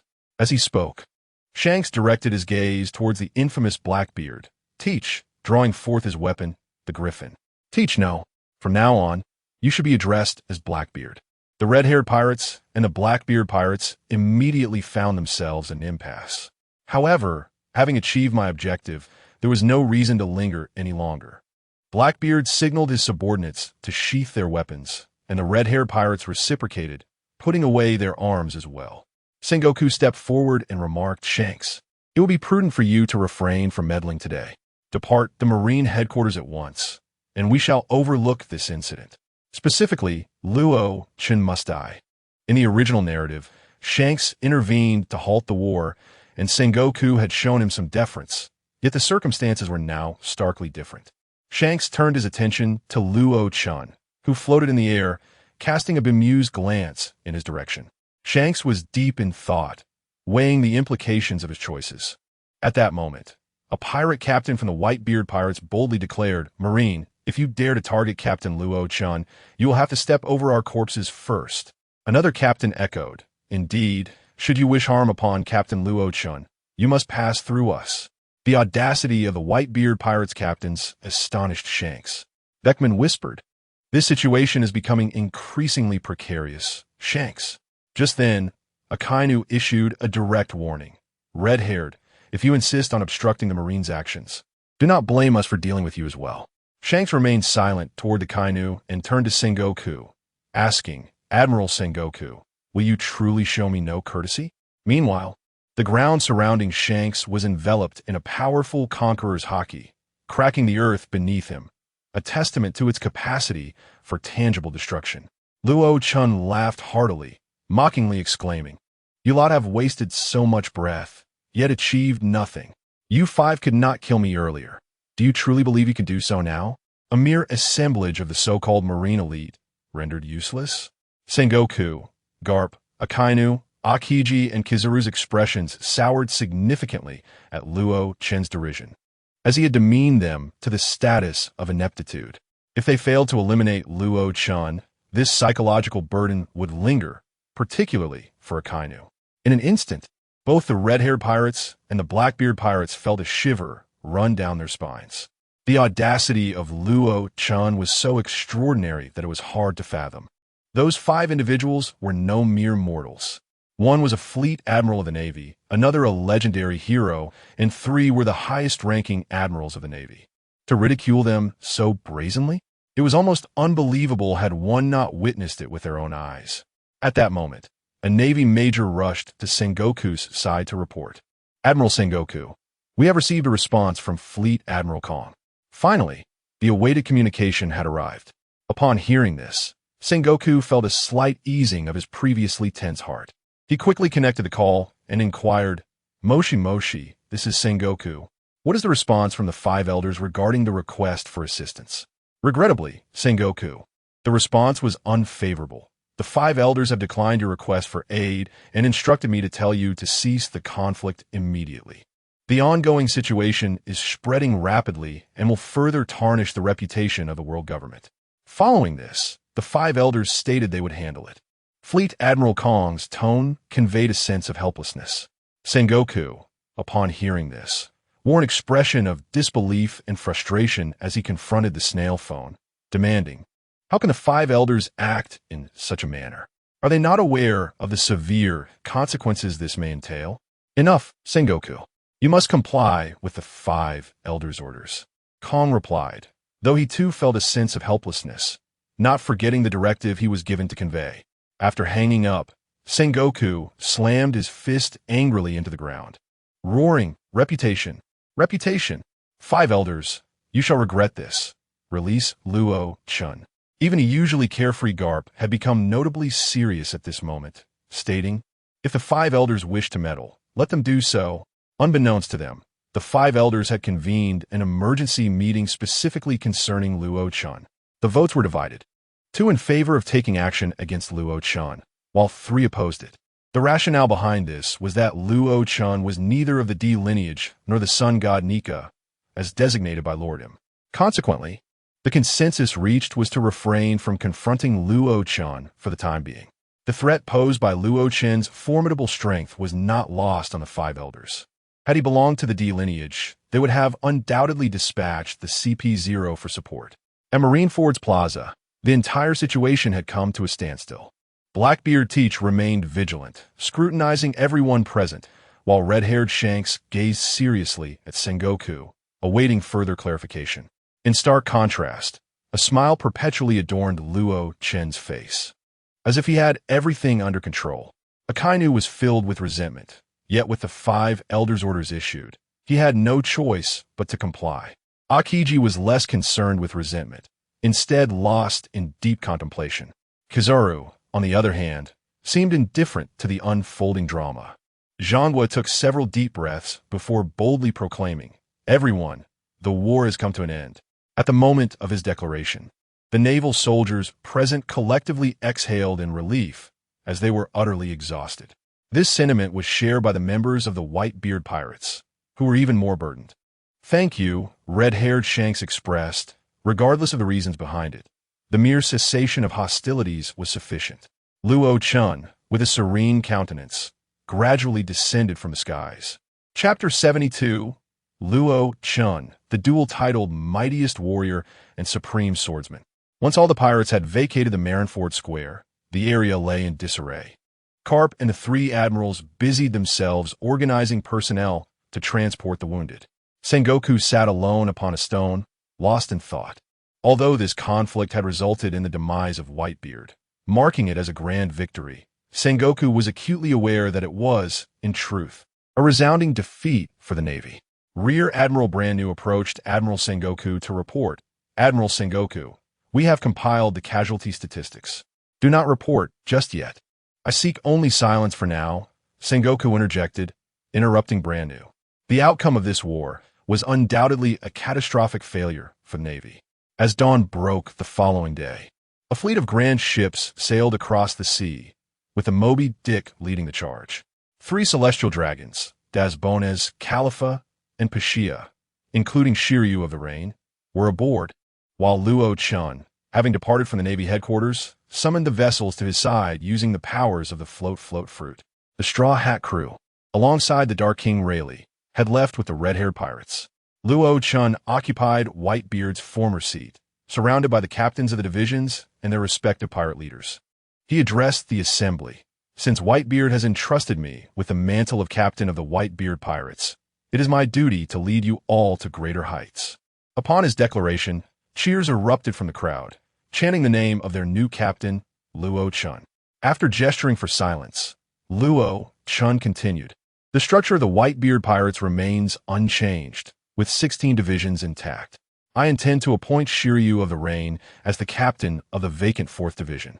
If you choose not to speak, I shall take it as your tacit agreement." "What are your plans moving forward, Captain Luo Chen?" inquired Fire Fist Ace, stepping forward. Luo Chen, unperturbed, replied, "Rest assured, I disdain the wanton slaughter of innocents. My ambition lies in vying for the pinnacle of power in this world. Of course, those who feel uncomfortable may request to leave the Whitebeard pirates. I harbor no objections, for each individual's path is their own." "I have no objections, Captain. I wish to follow you, as you are the one appointed by our father," declared Diamond Jozu, the captain of the 3rd Division. Luo Chen was slightly taken aback. Jozu held considerable weight within the crew. He smiled. "Excellent. And what are the others?" "I too wish to follow Captain Luo Chen." "So do I. We all feel the same." One by one, more members stood to express their support for their new captain, Luo Chen. A satisfied smile graced Luo Chen's face. It was evident that the Whitebeard pirates held great respect for their father's choice. At that moment, several news birds soared through the sky, descending with over a dozen newspapers. Captain Jingu of the 11th Division gazed at the newspaper featuring a report on Captain Luo Chen, his excitement palpable as he exclaimed, "Luo Chen, your bounty has been announced, a staggering 48 billion berries. You stand as the highest amongst all pirates, surpassing even the other 3 emperors. Additionally, The bounty for Rain Shiryu stands at 1,010,000,000 berries, while Ace's bounty is 15 billion berries, placing him second in our Whitebeard pirates. Captain Water Buffalo of the 13th Division expressed his astonishment, stating, "Our Captain Luo Chen has acquired 2 illustrious titles, the world's strongest man and the supreme swordsman, surpassing even our father with an additional title." Captain Brayman K of the 6th Division concurred, "The prowess of Captain Luo Chen is evident to all. Possessing 2 titles is indeed well-deserved." One of the pirate captains under their banner, Whitebeard, read from a newspaper, "Following our father, Captain Luo Chen ascends to the ranks of the new 4 emperors, alongside red-haired Shanks, Big Mom Charlotte Linlin, and Kaido of the Beasts, collectively known as the 4 emperors of the New World." The crew of the Whitebeard pirates buzzed with excitement, reveling in the arrival of a captain of such formidable strength, a truly joyous occasion. Luo Chen smiled at his crew, now rightfully his own. Presently, the one with the greatest potential was Ace, endowed with Conqueror's Haki, which promised a high ceiling for his abilities. Furthermore, if Marco were to awaken the powers of the Phoenix Fruit, his combat prowess would also see a significant enhancement. As for Rain Shiryu, aside from possessing a devil fruit that significantly boosts offensive capabilities, it would be challenging for him to reach the Emperor tier. However, as one who had already awakened the Phoenix's powers, Luo Chen was well aware of the formidable challenge in awakening a mythical Zoan-type fruit. Ding! Congratulations, host. You have received the 4 Emperors gift package. System, please activate the 4 Emperors gift package. Understood, host. Ding! The 4 Emperors gift package has been activated. You have received 2 instances of supreme enhancement, allowing you to elevate any one attribute of the host to the Super SS level. Upon hearing the system's offering, Luo Chen felt immense satisfaction. The power of Super SS was something he had already attained in his swordsmanship and understood its magnitude. Thus, he saw an opportunity to improve his own weaknesses. Without hesitation, Luo Chen instructed the system, allocate the 2 supreme enhancements to my armament haki and physical techniques. Received, host, commencing enhancement of armament haki and physical techniques now. Luo Chen immediately felt a surge of energy rapidly escalating within him. Ding! Armament haki. Physical skills have reached an extraordinary enhancement. Host, Luo Chen. The power of the Logia-type float fruit has been awakened. The power of the Zoan-type mythical phoenix fruit has been awakened. Observation haki. SS level. Armament haki. Exceedingly SS level. Conqueror's haki. Exceedingly SS level. Physical skills. Exceedingly SS level. Swordsmanship. Exceedingly SS level. Fundamental physical endurance and defense. Exceedingly SS level. Overall attack power. Exceedingly SS level. Overall defense power. Exceedingly SS level. Originally, both Conqueror's Haki and fundamental physical endurance and defense had reached the pinnacle of SS level. Now, due to the surge of internal energy brought about by armament haki and physical skills, they have transcended their limits, achieving the extraordinary SS level. This has also propelled overall defense power from SS level to an astonishingly high SS level. Chapter 73. The elevation brought by the dual enhancement of armament haki and physical techniques. Previously, Luo Chen's swordsmanship was at an extraordinary SS level. Now, apart from his observation haki, all his other abilities have ascended to the superlative SS level. His terrifying combat prowess has become even more versatile, comprehensive, and diverse than before. Following the rapid surge of energy within him, his Conqueror's Haki instinctively emanated outward. In an instant, the deck within a 10-meter radius cracked. Fortunately, Luo Chen managed to contain it in time. Had this wave of Conqueror's Haki fully unleashed, many of his crew members would have undoubtedly suffered the consequences. Marco gazed in astonishment at the fractured deck, exclaiming, "The power of this Conqueror's Haki is already on par with that of red-haired Shanks." Vista tugged at his beard with a smile, stating, "Our captain, now the strongest in the New World after our father, is certainly capable of such feats." Captain Luo Chen. Captain Luo Chen. Captain Luo Chen. The pirates of the Whitebeard pirates began to chant in unison. The more powerful their captain became, the more exhilarated they felt. The Whitebeard pirates remain the most formidable crew upon these seas, once under the leadership of their father, and now with Captain Luo Chen at the helm. They shall continue to stand resilient. A smile graced Luo Chen's lips at Marco's remark about his conqueror's haki rivaling that of red-haired Shanks. In Luo Chen's eyes, Shanks' conqueror's haki was merely a surface-level strength, while all other attributes paled in comparison to his own. Luo Chen can now be regarded as the strongest and most comprehensive existence below the SSS divine level. Previously, he relied on his superlative SS-level swordsmanship combined with SS-level conqueror's haki to unleash an extraordinary SS level of attack power. In contrast, red-haired Shanks depended on superlative SS-level conqueror's haki intertwined with SS-level armament haki to achieve an overall superlative SS level of attack power, which was rather singular.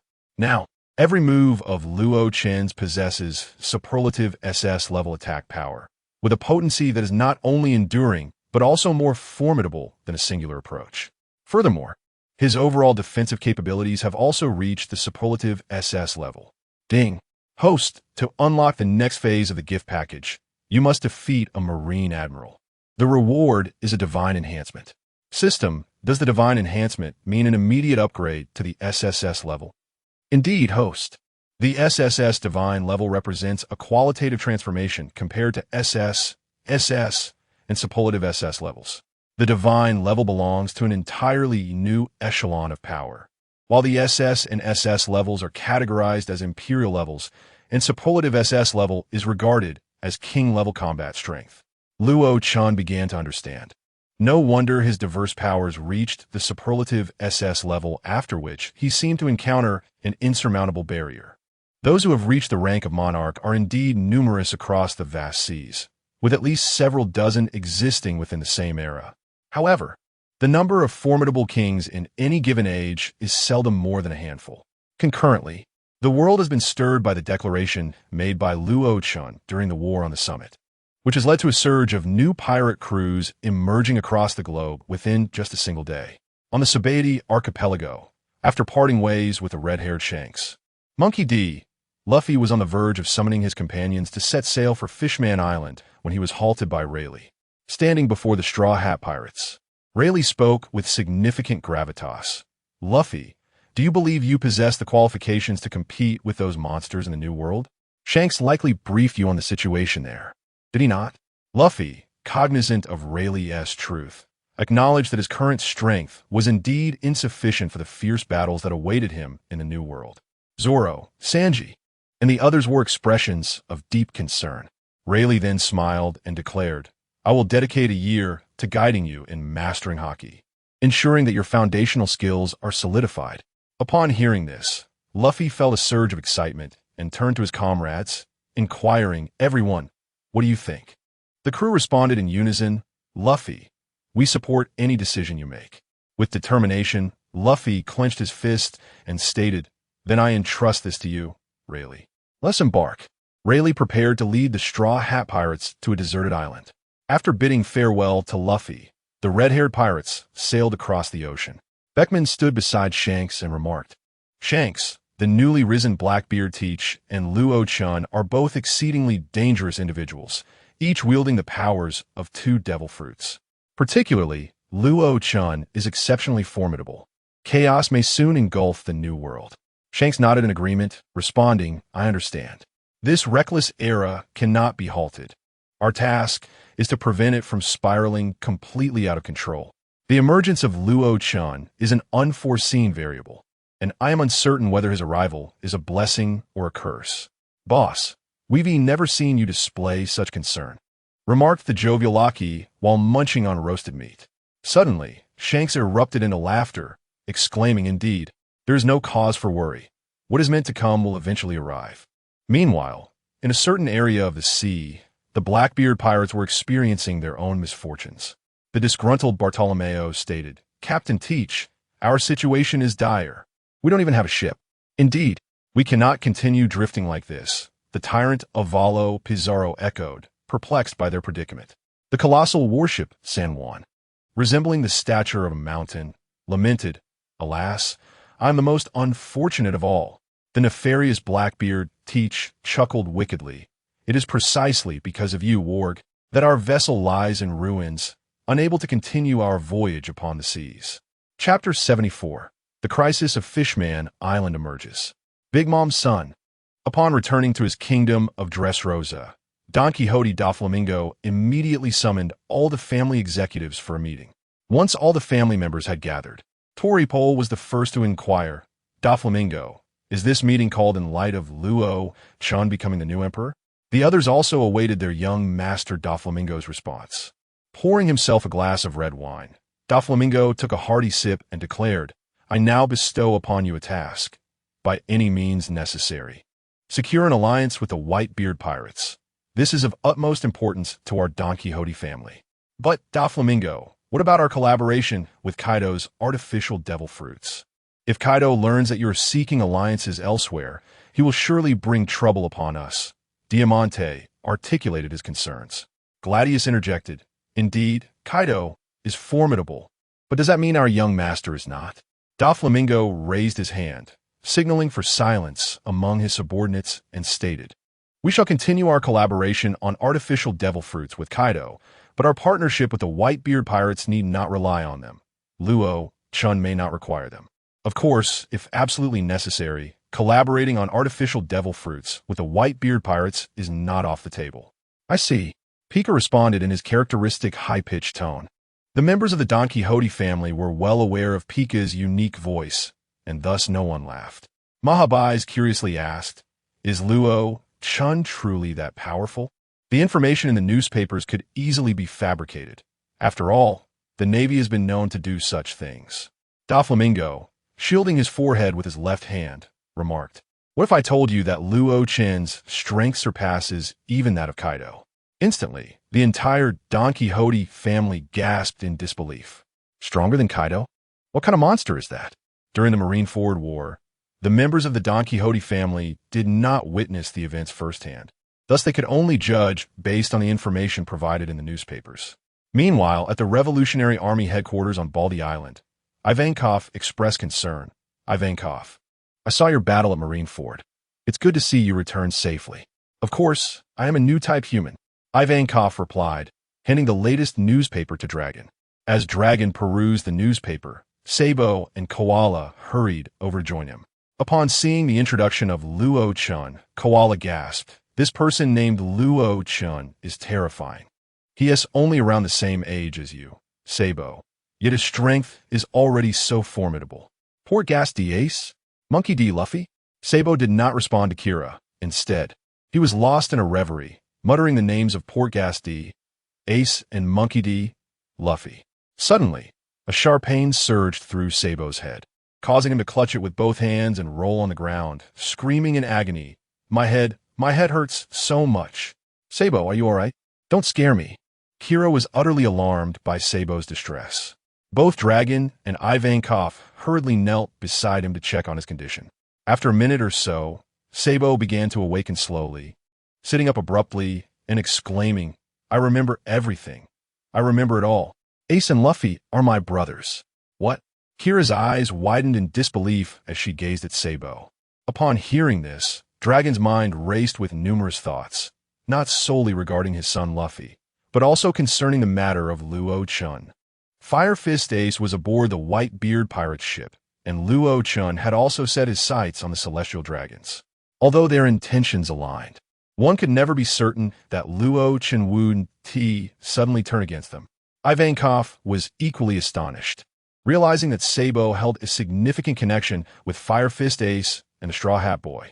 Sabo, gazing at the ceiling with joy, remarked, "Ace, I'm so glad you were rescued, and Luffy has grown so much." Dragon then said, "Ivankov, come with me for a moment. Kira, please stay and take care of Sabo." "All right," Kira promptly agreed. "Yes," Ivankov replied, as he too had matters to report to Dragon. Meanwhile, Jinbe returned alone to Fishman Island. The moment he set foot on the island, a fishman rushed up to him, panting heavily and speaking in a state of panic. "Captain Jinbe, there's a grave situation. Calm down and tell me slowly." Jinbe responded with a composed demeanor. The fishman swallowed hard and said, "Charlotte Snack, one of the 4 sweet commanders and the son of the Emperor Big Mom, has arrived at the Ryugu Palace. He claims to convey Big Mom's orders to turn Fishman Island into a territory of the Big Mom pirates, demanding a monthly tribute of a sufficient quantity of cakes and pastries. What? Jinbe's brow furrowed instantly, realizing the severity of the situation. He could easily surmise why Big Mom had suddenly set her sights on Fishman Island. It was merely a matter of seizing this lucrative prize. Moreover, the individual who arrived was not just any ordinary officer of the Big Mom pirates, but one of the four sweet commanders, Charlotte Snack. It seemed that this required serious attention, especially considering the formidable presence of one of the four emperors, Big Mom, standing behind him. Jinbei remarked, "I understand. I will handle this matter, so the people of Fishman Island need not worry excessively." "Understood, Captain Jinbei. I shall convey your message at once," the young fishman respectfully replied. Although Jinbei harbored no fear of Charlotte Snack, he recognized the necessity of restraint and proceeded to retrieve the transponder snail to contact Luo Chen. Chapter 75. Snag attempts to gauge the strength of the Pirate King's son. The Whitebeard pirates returned to the New World, arriving at Whitebeard's homeland, Sphinx Island. Luo Chen organized a farewell ceremony for Whitebeard, gathering everyone together to pay their respects. Once the ceremony concluded, Captain Luo Chen issued a command. All division captains and their pirate leaders shall disperse. Any individuals committing misdeeds on the territory of the Whitebeard pirates, regardless of their identity, must be dealt with accordingly. Leave it to us, Captain Luo Chen. The 8th Division Captain, Mio Air, respectfully responded. The other division captains echoed their agreement. For even without Luo Chen's explicit instruction, they would seek his approval to suppress those wicked individuals. At that moment, Luo Chen's transponder snail began to ring. Beep, beep, beep. Upon seeing the call was from Jinbei, he answered, and immediately Jinbei's voice came through. Captain Luo Chen, one of Big Mom's four sweet commanders, Charlotte Snag, has appeared at Fishman Island. I understand. I will make arrangements, Luo Chen replied, hanging up the phone, already aware of the likely motives behind Big Mom, Charlotte Lean's interest in Fishman Island. Marco's expression turned serious as he spoke. Charlotte Lin, taking advantage of the chaos at this time, is quite audacious. The strength of one of her sweet commanders, Charlotte Snag, should not be underestimated. 5th Division Captain, Vista, playfully tugged at his mustache and said, "It seems our adversary is no weakling." Yu Shiryu stepped forward, eager for battle, stating, Captain Luo Chen, allow me to take action. It is a perfect opportunity to test the strength of the Yonko's subordinates. Shiryu, you have other tasks, Luo Chen replied, his gaze sweeping across the group before resting on Fire Fist Ace. Ace, you will handle the situation at Fishman Island, along with Zong. What? Ace was taken aback, never expecting Luo Chen to personally assign him this task. He quickly regained his composure, saying with determination, leave it to me. Understood, Zong, the 16th Division Captain, added affirmatively. Luo Chen continued with his commands. Yu Shiryu, utilize any means necessary to monitor the Blackbeard pirates. Remember to avoid conflict and report any developments to me immediately. Yes, Captain. I will set off at once, Shiryu replied respectfully before promptly departing. All members of the Whitebeard pirates felt a sense of relief. Their new captain was committed to avenging their fallen father. They had long harbored resentment toward the traitor, Blackbeard Teach. Ace wished to insist on keeping an eye on Blackbeard Teach, but after their previous defeat, he reluctantly acknowledged that he was not yet a match for him. The captains of various divisions, along with their pirate leaders, set forth from Sphinx Island, ready to suppress the invaders. On Sphinx Island, apart from the residents, only Khalifa, Dasky, Domino, Pashia, and 3 celestial dragons, along with a group of Whitebeard's pirate subordinates, remained, while the rest had ventured out. In the royal palace of Fishman Island, Charlotte Snack, having lost much of his patience, addressed King Neptune. You mentioned 3 days for a response, and today marks the 3rd. I assure you, my patience is not boundless. Neptune found himself at a loss. Previously, Jinbei had advised him to delay as much as possible, but with time running short, he began to feel anxious. Jinbei approached and stated, I regret to inform you that the demands of your big MOM pirates will not be acquiesced by Fishman Island. What? The former warlord of the sea hero Jinbei, Do you comprehend the repercussions that Fishman Island will face for provoking Mother? Charlotte Snack warned darkly. At that moment, two individuals entered, Ace and Izang. Charlotte Snack, upon seeing them, scoffed. So, the reinforcements from Fishman Island are remnants of the Whitebeard pirates. Ace questioned Charlotte Snack. Fishman Island is the territory of the Whitebeard pirates. Your big MOM pirates have invaded without consent. Do you not owe us an explanation? Charlotte Snack realized that he could not accomplish this task alone, especially since two commanders from the Whitebeard pirates had arrived. He considered his own strength adequate, yet did not believe he could defeat Ace, Izang, and the former warlord Jinbei single-handedly. Nevertheless, he could not simply retreat from Fishman Island, so he declared, Fire Fist Ace. Let me witness the prowess of the son of Pirate King Roger. You fool, you seek death. Izang immediately drew two pistols, clearly provoking them. Ace smiled and replied, Izang, it's all right. Allow me to engage him.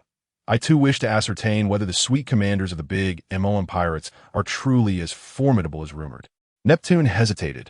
Would it be possible for you to select another location for the battle? This is, after all, the Dragon King's palace. Ace and Izang agreed, and Jinbei nodded in affirmation. Charlotte Snack surveyed Neptune, realizing he had only brought a few pirate subordinates with him. Weighing the pros and cons, he eventually consented. Shortly thereafter, in a clearing, Ace stood with Izang and Jinbei at his side. Behind Charlotte Snack stood a group of pirate minions, one of whom was instructed to make a swift communication back home regarding the situation at Fishman Island, along with a request for reinforcements. Understood, Lord Snag. The pirate responded promptly. Charlotte Snag unsheathed the formidable sword at his back, while Ace assumed a battle stance. In the next heartbeat, both men charged towards one another. Jinbei remarked, Indeed, Snag's actions may prompt the Big Mom pirates to dispatch assistance as well. Chapter 76. Katakuri's Suggestion in the New World on the Island of Cake. Big Mom, Charlotte Linlin, was indulging in an array of delectable desserts. With her mouth full of cake, she mumbled excitedly, Fishman Island will soon be within our grasp, and then there will be even more delightful sweets. At that moment, Parasparrow approached respectfully, stating, Mother, I apologize for interrupting your meal, but there is a situation at Fishman Island. Snag encountered trouble. Port Gasti, Ace from the Whitebeard pirates has arrived with two others and is currently requesting assistance. That old man's son? Big Mom paused her indulgence, her expression shifting. Indeed, Mother, Parasparrow replied. Fishman Island is the territory of the Whitebeard pirates, and we are somewhat at a disadvantage here. Huh. Big Mom laughed heartily, cake flying from her mouth. Isn't the new captain of the Whitebeard pirates that kid named Luo Chen? With a bounty of 4 billion berries, haha. Mother, should we send support? Or should we instruct Snag to retreat? Parasparrow inquired cautiously. Big Mom's demeanor darkened instantly, and she bellowed, What nonsense! If my men retreat, it would signify that I fear a mere boy who has inherited Whitebeard's legacy. Before Parasparrow could respond, another figure entered, the second son of the Charlotte family, Charlotte Katakuri. Parasparrow asked in confusion, Katakuri, what brings you here? Big Mom also looked at her son with curiosity. Without wasting time, Katakuri stated directly, Mother, I propose that it is not the right moment to engage with the Whitebeard pirates. Oh, pray tell your reasoning. Big Mom regarded her second son with great respect. Katakuri patiently explained, As it stands, Luo Chen is formidable, and the main cadre of the Whitebeard pirates remains intact. However, they're under considerable pressure, facing the Navy and the world government seeking to rescue the Celestial Dragons, while the rising Blackbeard pirates are watching closely. Our Big Mom pirates need not expend energy over Fishman Island, for that would be a fruitless endeavor. It would be wiser to let them exhaust each other and then reap the benefits. Huh. Big Mom laughed joyously upon hearing this. I like the idea of reaping the benefits. Very well. We shall proceed as you suggest, Katakuri. Yes, Mother, Katakuri responded respectfully. Big Mom continued, Parasparrow, inform Snag to retreat. There is no need to engage in a futile struggle with the Whitebeard pirates. Yes, Mother, Parasparrow responded with equal respect. In truth, Charlotte Linlin held Fishman Island in a balance of importance. As the Empress of the Seas, her resources were abundant. Yet her affection for the island stemmed solely from its delightful treats. On Fishman Island, a colossal flaming fist sent Charlotte Snag hurtling away. Ace, landing gracefully on the ground, wore a smile as he declared, "Hey, Snag, I'm the victor." After a fierce battle that spanned nearly half an hour between Ace and Charlotte Snag, Ace ultimately vanquished Snag with a decisive fire punch. "My Lord Snag." A group of pirates from the Big Mom Pirates rushed to Snag's side, calling out in concern. Snag, bearing numerous burns and lying flat on the ground, gazed blankly as he murmured, "Truly formidable, Fire Fist Ace. I concede defeat." Both Jinbei and Izo smiled in response. Jinbei praised, "Brother Ace's strength has indeed grown even more formidable." Captain Luo Chen has also remarked that if Ace fully matures, he could attain the power of a Yonko. To which Izo responded with a grin. Jinbei nodded in agreement. As Jinbei and Izo conversed, Snag received a call from his elder brother Perispero. After the Big Mom Pirates had retreated from Fishman Island, King Neptune, with tears in his eyes, expressed his heartfelt gratitude to Ace and Izo, saying, "Thank you for helping Fishman Island avert disaster. Please extend my thanks to your new captain, Luo Chen. He's a man as great as Whitebeard. Do not mention it. Fishman Island has always belonged to the Whitebeard pirates. Now that the crisis has passed, we too must take our leave," Izo replied. After Ace and Izo departed Fishman Island, Neptune turned to Jinbei and inquired, "Jinbei, what are your thoughts on the new captain of the Whitebeard pirates, Luo Chen?" "Luo Chen, is he a man of considerable ambition?" Jinbei paused thoughtfully before continuing, "Now that I'm no longer a warlord of the sea, I face the possibility of reckoning from the Navy and the world government at any moment. Therefore, I have resolved to formally join the Whitebeard pirates.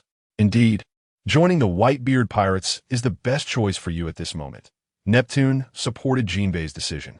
Recognizing that Fishman Island lacked the strength to support him, while he must rely on Jinbei to protect the island. Meanwhile, Fleet Admiral Sengoku was en route to the highest authority of the world, Marineford. At a certain entrance, two guards promptly greeted him. "We salute you, Admiral Sengoku." Indeed, Zhangguo nodded and continued onward. He took the elevator down to a certain base beneath the sea. Upon his arrival, the awaiting Steelbone Kong greeted him with a smile, saying, "You have come, Zhangguo. Commander Kong, you still appear quite vigorous." Zhangguo replied with a smile as well. Chapter 77. Sengoku and Steelbone Kong discussed the new admiral upon taking a seat. Steelbone Kong solemnly inquired, "Sengoku, have you truly made your decision regarding your abdication from the position of admiral?" "Indeed, Kong," Sengoku responded gravely. "I have resolved to resign from my post as admiral." Steelbone Kong sighed and remarked, "With the death of Whitebeard, who stood at the pinnacle of the pirate world, the new world is destined to be tumultuous. That Luo Chen, however, remains a significant threat, and I am unable to discern the true intentions of the five elders." Sengoku replied, "It will be quite challenging to confront Luo Chen again. He wields the ability of the float fruit, and unlike the Golden Lion, he will not act recklessly. Unless Luo Chen willingly walks into a trap, our navy stands little chance against him." Indeed, Steelbone Kong concurred with Sengoku's assessment. Acknowledging the overwhelming aerial superiority granted by the float fruit, which renders us virtually powerless. Transitioning to the main topic, Steelbone Kong asked, "So, Sengoku, have you decided whom to recommend for the position of admiral?" "I intend to propose Aokiji." Sengoku revealed his choice. "Aokiji, you say?" Steelbone Kong pondered for a moment before continuing. "However, Sengoku, I have heard whispers suggesting that the five elders wish for Akainu to ascend." Sighing in resignation, Sengoku lamented the five elders' interference in the selection of the admiral. Observing Sengoku's despondency, Steelbone Kong offered words of comfort. "Yet if there is sufficient support within the navy, the five elders may reconsider." Yes, Sengoku acknowledged, aware of this fact. As Sengoku and Steelbone Kong deliberated over the future of the navy, in the first half of the Grand Line, a naval vessel sailed through the ocean. Aokiji reclined on a deck chair, donning an eye mask while basking in the sun. A naval soldier reported, "Admiral Aokiji, we are approaching Marine headquarters, Marineford." "Oh, really now?" Aokiji lazily remarked. "Have I only just taken a short nap to return to headquarters? How time flies." The warship docked at Marine Headquarters, Marineford. Aokiji donned his coat over his shoulders and made his way back to the main building. Admiral Aokiji, Admiral Aokiji. Along the way, numerous naval soldiers greeted him.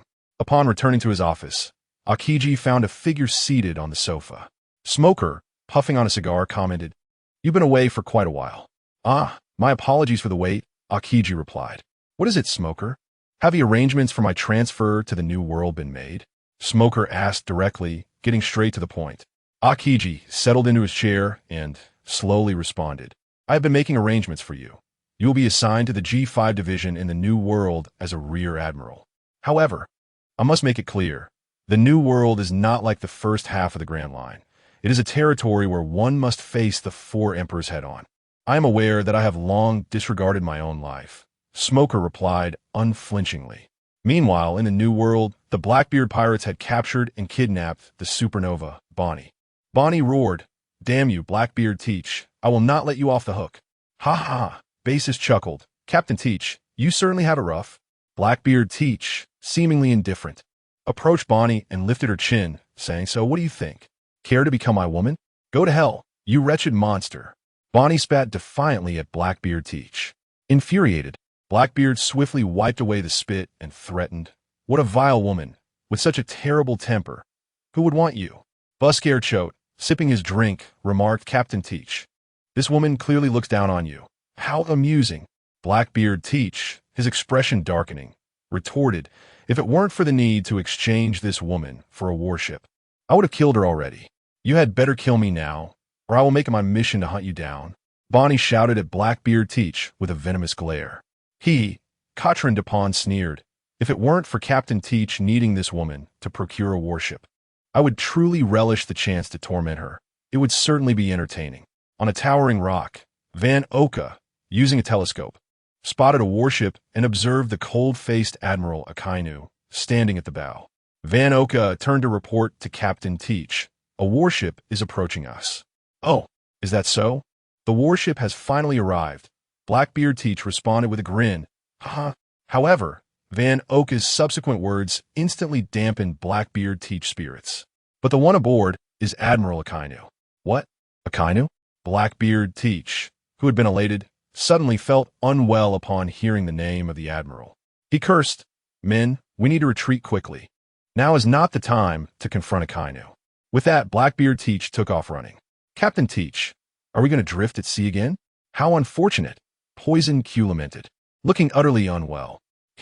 Lafitte twirled his cane and unfurled a pair of white wings, following suit. As the warship docked at the shore, Aokiji slowly made his way inland. Upon seeing Bonnie, bound in iron chains, he remarked, "Supernova Jewelry Bonnie, I am quite curious about your true identity, for it seems the higher-ups have commanded that you be captured alive." Bonnie, gritting her teeth, roared, "Navy World Government, I shall not spare you." "Is that so?" Aokiji disregarded Jewelry Bonnie, turning his gaze elsewhere, saying, "Blackbeard Teach has certainly made a swift escape. Someone escort the Supernova Jewelry Bonnie back." "Yes, Admiral Aokiji," the naval soldiers respectfully replied. Chapter 78, Doflamingo Seeks Cooperation. The world government comes to redeem. On Sphinx Island, Khalifa, now serving as secretary to Luo Chen, presented an individual before him. Upon seeing the sniffling man, Luo Chen immediately recognized him as an associate of Don Quixote Doflamingo. Khalifa reported, "Captain Luo Chen. This individual is an underling of the warlord of the sea, Doflamingo, who expresses a desire to supply our Whitebeard pirates with weaponry." Topple respectfully interjected, "Greetings, Captain Luo Chen. Our young master is eager to establish a cooperative relationship with the Whitebeard pirates, offering a variety of weapons at exceptionally reasonable prices." Seated upon his opulent diamond chair, Luo Chen observed Topple in silence. Topple, feeling the immense aura emanating from Luo Chen, was filled with trepidation, his presence far more profound than that of their young master. It was no wonder that their young master insisted on securing a partnership with the Whitebeard pirates. Such reasoning was becoming increasingly clear. However, the persistent silence from Captain Luo Chen left Topple in a state of uncertainty, pondering the captain's intentions. Gathering his courage, he ventured once more, "Captain Luo Chen, Our Don Quixote family is prepared to forge a long-term alliance with you, sharing a portion of the profits from our various enterprises. Ultimately, Topple revealed the limits set by their young master, which represented the utmost they could offer. Califa, unsure of Luo Chen's specific intentions, remained quietly at the side. At that moment, Luo Chen spoke. Since it is your young master, Doflamingo, who seeks to negotiate with me, shouldn't he personally reach out? Or has Doflamingo grown too proud? Realizing that Captain Luo Chen expected a direct call from their young master, Topple promptly retrieved a din-din mushi from his pocket and dialed Doflamingo's number. As a connection was established, Doflamingo's voice resonated. Topple, what is the outcome? Has a cooperation been secured? Not yet, young master. Captain Luo Chen is present. You should speak with him directly. Topple relayed, passing the din-din mushi to Captain Luo Chen. Califa hastily approached, taking the din-din mushi from Topple and handing it to Captain Luo Chen. Captain Luo Chen, this is Doflamingo. I hope to achieve a partnership with you. I possess numerous underground resources that will undoubtedly meet your expectations. Doflamingo stated succinctly, foregoing any superfluous dialogue. As Luo Chen reminisced about Don Quixote Doflamingo from the original narrative, he acknowledged him as an exceptional talent. He stated, I have agreed to the collaboration. You may discuss the specifics with my secretary, Califa. I trust you understand how to approach the matter of pricing. Doflamingo chuckled. Rest assured, Captain Luo Chen, I will ensure your satisfaction. Indeed, Luo Chen continued. It is no surprise that you have connections with Kaido of the Beasts, capable of producing artificial devil fruits, and are even knowledgeable about the national treasures of Marineford War.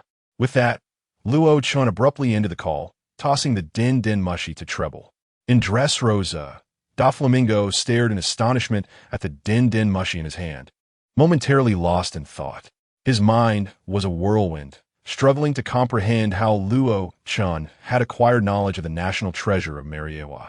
While he wouldn't be overly shocked that Luo Chen was aware of the artificial devil fruits developed in collaboration with Kaido, the revelation concerning the national treasure left him astounded. Doflamingo muttered uncertainly to himself. Could it be that the 3 kidnapped celestial dragons leaked this information to Luo Chen? Yet, that seems implausible. Most celestial dragons are oblivious to such matters. He concluded, but this only adds to the intrigue. How much longer can you remain perched upon your pedestal? More and more monsters will set their sights upon you. Doflamingo's maniacal laughter echoed, leaving the guards at the entrance feeling that their master was not quite himself. Shortly after Trouble's departure, Califa received another phone call within half an hour. She reported to Captain Luo Chen, Captain, a vessel from the world government has arrived, requesting an audience with you. The world government, you say? Allow them to come. Luo Chen replied calmly, seated in his golden and diamond chair, eyes closed in contemplation. Before long, 3 members of the CP0 were brought before him. As they arrived, Luo Chen's formidable conqueror's haki enveloped the 3 CP0 agents instantly. This overwhelming presence rendered them unable to bear the weight of such pressure, despite their considerable strength. Were these not the very CP0 agents that appeared in the Wano arc of the original tale? Luo Chen wasted no time and stated directly, to secure the return of the celestial dragons, I require the Gorosei to prepare 100 billion berries. Otherwise, all negotiations are off. Califa then bid them farewell. Very well, Captain Luo Chen, she responded respectfully, turning to the 3 CP0 agents and declaring, You may leave now. Our captain has issued a decree for your departure. The domineering man at the forefront, the chief product officer, although masked, bore an exceptionally grim expression. Apart from the celestial dragons and the elders, they had never encountered anyone audacious enough to act so brazenly in their presence. However, the overwhelming presence of Luo Chen's conqueror's haki instilled a sense of trepidation within them, prompting them to refrain from lingering any longer. What if Luo Chen were to suddenly change his mind and decide to eliminate the 3 of them? Chapter 79. The Pinnacle of Global Authority, the Supreme Council Chamber of Marineford War. The financial warlord Isambelin Vinagero Saint, clad in a white robe, bald, bespectacled, and the only member of the 5 elders without a suit and sporting a beard, wielded a katana. The agricultural warlord Shepherd X10 Peter Saint, adorned in a deep crimson suit without a bow tie, golden-haired with a matching beard, bore a scar upon his chest. The legal warlord Topman Vacheli Saint, dressed in a dark green suit, balding with two distinctive tufts of mustache and a birthmark on his forehead. The environmental warlord Marcus Maz Saint, in a deep blue suit, possessed long, straight, white hair and an extensive beard. The scientific defense warlord Jagaruja Satan Saint, donned in a black suit, with curly white hair and a voluminous white beard, wore a flat cap and bore a scar on his left cheek. These 5 individuals epitomize the zenith of global authority, the 5 elders now convened in this chamber. Topman Vacheli Saint initiated the dialogue. Previously, the CPO negotiated, and Luo Chen proposed a sum of 10 billion berries to secure the release of 3 celestial dragons. What are your thoughts? Such an exorbitant demand. Jagaruja Satan Saint retorted, 10 billion berries, even with the world government's formidable resources, is no trifling sum to procure in one go. Izambalin V. Nejiro Saint, still brandishing his katana, remarked, those celestial dragons are merely ordinary ones. Theoretically, there is no need for such drastic measures. However, the dignity of the celestial dragons is not to be trifled with. Marcus Maz Saint interjected, let us proceed to a vote. Shall we reclaim them through force or through berries? Shepherd X10 Peter Saint concurred, agreed. Let's decide by vote. Thus, the 5 elders commenced their voting on the matter, a customary approach to address various contentious issues. Ultimately, the result revealed 1 vote for the use of force, while 4 votes favored the redemption of the celestial dragons for 10 billion berries. Shepherd X10 Peter Saint declared, this topic is concluded. The next agenda pertains to the appointment of the new Admiral of the Navy. Sengoku and the majority within the Navy are inclined to support Aokiji. Marcus Maz Saint continued, however, we previously discussed the possibility of promoting a Kainu to facilitate our control over the Navy. Over the years, the Navy's independence has grown increasingly pronounced, diverging from our interests, thus necessitating the appointment of a new admiral aligned with the world government. Izambalin V. Nejiro Saint maintained his stance, katana held firmly. Indeed, the interests of the world government must take precedence. An overly independent Navy could potentially evolve into numerous uncontrollable factors, which is not beyond the realm of possibility. Topman Vacheli expressed his opinion, stating, let us wholeheartedly support Akainu's ascension, to which J. Galugius Satan responded in agreement. Meanwhile, at the Holy Land Marineford, as the 5 elders deliberated on the new admiral candidate, the Navy headquarters found itself divided into 2 factions, each backing Admiral Akainu and Admiral Aokiji respectively. In contrast, Admiral Kizaru remained aloof, seemingly unaffected by the unfolding events. Within the entire Navy hierarchy, over 70% of the officers supported Admiral Aokiji, while less than 30% rallied behind Admiral Akainu. This disparity largely stemmed from Aokiji's approachable demeanor, which endeared him to both the Navy officers and soldiers. Conversely, the stern and unyielding Akainu lacked such warmth, often resorting to ruthless methods in his pursuits. In the office of Fleet Admiral Sengoku, Akainu and Aokiji stood at odds. Aokiji remarked, Sakazuki, your temperament is far too aggressive. You are ill-suited for the role of Fleet Admiral. Akainu retorted without hesitation, Kazan, do you truly believe you are qualified to critique me? Your indecisiveness renders you unfit for the position. Regardless of the contention, Akainu was resolute in retaining the position of Fleet Admiral, bolstered by the support of the 5 elders, leaving him largely unconcerned. However, he was somewhat troubled by the fact that Aokiji's popularity within the Navy exceeded his own. Without the backing of the 5 elders, Akainu would be destined to lose this contest for the admiralcy, especially with Sengoku also favoring Aokiji. Caught in the middle, Sengoku found himself in a particularly difficult position. While the 5 elders supported Akainu, their opinions could not be disregarded, yet Sengoku also wished to see Aokiji ascend to the role. In essence, Aokiji aligned with Sengoku, Garp, and Tsuru as doves, while Akainu represented the hawks. As for Kizaru, he was simply a slippery figure. This dynamic further explained Sengoku's inclination to favor Aokiji. Should Akainu rise to power, the Dove faction within the Navy would inevitably decline. As Sengoku grappled with this dilemma, Akainu proposed, "Let us settle this with a duel. The victor shall assume the position of Fleet Admiral, while the loser shall remain silent." Aokiji agreed, considering it the most pragmatic solution. Continuing the dispute with Akainu would yield no resolution. Thus, a direct confrontation seemed the most effective course of action. After all, in both piracy and naval affairs, power speaks volumes. Consequently, Akainu and Aokiji turned their gazes toward Fleet Admiral Sengoku simultaneously. Zhanghua let out a weary sigh and remarked, "I shall report this matter to the 5 elders. On my part, I consent to your duel." However, there was a crucial point that Zhanghua chose not to disclose. Should the stalemate persist, the ultimate victor would indeed be Akainu, for he had the backing of the 5 elders. In essence, the 5 elders served as the supreme authority over the Navy, leaving even Zhanghua with no recourse. Zhanghua was quite supportive of Akainu's suggestion to resolve the matter through a duel, as it also presented an opportunity for Aokiji. Chapter 80, Akainu vs. Aokiji. The secret mission of Luo Chen. The impending duel between Akainu and Aokiji was swiftly sealed off by Sengoku. Such an event was hardly a matter of pride, and maintaining strict confidentiality was paramount to avert any unforeseen calamities. The phrase "better safe than sorry" resonated deeply in this context. The designated location for their confrontation was Punk Hazard Island, scheduled to take place 5 days hence.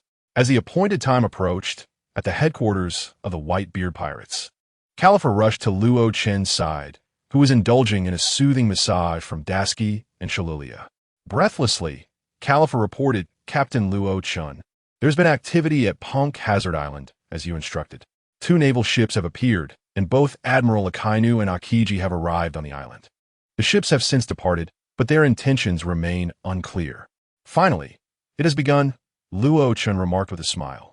"Notify Marco and Jozu to return with utmost urgency." "Understood, Captain Luo Chen. I will make arrangements immediately," Caliphate responded before hastily departing. Since her recent appointment as Luo Chen's secretary, she had been incessantly occupied with the affairs of the Whitebeard pirates. Half a day later, Marco and Diamond Jozu returned at remarkable speed. Marco inquired, "Captain Luo Chen, you summoned us back for an important mission?" Jozu also awaited Luo Chen's directive. Luo Chen replied, "We are to journey to Punk Hazard Island." "Punk Hazard Island? Isn't that close to the entrance of the New World?" Marco noted, clearly familiar with the location. Luo Chen slowly raised his hand, causing a small boat in the distance to levitate. There was no need for a grand display or a brazen assault, as such actions would only draw the Navy's scrutiny. Luo Chen's singular objective was to eliminate the naval admiral. Thus, Luo Chen, accompanied by Marco and Diamond Jozu, set sail towards Punk Hazard Island aboard the modest vessel. At the heart of Punk Hazard Island, Akainu and Aokiji stood in stark opposition. Akainu spoke with a chilling demeanor. "Kazan, there could be only one victor between us. Only the victor is worthy of the title of the new Fleet Admiral. I have little interest in the position of Fleet Admiral, but you cannot ascend to that role." "Akainu, for you're far too extreme," Aokiji retorted, emanating a chilling aura. Akainu, consumed by rage, bellowed, "You dare prevent me from becoming Fleet Admiral? Would you prefer Kizaru to take that mantle? Ultimately, you two desire to be the new Fleet Admiral of the Navy." "Words are futile," Aokiji replied, half of his body transforming into solid ice as he began to gather his attacking strength. Great eruption, blazing purgatory. Admiral Akainu unleashed a colossal magma fist, while Admiral Aokiji retaliated with an icy avian assault. The moment their formidable forces collided, a thunderous explosion ensued. Both Akainu and Aokiji were determined to harness the awakened powers of their respective Logia-type devil fruits. They understood that only by exerting their utmost strength could they hope to vanquish each other. Even though invoking the awakened abilities of their devil fruits would inflict permanent damage upon Punk Hazard Island, victory was the sole objective, as it pertained to the contest for the position of the new Fleet Admiral. Upon arriving at Punk Hazard Island, Captain Luo Chen, accompanied by Marco and Diamond Jozu, concealed themselves behind a mountain. Both Marco and Diamond Jozu were taken aback. Diamond Jozu, questioning his own perception, inquired, Marco, am I mistaken? Are the two admirals truly engaged in combat? Perhaps life and death struggle would be a more fitting description. It was indeed puzzling how Akainu and Aokiji had come to blows. Marco, momentarily bewildered, surmised that only Captain Luo Chen truly understood the situation.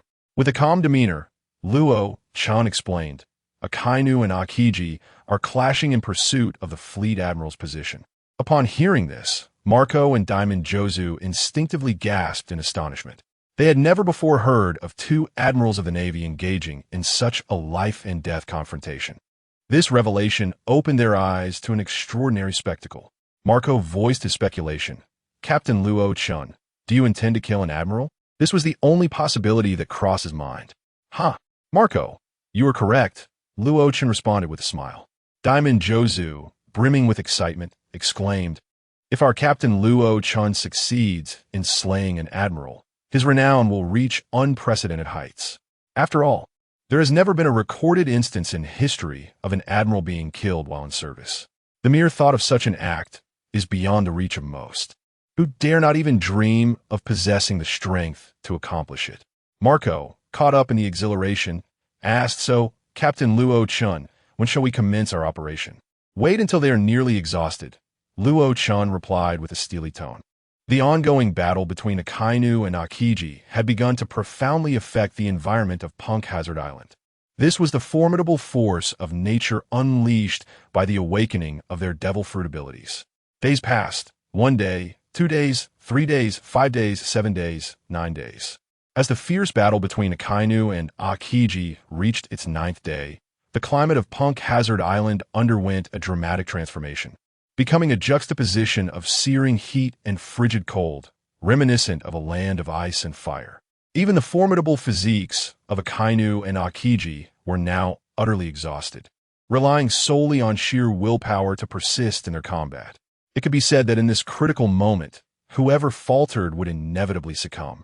Observing the relentless struggle for 9 days and 8 nights, the astute Diamond Jaws remarked, the strength of an admiral is indeed extraordinary. Chapter 81.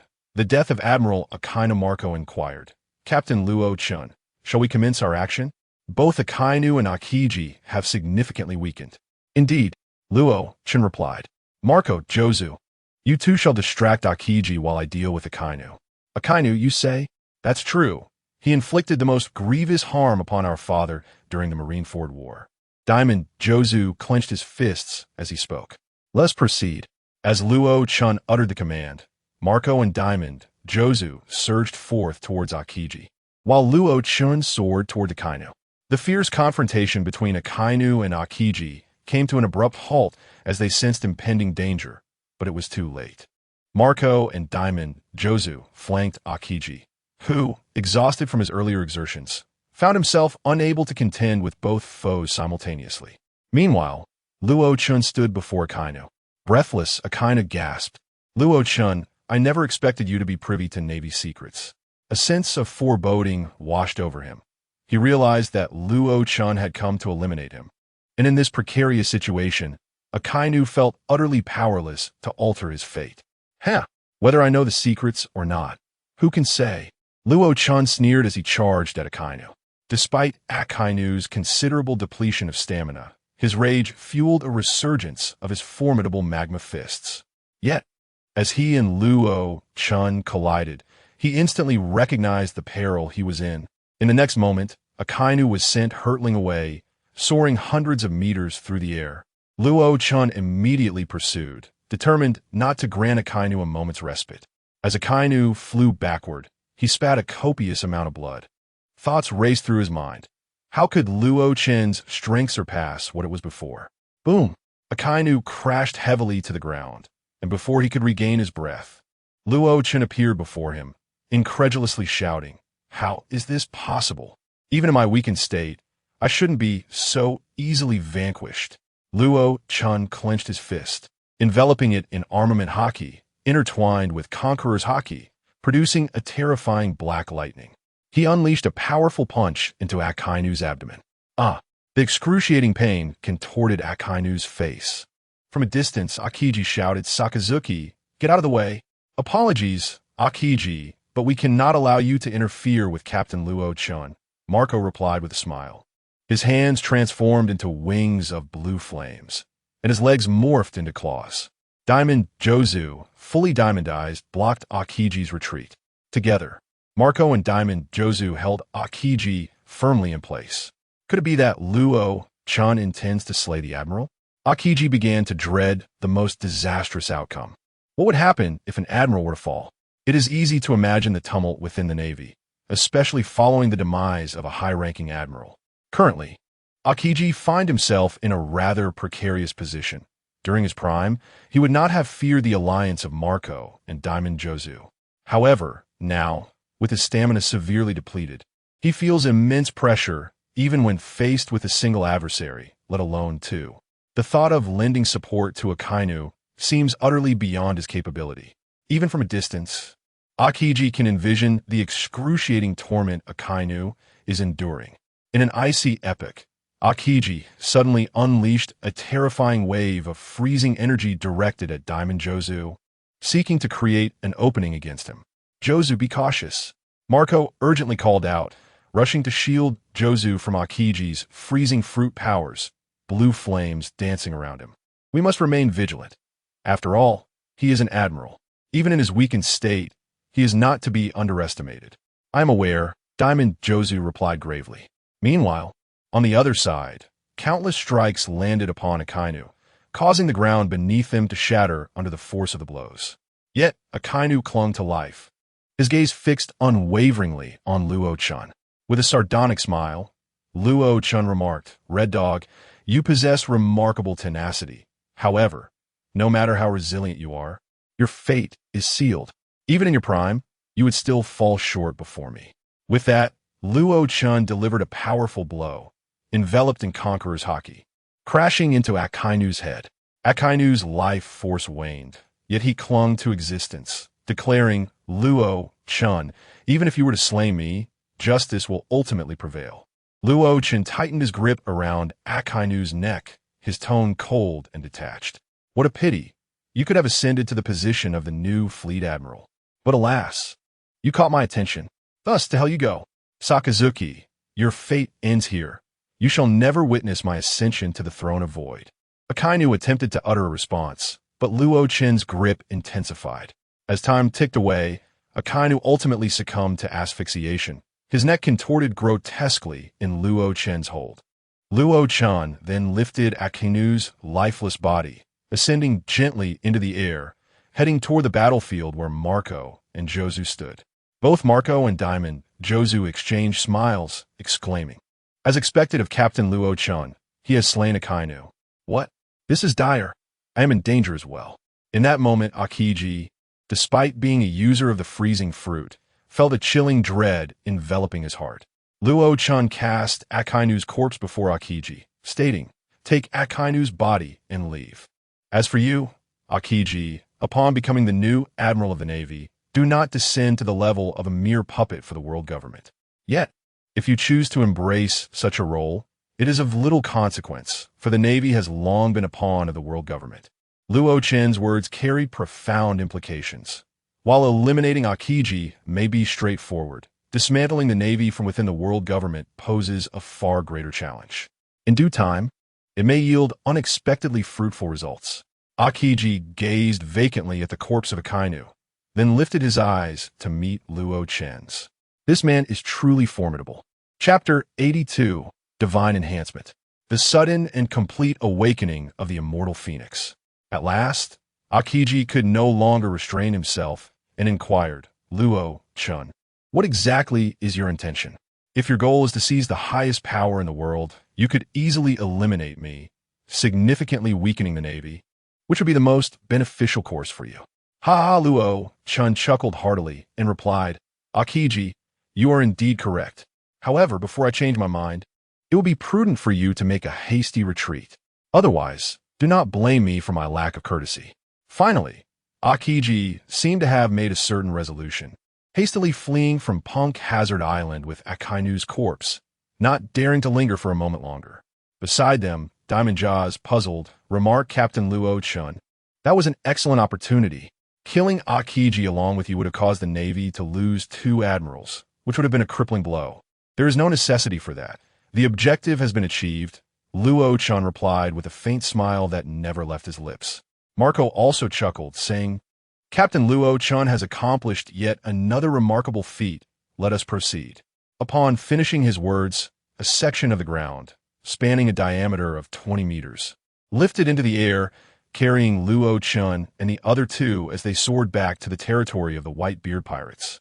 Ding! Congratulations, host, for receiving a divine enhancement. The next phase gift package will be available in 2 years, automatically delivered after that period. Upon hearing about the next phase, Luo Chen involuntarily furrowed his brow before easing it. 2 years can be considered both lengthy and brief. With his current strength, combined with a divine enhancement, he should be well equipped to face any eventuality. At present, Luo Chen's most vulnerable area was the observation haki. This was merely in relation to himself. For others, SS-level observation haki was an unreachable pinnacle. Logically speaking, the upcoming divine enhancement, rated SSS, should be applied to the observation haki. However, since Luo Chen faced off against Sengoku, Garp, Akainu, Aokiji, and Kizaru alone last time, despite relying on the continuously regenerating powers of the awakened immortal phoenix, he was acutely aware of the toll it took on him. The damage inflicted by the 5 Admiral-level opponents required an immense amount of stamina to recover. From observation haki, armament haki, conqueror's haki, physical arts, swordsmanship, to fundamental stamina and defense, the greatest overall enhancement for himself still lay in the foundational stamina and defense. As for the SS-level observation haki, Luo Chen intended to dedicate the next 2 years to its training, reaching a diverse array of abilities to the super SS level. Luo Chen had some understanding and insights into this tier of strength. System: allocate the divine enhancement to foundational stamina and defense. Understood, host. Initiating divine enhancement on foundational stamina and defense now. As the system commenced the divine enhancement, Luo Chen immediately felt an explosive surge of energy within him. This sensation left Luo Chen in a state of disbelief. How could he, having already attained such formidable power, still experience the exhilarating surge of strength? White steam began to emanate from his body involuntarily. Captain Luo Chen, what is happening? Diamond Jaws asked anxiously. Luo Chen leaped into the higher skies, utilizing the abilities granted by the float fruit to hover effortlessly. Marco gazed up at Captain Luo Chen and remarked, Captain Luo Chen's strength is about to ascend once more. What? Is that truly the case? Diamond Jaws gasped, nearly dropping his jaw in astonishment. The sheer might of Captain Luo Chen was already overwhelming, and yet he could continue to grow stronger? It was utterly terrifying.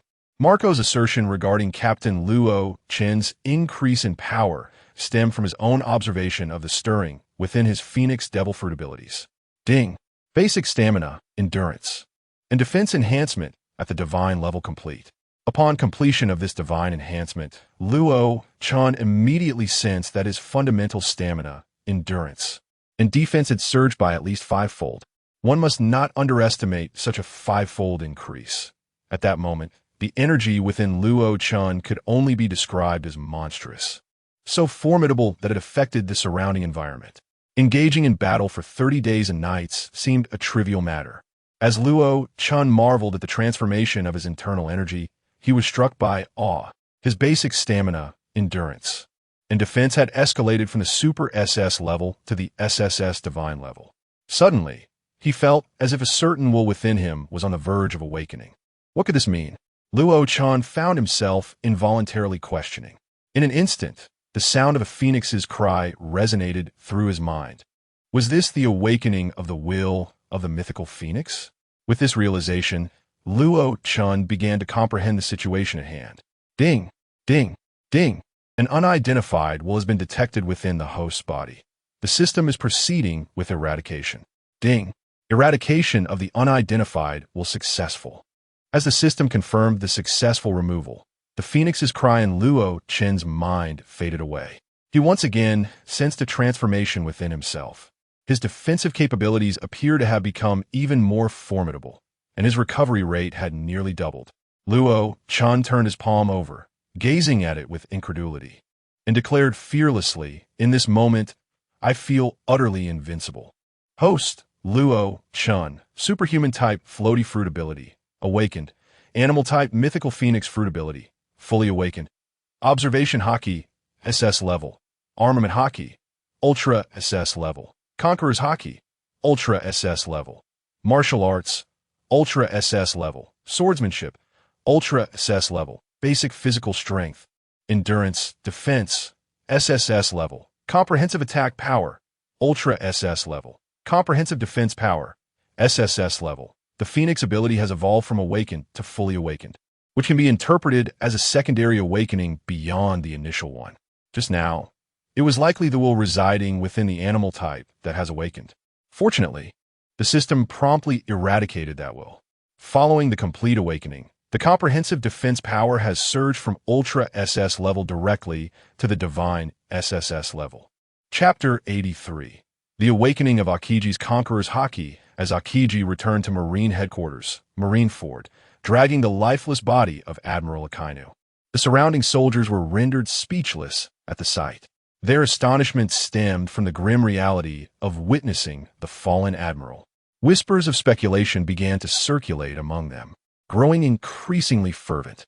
Unperturbed by the murmurs, Aokiji made his way directly to the office of Fleet Admiral Sengoku.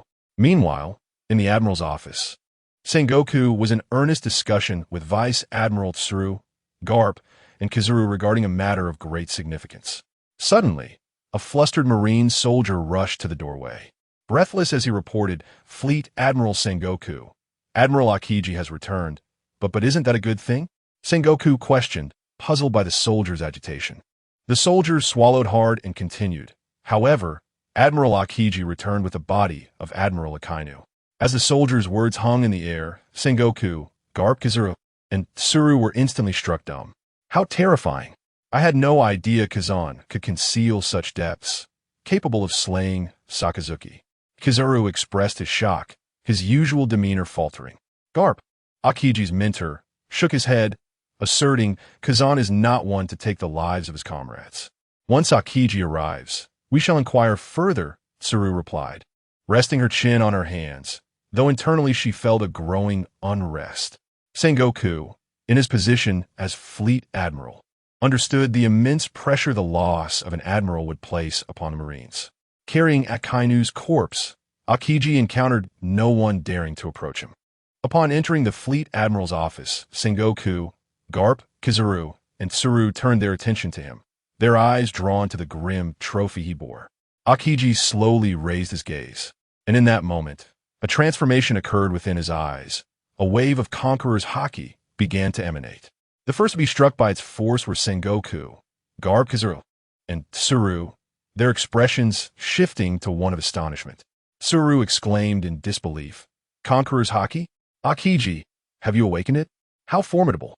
Kizaru remarked, his previously lecherous demeanor now slightly altered. Sengoku rose and demanded, "Aokiji, tell me what transpired." "Fleet Admiral, as you can see, I have slain Sakazuki. The position of the next Fleet Admiral rightfully belongs to me," Aokiji declared, taking full responsibility for Akainu's death while choosing to remain silent about Luo Chen's involvement. Garp frowned, responding, "Kazan, this is uncharacteristic of you. However, with Sakazuki's death, the Gorosei will not take this lightly. It truly poses a headache. I will address the Gorosei myself." Aokiji replied, his tone grave and resolute. As Sengoku contemplated further inquiries, he observed the current demeanor of Aokiji, realizing that eliciting any responses from him would be improbable. Once indifferent to many matters, Aokiji's attitude had undergone a profound transformation in this moment. Aokiji gently laid down Akainu's lifeless body and stated, "Admiral Sengoku, I wish to step out for a brief period, returning in approximately 1 or 2 days." Sengoku granted Aokiji permission for his absence. At that instant, the four of them were unaware of Aokiji's true thoughts. Only he was privy to the musings within his mind. Though Aokiji's presence spanned less than a minute, it felt to Sengoku, Garp, Kizaru, and Tsuru as if an entire year had elapsed.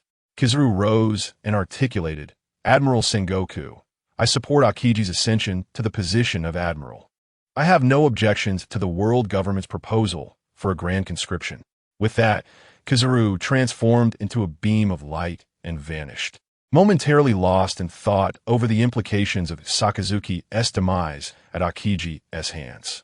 Vice Admiral Tsuru addressed Sengoku with gravity, stating, "The death of Akainu may incite the ire of the Gorosei, as he was their chosen one. However, the deed is done." Garp waved his hand dismissively, yet the underlying message signaled his support for Aokiji. "I will communicate this matter to the Gorosei," Sengoku replied, feeling a headache coming on. He then called out, "Bring the body of Admiral Akainu for removal."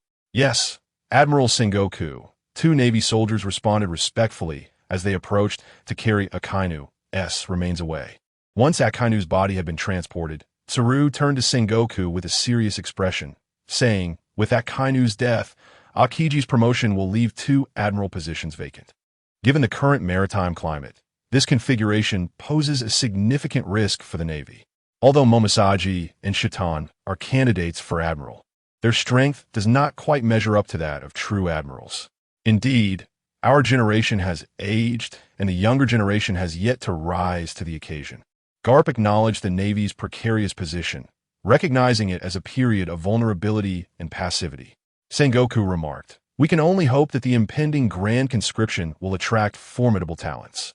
The Gorosei have indicated that those of sufficient strength may be promoted to the rank of admiral." "Is that so?" "It does seem a reasonable approach," Tsuru conceded, though she maintained that it was not a solution. Sengoku continued, "Very well. I must urgently travel to Marineford. Such a significant event necessitates swift action." Meanwhile, Green Bull stood alone on the shore outside the bay, gazing at the distant sea, murmuring to himself, "Can it be that I am capable of awakening the conqueror's haki? Truly remarkable. What, then, is the essence of true justice? The world government? Once I ascend to the position of admiral, I should possess the power to transform the Navy. As a vice admiral, my authority was substantial, yet still somewhat lacking. However, in the role of admiral, it is altogether different. I shall be the supreme leader of the entire Navy." Chapter 84. The new Admiral Green Bull in the sacred land of Marineford. The pinnacle of global authority, Sengoku recently arrived once more. Upon entering the conference room of the 5 elders, he was immediately confronted by Topman Walchuli, who inquired directly, "Sengoku, we are already aware of Green Bull's slaying of Akainu. As for the void in naval strength, we shall replenish it during the upcoming world draft." Sengoku felt a profound turmoil within. Had the 5 elders not previously supported Akainu's ascension? Why then did they now exhibit such cold indifference towards his demise? Izambalin v. Nasajiro added, "Sengoku, do not take this to heart. We did indeed back Akainu's promotion to admiral, but in these waters, it is the victor who claims the throne. Since Akainu has been defeated, it is only natural for him to lose everything." In that moment, Sengoku truly grasped the extent of the 5 elders' ruthlessness. Previously, their lack of empathy had been directed towards those beneath them. He had never imagined that even the sacrifice of a high-ranking officer could be met with such callousness. The mere thought was chilling. If he, the admiral of the Navy, were to fall, would the 5 elders treat him with the same indifference? Given the current circumstances, it was not entirely implausible. The 5 elders continued their discussions, disregarding Sengoku's silence. Jagor Lucia Satan remarked, "The appointment of Green Bull as admiral must be finalized swiftly," followed immediately by the commencement of the world draft. "I understand, 5 elders. I will arrange it promptly," Sengoku replied, albeit reluctantly. Nevertheless, there was a modicum of solace in Green Bull's ascension. At least the Navy remained under the control of their own, free from the 5 elders' interference. Maka's Maz Saint proposed, "Sengoku, let us keep the matter of Akainu's death under wraps. It is not a glorious affair. We should handle it discreetly. The Navy and the world government must always project an image of invincibility." "Understood," Sengoku acknowledged. At this juncture, It was evident that the five elders had already conferred amongst themselves, leaving Sengoku feeling as though he had merely come to receive orders, with no opportunity to voice his opinions. Who could have imagined that the supreme leader of the Navy would appear so insignificant before the five elders? This bitter truth was one only Sengoku truly comprehended. It was likely that the previous Admiral, Aokiji, faced a similar plight. Would Green Bull endure such indignities upon his ascension? Shepherd X. Peter gazed at Sengoku and said, "In light of the current severe deficiency in high-ranking naval strength, after your retirement, you shall assume the position of Inspector General. This will help stabilize the morale of the troops. The five elders, your efforts are greatly appreciated. You have skillfully managed various arrangements for our Navy," Sengoku remarked. Though deep within, he felt a profound sense of unease. 2 days later, propelled by the five elders' intentional assistance, Aokiji swiftly ascended to the position of Fleet Admiral, while Sengoku officially relinquished his title. On that day, the Marineford Square was bustling with numerous journalists and notable figures. 2 rows were lined with naval officers and soldiers.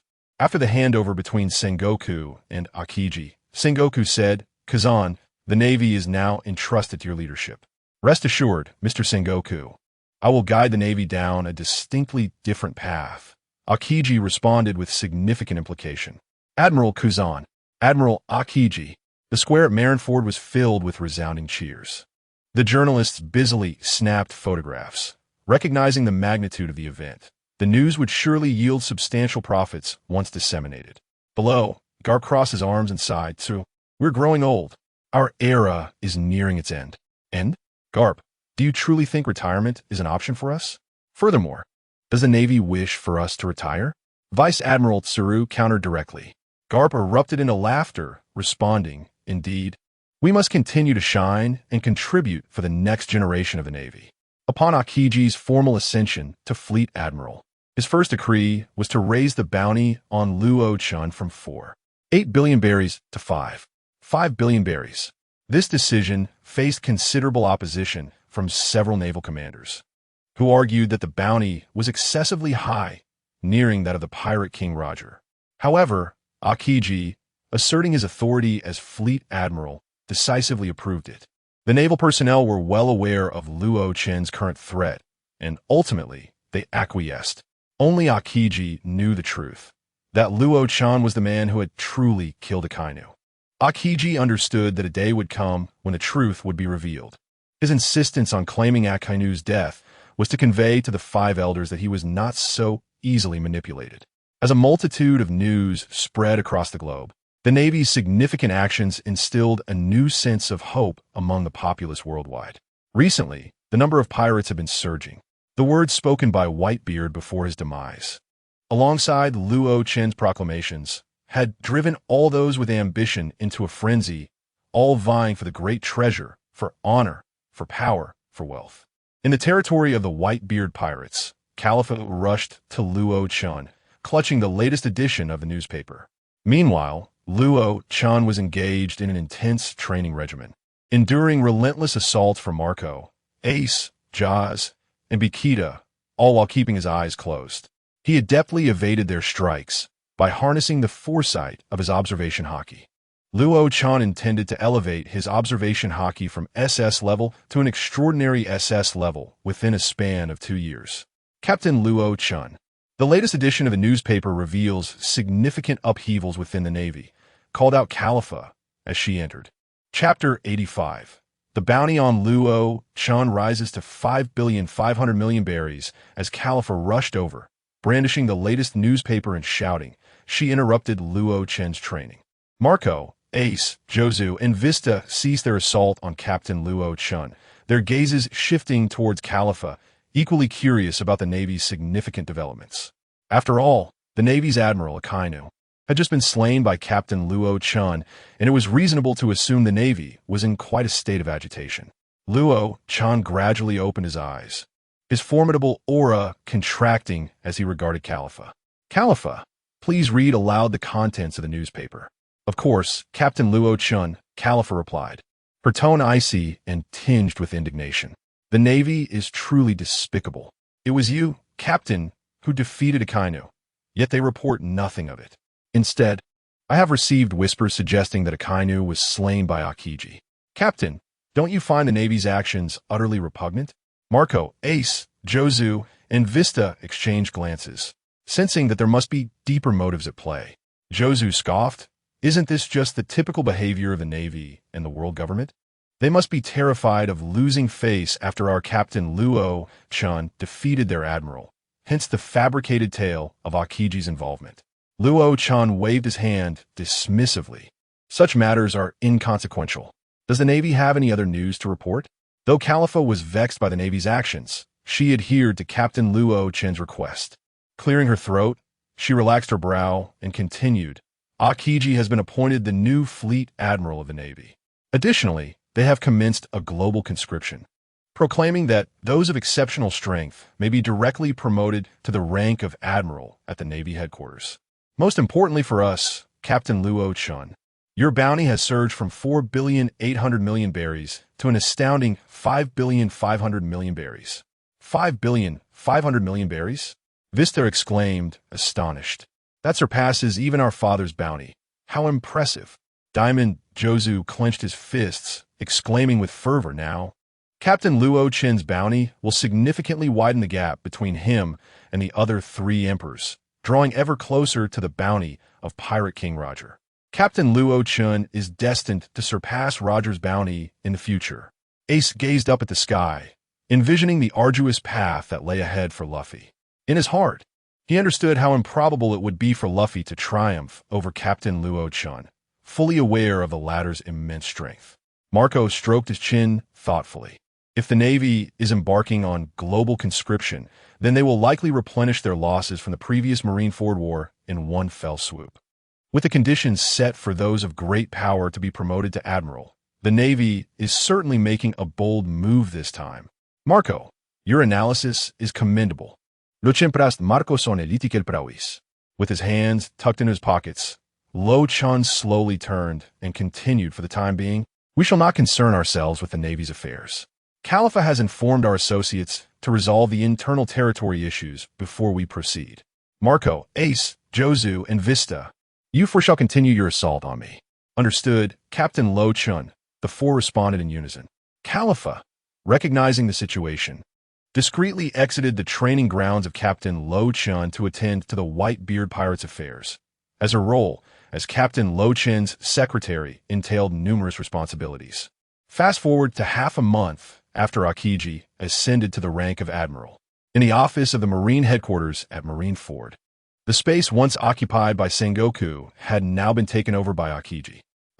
It seems that since becoming admiral, I have far more administrative duties than I did as a vice admiral, Aokiji remarked with a sigh, ruffling his hair. At that moment, a Marine major entered. Saluting respectfully as he reported, Admiral Aokiji, there has been significant progress in recruitment. Aokiji's interest peaked. The primary focus of the Navy was the world recruitment campaign, especially with the emergence of 2 formidable beings that left even Vice Admiral Ghost Spider at a loss. Setting aside his current tasks, Aokiji exclaimed, take me to see these 2 powerful entities. Yes, Admiral Aokiji, the Marine major replied respectfully. Aokiji departed the Marine headquarters aboard a military vessel, arriving at the recruitment site. Given the extraordinary talents present, it was only fitting that the new admiral be in attendance. Greetings, Admiral Aokiji. The Marine soldiers collectively saluted upon his arrival. Nearby, the jovial Rigel nudged his companion, Ichao, saying, Hey, Ichao, the new Admiral Aokiji has appeared.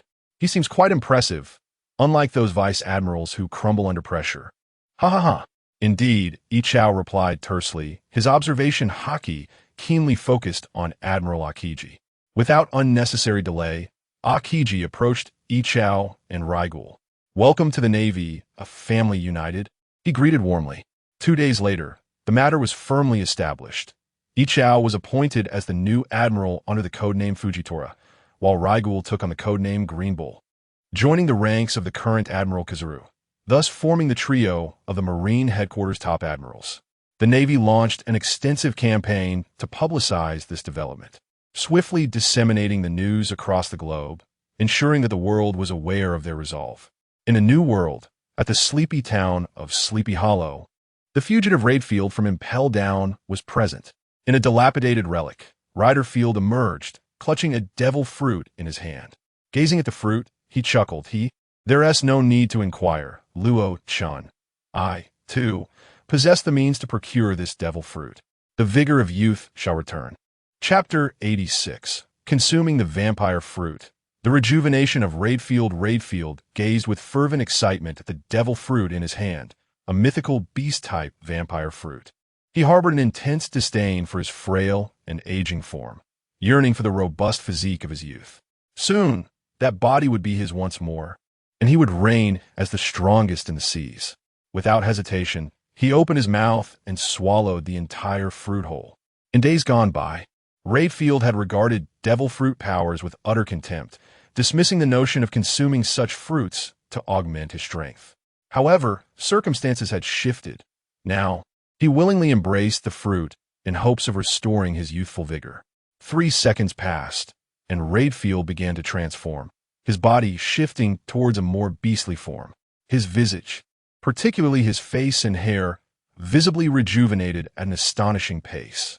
As he reveled in the power of the devil fruit, he murmured to himself, to maintain youth, one must possess youthful blood. As Raidfield approached the shores of sleepy ancient town, preparing to depart, a newsbird soared overhead. It seemed to spot him, dropping a newspaper in its wake. Raidfield unfolded the paper, reading aloud. Has that rascal, Luo Chen, amassed a bounty of 5,500,000,000 berries? He didn't seem so formidable when I encountered him in Impel Down. It appears he has significantly enhanced his strength in recent times. Dubbed the New World's strongest man and the foremost swordsman? How quaint. Has the era truly fallen behind? It seems I must seek out this lad. A favor from an old man is not to be squandered by the weak. Moreover, the new Marine Admiral, Aokiji, that kid who once trailed behind Garp, has now ascended to the rank of Admiral. It seems my contemporaries are gradually fading from the seas, yet I, Raidfield, remained steadfast. With a flick of his wrist, he discarded the newspaper and reminisced about past events, his duel with Steelbone Kong, culminating in victory, only to be usurped by that scoundrel Garp. Otherwise, he wouldn't have languished and impelled down for so many years. With wings unfurling from his back, Raidfield soared towards the territory of the Whitebeard pirates, for as a vampire, he possessed the ability to fly. On Sphinx Island, a group of Whitebeard pirate subordinates stood watch at the shore. Suddenly, they were taken aback by the sudden appearance of a stranger. One of the pirates boldly inquired, "Who are you? Do you not know this is the stronghold of the Whitebeard pirates?" Meanwhile, others hastened to notify Captain Luo Chen, who resided at the heart of the island. As the training session unfolded, Luo Chen gestured for Marco, Ace, Jozu, and Bista to pause, saying, "Wait, an unexpected guest has arrived. Let's go and investigate." Upon reaching the shores of Sphinx Island, the quintet beheld their crew sprawled on the ground, with a solitary figure standing among them, none other than Raidfield. Ace clenched his fists, flames igniting, and inquired, "Who are you?" Marco, Jozu, and Bista shared his ire, angered by the injury inflicted upon their comrades. Raidfield, with a half-smile, replied, "Who am I? Ask your captain, and you shall discover my identity." Luo Chen, arms crossed and composed, responded coolly, "Raidfield, I never anticipated that you would find the mythical Zoan vampire devil fruit on your own." Marco, Jozu, and Bista were momentarily stunned, while Ace remained oblivious. Marco, in disbelief, exclaimed, "Raidfield, is he the man from the same era as our father? If so, we are in trouble. He is formidable." Jozu, with a serious tone, concurred. Bista drew his twin blades, declaring, "Regardless, the enemy has invaded our territory. We cannot allow him to continue his arrogance." After signaling for the others to withdraw, Luo Chen took a few steps forward and asked, "Speak. Raidfield, you have come all this way. Do not tell me this is merely a gesture of goodwill?" Raidfield chuckled gracefully. "You are not far from the truth. However, the condition is that you possess strength that satisfies me. Otherwise, my goodwill is beyond your grasp, young man." System, display Raidfield's personal profile. Understood. Host, subject, Raid Field, mythical Zoan vampire form, unawakened. Observation Haki, exceeding SS grade. Armament Haki, SS grade. Conqueror's Haki, SS grade. Physical Arts, SS grade. Swordsmanship, SS grade. Base Stamina. Endurance, Defense, SS grade. Overall Attack Power, SS grade.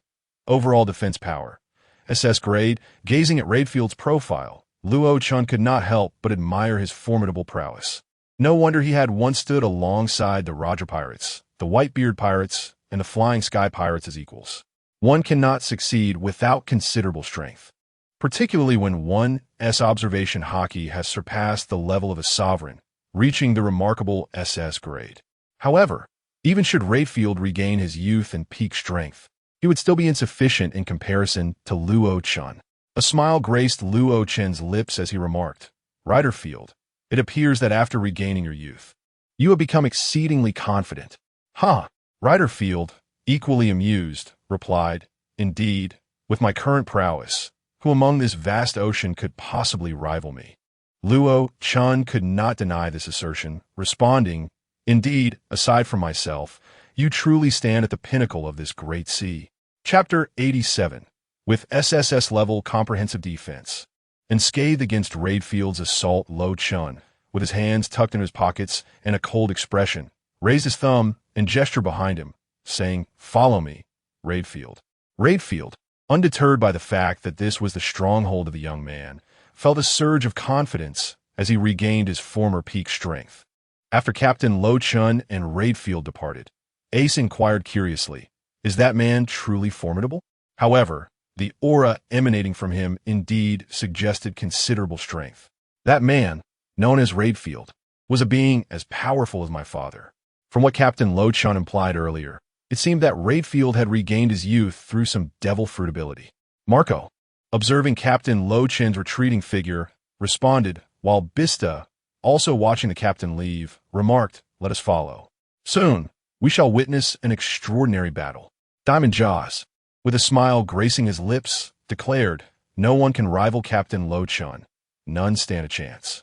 Luo Chen descended upon a vast open space, with Raidfield landing closely behind. Gazing at the young man, Raidfield muttered, The ability of the Golden Lion's floating fruit and the two swords of the Golden Lion. I wonder, how much of the Golden Lion's strength do you possess? Or have you surpassed him? Raidfield, come forth. Show me your prowess, and see if you can impress me. Luo Chen proclaimed, arms outstretched as he assumed a combat stance. Raidfield frowned, veins bulging as he angrily unsheathed his umbrella sword. Luo Chen, you shall pay for those words. Clang, clang, as Raidfield unleashed a flurry of attacks. He quickly realized that every blow was effortlessly parried by Luo Chen. It was astonishing. He had recently regained his peak strength, unlike his previous frail state. Doubts crept in. Had he not truly returned to his youthful vigor? Yet, facing Luo Chen felt as if the latter was on an entirely different level of strength. What ist? Raidfield could no longer contain his rage, shouting, What is your true strength, boy? Even rocks did not possess such might. As Raidfield roared, his umbrella sword pierced towards Luo Chen's abdomen. What? This? Is it impervious? Raidfield was left dumbfounded. Even if there were disparities, it should not be of this magnitude. His attacks were far from ordinary.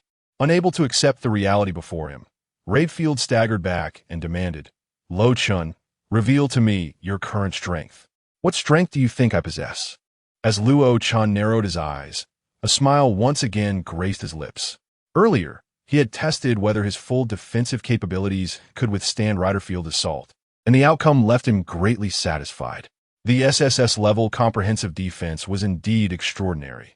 Even the weakest among them belonged to an entirely new echelon. Host, Luo Chen, Superhuman System, Floating Fruit Ability, Awakened. Animal System, Mythical Beast Phoenix Fruit Ability, Fully Awakened. Observation Haki, SS Level. Armament Haki, Super. SS Level, Conqueror's Haki, Super. SS Level, Physical Arts, Super. SS Level, Swordsmanship, Super. SS Level, Basic Physical Strength, Stamina. In Defense, SSS Level, Comprehensive Attack Power, Super. SS Level, Comprehensive Defense Power. SSS Level, gazing at his attributes. Luo Chen noted that both his basic physical strength and comprehensive defense stood at the divine SSS level. The so-called strongest creature, Kaido, was merely a younger sibling in comparison. Utterly incomparable.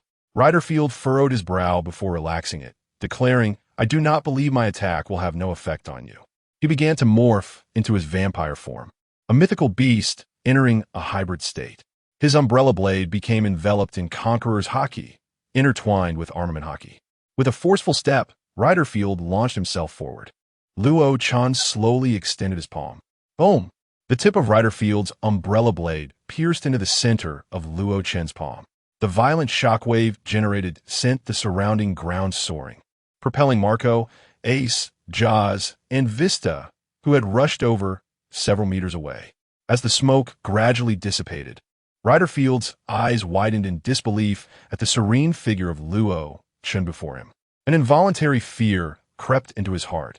In his decades of sailing the seas, he had never felt such trepidation. This was a first in his life. He found himself instinctively retreating several steps. Luo Chen calmly inspected his palm, discovering a trivial scratch, scarcely even a wound. The divine comprehensive defense was truly unexpectedly formidable. Luo Chen couldn't help but exclaim this thought.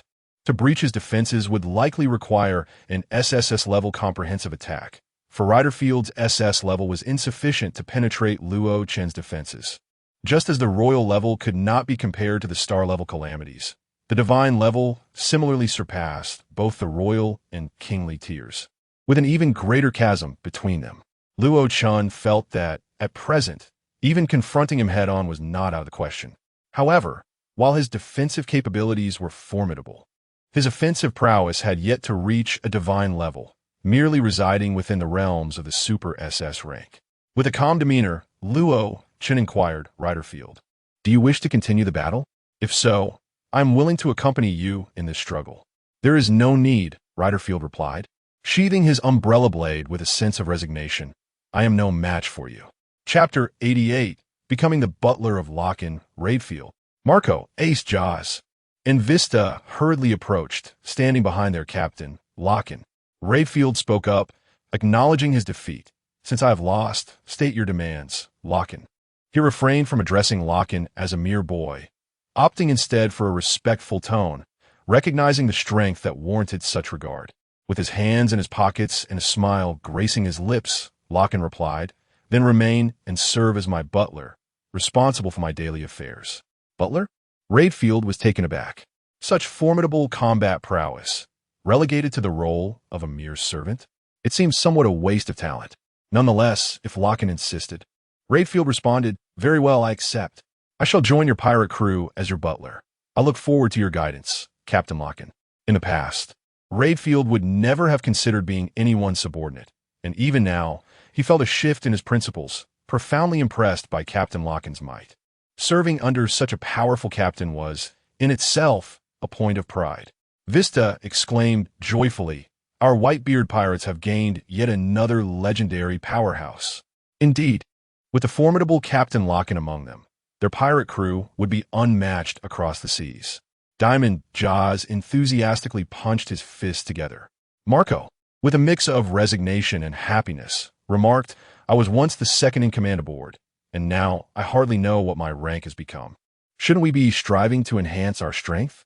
Ace mused, feeling as though he resembled an infant in the presence of Captain Lochin. Only upon facing Lochin did Ace realize how feeble his own strength truly was. Lochin gestured, "Raidfield, come with me. Marco, you all may leave and pursue your own endeavors." Raidfield was uncertain of Lochin's intent, but followed nonetheless. Lochin's invitation to Raidfield was not merely to bolster the crew's combat capabilities. It was also to enhance his own observation Haki under Raidfield's guidance. As they arrived at the back mountain, Raidfield inquired, "Captain Lochin, why have you brought me here?" Lochin cut to the chase. "I wish for you to instruct me in honing my observation Haki. I am aware of your exceptional skill in this area." "Ah, so that was it. Observation Haki." Raidfield did not ask further questions, recognizing that he considered his own capabilities in this domain to be among the finest across the seas. Yet, He was taken aback to discover that despite Locken's overwhelming strength, his observation haki was notably lacking. However, Rayfield also understood that Locken's deficiency was not a sign of weakness, but rather a mere aspect of his overall prowess. Riderfield then remarked, "Captain Luo Chen, I would be delighted to impart to you all that I have learned regarding the mastery of observation haki." 2 days later, the news of such a formidable figure as Riderfield joining the Whitebeard pirates could hardly go unnoticed by the various powers across the globe. It was not as if the Whitebeard pirates had made any effort to conceal this development. Its dissemination was quite natural. At Marine headquarters in Marineford, the Marshal called together Fleet Admiral Sengoku, Vice Admirals Garp and Tsuru, along with the 2 newly appointed admirals. After stepping down from his position, Sengoku had adopted a rather laid-back demeanor, much like Garp, who was leisurely indulging in a donut. This behavior was of little concern to Admiral Aokiji, as he had grown accustomed to it during his tenure as a vice admiral. Aokiji set aside the documents and stated, "The emergence of Riderfield, an old-era powerhouse, now aligning with the Whitebeard pirates as a subordinate of Luo Chen, warrants our utmost attention. Indeed, Luo Chen's influence is expanding, presenting a grave threat to the Marines." Vice Admiral Tsuru responded, "It is true. The growth of Luo Chen's power signals a significant danger for us." Garp, munching on a donut, mumbled indistinctly, "I truly envy that Riderfield fellow. He has regained his youth, while Sengoku and I have grown old beyond measure." Indeed, I researched it. Riderfield has consumed the mythical Zoan-type vampire devil fruit, which is how he restored his youth, Sengoku replied, also enjoying a donut. Aokiji suddenly felt it was a mistake to summon these 2 old-timers for the meeting. When he was a general, he had not noticed how troublesome it could be, but now as marshal, the realization weighed heavily upon him. Vice Admiral Tsuru perceived Aokiji's discomfort and interjected, "Sengoku, Garp, the marshal is conducting a meeting. Could you both please restrain yourselves? There are 2 new comrades present." "Not a problem. I can't see anything," Fujitora replied with an apologetic smile. Nearby, Green Bull twitched at the corner of his mouth, thinking, "You can't see? Am I not visible as well? This is quite embarrassing." Fujitora continued, "I had the fortune of meeting Captain Luo Chen once, and I never expected his strength to evolve to such profound depths in just a few months. What a remarkable talent he possesses." "Garp, you met Luo Chen?" Garp inquired with wide eyes. Sengoku, exasperated, commented, "Did he not just mention having met Luo Chen? Nevertheless, it must be said Luo Chen's talent is indeed astonishing to the point of being frightening." Aokiji placed both hands on the desk and inquired, "Fujitora, please recount the scene of your first encounter with Luo Chen. This information is of paramount importance to our Navy." With a smile, Fujitora recounted the details of his initial meeting with Luo Chen, including the fact that he owed him a favor, revealing everything without reservation. Chapter 89, Blackbeard's intent to reenact old tactics on a small island in the New World. The Blackbeard pirates have established their base. Blackbeard, Marshal D. Teach, flung the newspaper to the ground in dissatisfaction while gnawing on roasted meat, muttering, "Damn it, that wretched Luo Chen. Not only has he claimed Whitebeard's legacy, but now that monster, Riderfield, has joined him." Blackbeard felt as if encountering Luo Chen had brought him nothing but misfortune, as if he were being targeted at every turn. Standing nearby, Luffy twirled his saber and suggested, "Captain Teach, perhaps we should divert our focus from Luo Chen and the Whitebeard pirates, shifting our attention to other emperors instead." "Ha ha ha." Basis laughed heartily in agreement. "Luffy, you make a valid point. It ultimately depends on Captain Teach's decision." Poison Q, languishing on horseback, responded weakly. Busker Jot took hearty swigs of his drink, saying, "Then our options are the red-haired pirates, the Big Mom pirates, and the Beast pirates. Each of these factions has firmly entrenched itself, but the red-haired pirates seem somewhat weaker in comparison." "No." Blackbeard Teach's demeanor shifted at the mention of Shanks, the red-haired pirate, and he replied sternly, "That bastard and his crew are not to be underestimated. We cannot select the red-haired pirates as our target just yet." "Then shall we choose between the Beast pirates and the Big Mom pirates?" Alvaro Pizarro inquired, chewing on a leg of beef. Blackbeard Teach took a swig from a flask, laughing as he said, "Ha ha ha. Kaido of the Beasts and Charlotte Linlin. Are they? Those two are formidable adversaries as well. In truth, Blackbeard found it challenging to make a definitive decision. Should he choose poorly, he would lose everything. He was willing to take a gamble, but it must not be a reckless one. Failure would lead to complete ruin. Thus, Blackbeard Teach resolved to carefully strategize for a decisive victory. Luffy, twirling his saber behind his back, leaned in to whisper in Blackbeard Teach's ear, "Captain, someone has been covertly observing us for some time." "What? Who?" Blackbeard Teach was startled. How could they be the targets of scrutiny? Wasn't it supposed to be he who hunted others? The situation felt inverted.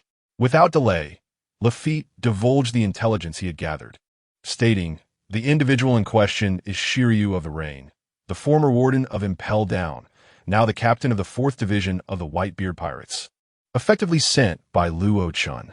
"Damn it!" Blackbeard exclaimed, frustration boiling within him. "I had no intention of provoking the Whitebeard Pirates, yet they come seeking trouble with me." Originally, Blackbeard Teach had not planned to confront Luo Chen so soon, but now it seemed that Luo Chen had already set his sights on him. "Ha ha!" Bashes laughed heartily, exclaiming, "In that case, let me go and take care of that fellow named Shiryu of the Rain." Alvaro Pizarro cast a fleeting glance at Bashes and remarked, "Shiryu of the Rain is the former warden of Impel Down, a formidable adversary whose strength rivals that of Magellan. Therefore, you're no match for him." Bashes paused at this revelation, as the memory of Magellan's might lingered vividly in his mind. To think there exists someone comparable to Magellan? Blackbeard Teach pondered, recalling his own encounter with Magellan during his time at Impel Down. He was acutely aware of how troublesome Magellan truly was. It was unfathomable that an individual of equal prowess had been invited by Luo Chen. Now, with the addition of the even more formidable Ryefield, the Whitebeard Pirates, excluding their captain, boasted a strength that surpassed even that of the era when their father was alive. As these thoughts coursed through Blackbeard's mind, a shiver ran down his spine. When it came to recruiting crew members, it seemed that Luo Chen's invitations were of a caliber far exceeding his own. Catherine Dupont chuckled, licking her lips. "Indeed, Shiryu is powerful, yet he's still no match for Captain Teach. Moreover, we have a multitude of comrades. Shiryu is as good as doomed." Suddenly, the previously sullen Blackbeard Teach burst into laughter, declaring, "Come, my lads, let us capture Shiryu and present him to the Navy." Poison Q, reclining on horseback, sat up with a sickly excitement, saying, "Captain Teach, so you intend to employ the same tactic again? When the Navy captures Shiryu, it will be interesting to see if they dare to act. If they do, both the Navy and Luo Chen's Whitebeard Pirates will face significant losses, presenting an opportunity for us, the Blackbeard Pirates." "Ha ha!" Blackbeard Teach raised his goblet and drained it, exclaiming, "Precisely. If we allow Luo Chen and his Whitebeard Pirates to grow stronger unchecked, I shall have no chance to dominate the seas. Indeed, if we join your crew, it would be meaningless otherwise." Alvaro Pizarro interjected candidly, showing little regard for Blackbeard Teach pride. Blackbeard Teach remained unfazed as long as his objectives were met. Extending his right hand, a shimmering orb of the tremor fruit enveloped his fist. He chuckled, "Ha ha ha! Lads, let us set off to find the former warden of Impel Down, Shiryu of the Rain. Captain Teach, allow me to go ahead and hold him off. We must prevent him from escaping." Lafitte volunteered, twirling his cane sword with eagerness. Blackbeard Teach responded with a direct agreement. Indeed, Lafitte remembered not to let range Shiryu escape. After all, if we allow Luo Chen to arrive ahead of time, it would be quite troublesome. I am not yet ready to confront Luo Chen. The timing is not yet ripe. Chapter 90. Assaulted by the Blackbeard Pirates. Shiryu of the Rain as Blackbeard Teach and his crew encircled Shiryu of the Rain. The latter sat upon a stone, indulging in a cigar while polishing his sword. Rime. Suddenly, a frown creased Shiryu's brow as he discerned the sound of footsteps approaching from behind. He swiftly turned to find Blackbeard Teach and his men charging toward him. A sense of foreboding washing over him. "This is bad. I've been discovered. I must devise a way to escape," he muttered. Shiryu sprang to his feet and began to run, retrieving a den mushi from his pocket. Do. Moshi, this is Marco," came Marco's voice through the receiver. Without wasting time, Shiryu replied, Marco, I've been spotted by the Blackbeard pirates, and I'm currently seeking a way to flee. Please come to my aid following the life card. Understood. I'll be waiting for you, Marco responded before hanging up. Just as Shiryu stowed the Den Mushi, he noticed a figure above him. Lafitte, soaring through the air, grinned as he remarked, Shiryu of the Rain, you won't escape so easily. With that, Lafitte drew his sword and charged at Shiryu. Shiryu unsheathed Raimei to meet the attack, the clash of their weapons resonating with a loud clang. Your strength is commendable, Shiryu acknowledged after a brief exchange, noting that although this pale-faced adversary was not his equal, he was nonetheless formidable. However, this delay allowed Blackbeard Teach and his crew to close in on him. Realizing escape was futile, Shiryu ceased his flight, gripping Raimei tightly and surveying the encroaching Blackbeard pirates. Ha ha! Shiryu of the Rain, I've heard tales of your prowess as the former warden of Impel Down. How about joining my crew? Teach boasted, arms outstretched in mockery. Apologies, Blackbeard Teach, but your strength pales in comparison to Captain Luffy, Shiryu retorted bluntly. The tyrannical king burst into laughter, exclaiming, Ha! It seems our friend Shiryu is rather dismissive of you, Teach. Quite the embarrassment. Teach's expression darkened momentarily before he regained his composure, chuckling, Ha ha, what a pity. Then, Shiryu, I shall extract your utmost value. Man attack.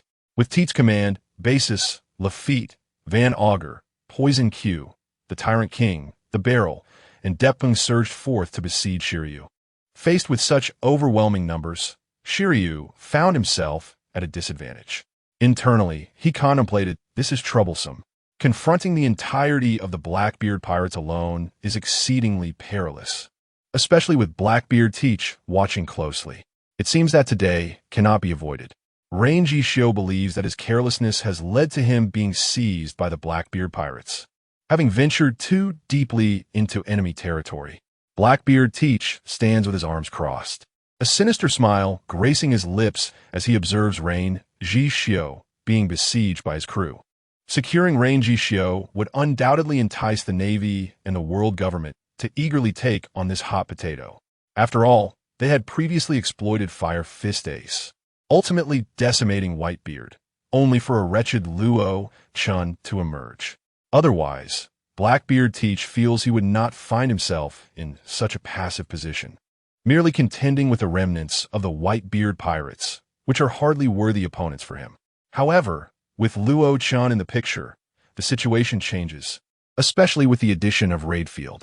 Blackbeard Teach, if he possesses any sense, would refrain from provoking Luo Chen's Whitebeard pirates at this juncture. In contrast, the Navy and the world government might be quite willing to do so. This constitutes Blackbeard Teach's plan, should it succeed. The prospect of replacing Luo Chen and ascending to the rank of a new Emperor of the Sea would be within reach. In the territory of the Whitebeard pirates, after hanging up on Rangy Shio's call, Marco hurriedly sought out Captain Luo Chen. Engaged in training his observation haki, Luo Chen was not angered by the interruption, recognizing that Marco's urgency indicated a matter of significant gravity. After several days, Raidfield had begun to integrate into the life of the Whitebeard pirates. Marco, in a state of anxiety, reported, Captain Luo Chen, Rangy Shio has been discovered by Blackbeard Teach and his men, and he may be facing peril.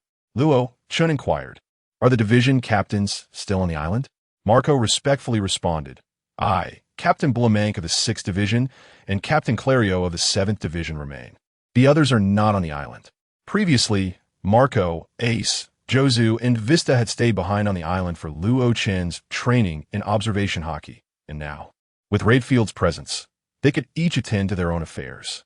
Luo Chen calmly stated, Blamank and Clario then, Raidfield, you and Marco should fly to support Rangy Shio. With the two of you, dealing with the Blackbeard pirates should be sufficient. Very well, leave it to me. Raidfield, now a subordinate of Captain Luo Chen, readily accepted the orders. Soon after, Raidfield took to the skies alongside Marco. Dasky, Domino, Shaluya, and Peja, led by Califa, approached Luo Chen. Califa playfully remarked, Captain Luo Chen, you must be exhausted from your training. Allow us sisters to massage your back and help you relax. Quite right. A smile graced the corners of Luo Chen's lips. Kali Fa certainly knew how to navigate the intricacies of relationships. However, Luo Chen found it rather appealing. Dasky, having encountered such matters frequently, seemed to gradually adapt, no longer harboring the initial resistance she once felt. Upon hearing Marco's explanation, Raidfield, who had just departed from Sphinx Island, expressed intrigue. That Blackbeard teach. Is he also a wielder of dual devil fruit powers like Captain Luo Chen? How fascinating. I wonder what his strength is like. Chapter 91, Raidfield vs. The Blackbeard Pirates. Amidst the relentless onslaught of the Blackbeard Pirates, Shiryu of the Rain found himself battered and weary, his body marred with injuries. Blackbeard, Marshal D. Teach, observed the situation and, with a sinister grin, declared, "Ha ha ha, enough, my crew." As he approached Shiryu, he solemnly inquired, "Tell me, Shiryu of the Rain, I hold your abilities in high regard. Would you consider serving under my command?" To be candid, while Shiryu may not possess the pinnacle strength of an emperor, he is undoubtedly a formidable force among the elite ranks below that tier. Blackbeard recognized that although his subordinates were competent, none had yet reached the level of a premier powerhouse just beneath the emperors. Thus, he extended his offer once more. With a cold laugh, Shiryu responded, "Blackbeard, you are indeed a significant figure. However, when compared to Captain Luo Chen, you fall woefully short. There is simply no basis for comparison." "Ha ha ha, you damn scoundrel." Blackbeard's face contorted with rage. "Always comparing me to Luo Chen. Don't blame me for being ungracious." Clenching his right hand, he summoned the power of the Tremor fruit, enveloping his fist in a sphere of energy, and unleashed a fierce punch aimed directly at Shiryu. The shockwave surged forth, leveling everything in its path. "Quick, we must retreat. Captain Teach is enraged," Lafitte warned, twirling his cane. The crew of the Blackbeard Pirates hastily dispersed to the sides. As the shockwave approached, Shiryu quickly raised his weapon, Reijiki, and enveloped it in haki. The moment the attack struck him, he was propelled backward, unable to defend himself against Blackbeard's assault due to his prior injuries. He crashed heavily to the ground. Blackbeard, relishing the moment, chuckled malevolently, "Ha ha ha. Bind Shiryu, and let us flee this island at once. If Luo Chen's men arrive, we'll be in dire trouble." In his cautious nature, Blackbeard immediately contemplated their retreat after subduing Shiryu. After basis bound Shiryu tightly, the Blackbeard Pirates made their way to the shore in preparation for their departure. Suddenly, Van Augur interjected with urgency, "Captain Teach, the Whitebeard Pirates are approaching." "What? How can they arrive so swiftly? This is noyest." Blackbeard erupted in fury, his composure shattered. The siege of Rain's Shiryu lasted merely a little over 10 minutes, primarily aiming to capture him alive. Hence lethal force was not employed. However, the Whitebeard Pirates arrived for support, much to Blackbeard Teach's vexation. Had he known, he would have personally joined the fray. The crew of the Blackbeard Pirates grew vigilant, aware that their adversaries were no ordinary foes. Van Oka then reported that the target comprised 2 individuals approaching, and that Lucien had not come in person. "Lucien did not come? Damnable Van Oka. Could you not deliver the news in one breath? You nearly frightened me to death, you scoundrel." Blackbeard Teach grumbled, visibly annoyed. With Lucien's absence, it implied that 2 captains from the division had arrived instead. Thus, there was little to fear. Moments later, Riderfield and Marco descended before the Blackbeard Pirates. Upon seeing that Captain Lucien had sent aid, Rain's Shiryu relaxed with a slight smile. Blackbeard Teach, laughing boisterously, exclaimed, "Haha, so it's Captain Marco. That explains the rapidity of your arrival. Wait, you are Riderfield?" Blackbeard Teach paused, taken aback upon recognizing Riderfield beside Marco. "Young man, it seems you know me." Riderfield responded with a smile, his umbrella sword resting behind him. Blackbeard Teach scanned his crew before glancing back at Riderfield and Marco. Overall, they were not without a chance of victory. "Then it appears a battle is inevitable. I shall test my mettle against you, a legend of the old era."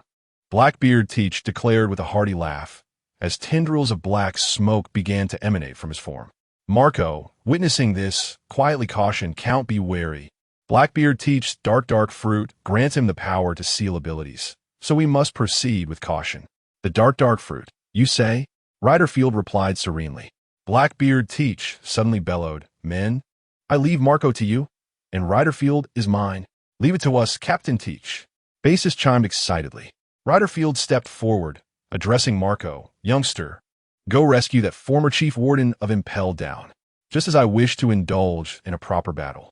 Understood. Marco accepted Riderfield's proposal. Having only recently regained his youth after consuming the mythical Zoan vampire fruit, Riderfield had engaged in combat against Captain Lucien once, only to be thoroughly crushed, depriving him of the joy of battle. At this very moment, an opportune chance has arisen, and Riderfield is intent on engaging in a vigorous confrontation. Katarina Dupont licked her lips and remarked, Indeed, we have been underestimated. Who could argue otherwise? Retorted the malevolent ruler, Alvaro Pizarro, with evident displeasure. The burly Basque, Jot, similarly cast a discontented gaze upon Riderfield. Chapter 92.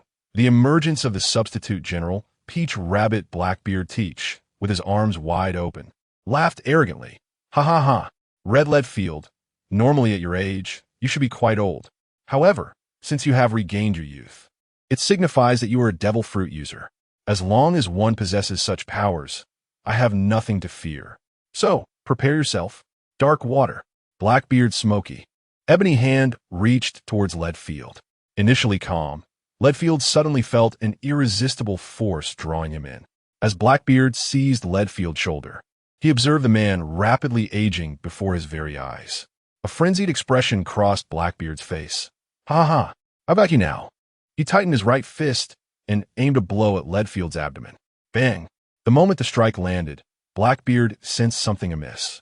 Upon closer inspection, he discovered that Riderfield had blocked his attack with haki. In that critical moment, Riderfield drew his umbrella blade and slashed upward. Just then, Lafitte rushed in to intercept Riderfield's assault with his cane sword. Lafitte, concerned, inquired, Captain Teach, are you all right? I'm Euphine. But it seems this old fellow is not so easily dealt with, Blackbeard replied darkly. Riderfield, brushing off his attire, remarked, So, it is the power of the dark fruit? Quite a perilous ability. Just now, I felt my body age in an instant. Meanwhile, Marco wasted no time transforming into his phoenix form and soared to rescue Shiryu of the rain.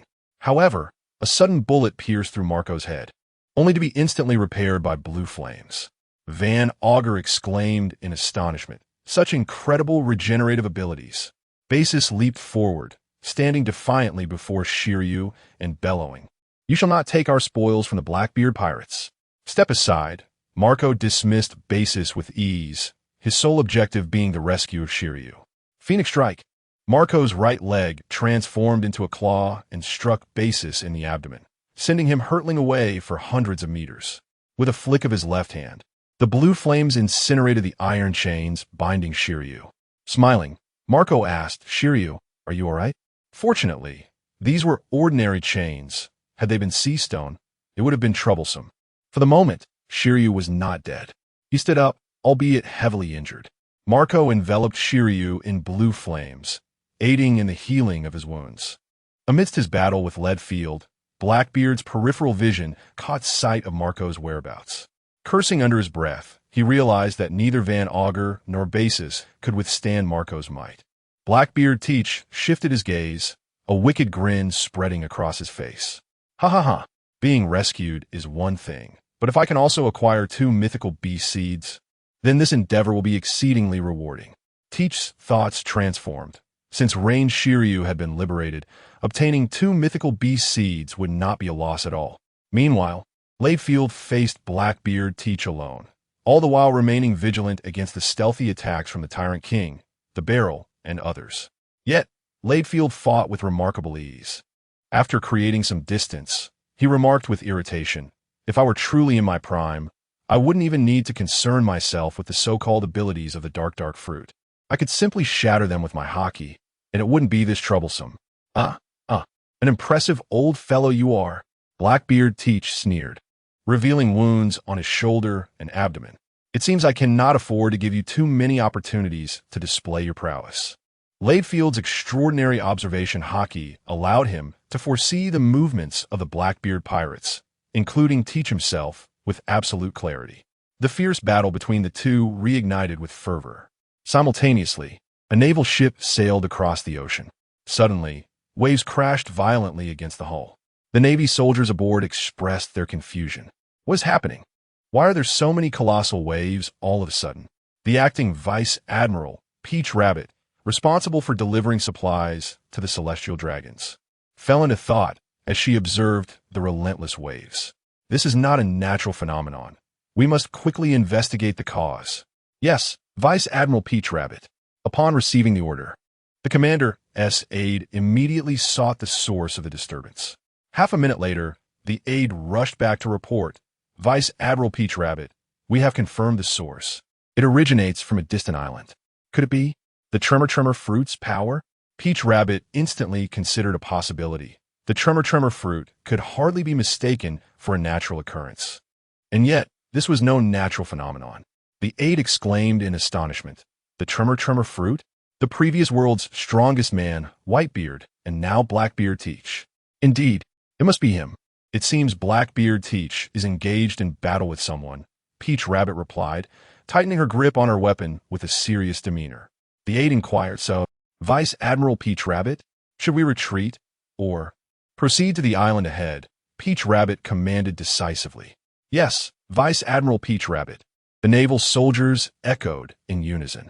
The aide also remembered to contact headquarters to report, as Blackbeard Teach and the currently unknown pirate were certainly not to be underestimated. In the office of the Marshal, Aokiji received a call and, upon hearing the report, leaned back in his chair, gazing at the ceiling. Blackbeard Teach? It seems the unknown pirate is likely from the Whitebeard pirates. Aside from the Whitebeard pirates, the chances of others being involved are rather slim. Currently, at the G1 division in the New World, we have Fujitora, but unfortunately, Kizuru is stationed at the Vegapunk base. Chapter 93. The Honest Peach Rabbit at this moment. The newly appointed Admiral Fujitora, stationed at the G1 branch of the New World, received a call from Admiral Aokiji. Understood. I shall mobilize immediately to assist Vice Admiral Peach Rabbit. After hanging up, Fujitora rose to his feet. As he stepped out the door, the naval soldiers on either side stood at attention, respectfully acknowledging him. Admiral Fujitora? With a smile, Fujitora instructed, bring 100 men to accompany me. Yes, Admiral Fujitora. Upon receiving the command, the soldiers promptly set about organizing the necessary arrangements. On the battlefield where Blackbeard Teach and Luffy were engaged, the combat grew increasingly fierce. Blackbeard Teach, panting heavily, chuckled, ha ha ha. Old man, let us see how long you can endure. In terms of numbers, I hold the advantage. Kid, you're not utilizing Whitebeard's power effectively. It pales in comparison to the might he wielded in his prime. Luffy, placing a hand on his abdomen, replied, I suffered some injuries from the Tremor fruit's impact, but they are of little consequence to me. He mused that had Whitebeard himself wielded the Tremor fruit, he might well have been gravely injured. Ultimately, Blackbeard Teach's dark fruit ability severely countered him. Once touched, his vampire form would dissipate, leading to immediate aging and a significant reduction in combat efficacy. In that moment, Luffy truly felt the weight of age bearing down upon him. In his youth, Luffy had scoffed at the notion of consuming so-called devil fruits, deeming them to be mere weaknesses. Poison Q, with a shoulder pierced, weakly stated, Captain Teach, this old man's strength is overwhelming. He can perceive our every move in an instant. Luffy, twirling his cane, revealed his pallid complexion and remarked, were it not for Captain Teach's dark fruit ability providing some restraint against that old man, we would be at a complete loss on how to defeat him. No wonder he was once ranked among the 3 legendary pirates. He is truly extraordinary. Avaro Pizarro, blood trickling from the corner of his mouth, added with a grin. If we could slay this old man, we would undoubtedly achieve great renown. Ha ha ha. Blackbeard Teach spread his arms wide, grinning wickedly. Listen up. If any of you perish in the upcoming battle, I'll 1T be collecting your bodies. Marco, accompanied by the rainy Shiryu, withdrew from the fray. Shiryu looked at Luffy and declared, truly worthy of the solitary red. Marco, I'm fine, do not mind me. Go and fight. Understood. Just be cautious, Marco responded. He had long yearned to confront Blackbeard Teach directly, yet he was mindful of Shiryu, wishing to prevent any ambush from Teach's crew. As Marco's hands transformed into brilliant blue flames and he soared into the air, his eyes widened in astonishment as he gazed towards the coastline. "The Navy?" he exclaimed. Meanwhile, Van Oka also spotted the naval ships and promptly advised, "Captain Teach, a naval vessel is approaching." Reedfield, utilizing his observation haki, extended his senses to encompass the naval ships and remarked nonchalantly, "This generation of the Navy is rather reckless." Had it been Sengoku and Garp's era, they would have patiently awaited their opportunity. On board the naval vessel, the lieutenant commander lowered his binoculars and hurried to report to Rear Admiral Peach Rabbit. "Rear Admiral, I have assessed the situation on the island. The entirety of the Blackbeard pirates is present, along with Marco, the captain of the Whitebeard Pirates 1st Division, and Shiryu of the Rain, the captain of the 4th Division, as well as the legendary figure from the bygone era, the aloof Red Reedfield." As anticipated, a confrontation was imminent between the Blackbeard pirates and the Whitebeard pirates. Peach Rabbit furrowed her brow, aligning with her earlier suspicions. The lieutenant commander voiced his concerns, stating, "Rear Admiral, if we proceed directly, it may provoke enmity from both parties. That is of no concern. Admiral Aokiji has dispatched Admiral Fujitora to assist us." Peach Rabbit replied with a serious demeanor. Furthermore, Peach Rabbit possessed sufficient confidence in her own abilities to have been considered a candidate for admiral. One does not attain such a rank without merit. Upon hearing Peach Rabbit's assertion, the lieutenant commander refrained from further objections and directed the naval ship towards the island. At the heart of the island battlefield, Blackbeard Teach let out a thoughtful laugh. "Ha ha ha. The Navy, yeah? Perhaps they could be of some use after all." Originally, Marco intended to engage in battle, while Shiryu planned to take a moment's respite. Now, both found themselves compelled to stand behind Reed Field, particularly with another force, the Navy, entering the fray. Upon Peach Rabbit's arrival on the battlefield, Blackbeard Teach boisterously proclaimed, "Ha ha ha. So, it is a female Rear Admiral. What do you say, Navy? Care to join forces with me to eliminate these three? After all, for your Navy, Luo Chen and his Whitebeard pirates pose the greatest threat." "Teach, you scoundrel. You're courting death." Marco exploded with fury. Blackbeard Teach had previously exploited the Navy to inflict severe losses upon their Whitebeard pirates, and now he was at it again. Reedfield raised his hand to calm Marco, saying, "Do not be alarmed. That young lady will not assist Blackbeard Teach, nor will she aid us." "How can you be so certain?" Marco questioned in confusion. Ryderfield's lips curled into a smile, for his extraordinary observation haki allowed him to perceive the thoughts hidden within the hearts of others. No one could elude the scrutiny of his keen insight.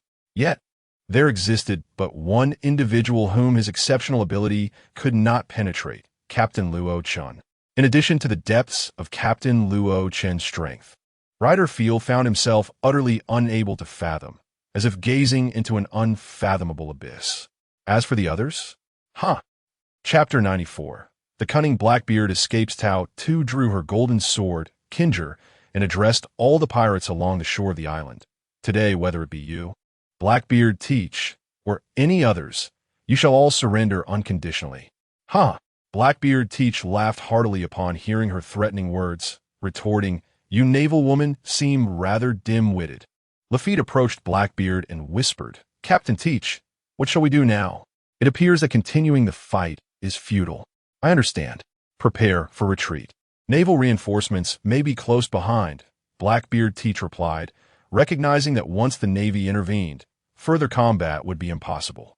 Thus, the wisest course was to withdraw swiftly. At least they would not leave empty-handed. They had successfully eliminated the troublesome Rangine Bay, freeing themselves from constant scrutiny. With arms outstretched, Blackbeard grasped the air and boasted, "Ha!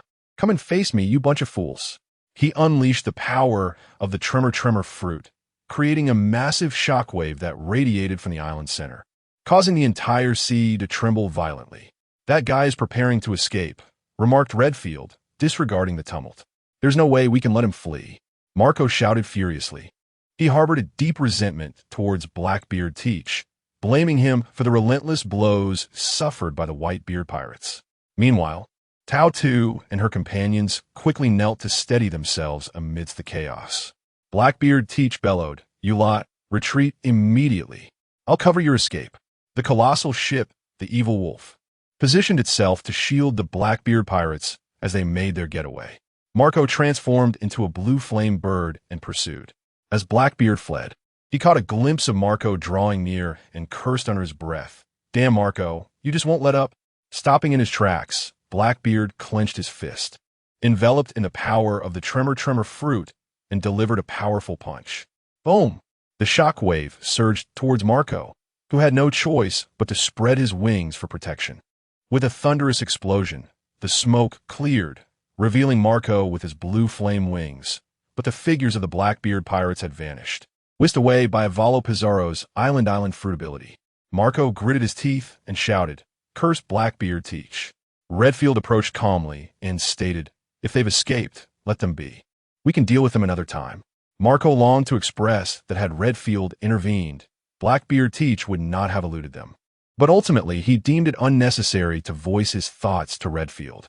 After all, it is indeed a stroke of luck for the other party to join the Whitebeard pirates.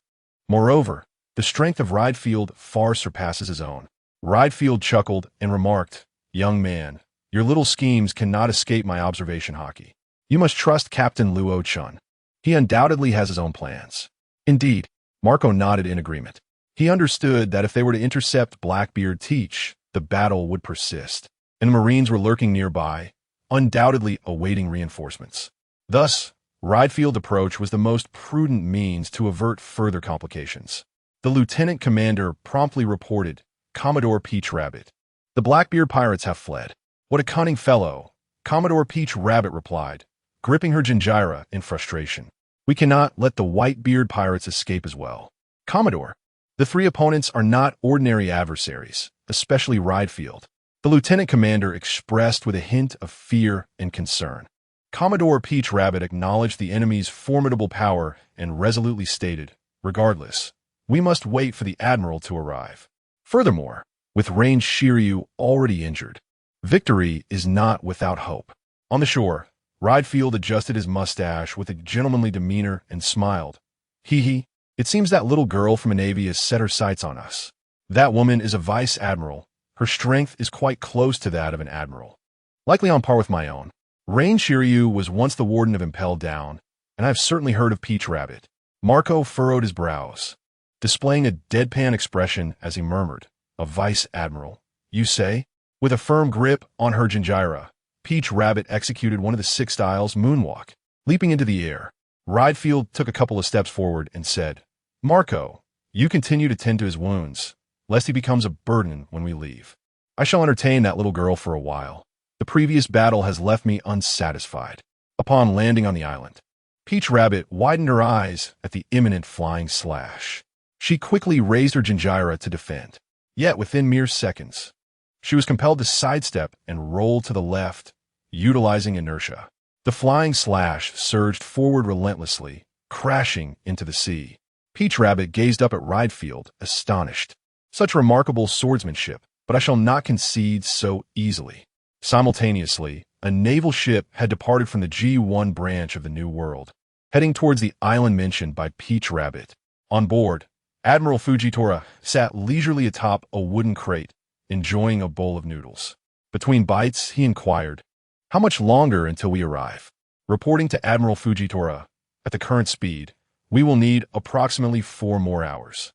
The naval soldier beside him responded respectfully. Fujitora, with his eyes tightly shut, gazed upwards at the sky and remarked, "Has it been nearly 4 hours? This duration seems rather lengthy. Upon our arrival, I wonder what unforeseen events may transpire." Suddenly, a force of gravity was exerted upon the warship, dragging it away from the surface of the sea. Chapter 95. The arrival of Luo Chen in the shadows. The Vice Admiral's aide shouted towards the airborne General Peach Rabbit, just as they were about to rush forward with the naval soldiers. However, Marco intervened, blocking their path. With his hands ignited by blue flames and wings unfurled, Marco hovered in the air, chuckling, "I cannot allow you to disrupt their battle." Infuriated, everyone opened fire on Marco, and the Vice Admiral's aide issued the command to shoot. Bang! Bang! The bullets from the naval soldiers had no effect on Marco whatsoever, who remained unfazed by their futile attempts. Struggling to rise while clutching her abdomen, Peach Rabbit murmured anxiously, "If this drags on, we'll be in trouble. I wonder when Fujitoro will arrive." Meanwhile, the audacious Blackbeard Teach, having successfully escaped, laughed boastfully. "Ha ha ha, I made it. Those fellows will remember this, and I shall make sure to tear you all to shreds when the time comes." A rickety ship sailed along. The circumstances of the Blackbeard pirates were indeed dire, yet possessing even a single vessel was a modest fortune. "We couldn't even handle the last rider field. How can we possibly contend with Luo Chen? Sigit Katarina Devil. Are you all scared?" Blackbeard Teach responded nonchalantly, but then he faltered as he noticed someone suspended before them. At that moment, the entire crew of the Blackbeard pirates turned to look, and upon seeing the figure, panic ensued. Luo Chen floated serenely in the air, arms crossed, observing Teach and his crew with an air of calmness.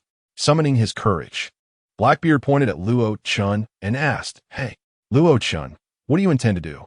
Are you planning to battle me out here on the ocean?" Upon finishing his words, Teach realized that Luo Chen was paying him no mind, leaving him feeling utterly embarrassed. "This damn bastard," Lafitte whispered a warning, "Captain Teach. We are out at sea, and his ability to fly puts us at a significant disadvantage." "I know, I was planning to bring him down." Teach squinted his eyes, grinning. "Ha ha ha. Luo Chen, since you've come to me, don't blame me for taking you out now." With that, Teach unleashed the powers of his dark fruit. His right hand enveloped in thick black smoke aimed at Luo Chen. However, an unexpected turn of events unfolded. Seconds ticked by. 1 second, 2 seconds, 3 seconds. For seconds. Yet no matter how much Teach intensified the output of his abilities, Luo Chen remained completely unresponsive. Teach was left dumbfounded, astonished at the phenomenon. What on earth is happening? Why is my dark fruit power ineffective? This perplexed Blackbeard Teach immensely. The power of the dark fruit is the nemesis of all devil fruits. Since Luo Chen is a devil fruit user, he ought to be restrained. So why was there no reaction at all? Luo Chen raised his hand and then suddenly struck downwards. Lion's might, royal domain. The surrounding waters began to surge wildly, forming dozens of towering heads of lions composed of seawater that encircled the Blackbeard pirates. "Is this a joke? Captain Teach, quickly seal the opponent's devil fruit ability. Otherwise, we will face total annihilation." The barrel of rum was instantly forgotten as someone exclaimed in desperation. Blackbeard Teach's face darkened to its utmost as he replied, "I don't know why my dark fruit ability has no effect on Luo Chen. Prepare for battle."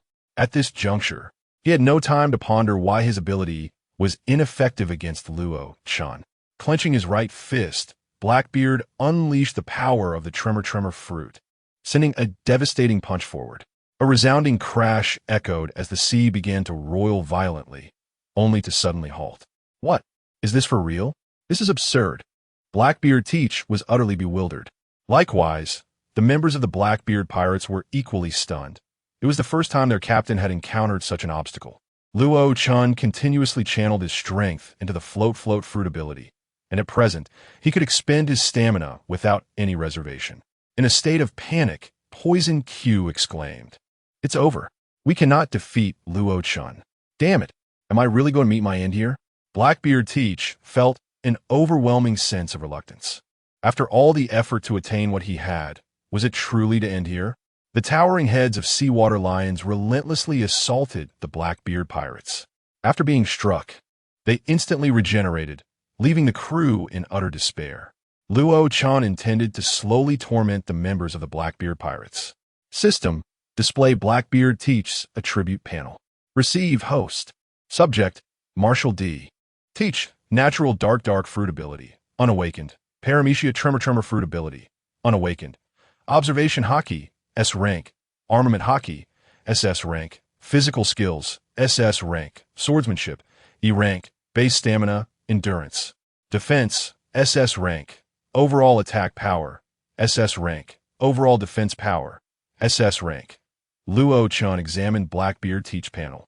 Although he was a dual devil fruit user, to speak candidly, Teach's strength merely belonged to the lowest tier of the Emperor level. Blackbeard Teach aspires to reach the pinnacle of imperial power. and he must awaken the abilities of the tremor fruit to achieve this goal. As for whether Blackbeard Teach possesses the potential to ascend to the level of a king, Luo Chen remains uncertain. However, at this stage, Blackbeard Teach appears utterly insignificant in Luo Chen's eyes. Nonetheless, the powers of the darkness fruit indeed pose a considerable threat to those who wield devil fruit abilities, yet they hold no efficacy against Luo Chen. Chapter 96. The obliteration of Blackbeard's crew without lifting a finger. Meanwhile, on the island, Whitebeard gazed up at the sky. Both Marco and Rain Shiryu were puzzled by Whitefield's sudden glance upwards. In unison, they followed his gaze, only to be struck with astonishment. Rain Shiryu exclaimed in disbelief. How could a meteorite be hurtling towards us? Marco, his expression grave, replied, I don't know, but we must find a way to intercept that meteorite. In stark contrast, Whitebeard calmly elucidated, the Admiral of the Navy has arrived. This meteorite is merely a greeting from them. Wonderful. They've finally come. I was on the verge of exhaustion. Battling Whitebeard had proven to be quite a strenuous endeavor for her. Though she had believed herself formidable, the disparity in power against such top-tier warriors was undeniable. Transforming into his phoenix form, Marco flapped his wings and declared, Leave this meteorite to me. In the skies above the island, Marco collided with the meteorite, utilizing his formidable healing abilities to ultimately redirect it off course. With a thunderous roar, the fiery meteorite crashed into the ocean, sending forth a cascade of splashing waves. At that moment, Fujitora descended on a wooden plank propelled by his gravity fruit powers. Rolling his eyes, he remarked, You three are indeed remarkable. Among them was Marco, the 1st Division captain of the Whitebeard Pirates, alongside Rain Shiryu, the former warden of Impel Down and now captain of the 4th Division, and lastly, the legendary Whitebeard of the bygone era. So you're the newly appointed admiral, Fujitora? You seem to possess some skills, Whitebeard observed, utilizing his observation haki to sense the new admiral's formidable aura. Though Fujitora exuded a powerful presence, Whitebeard was confident that, in the end, victory would belong to him. Taking advantage of the moment, Tao Tu distanced herself from the battle zone and approached Admiral Fujitora. He inquired with concern, Midshipman Tao Tu, are you unscathed? It's commendable that you managed to hold them off until my arrival. I am fine. It is our duty to eliminate pirates. Tao Tu responded, shaking her head to indicate her well-being. Whitebeard chuckled. Let me witness the prowess of this new admiral. Whitebeard, I have heard of your reputation. I look forward to learning from you, Fujitora replied, slowly gripping his staff sword. In an instant, Fujitora and Whitebeard clashed, their fierce combat epitomizing the caliber of a battle fit for emperors. Marco and Rain Shiryu distanced themselves from the fray, as did Tao Tu and the others. Rain Shiryu marveled, truly impressive. If I could advance further, I would step into that realm. However, entering that level is no simple feat.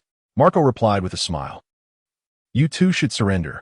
Tao Rabbit brandished her golden weapon and charged forward, roaring, just as Rain of Silence was about to draw his sword. Thunderstorm, to retaliate, Marco halted him. He said, Leave that woman to me. You should continue to rest for a while. Rain of Silence responded, sheathing Thunderstorm once more. Marco transformed into a blue flame phoenix, blocking Tao Rabbit's strike. Tao Rabbit gazed at the blue flaming bird before her and remarked, the mythical Zoan fruit, the phoenix form. Navy Rear Admiral, you lack the qualifications to capture us. Marco grinned with lifeless eyes, just as he had forced Whitebeard back with his gravity blade. Fujitora chuckled softly and commented, Admiral Tao Rabbit is too hasty. Such eagerness can lead to a passive position. So, Fujitora, your devil fruit ability is indeed extraordinary, Whitebeard remarked, effortlessly evading the gravity blade. Without the sealing of the dark fruit on his vampire form, Whitebeard could fight at his peak strength, and thus he felt little pressure facing the newly appointed Marine Headquarters Admiral. In fact, he seemed rather at ease, even though they both belonged to the same royal level. Whitebeard's overall strength surpassed that of Fujitora. Suddenly, Whitebeard laughed, saying, What? Fujitora, are you planning to retreat just like that? What? Have you seen through my thoughts? Fujitora exclaimed in shock, saying, Your observation haki is quite remarkable, Field. Indeed, my observation haki allows me to see through anyone's thoughts. Everything you think is perceivable to me, Field replied confidently with a smile. While Fujitora was astonished, he was not overly surprised, saying, "It seems we cannot converse in our minds." Meanwhile, on the sea, the entire Blackbeard pirates crew had been eliminated by Luo Chen, leaving just 3 individuals, Blackbeard Teach, Lafitte, and Van Oka. Their ship had also been driven to the depths of the ocean by Luo Chen. Exhausted, Blackbeard Teach clung to a piece of driftwood floating on the surface, while Lafitte was dragging Van Oka through the air. Lafitte, with a grim expression, said, "We might soon face total annihilation. Perhaps this is fate." Van Oka accepted his situation, recognizing that their current adversary was far beyond their capacity to defeat. It was only thanks to Lafitte, who was closest at the moment, that he narrowly escaped disaster. Otherwise, Van Oka would share the same fate as the others, having been cast into the depths by Luo Chen. Lafitte let out a sigh and remarked, "What is most terrifying is that the adversary did not lift a single finger throughout the encounter. Utilizing the powers of the float fruit, he effectively annihilated our Blackbeard pirates." As Lafitte and Van Augur recalled the scene from earlier, a wave of turmoil stirred within their hearts. Luo Chen was undeniably an insurmountable behemoth, the ultimate monster among monsters.